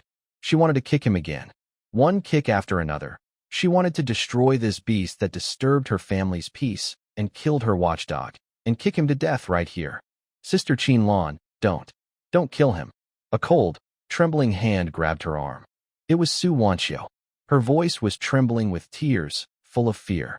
It was not fear of Lin Ergu, but a deep, basic fear of the word, killing. Qinlan's reason was pulled back by this trembling call. She turned her head and looked at Su Wanqiu's pale face, without a hint of blood, and her eyes filled with shock and regret. The intense killing intent in her heart slowly receded. Yes, you must not kill. If she killed someone, they would go from being justified to unjustified. For such a beast, risking her whole life was not worth it. Serves him right. Qinlan squeezed out these words through her teeth, but her raised foot finally held back and did not come down again. She knew now was not the time to vent her anger. More important things were waiting for them. She took a deep breath, and the cold night air filled her lungs, clearing her confused mind. Her gaze crossed the courtyard wall and looked into the dark night outside. The bodies of the loyal dogs still lay there, and the smell of blood drifted into the house with the night breeze. Her brows furrowed tightly. This home was no longer safe. Girl, tonight, don't sleep in the West Wing. Qinlan reached out and held Su Wanqiu's cold hand. Her palm was sweaty, but she squeezed tightly, as if trying to pass strength. Your window in that room is broken too. I don't feel safe. Tonight, you sleep with me in the main room. Su Wanqiu responded softly, almost instinctively nodding. She was now overwhelmed, her mind blank. Whatever Qinlan said, she just followed. Staying alone? She was afraid. She feared that if she closed her eyes, she would see Lin Ergu's ugly face again, or remember the sticky, warm feeling of the wooden stick hitting her hand. Qinlan pulled her back into the house. That big bed, which once held countless sweet moments with her and Lin Dazhuang, was now a mess, like a silent battlefield. Qinlan's gaze fell on Su Wanqiu's feet. They were delicate, white, and pretty, like those of a city girl. But now, because she had run so quickly just now, she didn't even have time to put on her shoes, and her feet were cut by stones and broken tiles in the yard, leaving several long cuts. The wound wasn't deep, but the blood beads seeping out, mixed with dirt, looked shocking. Qinlan's heart felt like something had been sharply pulled. It hurt. Stupid girl, why did you run out without even wearing shoes? Her voice carried a hint of choking and tenderness she didn't even realize she had. As she spoke, she turned around and fetched a basin of clean, hot water from the kitchen. Steam rose from the water. She squatted down, and in front of Su Wanqiu's surprised eyes, she rolled up her sleeves and gently placed her injured foot into the basin. The warm water instantly wrapped around the cold foot. Su Wanqiu shivered, and a warm feeling spread from her foot straight to her heart. I was so anxious at the time, I forgot. She looked at Qinlan, who was kneeling in front of her, her head lowered, with a look of concern and focus as she carefully cleaned her wound. Her nose felt sore, and tears almost welled up again. Since childhood, she had been at the mercy of others, seeing the cold looks and scowls from relatives. Besides her late mother, no one had ever been so gentle, so unjudging, as they held her foot. Qinlan cleaned very carefully. She used a clean cloth to gently wipe away the dirt from the wound, as if treating a precious treasure. After washing her foot, she took out a small porcelain bottle from a locked wooden box at the head of the bed. It was Lin Dazhuang's medicinal ointment, said to be a rare mountain treasure, very precious. She opened the bottle, dipped her finger into the ointment, and carefully applied it to each of Su Wanqiu's wounds. The ointment had a cool herbal scent, instantly easing the stinging pain. After finishing, Qinlan straightened up and went to tend to her own injuries. She walked to an old, worn mirror. In the mirror, her face looked battered and unkempt. Her left cheek was swollen and red, with a clear 5-finger imprint, like a mark of shame, carved into her skin. Her mouth was also cut, with a trace of dried blood. Her shirt was torn and ragged, revealing large patches of skin and red scratches from Lin Ergu's nails. Looking at herself in the mirror, Qinlan's eyes flashed with fear. Just a little more. Just a tiny bit more. If late autumn had not come, she wouldn't dare to think further. She changed into a clean set of pajamas from the wardrobe, then, Pulling along the still somewhat dazed Su Wanchio, they both lay on the large bed that still bore signs of a struggle.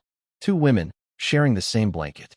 Inside the blanket, there was still the warmth of Qin Lan and Da Zhuang, but now, there was also a cold, trembling body belonging to Su Wanchio. No one spoke. The room was very quiet. Only the animal on the floor, occasionally making faint snoring sounds like a broken wind instrument. Outside the window, the wind was howling softly. After a long time, so long that Qin Lan thought Su Wanchio had fallen asleep. In the darkness, a tiny voice, like a mosquito's hum, finally sounded. Qin Lan's sister. I'm sorry. Su Wanchio gathered her greatest courage and spoke softly. This apology carried many meanings. It was for knocking someone out and causing trouble for the family. It was also for feeling ashamed of thoughts she shouldn't have had. Foolish girl, what are you saying? Qin Lan turned over, accurately found her position in the dark, and looked into her eyes. The one who should say sorry is me. If it weren't for you today, I would have lost my life and my reputation. You are my savior, and Da Zhuang's too. Qin Lan's voice was gentle but serious. I used to be suspicious of you, wary of you. Because of what happened in town, I even gave you a hard time. I'm really not a good person. Qin Lan said this, her face burning with shame. It was a kind of embarrassment worse than being slapped. Thinking about how she had previously guarded against this sister who saved her life, because of silly jealousy, she felt deep regret. No, Qin Lan's sister, don't say that. Su Wanchio quickly shook her head, almost crying with worry. You've already been very good to me. It's me. It's my own guilty conscience. Her voice grew softer, and her cheeks felt painfully hot in the dark. She remembered her inappropriate feelings for Da Zhuang. That man, as reliable as a mountain, as warm as the sun. He pulled her out of Zhang Tieju's dangerous situation and gave her a home, so she could eat well, wear warm clothes, and live like a real person. How could she not fall for him? But she knew he was Qin Lan's man. She shouldn't think about him, and she couldn't. Everything is in the past. Qin Lan reached out and held her cold hand inside the blanket. Sister, after today's events, we are like real sisters.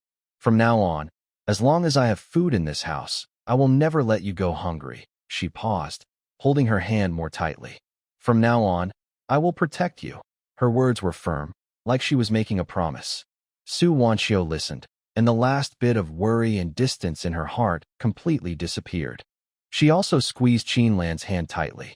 Yes, Sister Qin Lan, after surviving this life and death ordeal, the two women finally opened their hearts to each other. Even if they both snuggled into Da Zhuang's bed, they wouldn't mind. They talked for a long, long time.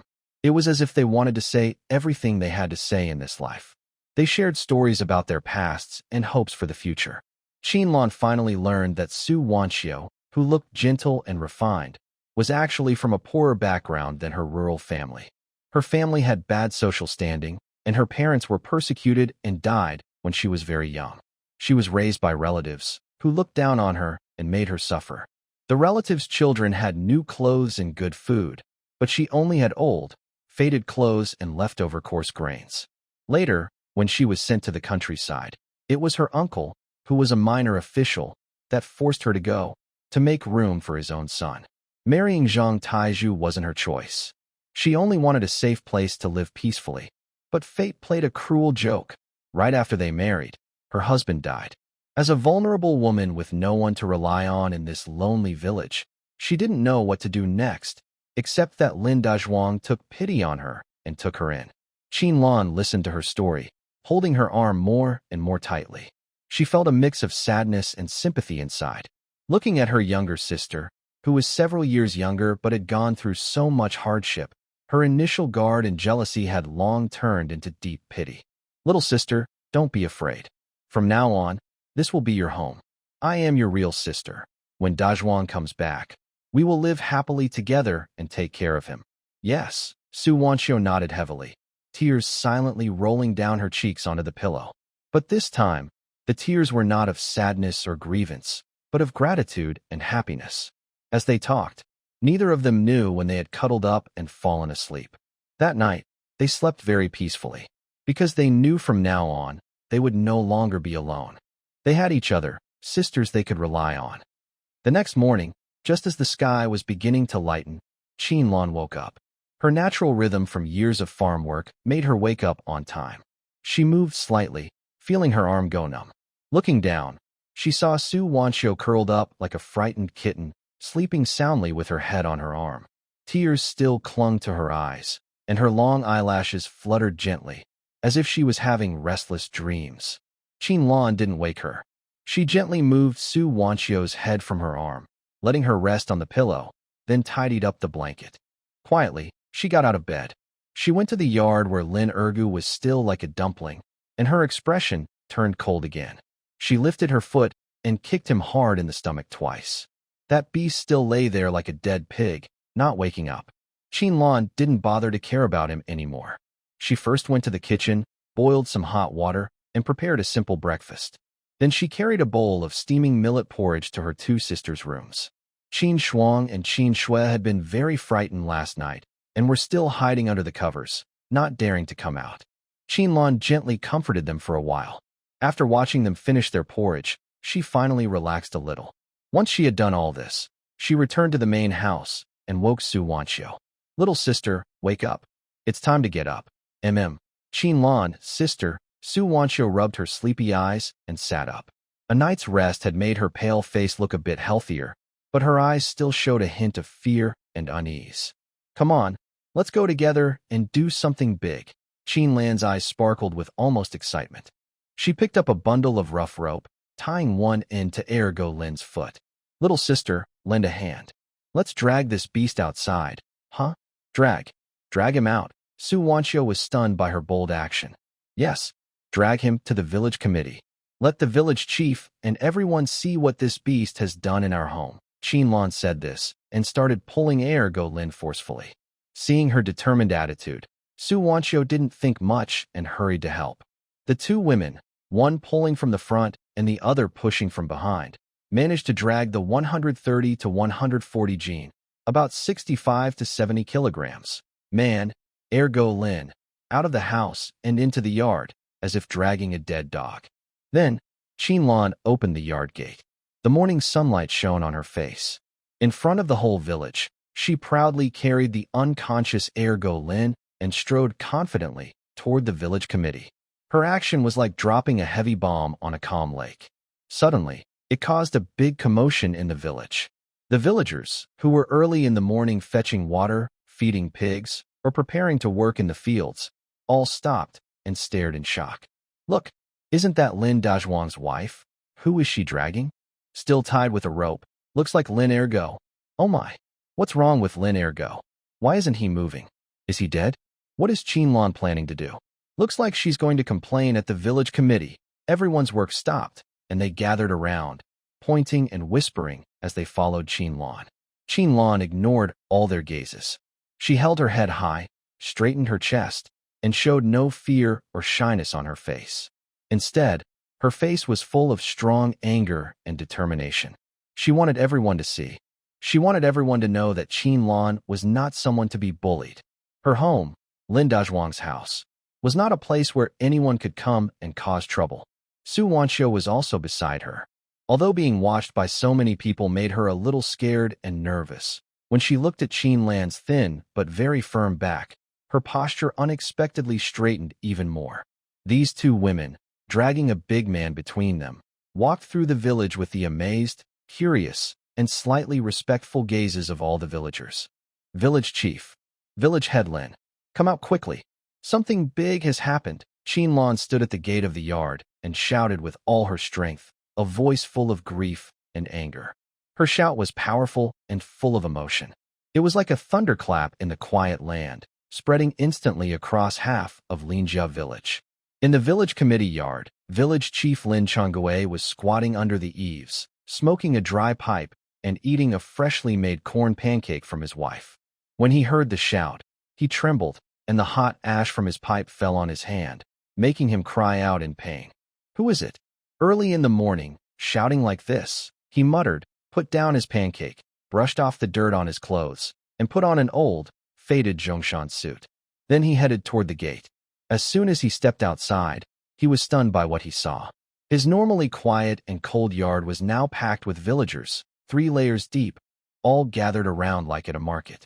In the middle of the crowd, Qin Lan was standing confidently, her face full of anger, her eyes red, as if she had just cried. Next to her was Su Wanxiu, also with red eyes and looking shy and scared. What shocked him most was the man lying at their feet, with a rope, looking like a big meat bun, unconscious. What is going on? Lin Chonggui's head buzzed, and he felt his temples pounding. He quickly pushed through the crowd and strode forward.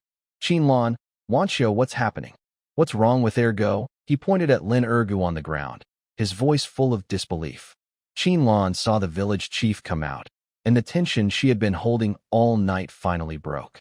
Tears could no longer be contained, and she cried out loud. Her legs went weak, and she fell to her knees in front of Lin Zhonggui. Village chief, please stand up for us.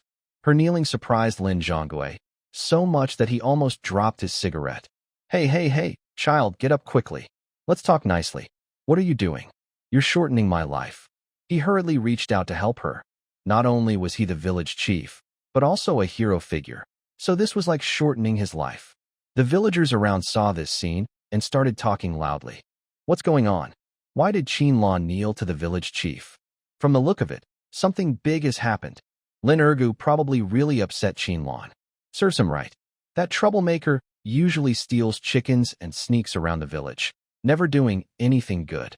He's definitely in trouble this time. Su Wanxiu quickly stepped forward, helped Qin Lan up, and let her lean on her. Qin Lan wiped her tears, pointed at the unconscious Lin Ergu on the ground, and spoke with a choked voice, full of anger. Village chief. That beast. Last night, while my Dazhuang was not home, he broke into my house through the window. He wanted to hurt me. What? Qin Lan's words were like a huge stone crashing into a calm pond, stirring up huge waves. Not only Lin Zhonggui, but all the villagers present gasped in shock. Breaking into someone's home illegally, having bad intentions. In the 1970s countryside, this was a huge crime. It was almost as serious as murder or arson. They would be taken away, humiliated in public, and then sent to face the death penalty. Everyone's eyes focused sharply on the unconscious Lin Ergu on the ground. Their gazes were full of contempt, anger, and disgust. This beast, so daring. Even the hero's family member dares to attack. No wonder Qin Lan tied him up. People like him should be beaten to death. It really brings shame to our Lin family village. How could our village produce such a disgraceful person? The villagers' voices rose like waves, all talking about Lin Ergo. Lin Chongguei listened and was so angry he trembled all over. His weathered face turned a dark purple. He never imagined that in his own village, such scandalous and shocking things could happen. He pointed at Lin Ergo, trembling with anger, unable to speak for a long time. Did he succeed? Lin Chongguei asked nervously, looking at Qin Lan. That was the most important question. If Qin Lan really was, then this matter could never be fixed. Qin Lan shook her head. She looked at Su Wanxiu beside her, her eyes full of relief and gratitude, as if she had escaped danger. No, just when that beast was about to succeed, it was Sister Su. She heard the noise, rushed in with a stick, and hit him unconscious. She saved my innocence. If it weren't for Sister Su, I wouldn't be able to face anyone today. When she said this, everyone was again surprised.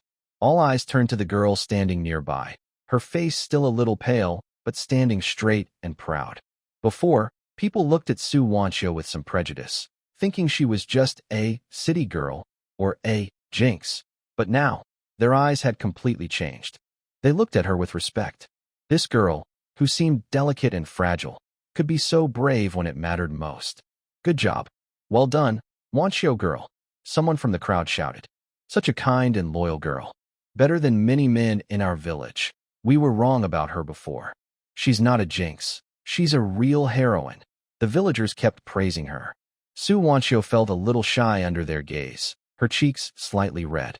She instinctively moved a bit closer behind Qin Lan. After hearing everything, Lin Chongguei felt both fear and relief in his heart. Luckily, Su Wanxiu was there. Otherwise, if things had gone wrong, the consequences would have been terrible. Not only was Qin Lan's reputation ruined, but when Lin Dazhuang returned and learned of this, he might directly cut Lin Ergo to pieces. If that happens, The hero who fought bandits would become a murderer, and their Lin village would truly become a joke across the county or even the whole province. Good. Excellent. Lin Changwei looked at Su Wanxiu and nodded repeatedly, full of praise. Wanxiu, you have made a great contribution this time. You didn't just save Qinlan, but our entire Lin village. He turned his head to look at Lin Ergo, who was still unconscious on the ground, his eyes cold and stern, like he was looking at a dead person. This beast must not be let off easily, he shouted to the crowd. Go. Find a few strong and healthy young men. Carry him to the village committee's yard. Tie him to that big locust tree. Splash cold water on him to wake him up. And hurry up and call his parents over. I want to ask them, right in front of the whole village, how they raised such a lawless and unruly son. As soon as the village chief gave the order, several strong villagers responded angrily and hurriedly helped carry Lin Ergo, heading toward the village committee's courtyard. Qinlan, Wanxiu, you two come with me, Lin Changwei said. Today, I must give the villagers an explanation. I need to give Dazhuang an explanation. Qinlan and Su Wanxiu exchanged a look and nodded heavily. They followed the village chief into the courtyard of the village committee. At the same time, more and more people gathered at the gate of the committee. Almost everyone who could walk was there to watch the show. Everyone was waiting to see how the village chief would deal with the disgraceful Lin Ergo. Inside the courtyard, it was packed with people. Even the walls were crawling with onlookers. Lin Ergo was dragged by a few young men to the center of the yard, under the 100-year-old locust tree, and thrown to the ground like a dead dog. One villager, without saying a word, fetched a bucket of icy, biting cold well water from the well in the yard. With a loud splash, the water was poured over Lin Ergo from head to toe. Ugh! Shivering intensely from the cold, Lin Ergo, who had been unconscious all night, trembled violently, let out a painful groan, and slowly woke up. He shook his heavy, painful head and opened his eyes. He was shocked by what he saw. He was tightly surrounded by villagers who looked at him with disgust and hatred, as if he were trash or an enemy. Village Chief Lin Changwei stood in front of him with his hands behind his back, his old face dark as a pot. Next to the village chief stood Qinlan and Su Wanxiu. Qinlan's eyes were red and swollen, with clear handprint marks on her face. She glared at him with a look that seemed to want to eat him alive. What? What is going on? Lin Ergo was still confused. He instinctively tried to struggle, but he found his hands and feet were tied, and he couldn't move. Lin Ergo, you beast. You're finally awake. Seeing him wake up, Lin Changwei's anger burst out. He stepped forward, raised his foot in worn cloth shoes, and kicked him hard in the stomach. Ouch! Lin Ergo cried out in pain, curling up like a shrimp. That kick also woke him up completely. He remembered. Last night, he sneaked into Qinlan's house, almost succeeded, but was knocked out by that little troublemaker Su Wanxiu with a stick. Village chief, how dare you hit me? Lin Ergo clutched his stomach, still angry, and shouted loudly. Hit you? I want to skin you alive today? Lin Changwei's beard trembled with anger. What did you do last night? Don't you know in your heart? Breaking into someone's house with bad intentions. Someone like you, in the old days, would have gone straight into a pig cage. Now, you should be shot. Hearing the word shot, Lin Ergo's heart suddenly panicked. He knew how serious the charge was. But soon he calmed down. He was a scoundrel, and he had done terrible things. He had long since developed a fearless attitude toward death. He thought of his backer. He lifted his head and looked at the angry villagers around him. Instead of showing any remorse, he revealed a cold, fearless smile. Shoot me? Ha. Lin Changwei, I advise you to think carefully about your own strength. He slowly sat up from the ground, leaning against the rough trunk of a locust tree, looking fearless and unbothered. Do you know who my brother-in-law is? He looked around, deliberately stretching out his voice to build suspense. The villagers were confused by his attitude, unsure of what he was trying to say. I'll tell you. Lin Ergo lifted his chin proudly, showing a mix of pride and arrogance. My brother-in-law is Wang Tao. He's the deputy director at the local police station. If you dare lay a finger on me today, I'll make a call, and within 10 minutes, my brother-in-law will come with people in a jeep to arrest all of you. Then see who has a good ending. Deputy director of the police station. These 5 words felt like 5 heavy mountains pressing down on the honest villagers' hearts. In the yard, the lively shouting and fighting atmosphere suddenly fell silent. Not a sound could be heard. The villagers' anger gradually turned into hesitation and fear, replaced by their natural fear of officials. They were simple farmers, and the worst thing for them was to get involved with the government. To them, the deputy director was like a towering figure, like the sky itself, a big person who could decide their lives and deaths. If they offended him, would they ever have a good life again? You're talking nonsense. I know my brother-in-law Wang Tao. He's just a small police officer. When did he become deputy director? Lin Chonggui's face changed, showing he didn't believe it. Humph, you old fool. You're so ignorant, Lin Ergus sneered. My brother-in-law was promoted just last week. If you don't believe it, go ask around the town. I tell you, my brother-in-law is now a big shot in our town. Lin Dazhuang. He's nothing. Just a lousy security guard, basically a gatekeeper. A temporary worker. In front of my brother-in-law, he's not even worth tying his shoes. He became more and more arrogant, more and more proud. Seeing the villagers around him, angry but afraid to speak, turn from fury to fear, he felt very pleased.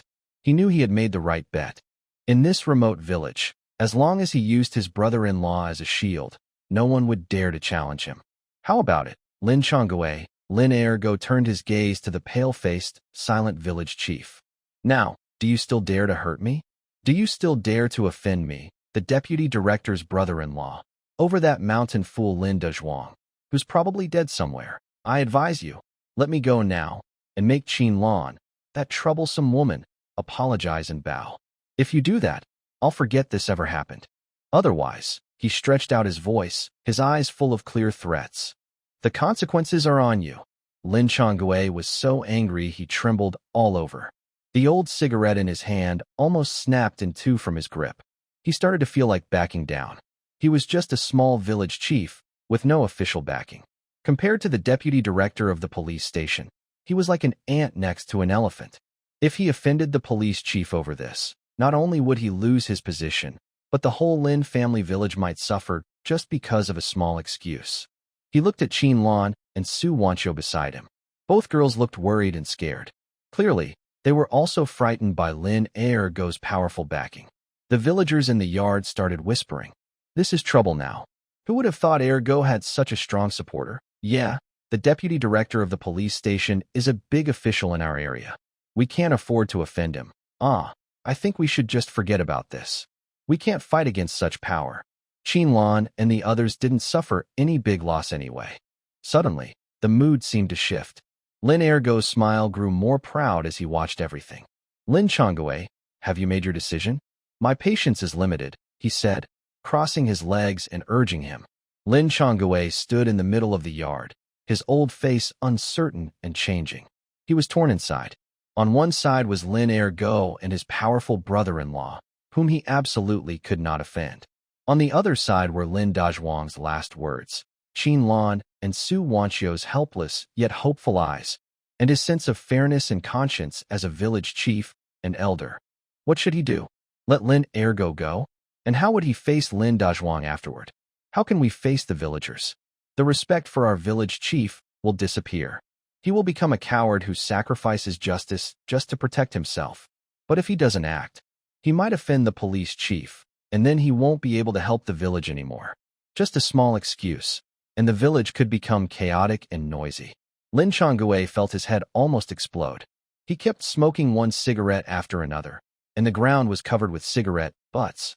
The villagers in the yard also saw how difficult the village chief was feeling. They all stayed silent, and the atmosphere became very tense. Village chief, Qin Lan looked at Lin Chongguo with a sad heart. Her heart sank little by little. She knew that hoping the village chief would risk offending the police chief to help them was probably hopeless. She reached out and held Su Wanqiu's hand, ready to say something. At that moment, Lin Chongguo, who had been silent, suddenly slammed his cigarette onto the ground with force. Bang! The loud sound startled everyone. Lin Chongguo looked up, and his cloudy old eyes shone with a determined and brave light. Lin Ergu, don't try to scare me with your police chief brother-in-law. He pointed at Lin Ergu's nose and shouted loudly, his voice strong and ringing in everyone's ears. I, Lin Changwei, have been a village chief all my life. I've seen many storms. I tell you, today's matter, whether your brother-in-law is the deputy police chief or not. No one can make me let you go. You have committed a crime that the law cannot forgive, an evil that heaven cannot tolerate. If I let you go today, I don't deserve to be the village chief. I don't deserve to be a person, and I certainly don't deserve to be the elder of Lin Dazhuang. His words were firm and full of righteousness. The villagers in the yard, who had already started to back down, were stunned when they heard the village chief speak like that. Then, a surge of courage rose from their hearts. Yes, the village chief is right. They are honest and afraid of trouble, but they are not without conscience. They have bones. What kind of person is Lin Ergu? If they let him go today, will there still be law and justice in the village in the future? Village chief is right. We can't let this beast go. Exactly. What does it matter if his brother-in-law is the police chief? Can the police chief cover up crimes? Let's go to the authorities. Go to the county. Go to the city to report. We are so many. We're not afraid of one troublemaker. We'll fight him if we have to. The villagers' emotions were reignited. Lin Ergu didn't expect that this usually timid old man, who always smiled at everyone, would be so brave today and even stir up the villagers. His face finally changed. Good, Lin Zhongwei. Just wait and see, he said fiercely, pointing at Lin Zhongwei. If you dare to hit me today, tomorrow I'll have my brother-in-law bring people to raid your village committee. I'm waiting, Lin Zhongwei replied fearlessly. He turned around and waved at a few strong young men in the crowd. Bring a few people. Drag this troublemaker to the old granary behind the village. Lock him up. No one is allowed to bring him food or water without my order. I want to see if he's stubborn in his words or tough in his bones. Yes, the young men had long disliked Lin Ergu. Hearing the village chief's order, they all cheered up and went to lift Lin Ergu. Let me go? You let me go? Lin Zhongwei, you old fool, just wait. My brother-in-law Wang Tao won't let you go. Lin Ergu struggled and cursed desperately, but it was no use. Soon, a few young men dragged him out of the village committee's yard like a dead dog, heading toward the old granary. The chaos was finally over for now. The villagers in the yard looked at the village chief's straight-backed figure, despite his old age, with admiration in their eyes. They knew that from today, their old village chief's status in their hearts had changed again. Qinlan, late autumn, after dealing with Lin Ergu, Lin Zhongwei turned around and looked at the two girls, his face showing exhaustion and deep worry. Village chief, thank you today. Qinlan stepped forward sincerely. She knew that the village chief had taken great risks today to stand up for them. She remembered this kindness. Don't mention it. Lin Zhongwei waved his hand and sighed heavily. It's what I should do.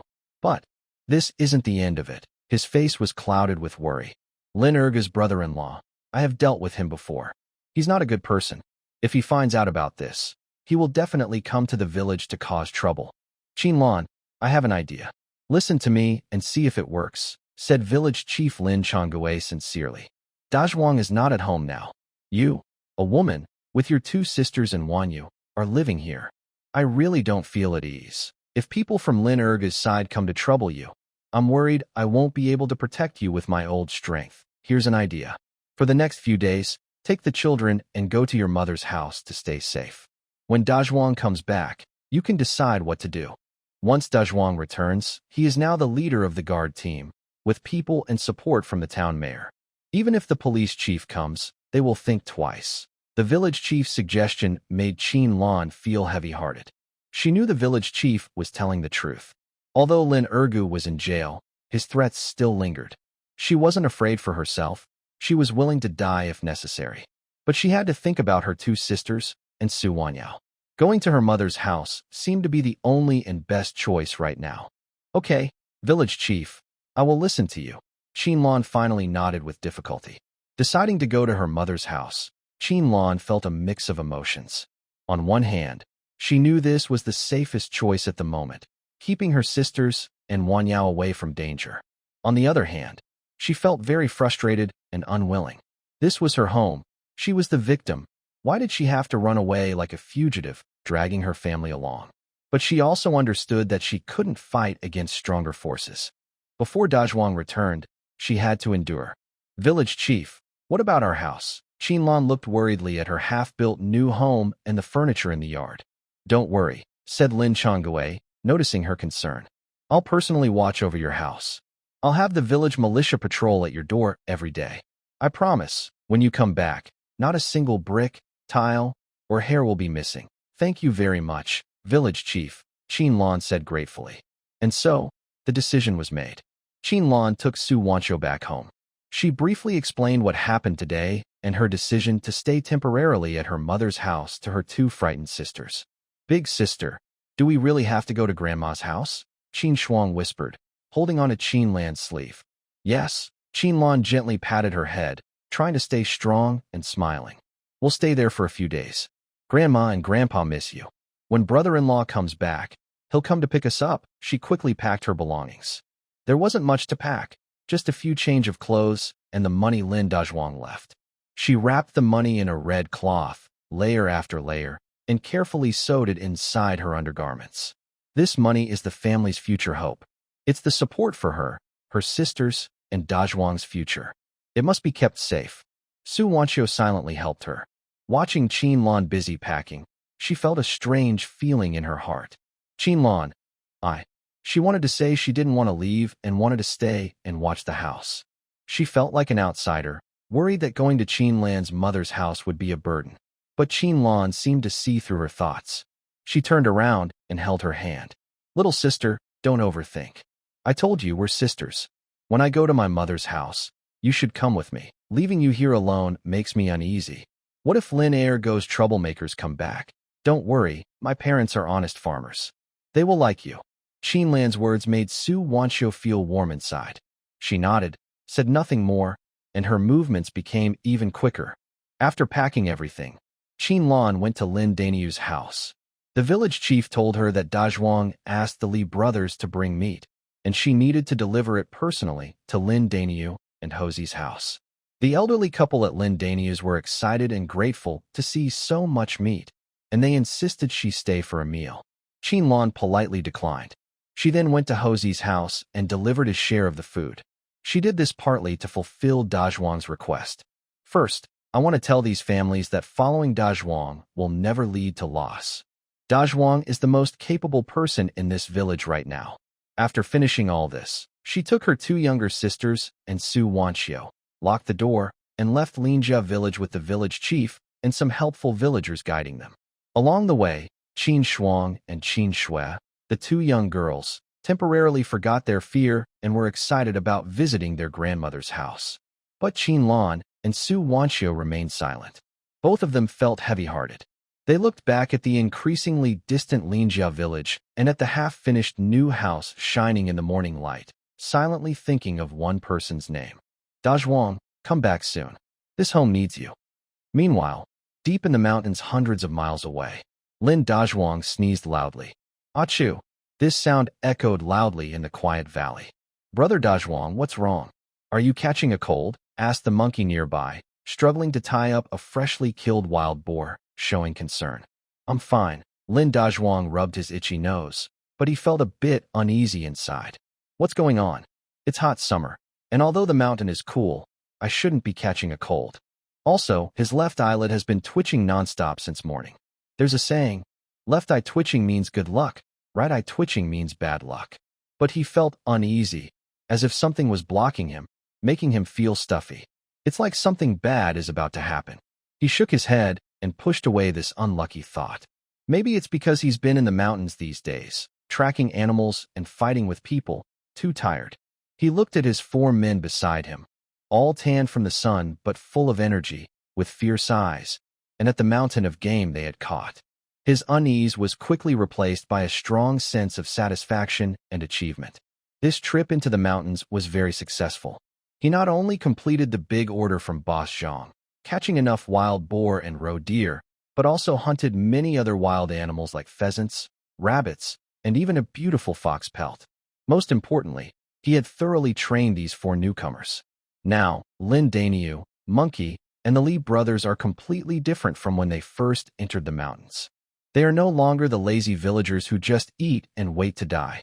Now, they can track prey on their own, set traps skillfully, and survived deep in the mountains. They are qualified fighters. All right, everyone pack up. It's time to go down the mountain, Lin Dazhuang said, noticing it was getting late. Yes, finally, we can go home. The four of them replied excitedly, quickly packing up their camp and loading their catch. They are eager to return home now. They have been camping in the mountains for nearly 10 days. They miss home. They miss the warm beds, the comfort of their homes, and their families. Except for Lin Dazhuang, everyone else is still single. More than anything, they want to bring back their harvest, put the shiny money in their pockets, and see the envy and jealousy on the villagers' faces. Carrying heavy bags and their catch, they set off on the way back. The way down the mountain was much harder than going up. Everyone carried over 100 pounds of prey. The heavy load pressed on their shoulders, and each step made their feet burn with pain. Sweat kept pouring down their foreheads and backs, soaking their rough cloth shirts. The mountain wind dried the sweat, leaving a white salt crust. But no one complained. Everyone's face showed a tired but satisfied smile. Dazhuang, do you think Boss Zhang will pay us much this time? Monkey asked happily, wiping sweat from his face. In his bag was a fat roe deer and a few wild chickens. This was the most valuable catch he had ever made. Don't worry, you will get your fair share, Lin Dazhuang, walking at the front, said. He carried the heaviest load, including a big wild boar and a complete fox pelt, but his steps remained steady. Boss Zhang is a fair man. He promised a price, and he won't cheat us. When we get the money, you can marry a wife, build a house, whatever you want. When the topic of money and marriage came up, a few single men started to laugh softly. They seemed to imagine themselves holding a thick stack of money, returning to their village, and seeing the jealous and envious expressions on those who once looked down on them. They also thought about how the usually proud young women might secretly show interest in them. Suddenly, a faint, tearful cry carried by the mountain wind drifted up from the valley below. Help! Is anyone there? Help! The voice was weak, broken, and full of sadness. Lin Dazhuang suddenly stopped walking. His sharp ears, trained in the deep mountains, immediately caught this unusual sound. Everyone, stay quiet, he whispered loudly, listening carefully. A few monkeys also quickly shut their mouths and pricked up their ears. The mountain wind rustled through the pine trees. Apart from that, everything was silent. Brother Dazhuang, did you hear wrong? There's no sound, Lin Daniu asked, scratching his head, looking confused. No, I heard right, Lin Dazhuang frowned. His keen eyes scanned the direction of the sound. It was a steep covered with bushes and wait here and watch the things. I'll go check it out, Lin Dazhuang said, setting down his heavy load. Brother Dazhuang, I want to go with you. Lin Daniu also put down his burden. Me too. The monkeys and the Li brothers spoke in unison. They trusted Lin Dazhuang deeply and already saw him as their leader. Lin Dazhuang looked at them and nodded. All right, take your tools and be careful. All five drew sharp machetes from their belts, lined up, and carefully moved toward The closer they got, the clearer the cry for help became. Help! My foot! My foot is broken. Someone, please help me. It was a woman's voice. It sounds like she is quite old. The five of them exchanged glances and quickened their steps. They pushed aside the tall and soon found a person at the bottom of a steep. It was a woman in her 40s, wearing patched rough cloth clothes. Her hair was messy, and her face was covered with dirt and tears, looking very disheveled. Next to her, there was a woven bamboo basket filled with scattered herbs. She was sitting on the ground, holding her right ankle with a pained expression, crying out loudly. Her ankle was twisted at an unnatural angle, clearly from a bad fall. The woman saw Lin Dazhuang and the others. Her cloudy eyes first showed a hint of caution and fear, but then were replaced by surprise and a strong desire to survive. Help! Big brothers! Please, help me! She seemed to grasp a life-saving straw, waving her hands desperately at them. Seeing her like this, Lin Dazhuang's guard lowered a lot. He put away his knife and stepped forward. Ma'am, don't be afraid. We're not bad people. His voice was steady and reassuring. He squatted down and looked at her swollen, deformed ankle, frowning more deeply. Did you fall down? Your ankle is dislocated, and you might have hurt the bone. You need to see a doctor quickly. Yes. I was gathering herbs here when I slipped and rolled down, she said, grimacing in pain, tears falling down her face. In this wild mountain, I thought I was going to die here. Thank you so much, kind people. Lin Dazhuang didn't waste words. Hold on a bit. He gave a quick instruction, then reached out both hands to hold her ankle and foot. Hey, what are you doing? She shouted in surprise. Don't move, Lin Dazhuang commanded softly. Suddenly, he applied force, and there was a sharp cracking sound. Ah, she screamed in pain, almost fainting. But after the scream, she was surprised to find that her previously sharp pain in her ankle was actually easing. Although still swollen and uncomfortable, the sharp pain from the dislocated bone had disappeared. She tried moving her toes and was surprised to find she could move them. Is it all better now? She looked at Lin Dazhuang, her eyes full of disbelief. I put the dislocated bone back in place. But we need to go to the hospital for x-rays to be sure if the bones are okay. Lin Dazhuang stood up, brushing dirt off his hands. Come on, Neo, Monkey, help me. Let's get this lady up. Got it. Neo and Monkey stepped forward, carefully helping the woman to her feet from the ground. Once she was steady, she looked at the tall, strong young man in front of her. Though quiet, he worked quickly and efficiently. Her eyes were full of gratitude and admiration. Though she was older and her face was wrinkled, her features suggested that in her youth, she must have been a well-known beauty. Young man, thank you so much. Your skills are amazing, better than the doctors at our town clinic. The woman held on to Lin Dazhuang's arm, repeatedly thanking him. What's your name? Which village are you from? When I get back, I'll make sure your family thanks you properly. It's just a small favor. No need to thank me, ma'am. Lin Dazhuang smiled, showing his white teeth. You've been out in these mountains gathering herbs all day. Is someone at home sick? As he spoke, he bent down and collected the scattered herbs into his basket. He looked at the herbs, common ones used to clear heat, detoxify, and treat colds. They weren't very old or high quality. Ah, don't mention it. When she heard this, the woman's face showed a worried look. It's that stubborn old man at home. A few days ago, he got caught in the rain and ran a high fever. He's been in bed ever since. We went to the clinic, and the doctor gave him medicine for several days, but he's not getting better. I heard from the village elders that boiling these herbs can help with colds and fevers. So I came to the mountains to try my luck, hoping to gather some. But I didn't get much, and I even fell and hurt my leg. Such bad luck. The woman sighed heavily, her face full of worry. Lin Dazhuang looked at the small amount of herbs in the woman's basket and shook his head. Ma'am, the herbs you've gathered are too young and not effective enough. Plus, these few won't do. We need a few more ingredients to make medicine. He turned to the monkey and the Li brothers and said, Go separate ways and look nearby. Find some mature water lily, honeysuckle, and fish mint. Also, dig a few white reed roots by the mountain stream for the medicine. Got it. The four of them responded and immediately went their separate ways. Having stayed in the mountains with Lin Dazhuang for a long time, they knew these common herbs well. Seeing how quickly and skillfully they acted, and observing Lin Dazhuang's confident look, the woman felt even more surprised and admired. This young man was not only tall and handsome, strong, and able to set bones, but he also knew medicine. He was truly a treasure. Soon, the monkey and the others returned. Each carried a big bundle of fresh herbs, still smelling of soil, much more than what the woman had gathered all morning. That's enough. Too much. We can't use so many.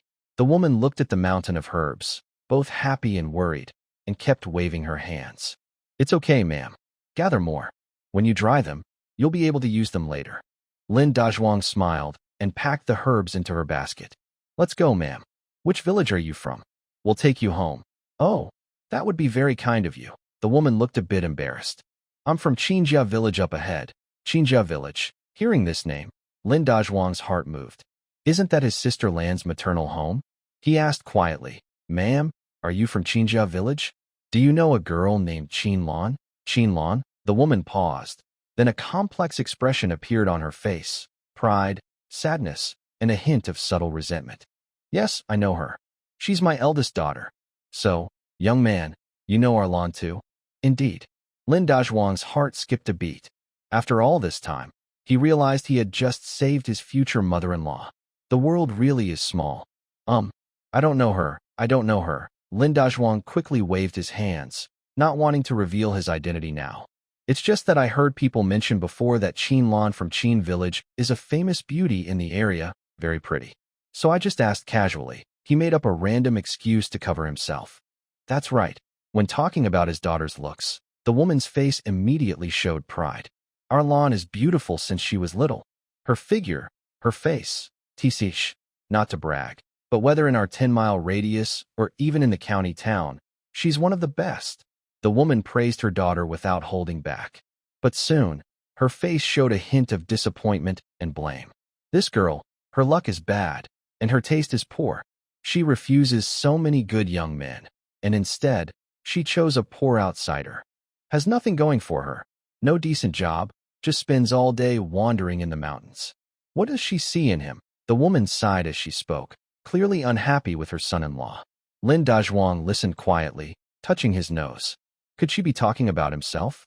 It seemed his first impression on his future mother-in-law was not very good. After a while, the woman's complaints stopped, and she looked back at Lin Dazhuang. She carefully examined him from top to bottom. The more she looked, the more satisfied she became. This young man was tall, strong, and looked honest. Broad shoulders, straight back, clearly capable of handling work and supporting a family.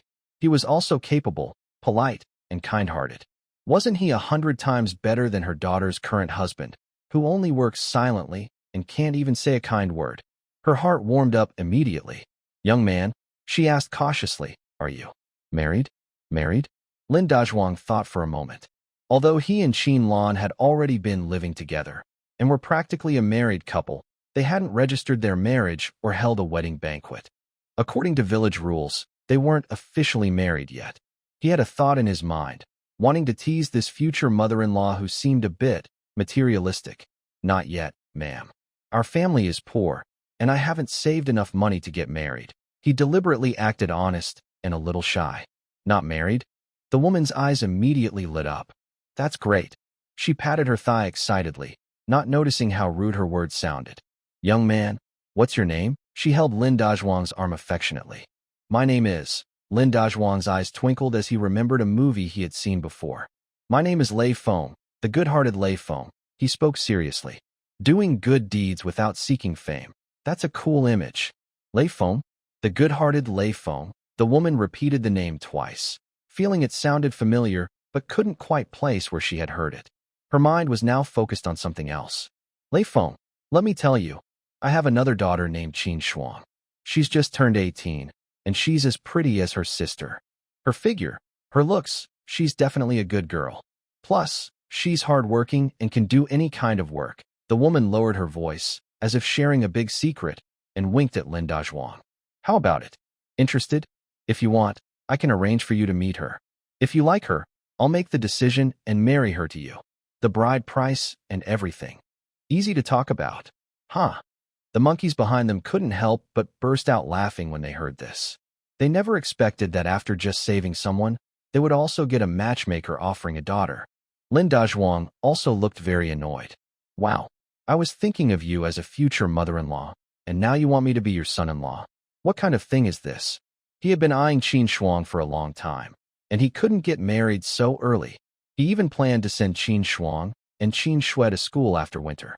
Ma'am, please don't joke. Lin Dazhuang quickly waved his hand to refuse. I'm not ready to think about these things now. Plus, it's not right to steal someone else's love. Your second daughter has such good conditions. She must already have someone she likes. Sigh. Kid, why are you so stubborn? The woman was worried because he didn't understand her, and she said, what about a sweetheart? We farmers don't care about such things. It's up to the parents.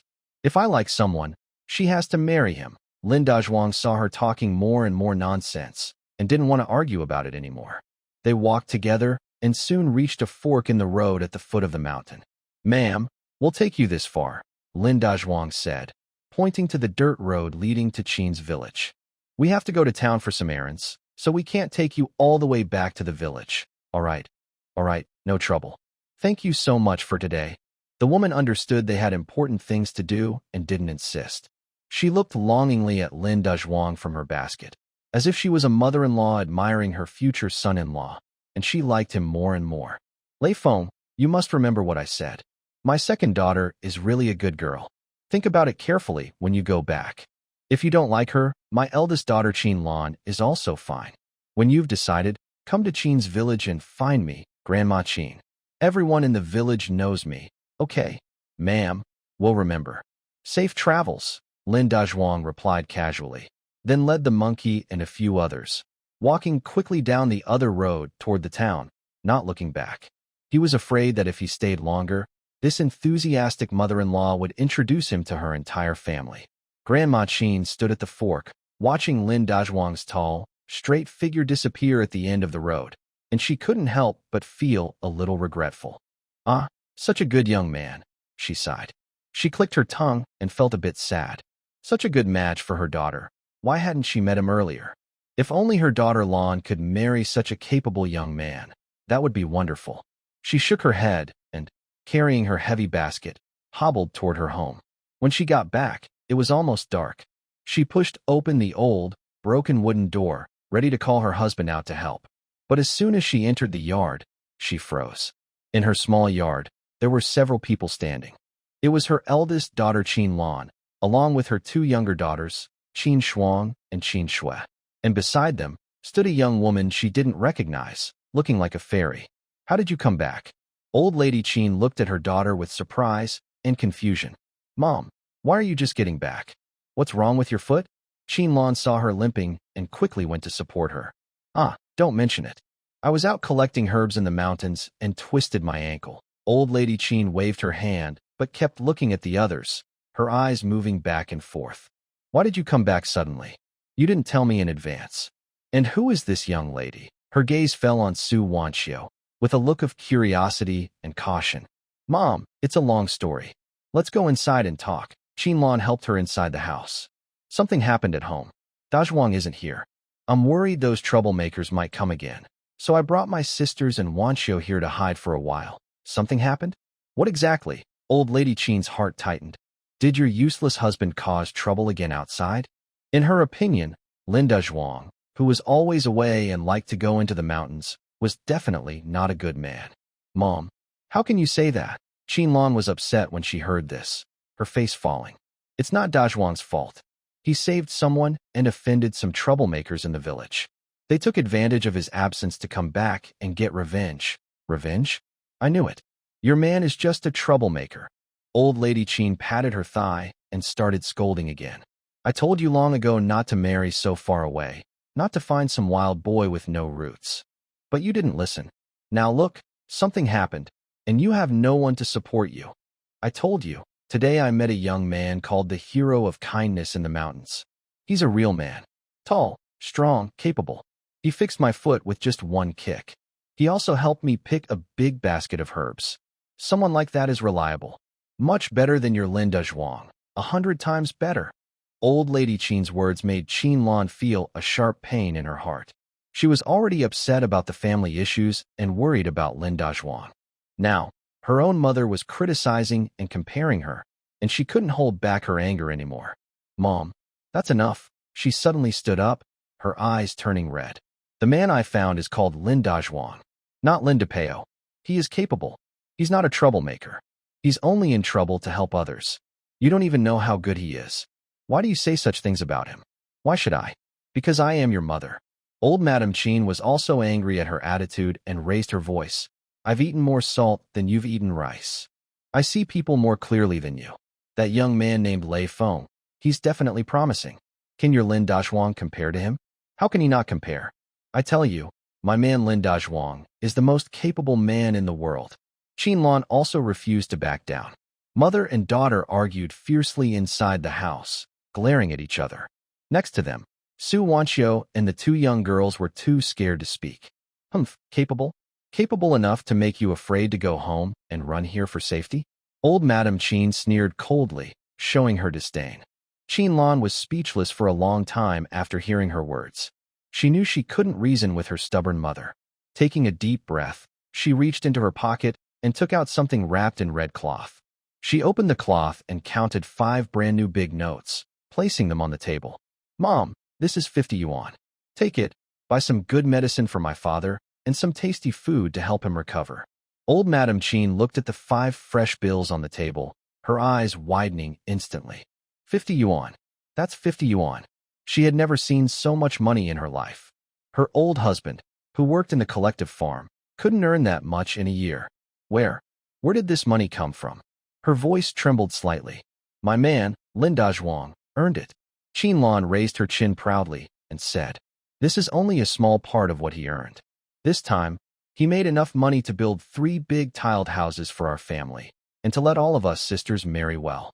Now, do you still think my man is not as good as that Lei Feng you mentioned? Grandmother Qin looked at the 50 yuan bill and then at her daughter's proud expression. She opened her mouth but couldn't find the words to argue. Money is the most useful thing in the world. Although she still thought the young man she met on the mountain today was better, but Lin Dazhuang being able to produce so much money proved he was truly capable. She silently put the 50 yuan away, whispering to herself, having money is impressive, but I still think that Lei Feng looks more spirited. Grandmother Qin carefully folded the 5 small notes of the Great Unity and tucked them into her pocket, patting them firmly as if to make sure the money was real. She accepted the money, but her old-fashioned ideas hadn't changed. Her cloudy eyes shifted, and she caught her daughter's defiant face, muttering softly, having money is not everything. Can money buy food? When people are away from home and something happens, they come back to their parents' house like lost dogs, dragging their families along. What kind of skill is that? Her voice was soft, but it made Qinlan feel a sharp pain in her heart. I was just avoiding trouble. Not like a lost dog. Qinlan's eyes turned red, and her voice trembled with tears. If Dazhuang was at home, those troublemakers wouldn't dare come knocking. He could handle them all by himself. Enough, enough. You think your man is the best, the strongest in the world, right? Grandmother Qin waved her hand impatiently, not bothering to argue further. Her attention was no longer on her son-in-law she had never met. Her gaze shifted directly to Su Wanqiu. The girl had been quietly standing in the corner since she entered, her head bowed. I haven't asked you yet. Grandmother Qin's tone sharpened. Who does this girl belong to? How did she come to our house with you? The atmosphere in the room suddenly tensed again. Qin Shuang and Qin Shui instinctively hid behind Qinlan, looking timidly at their grandmother. Su Wanqiu felt uncomfortable under her stare. Her hands nervously clenched her clothes, and her fair face flushed with embarrassment, looking pitiable. Mom, her name is Su Wanqiu. She's our neighbor and my good friend. Qinlan quickly stepped forward, shielding Su Wanqiu behind her. Neighbor? Good sister. Old Lady Qin sneered, clearly not believing her daughter. I haven't heard that there's such a pretty girl in Lin Village. Look at her smooth skin. She doesn't seem like someone from the village. And besides, how can a neighbor's sister just stay at your married daughter's house, without clear reasons? Old Lady Qin's words became more and more unpleasant. She had lived most of her life and had seen all kinds of people. She was used to hearing gossip about family matters and dirty secrets. A man's house, besides his wife, also has another young, attractive woman living there? That just doesn't sound right. Mom, what are you talking about? Sister Wanqiu is a kind person. She's from the city and came here as a young worker. Her family is gone, and she had nowhere to go. Dazhuang felt sorry for her, so he let her stay in the west wing of our house. Qinlan's face turned red with worry as she hurried to explain. But her words only made Old Lady Qin more angry. Take her in. Old Lady Qin's voice suddenly rose, and her cloudy eyes lit up. Taking in a pretty girl who has no support? She's from the city, a young worker? Oh my, I really underestimated your man. Lin Dazhuang is quite clever. A grown man, out all day, not at home, and he leaves you and such a beautiful girl at home. What is he thinking? Is he afraid the house is too quiet and wants a companion? Or is he worried that when he comes back, he won't have a choice? Her words were very harsh. Not only Qinlan, but even Su Wanqiu beside her looked pale, with no color in her face. She felt humiliated in front of everyone and wanted to hide in the ground. No, mother, you're mistaken. Su Wanqiu gathered her courage to defend herself and Lin Dazhuang. But her voice was already soft, and now it carried a crying tone, making her seem guilty. Shut up. You don't have the right to speak here. Old Lady Qin glared at her fiercely, then turned to point at Qinlan's nose and scolded. And you, Qinlan, I think your mind is clouded. How can you tolerate this? He brings another woman into the house, and you still help him talk? Do you think as long as he can earn money, your position as the wife is secure? I'll tell you. A man with money tends to become bad. Look at him now. He hasn't done much yet. but he's already bold enough to bring women home openly. If he gets even richer in the future, what will happen then? He might bring all the flirtatious women he can find into your house. Mother, you're just unreasonable. Qinlan trembled with anger, tears falling down her face. She couldn't understand how her own mother could think so badly of others, turning a good deed into something dirty. Young sister Wanxiu is my lifesaver. Do you know that? Qinlan's voice was hoarse with emotion. Last night, if it weren't for her, I would have been harmed by that wicked Lin Ergu. I would have no face to live. It was her. She rushed in with a stick and saved me. Dazhuang took her in because it's the right thing to do. It's a good deed. It's virtuous. It's not as dirty as you think. Why do you insult him like this? Insult a good person who saved your daughter's innocence. Qin Lao Tai was stunned by her daughter's words. Seeing her daughter crying so sadly, knowing she was fiery-tempered and wouldn't joke about such things, her anger cooled a bit. But she was stubborn and refused to admit she was wrong. Lifesaver, she curled her lips and muttered, but they can't just live together without clarity. A man's house. How can there be two women living there? What will others say if they find out? What about our Qin family? Besides, even if she saved you, where did it start? It all comes back to your man. If he was at home, could such things happen? He just left without a word, leaving you and the other women worried and scared. Now, you can't even go home. What kind of man is that?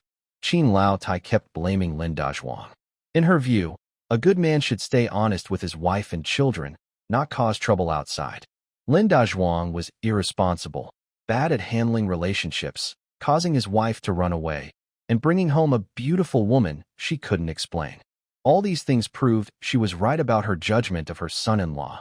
He was unreliable. I've seen through him now. Lin Dazhuang is just someone you can't trust. He causes trouble outside and makes a mess at home. Lanner, listen to your mother's advice. This is before the wedding banquet and before the marriage certificate.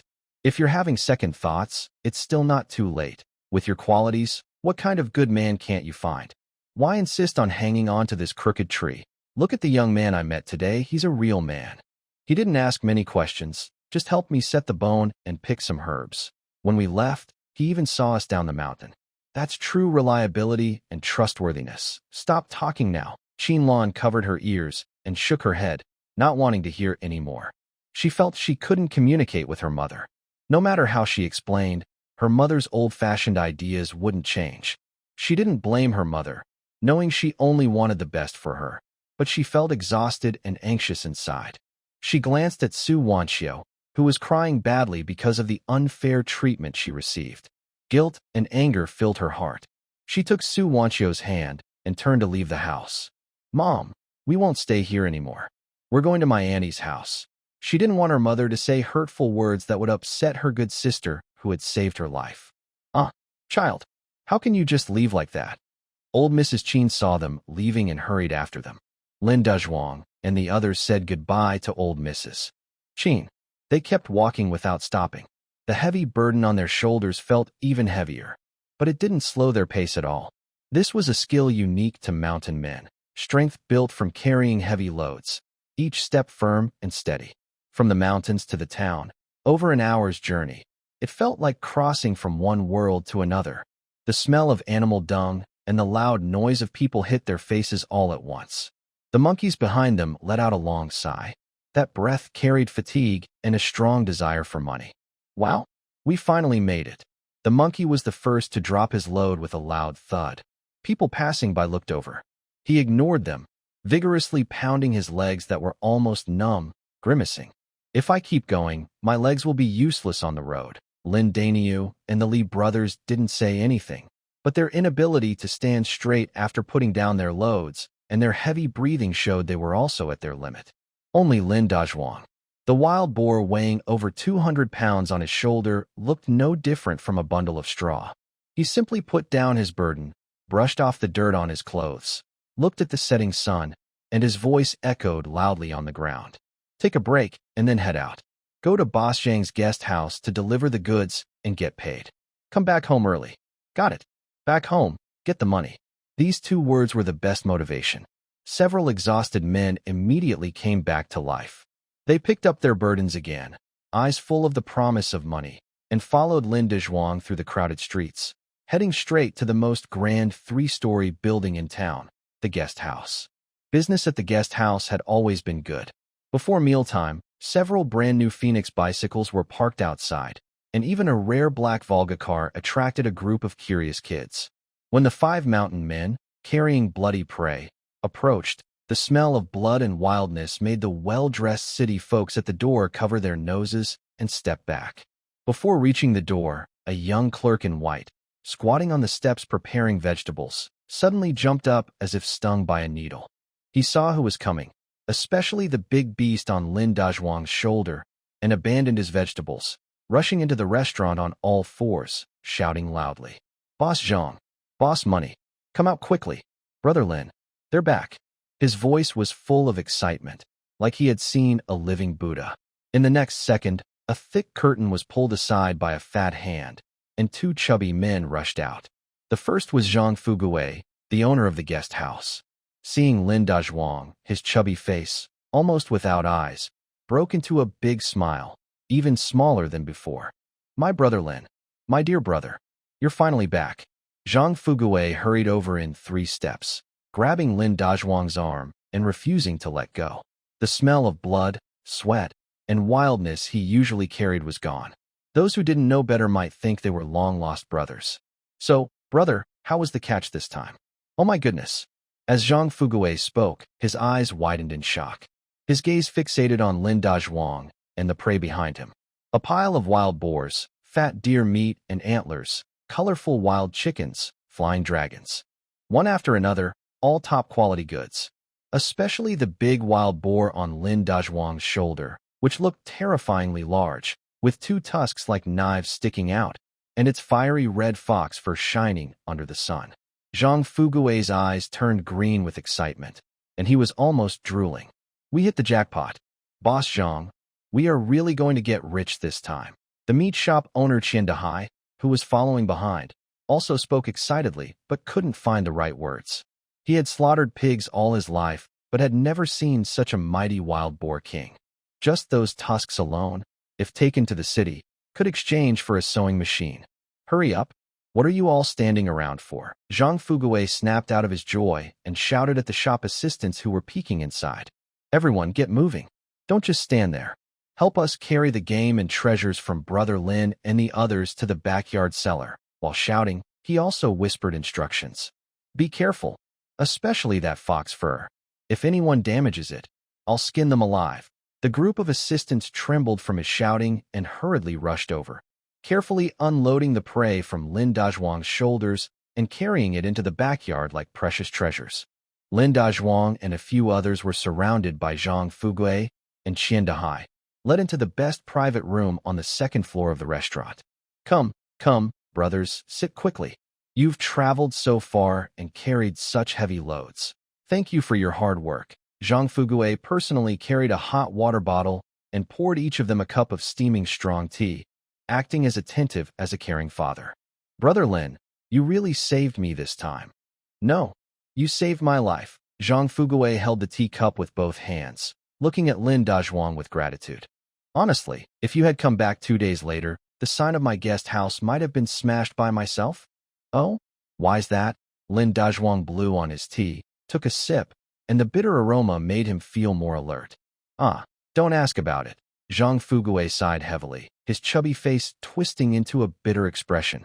"A few days ago, the county suddenly announced that a high-ranking official from the provincial capital was coming to inspect our town. This official, he's never tasted anything but our local mountain game.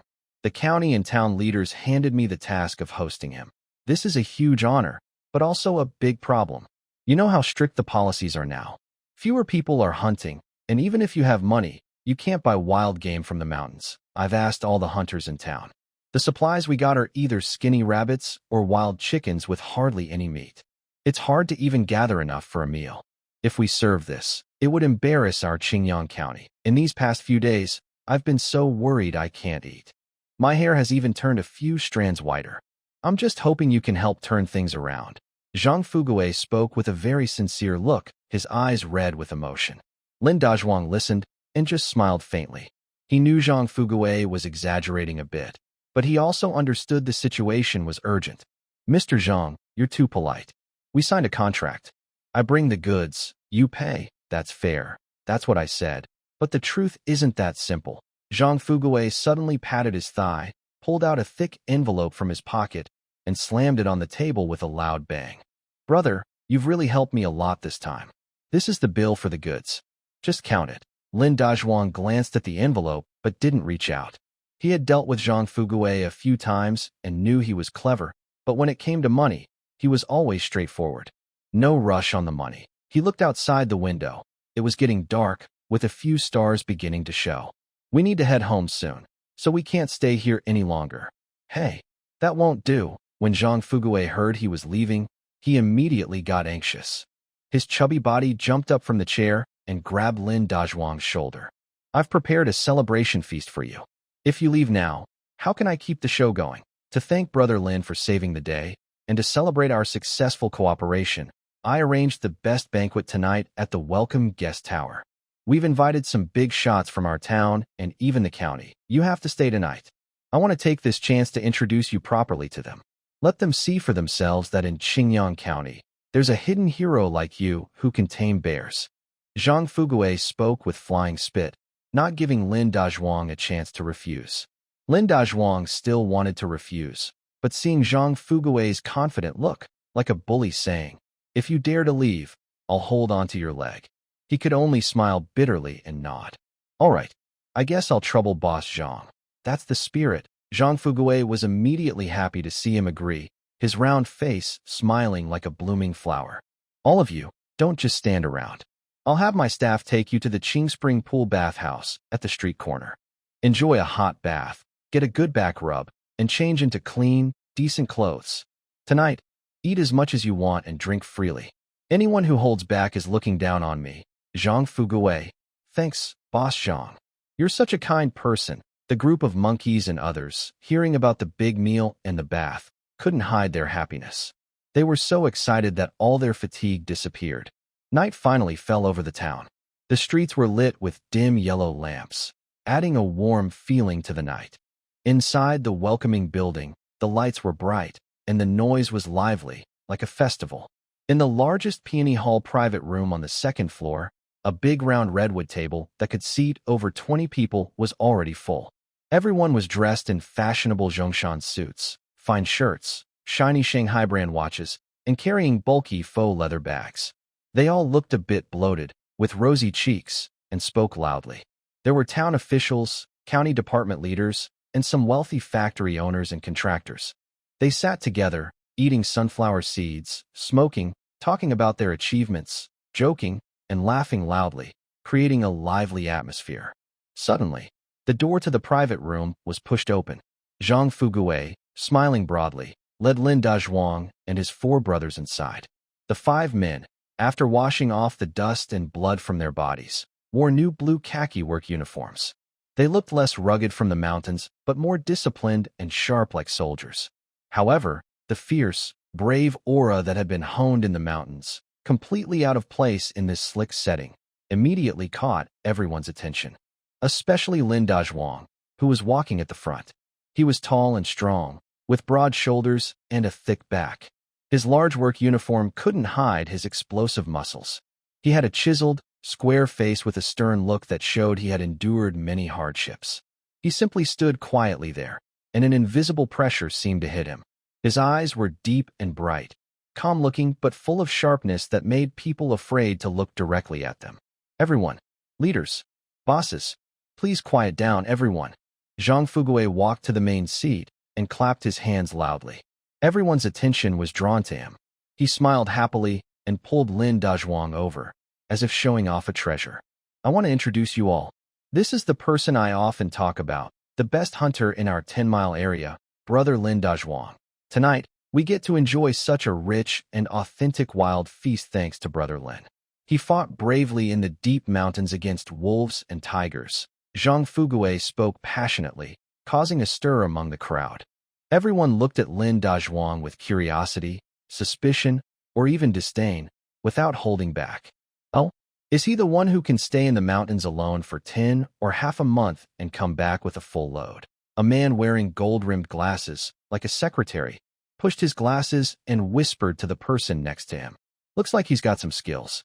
His build is much stronger than those young guys in our office who grew up drinking ink. Next to him, a factory boss with a beer belly nodded. Haha, what's the use of being strong? He's just a simple rural guy with a strong body and a simple mind, a voice full of contempt. Nowadays, relying on hunting and such savage ways to make a living is just embarrassing. These comments were quiet, but everyone present was sharp and observant. Lin Dazhuang naturally heard them too, but he showed no expression at all. He ignored the prejudice and disdain from the city people. He simply nodded lightly at everyone, as a greeting. This calm attitude made some people who wanted to laugh at him think more highly of him. They felt that this mountain man had a different kind of strength. Come on, Brother Lin, let me introduce you. Zhang Fugui also heard this, but he didn't mind. He knew that after today, these people would change their attitude towards Lin Dazhuang completely. He warmly pulled Lin Dazhuang aside and began introducing the important people present. This is our town's Mayor Li, in charge of farming. This is Director Wang from the county's food station. Our town's pork supply depends on him. This is Director Liu from the county textile factory. Following Zhang Fugui, Lin Dazhuang nodded and smiled, occasionally raising his glass to toast with others.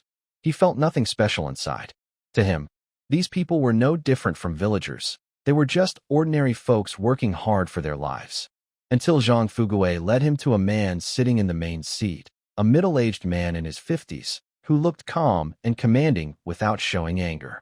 The man wore a neat dark blue police uniform, with a badge on his shoulder shining under the light.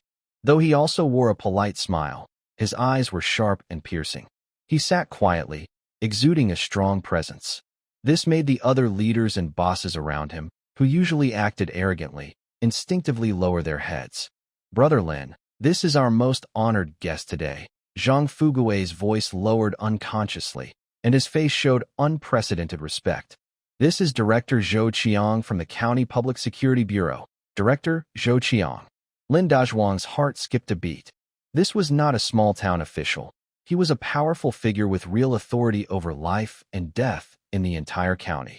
Hello, Director Zhou. He extended his hand, speaking calmly. Haha, you're Lin Dazhuang. Zhou Qiang didn't seem interested in shaking hands. He remained relaxed in his chair, picked up his tea cup, gently blew on the foam, then looked up with sharp eyes, studying him with interest. I heard Fugui say you're exceptional, almost mythical. Are you really good at fighting? His words sounded like a joke, but his tone carried a condescending look and an unhidden challenge.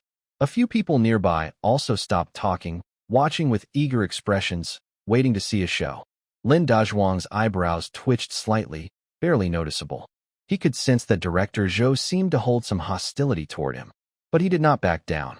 Whether I can fight depends on who I am fighting and what I am fighting against, he said calmly, retracting his hand from the air. Oh, you have quite a bold attitude, Zhou Qiang sneered, setting down his teacup and leaning slightly forward. Then he asked, let me ask you, can you fight a tiger? Fight a tiger. These two words exploded like a thunderclap in the private room. The entire room instantly fell into a strange silence. Even the few bosses who were drinking and playing dice stopped their actions, all staring at Zhou Qiang and Lin Dazhuang with wide eyes, as if seeing a madman. Nowadays, tigers are protected animals at the national level, not to mention fighting one. Even secretly keeping a tiger pelt could land you in prison. And a tiger is the king of beasts, a fierce predator that can eat people, not to mention fighting it barehanded. Just encountering one in the mountains would scare anyone to their pants. Was Director Zhou drunk? Or was he deliberately making things difficult for this rural kid? Lin Dazhuang was also stunned for a moment. He looked into Zhou Qiang's eyes, quickly calculating in his mind. Fight a tiger? If it were before, not to mention fighting a tiger, even provoking a mature wild boar king would make him hesitate. But now, he carefully weighed his strength in his mind. Thanks to the modifications from the skill enhancements, his strength, speed, and reaction time now far exceeded normal human limits. He could clearly hear the leaves falling from trees dozens of meters away, and could unleash a burst of power capable of flipping a wild ox in an instant. Plus, years of hunting experience and beast-like instincts gained from training in the deep mountains. Fighting a tiger. Although risky, it was not entirely impossible. Having realized this, he felt more confident. He raised his head, meeting Zhou Chang's scrutinizing, even intimidating gaze, without a hint of flinching. He spoke firmly, word by word. I can, one word. Without hesitation. Loud and clear. The entire private room fell silent. If Zhou Chang's question earlier was like a thunderclap, Lin Dazhuang's answer was like a level 12 earthquake. Everyone was stunned by his answer, unable to speak for a long time. They're all shocked. This country boy must be crazy. He actually said he could catch a tiger? Does he think he's the reincarnation of Wusong? Bragging without even thinking. Even Zhang Fuguei broke out in a cold sweat and quickly kicked Lin Dazhuang under the table with his new leather shoes, signaling him to stop talking and find a way out. But Lin Dazhuang seemed unaware, standing straight and staring intently at Zhou Qiang. Zhou Qiang also showed a hint of surprise. He thought his question would scare this naive country boy and make him embarrass himself in front of everyone. But to his surprise, he dared to answer and did so confidently. Looking into Lin Dazhuang's clear and steady eyes, Zhou Chang's slight contempt and hostility gradually turned into genuine interest. Good. Zhou Qiang suddenly slammed the table and stood up sharply from his chair. His usually calm and commanding face broke into a rare, almost excited smile.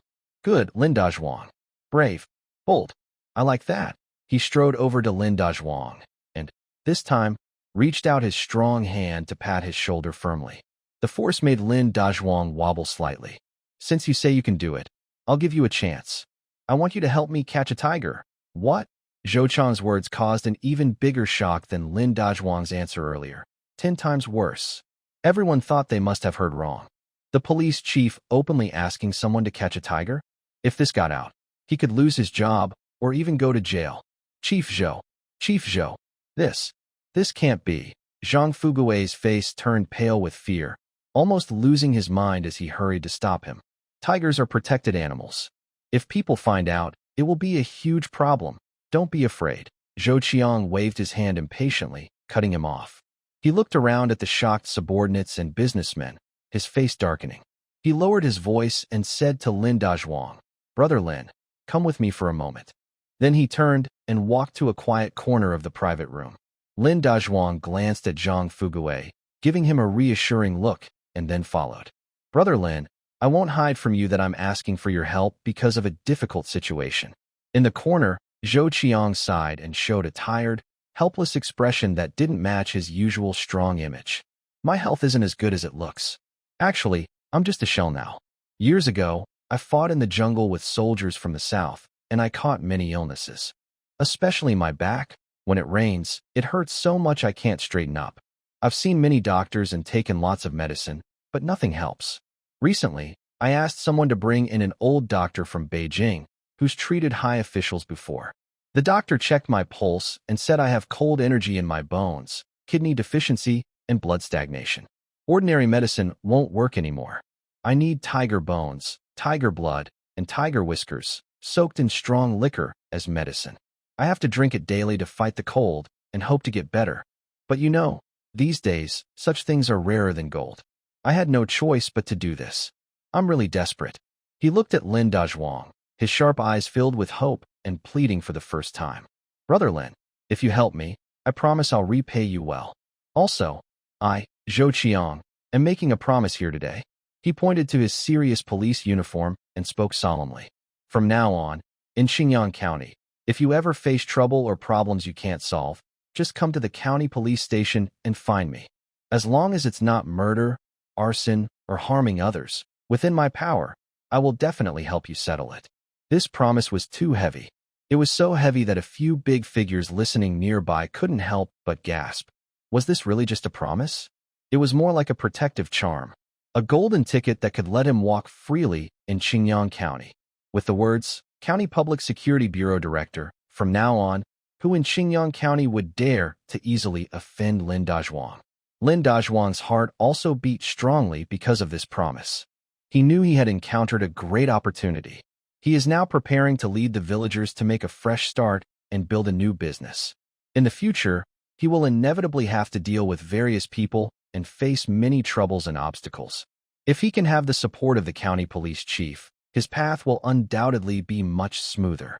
He must help with this favor. Good. Lin Dazhuang nodded firmly without hesitation, meeting Zhou Chang's expectant gaze. Chief Zhou, I will help with this favor. I knew I didn't see the wrong person. Seeing his quick agreement, Zhou Qiang was overjoyed. He firmly shook his hand, almost crushing Lin Dazhuang's fingers. A secret deal, not to be shared with outsiders, was thus completed. The following banquet became even more lively and strange. Lin Dazhuang, once a humble rural hunter ignored by many, suddenly became the center of attention. The leaders and bosses who previously looked down on him and held disdain now raised their glasses, lining up to toast him, their faces full of enthusiastic and flattering smiles. Brother Lin, you're young and talented. Come, I toast you. If you need anything in town, just ask. President Lin, if you find a way to get rich in the future, don't forget to bring your little brother along. I don't have much, just lots of money. Lin Dazhuang was not interested in these fake socialities. But he knew these people were the local power players, and to keep things steady, he couldn't offend them easily. He accepted all drinks, whether white wine or beer, and drank them all in one gulp. His broad capacity and calm, mountain-like demeanor made everyone present secretly amazed and more afraid to underestimate him. The banquet, filled with hidden motives, lasted until midnight, ending happily amid insincere compliments.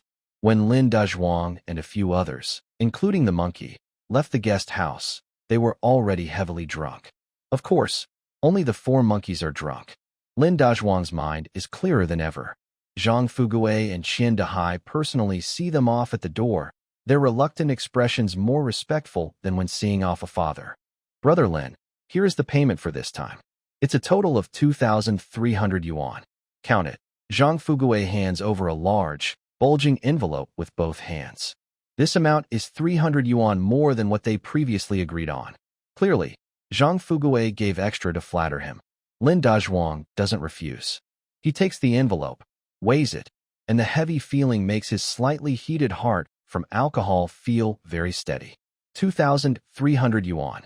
In a time when the average monthly salary is only a few dozen yuan, this is a huge amount that would make any ordinary family go crazy. He pulls out a thick stack from the envelope, counts 40 new, Great Unity, notes, and hands them to Lin Daniu, who is still half drunk. Daniu, this is your payment for the 4 of you. 100 yuan each. Keep it, huh? 100 yuan. The few men, seeing the thick stack of Great Unity, notes, immediately sober up a lot, their eyes wide with shock. In their lives, they've never seen or even dared to imagine so much money.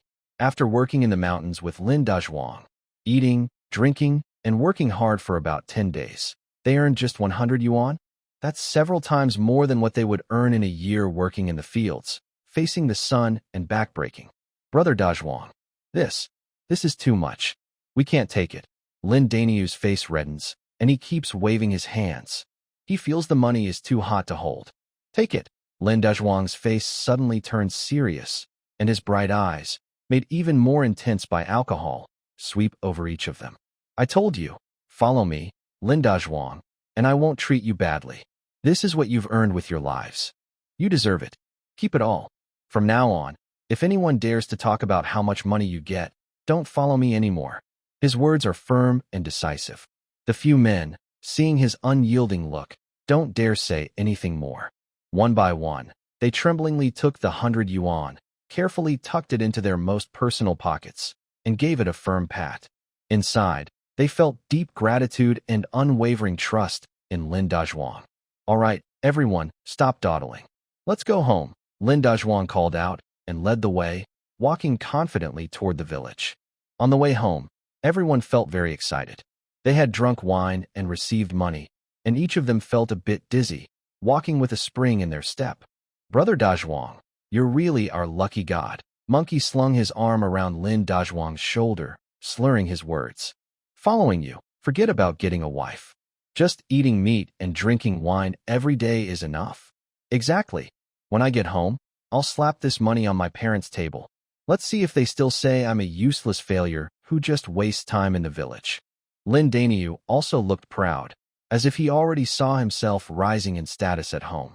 Hearing their simple wishes, Lin Dazhuang just smiled and said nothing. Inside, he also looked forward to the future. With this money, he could build a new house, giving Lanner and his sisters a safe, comfortable home.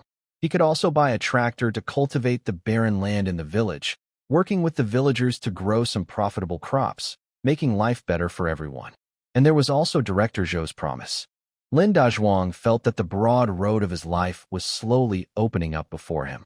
But when he returned to the familiar village entrance under the moonlight, full of joy, a sudden cold splash of water doused his fiery passion. The village was eerily quiet. By this time, the entire village was so silent that not even a dog barked. When he reached the door of his newly started house, he froze in place. His whole body felt as if all his blood had turned to ice. At the gate of his makeshift fence-enclosed yard, several young men dressed in militia uniforms were standing. They each looked serious, like they were on guard duty. When they saw Lin Dazhuang and the others, who were all drunk and unfamiliar, they also looked alert. "Who are you? Why are you here so late at night?" A leader-like militiaman stepped forward, holding his rifle in front of him, and asked sharply. "I'm the owner of this house, Lin Dazhuang." Lin Dazhuang's eyebrows furrowed tightly, forming a knot. A strong feeling of unease quickly took hold of his heart, making it hard to breathe. He pushed open the yard gate and strode inside. The house was dark, with no lights and no sign of people. "Lana? Lanner, I'm back," he shouted loudly into the darkness. But all he got in return was his own echo and the whistling wind outside. "Qin Shuang, Qin Shui, are you home?" He raised his voice and called twice, but no one answered. "Where is everyone? Where did they all go?" A bad feeling spread wildly in his mind. "Brother Dazhuang, what's going on? Why aren't my wife and the others home?" A few monkeys and others sensed something was wrong. Most of their drunkenness had faded. Lin Dazhuang didn't answer them. He went crazy and rushed into the darkness. He checked everywhere: main house, west wing, kitchen. He looked everywhere he could find. But the house was empty, with not a single person in sight. Only the window, broken roughly from outside, with sharp glass still hanging on the frame. And the bed, torn and messy, silently told of a fierce struggle that had happened here. Lin Dazhuang's heart sank deeper and deeper into an endless abyss. Something had gone wrong. Something definitely happened at home. He suddenly turned around and rushed out of the yard like a gust of wind. He grabbed the militia captain by the collar and lifted him off the ground. "Where are my family? Where did they go? What exactly happened here?" His eyes turned blood red, like a furious lion. The fierce aura around him scared the young militia man, who was only about 18 or 19. His face turned pale, his legs trembled, and he couldn't speak clearly. I don't know. It was the village chief. Village Chief Lin told us to watch the door. He said no one is at your house anymore." The village chief? Lin Dazhuang let go of him and, like a furious bull, rushed toward village chief Lin Changgui's house. Bang, bang, bang. He used his fists, strong enough to stones, to fiercely pound on the old wooden door of Lin Changgui's house, causing the doorframe to shake. "Village chief, open the door. Lin Changgui, come out and open the door." His voice was full of worry and uncontrollable anger. In the quiet night, it carried far and woke up a lot of dogs barking. Soon, the oil lamp inside the house lit up. Lin Changgui, wearing an old cotton-padded jacket, yawned sleepily and came to open the door. "Who is it? In the middle of the night, what are you doing? Are you crazy? Are you a ghost?" Before he finished speaking, he saw that standing at the door was Lin Dazhuang, who was radiating a terrifying aura and had bloodshot eyes. He shivered instantly, and all his sleepiness disappeared without a trace. "Dazhuang, you're back? I ask you, where are my family?" Lin Dazhuang pushed him aside and stormed into the yard, his voice hoarse and roaring. "Where are my wife and sister? What happened to my family? What exactly is going on?" Seeing how he looked like he might attack anyone at any moment, Lin Changgui knew he couldn't hide the truth anymore. He sighed heavily, and his weathered face showed deep pain and guilt. "Dazhuang, don't get too excited. Come inside and talk. I'll tell you everything slowly." He invited Lin Dazhuang into the house and poured him a cup of hot water. Then he recounted how last night, that beast Lin Ergu took advantage of his absence to pry open the window and enter the house, intending to insult Qin Lan. Fortunately, Su Wanchio discovered it and knocked him out with a door bolt. He told him everything in detail. Later, he thought about how Lin Erga's brother-in-law, Wang Tao, who was a deputy at the police station, was not a good person and would likely cause trouble. Afraid that you all would suffer, he took the initiative to let Qin Lan take the children back to her mother's house in Qin's village to avoid trouble. After he finished, the whole room fell into a dead silence. Lin Dazhuang sat there holding the steaming cup of water, motionless, like a stone sculpture. His face showed no expression, but his eyes grew redder and brighter, shining like two flames from, ready to burn all injustice and evil in the world to ashes. Lin Changui watched him and felt a chill in his heart. He would rather see Dazhuang cry loudly now than see this calm, frightening look. He knew this was the quiet before a storm. Dazhuang, please don't act impulsively, he said carefully, almost begging. That Lin Ergo, though he's a beast, was beaten badly and learned his lesson. Plus, his brother-in-law is very powerful in the county. We really can't afford to offend him. Can't afford to offend, Dazhuang finally spoke. His voice was soft and calm, but it carried a cold, deadly intent that made people shiver deep inside. Slowly, he put the glass of water on the table. Then he looked up, his fiery eyes fixed on Lin Changui, and asked word by word, "Where is that beast, Lin Ergo now?" I had someone tie him up and lock him in the old grain storage behind the village. Lin Changui felt uneasy under his intense gaze and answered instinctively. As soon as he spoke, he regretted it and wanted to slap himself. Dazhuang, listen to me. Don't act impulsively. For some scoundrel, risking your whole life isn't worth it. Lin Changui rushed forward, trying to hold him back. But before he could even touch Dazhuang's sleeve, he felt a force like a mountain flood hitting him. Dazhuang simply waved his hand lightly, pushing the man, who weighed over 100 jin, backward several steps until he sat heavily on the ground. Then, like a tiger breaking free from all chains, he turned and stormed out of the house, filled with killing intent, disappearing into the thick night. Old grain storage, cold, damp, and filled with the musty smell of decayed grains. Lin Ergo had been locked inside for nearly a day and a night. He had no food, no water. He was completely with rough ropes, tightly bound like a pig ready for slaughter. His hands and feet had gone numb and swollen from the long restraint, losing all feeling. He lay on the cold, damp ground, hungry and starving, but still kept cursing Lin Changui, Qin Lan, and Su Wanchio, the ungrateful women. He swore that when his brother-in-law, the deputy police chief, arrived, he would make sure these people suffered a terrible fate. He wanted Lin Changui, the old man, to kneel and beg him. He also wanted to humiliate Qin Lan and Su Wanchio in front of Dazhuang, playing with them as he pleased. While he was lost in these dirty, wicked thoughts, suddenly, a loud, deafening bang. The heavy wooden and metal door of the granary was kicked open from outside with a powerful kick. Splinters of wood and flying dust scattered in the cold moonlight. A tall, strong figure, backlit by the moon, slowly stepped through the broken door. This figure radiated an almost tangible, terrifying aura of deadly power. Lin Ergo looked at this familiar yet strange figure, and his arrogant, hateful expression instantly froze. Instead, a deep, primal fear took over him. Lin Dazhuang?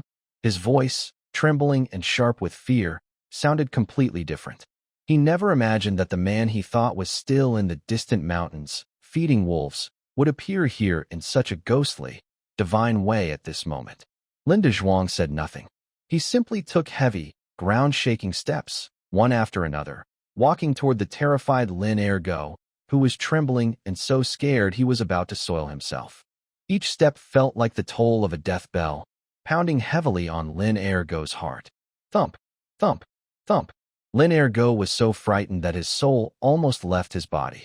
He desperately tried to back away, to escape from this deadly, ghostly figure emitting deathly aura. But he was tightly bound and couldn't move at all. He could only watch helplessly as that killing god got closer and closer. His eyes, burning with fire in the darkness, locked onto him tightly. Brother Zhuang, listen to me. This is a misunderstanding.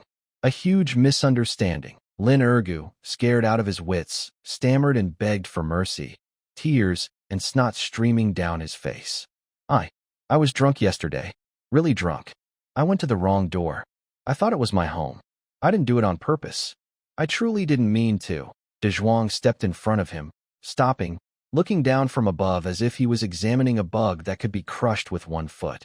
Which hand did you use to touch my wife? His voice was calm, without anger, but it carried a cold, undeniable threat. I didn't. I swear.